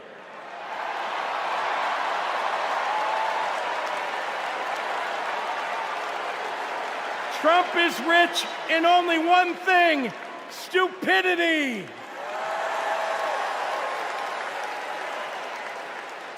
Now, I meet with business leaders all the time, and there's one universal thing they all need: people. They need more workers to fill all the jobs they have. But the anti-freedom, anti-family policies of MAGA Republicans are driving workers away. Here's the thing. Americans don't want to be forced to drive 100 miles to deliver a baby because a draconian abortion law shut down the maternity ward.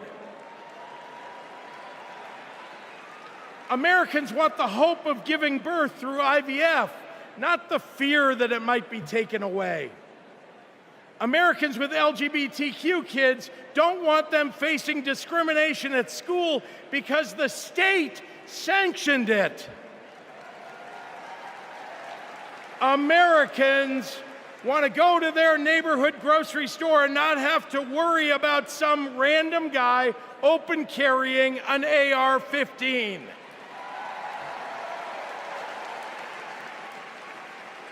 Americans don't want their kids to be taught in history class that slavery was a jobs program.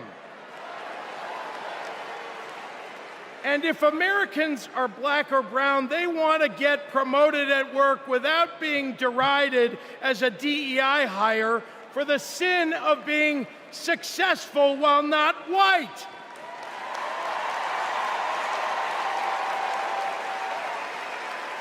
Let's be clear. It's not woke that limits economic growth. It's weird. And these guys aren't just weird, they're dangerous. Democrats are for lower taxes and higher wages, less inflation and more business growth. We just think it's wrong to craft those policies for Elon Musk and not for everyday working people. That includes a secure retirement and good health care. We think the government should help you prosper, not police who you're sleeping with. More than anything, Democrats want economic policies that are kind, not cruel. But Trump chooses cruelty every time. After all, everything he's achieved in his own life has been by hurting someone else. Kamala Harris and Tim Walz, well, they've spent their lives lifting people up, not pushing them down. They know that a White House that leads with kindness looks at someone who is struggling and sees not what they might cost society, but what they might create for it. Americans want policies that give every American a chance to make it to the middle class. They want to grow small businesses, and Democrats want to cut taxes for everyday people. More than anything, Kamala Harris and Tim Walz want a country where we can all live with a little serenity. The serenity that comes with a balanced checkbook, an affordable grocery bill, and a housing market that has room for everyone. And if there's one thing I know about Donald Trump, he's not bringing anyone any kind of serenity. We have a choice, America, between the man who left our country a total mess and the woman who has spent 4 years cleaning it up.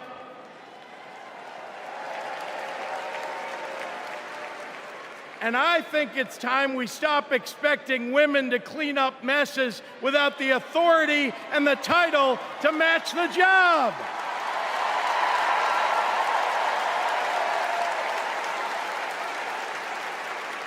Vice President was a good title for Kamala Harris, but you know an even better one?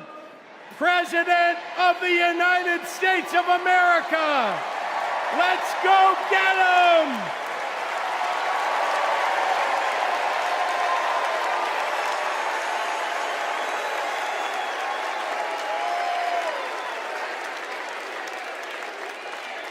Please welcome former chair and CEO of American Express and current chair and managing director of General Catalyst, Ken Chenault. My fellow Americans, for 17 years, I ran American Express, one of the greatest companies in this country. America has thousands of great companies, more than any other nation in the world. And that's not by accident. The United States is the best place in the world to do business because of the values on which our country was built. Democracy, the rule of law, free and fair elections, the peaceful transfer of power. As a business leader, I have seen firsthand why democracy is so important. Democracy provides the foundation upon which American business and our economy depend. Character and values matter. In business, nothing is more important than trust. In America, we have to trust our president will protect democracy. We have to be certain they'll follow the law and serve the nation, not themselves. Business requires stability and certainty that our democracy will endure. Our economy and democracy are tightly linked. Both only grow stronger when Americans, despite our differences, are willing to work together. At this moment, when our politics pits one group against another. That's what's remarkable about Kamala Harris. She is for all Americans. She understands it's possible, in fact necessary, for a president to be both pro-business and pro-worker. Kamala Harris understands that government must work in partnership with the business community. She knows that a market-based economy needs a strong and effective government. Kamala Harris understands that we need to help entrepreneurs turn good ideas into thriving companies, that we can create good-paying jobs by helping manufacturers expand. Kamala Harris believes in growing the economic pie for the benefit of current and future generations. Unlike her opponent, she knows the way not to build an advanced economy is a broad tariff that would only raise prices, hurt consumers and businesses, and cost jobs. She knows the way not to do it is to give people like me a tax cut when that money should be invested to grow the middle class. If you want to lead, you have to be willing to serve. Kamala Harris's vision for the economy serves us all. She has demonstrated throughout her career that she wants to serve all people and wants all Americans to have the opportunity to work to achieve their own share of the American dream. Our economy goes up and down, but the reason America is the strongest nation in the world is because of her commitment to something bigger than ourselves, our commitment to each other, to democracy. That's what this election is about. It's more than a choice between two parties or sets of policies. It's a choice about who we're going to be as a country.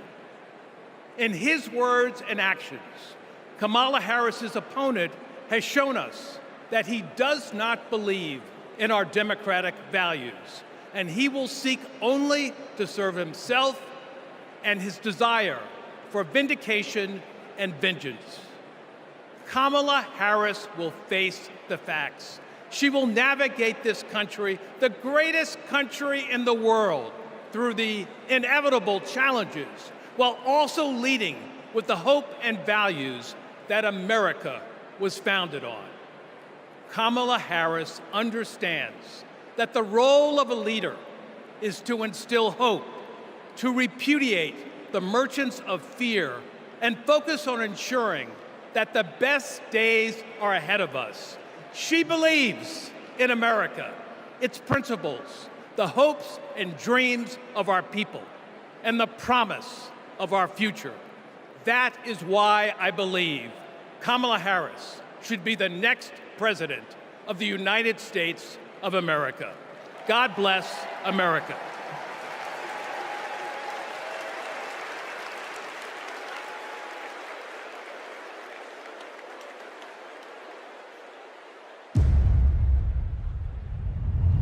Repeal Obamacare.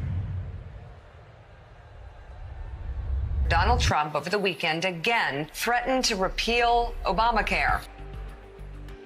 This would lead to Americans having their health insurance taken away. There are about 19 million people with coverage through Medicaid expansion, another 16 million enrolled through the ACA's health insurance marketplaces, and we'd probably be talking about many millions of people becoming uninsured. Biggest worries, losing the safety net of pre-existing conditions coverage. What happens if you lose this insurance? Our son would die. What makes you think this isn't just a hollow threat? This is one of the few campaign promises that he actually tried very hard to keep. So we better believe him when he says he's coming after this. Even if you have insurance from your employer, you will be affected because your premiums would be going up. We're looking at a lot of people who could lose their health insurance.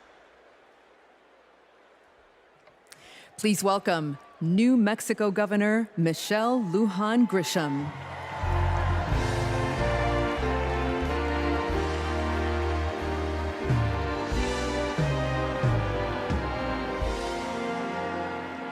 Good evening, America. I'm Michelle Lujan Grisham, governor of the great state of New Mexico. And in my state, we like things spicy, a little chili on everything, a little kick in our campaigns. And let me tell you, we are feeling en fuego right now. We are fired up to elect Kamala Harris President of the United States. This election is about protecting our democracy and securing our freedoms, including the right to affordable, quality health care. Now, this issue is personal to Vice President Harris, whose mom passed away after a battle with colon cancer, and it's personal to me. At 2 years old, my sister was diagnosed with a tumor that was incurable and made her uninsurable by the time she was 3. And it's personal to Americans across the country who know what it's like when someone they love gets sick. Donald Trump and J.D. Vance want to dismantle our healthcare system, repeal the Affordable Care Act, and eliminate protections for pre-existing conditions. Either these guys don't get it, or they just don't care. You know who gets it? Kamala Harris gets it, and she cares.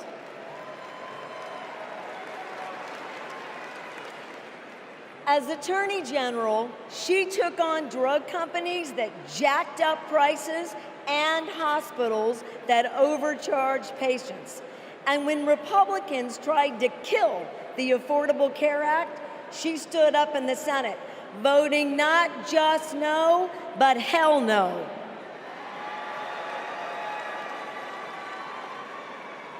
And Kamala Harris hasn't just stopped Republicans from making our healthcare system worse. She fights every day to make it better. And I know, I spent 20 years working to get Medicare the ability to negotiate lower drug prices. As Vice President, Kamala Harris delivered it. You know what Donald Trump delivered? Junk plans, higher premiums, and abortion bans. And if you don't think a second term would be worse, then I've got a box of Trump steaks to sell you. We have not just a better choice. America, we have the best choice. Yes, we do. Kamala Harris will protect your right to care. She'll cap drug costs, she'll go after corporate price gougers, and ensure every woman who needs it can access reproductive health care.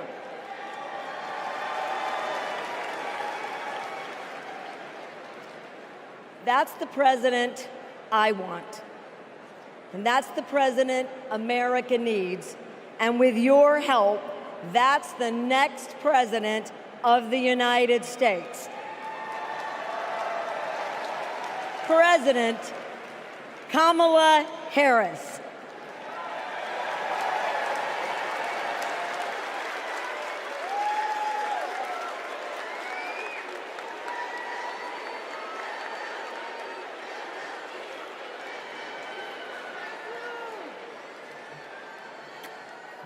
I love you too.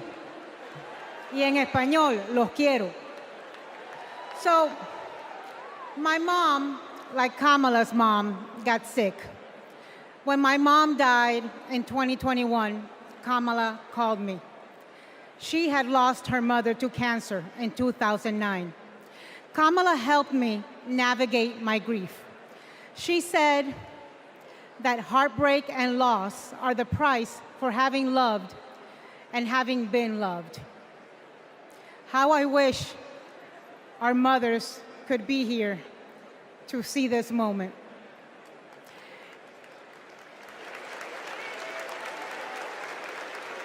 In the next 4 years, America will invariably have moments of great sadness and pain in our country. Some will be natural disasters.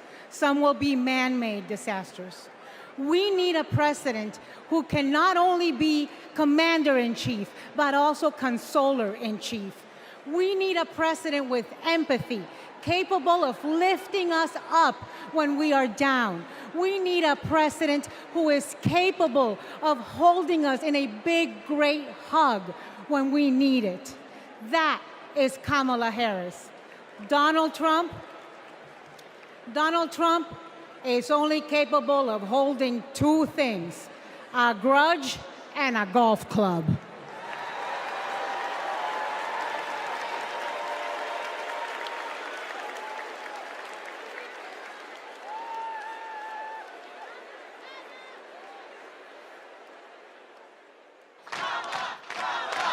I remember when Kamala was first running for district attorney and people were like, oh, I don't know if she's tough enough. And I just had to laugh because I'm like, you don't know my sister. Kamala had been a hard and tough prosecutor in Alameda County, prosecuting men who were pimping young girls and rapists. Kamala wanted to make sure that murderers and child abusers face meaningful accountability and consequences for those actions. One of the cases that she had early in her career was where a man had scalped his girlfriend. And she ended up getting a conviction, getting justice for that woman. She came to San Francisco to protect victims, and she was elected to be district attorney of San Francisco. Kamala knew that we needed to be smart on crime, and if hell, no one else was gonna do it, that she was gonna do it. If I'm gonna keep my promise to you to keep you safe, I better talk with you about what I'm doing in terms of crime prevention. Investing in people coming out of prisons is the smart thing to do for law enforcement. Forget that it's just the right thing to do. That was a young Kamala Harris. She's only gotten more fierce. I've never seen her back down from a fight, and when she fights, she wins. When Kamala became Attorney General, she wanted to protect people, but also to fundamentally pursue justice. Being smart on crime starts with being tough on violent crime. From a statewide perspective, I think we were concerned about the rise of gang violence. In San Joaquin County, we saw this tremendous change in our community, and it hit us like a wave. We saw an increase in human trafficking, narcotics, and guns. Let it be clear to anyone who administers this state with violence, to those who prey on the weak and the vulnerable, justice will be swift and certain in the state of California. She was always hunting the kingpins, but we didn't have partnerships with DOJ or FBI or DEA or any of those law enforcement agencies. Now, we all work collaboratively to help all the counties in California. Because of her, we destabilized organized crime, disrupt these flows of guns, human beings, and narcotics. We are here this afternoon to announce the shutting down of one of the biggest and most organized threats to the safety of the Central Valley. I really think of her as fearless, as a fighter. Kamala just perseveres, and mommy would say it's too hard is never an excuse. Making excuses is a failure to not only take responsibility, but to take action. If you have the will, the desire, the passion, the commitment, there is no challenge that is insurmountable.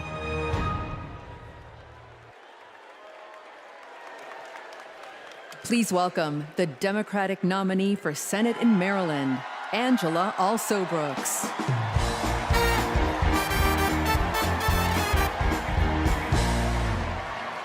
Good evening, America, and hello, Maryland. People like me, thank you.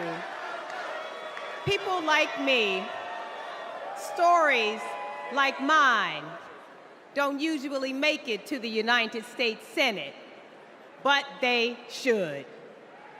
I'm the proud granddaughter of a housekeeper, Sarah Daisy, who raised her 3 children in a 1-bedroom apartment. It was her dream to work in government to help people. That meant taking a typing test. But she didn't know how to type, and she couldn't afford a typewriter. So she put a white piece of paper on the refrigerator and drew a keyboard on it. And every night, she stood in front of that refrigerator and taught herself to type. She took the test, passed it, and got the job she dreamed of. I am her legacy. And tonight, I am a candidate for United States Senate from the great state of Maryland.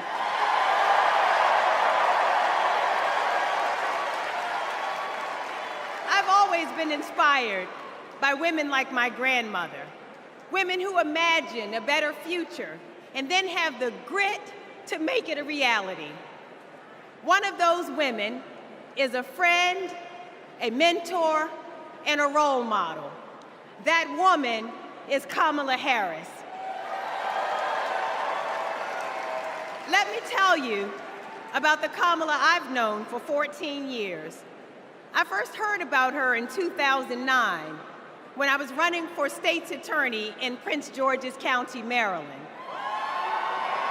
I read a story in Essence magazine about a district attorney in San Francisco using new ideas to keep her community safe.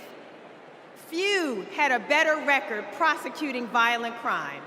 She put rapists, child molesters, and murderers behind bars.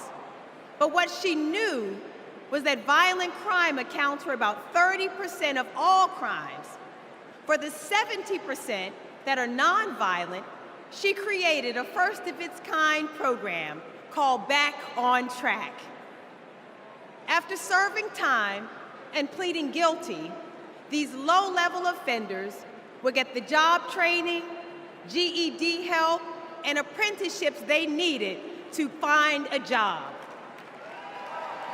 The result? The recidivism rate plummeted. Now, after reading about this super bad district attorney, I talked nonstop about her on the campaign trail. 2 days after I won the election, my phone rings. It's Kamala Harris calling to congratulate me and ask how she could help. She helped me bring Back on Track to Maryland. And wouldn't you know it, crime went down and economic growth went up. Back on Track is now a national model.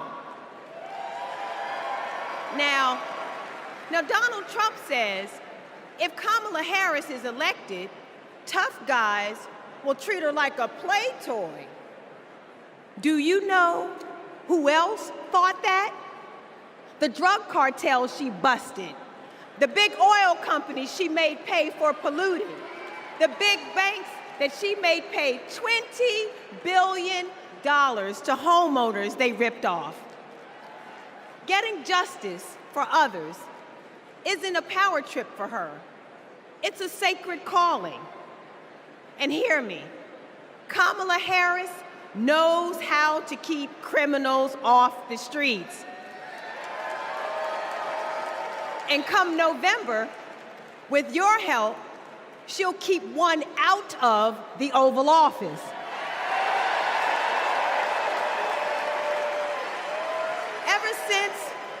Donald Trump rode down that ridiculous escalator, we as a nation have felt trapped. Every national decision has been made in reaction to this one man and his extremist MAGA movement. We are still frozen by the fear that Donald Trump might once again come to power. And it's not just our politics that have been trapped, it's our imagination. And then Kamala came along. Kamala has reminded us that we don't need to fear anything, not the future, and certainly not that man. This is our moment to leave Donald Trump where he belongs, in America's past.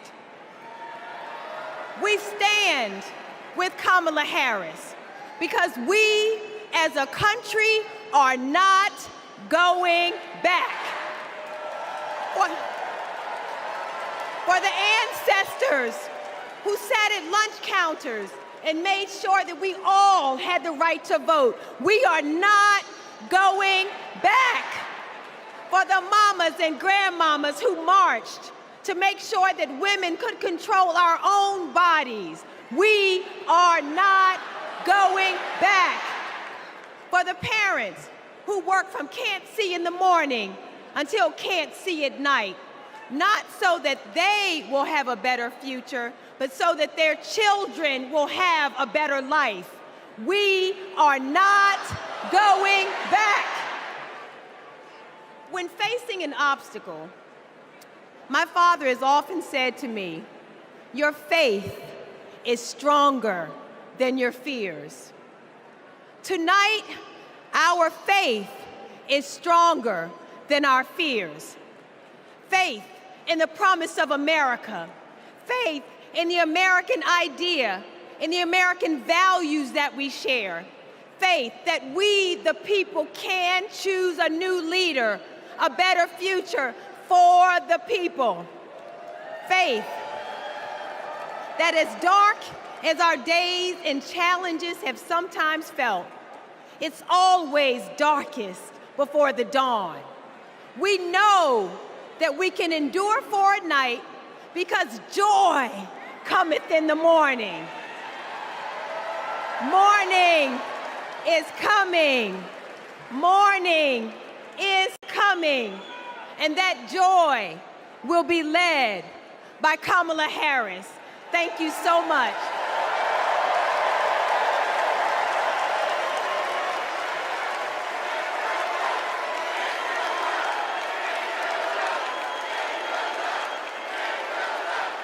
Please welcome Mesa, Arizona Mayor John Giles.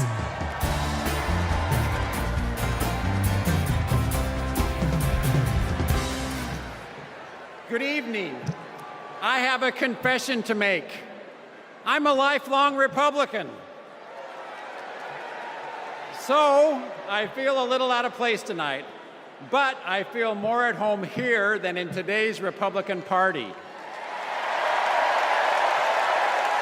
The grand old party has been kidnapped by extremists and devolved into a cult, the cult of Donald Trump.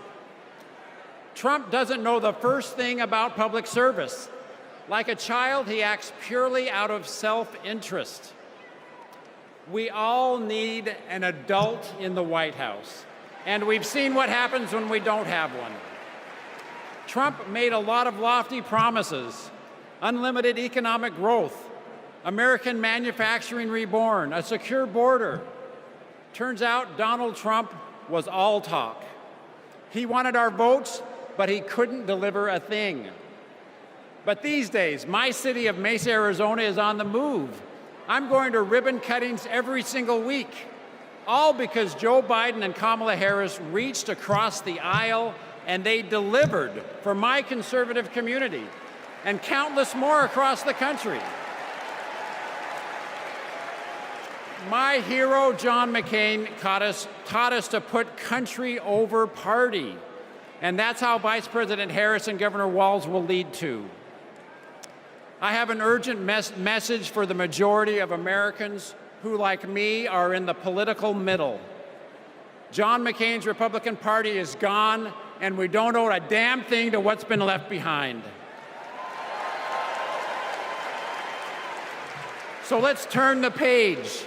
Let's put country first. Let's put adults in the room where our country deserves. Thank you.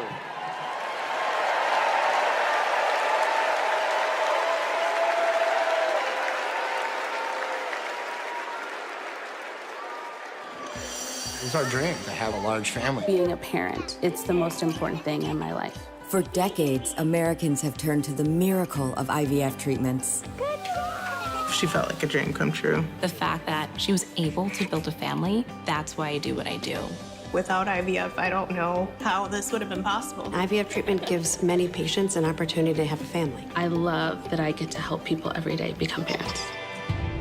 But a party that pretends to be pro-family wants to put a stop to this.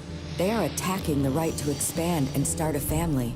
It's unthinkable. They may never have the family that they've dreamt of. In the U.S. Senate, Republicans blocked a Democratic bill that would have established protections for in vitro fertilization. Mr. Vance, no. If Republicans actually cared as much about protecting IVF, this would have been a simple yes vote.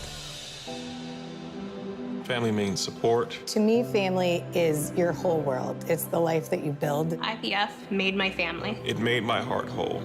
It made my life full. It made my life full. And it made my life full. And we will always fight for you, for your family, for your freedoms, and for your future. Kamala Harris and Tim Walz honor the freedoms of all families to make decisions about what is right for them, for this generation and generations to come.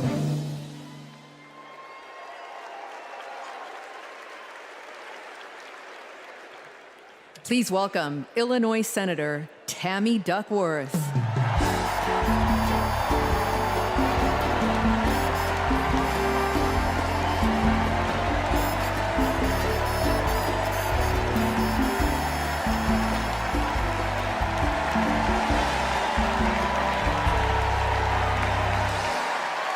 Hello, Chicago! Hello, Chicago!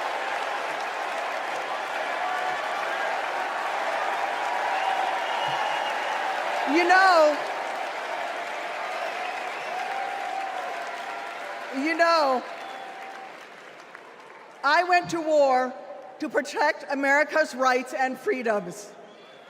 So I take it personally when a five-time draft-dodging coward like Donald Trump tries to take away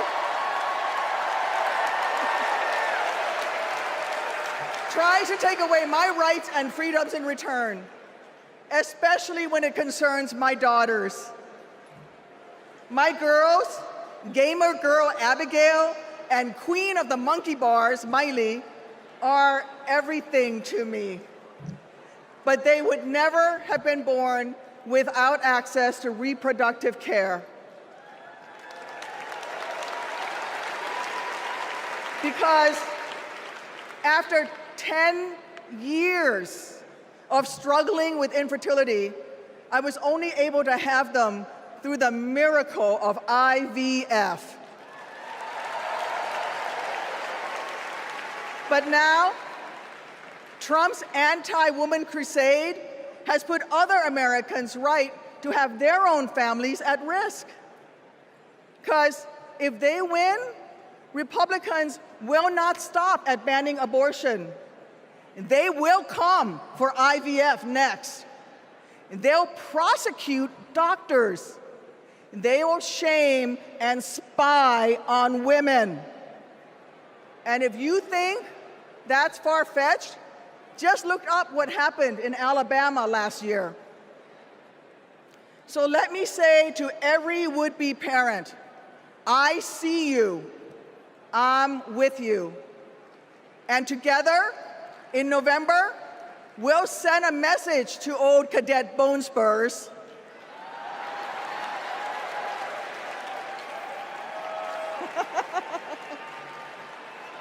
Stay out of our doctor's office offices, and we're at it out of the Oval Office too.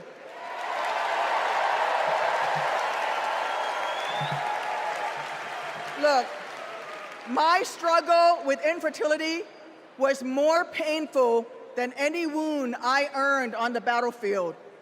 So how dare a convicted felon like Donald Trump treat women seeking health care like they're the ones breaking the law? How dare J.D. Vance criticize childless women on cable news, then vote against legislation that would have actually helped Americans to start families? How dare the GOP endanger the dreams of countless veterans whose combat wounds prevent them from having kids without IVF, punishing our heroes for their willingness to serve? It's simple. Every American deserves the right to be called mommy or daddy without being treated like a criminal. Kamala Harris believes that. So let's make some history and elect her in November. God bless America.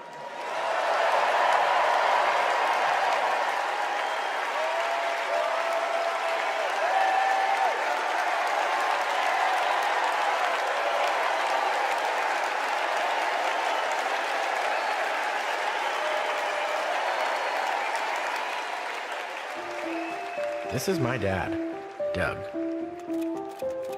He was raised in Jersey and moved to LA when he was 16. These are his parents, Barb and Mike. They think he walks on water. This is what he wore to his bar mitzvah. And here's him at summer camp.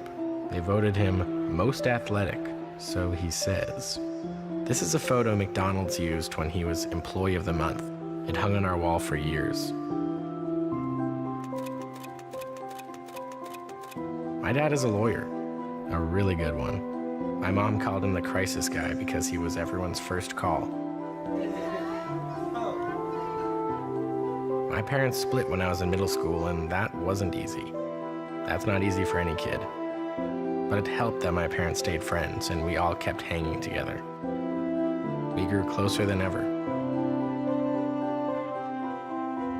And then he met Kamala, the blind date that would dramatically change all of our lives forever. It was my senior year of high school. Ella and I would laugh watching them fall in love, acting like teenagers. In 2014, Kamala became Mamala. She took over Sunday night dinners and taught Doug how to actually cook. Our blended family wasn't used to politics or the spotlight, but when Kamala became senator, we were all excited to step up, especially my dad. Then Kamala became vice president. It felt like Doug was a bit out of place on Capitol Hill. I thought, what is my goofy dad doing here? But he embraced it. He left his practice after being a lawyer for 30 years. That was tough. I was so proud to watch him do it, to stand by her side, an example of true partnership. I just got married myself, and he's inspired me as a new husband. Anyone who really gets close to him knows he's kind, loving, and fiercely protective. I mean, just look at this face. This is my dad, the first second gentleman in the history of this nation. He's found his voice around the issues that matter to him. You have no choice but to speak up and speak out. There is an epidemic of hate, including a crisis of anti-Semitism in our country and around the world. What they are doing on reproductive freedom and freedom in general is just outrageous. And next, he's gonna make history again as the first gentleman. I can't wait for everyone to get to know why we all love him. He's the glue that keeps this family together. We might not look like other families in the White House, but we are ready to represent all families in America.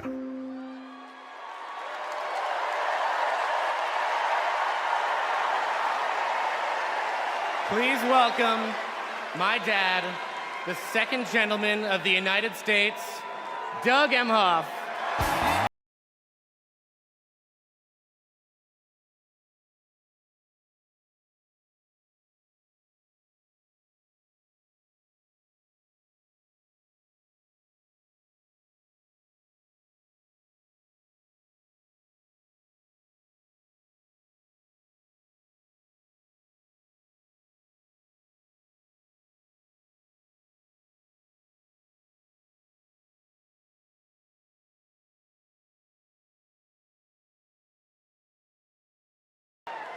I guess he didn't want me to give this speech. He just...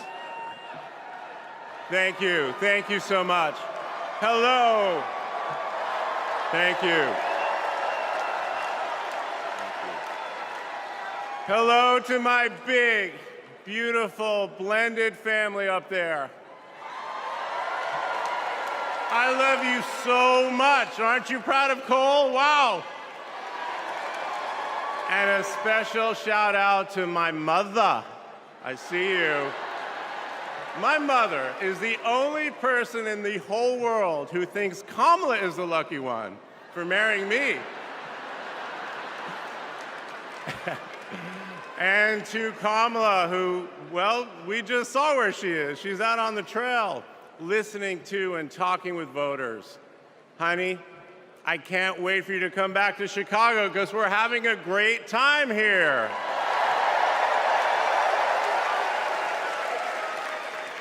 I love you so much. I'm so proud of how you're stepping up for all of us. But that's who she is.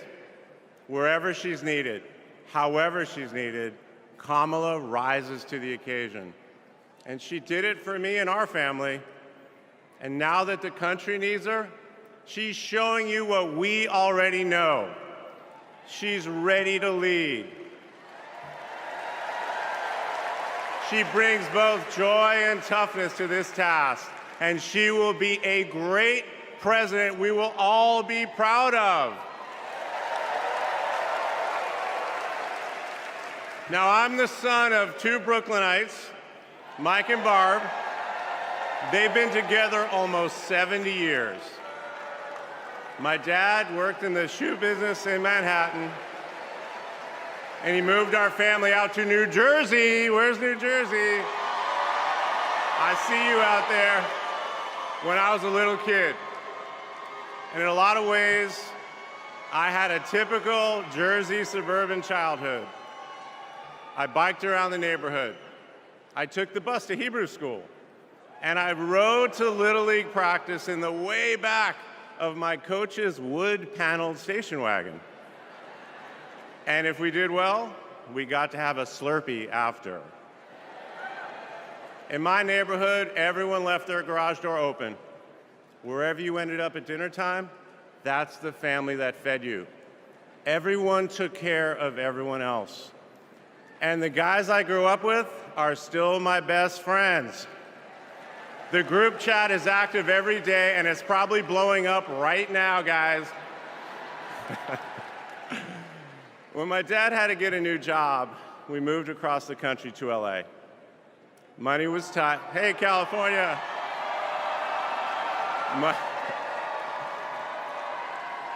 Money was tight, so I worked at McDonald's in high school for some extra cash. Not only was I Employee of the Month, but I still have the framed picture, which you just saw, and there was a ring, golden arches and all. And then I waited tables, parked cars. I was working full-time so I could afford to go to college part-time. And thanks to partial scholarships, student loans, and a little help from my dad, I got myself through law school. And I got my first job as a lawyer, which is also where I met the guys in my fantasy football league. And a lot has changed in our lives since the early 90s, but my team name is still Nirvana. Yes, after the band. I worked hard, and I love being a lawyer. And by the way, I still get to be part of the profession by teaching students at Georgetown Law School. I got married, became a dad to Cole and Ella. Unfortunately, I went through a divorce, but eventually started worrying about how I would make it all work. And that's when something unexpected happened. In 2013, I walked into a contentious client meeting. We worked through the issue, and by the end of the meeting, the now happy client offered to set me up on a blind date, which is how I ended up with Kamala Harris's phone number. Now, for generations, people have debated when to call the person you're being set up with. And never in history has anyone suggested 8:30 a.m. And yet, that's when I dialed. I got Kamala's voicemail, and I just started rambling. Hey, it's Doug. I'm on my way to an early meeting. Again, it's Doug. I remember I was trying to grab the words out of the air and just put them back in my mouth. And for what seemed like far too many minutes, I hung up. By the way, Kamala saved that voicemail, and she makes me listen to it on every anniversary. But that message wasn't the only unusual thing about that day. Now, Kamala, who normally would have been working hard at her office, just happened to be waiting at her apartment for a contractor to do some work on her kitchen. I was eating at my desk, which was not a regular occurrence for a busy lawyer like me who appreciated a good business lunch. But that's when she called me back. And we talked for an hour, and we laughed. Well, you know that laugh. I love that laugh.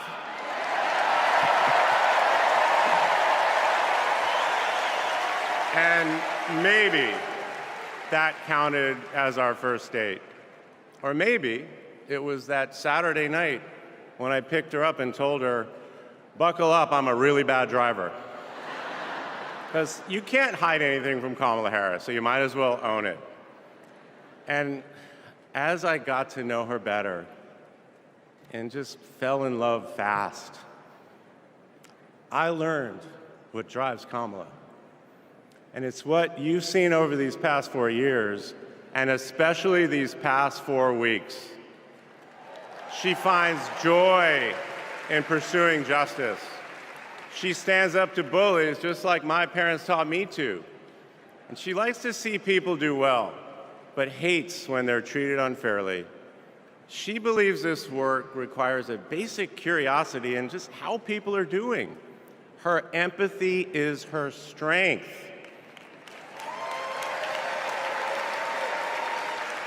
Over the past decade, Kamala has connected me more deeply to my faith, even though it's not the same as hers. She comes to synagogue with me for high holiday services, and I go to church with her for Easter.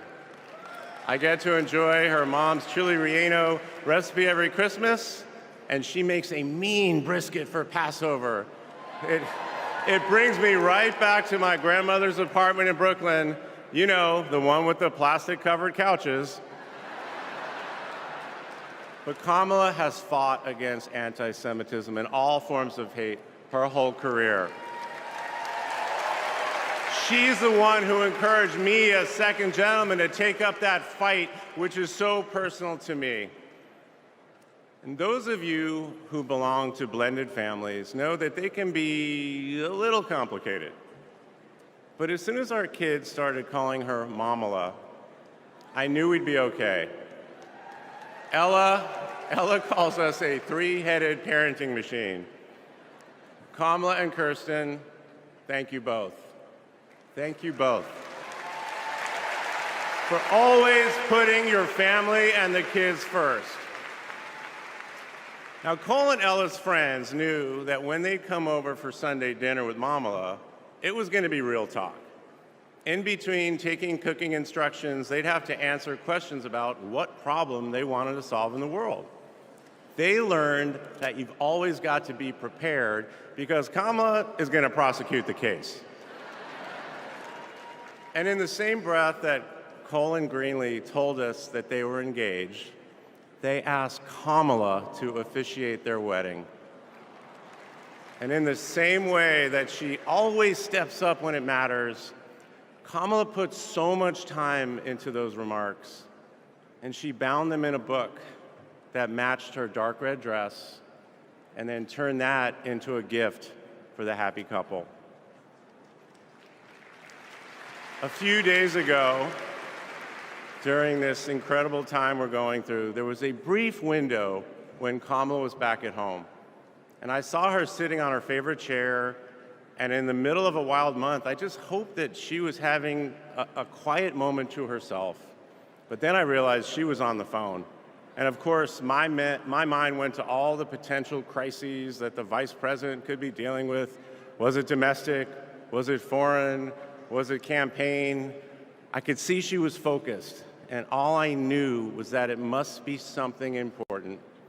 And it turns out it was. Ella had called her. That's Kamala. That's Kamala. Those kids are her priorities, and that scene was a perfect map of her heart. She's always been there for our children, and I know she'll always be there for yours too. Kamala is a joyful warrior.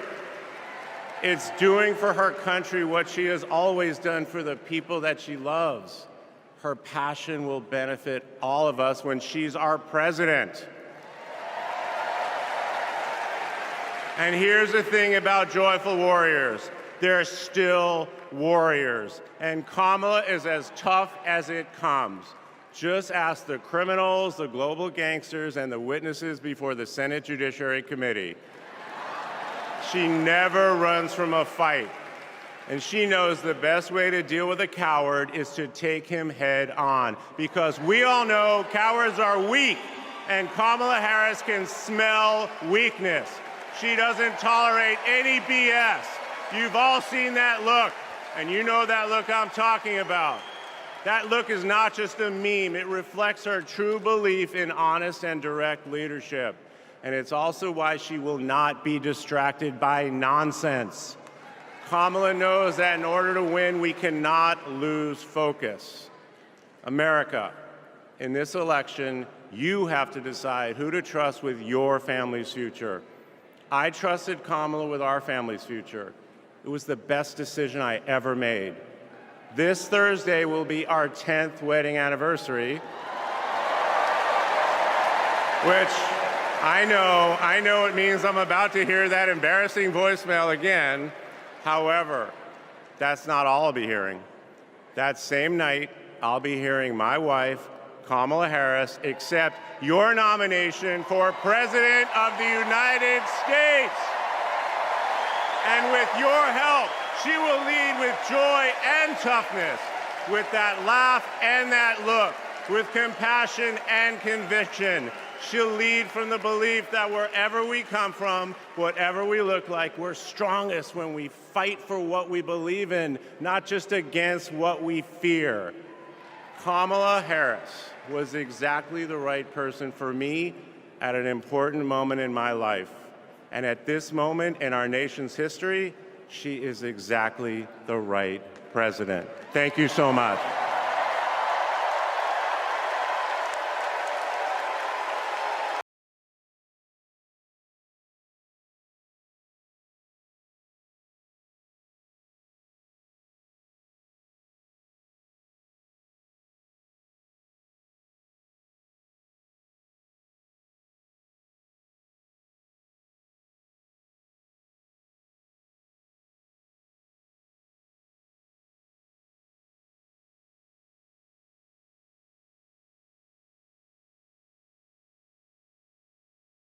Please welcome former First Lady Michelle Obama.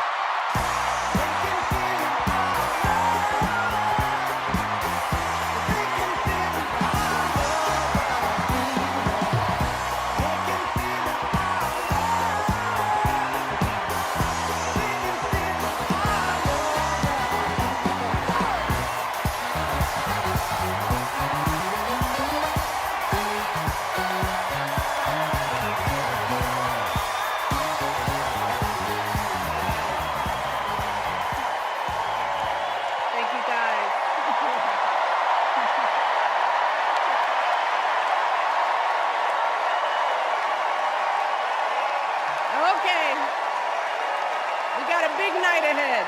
Thank you all so much. Thank you so much.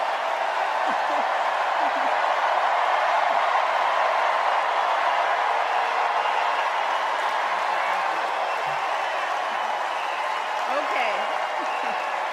Hey. Hello, Chicago. Yeah. All right.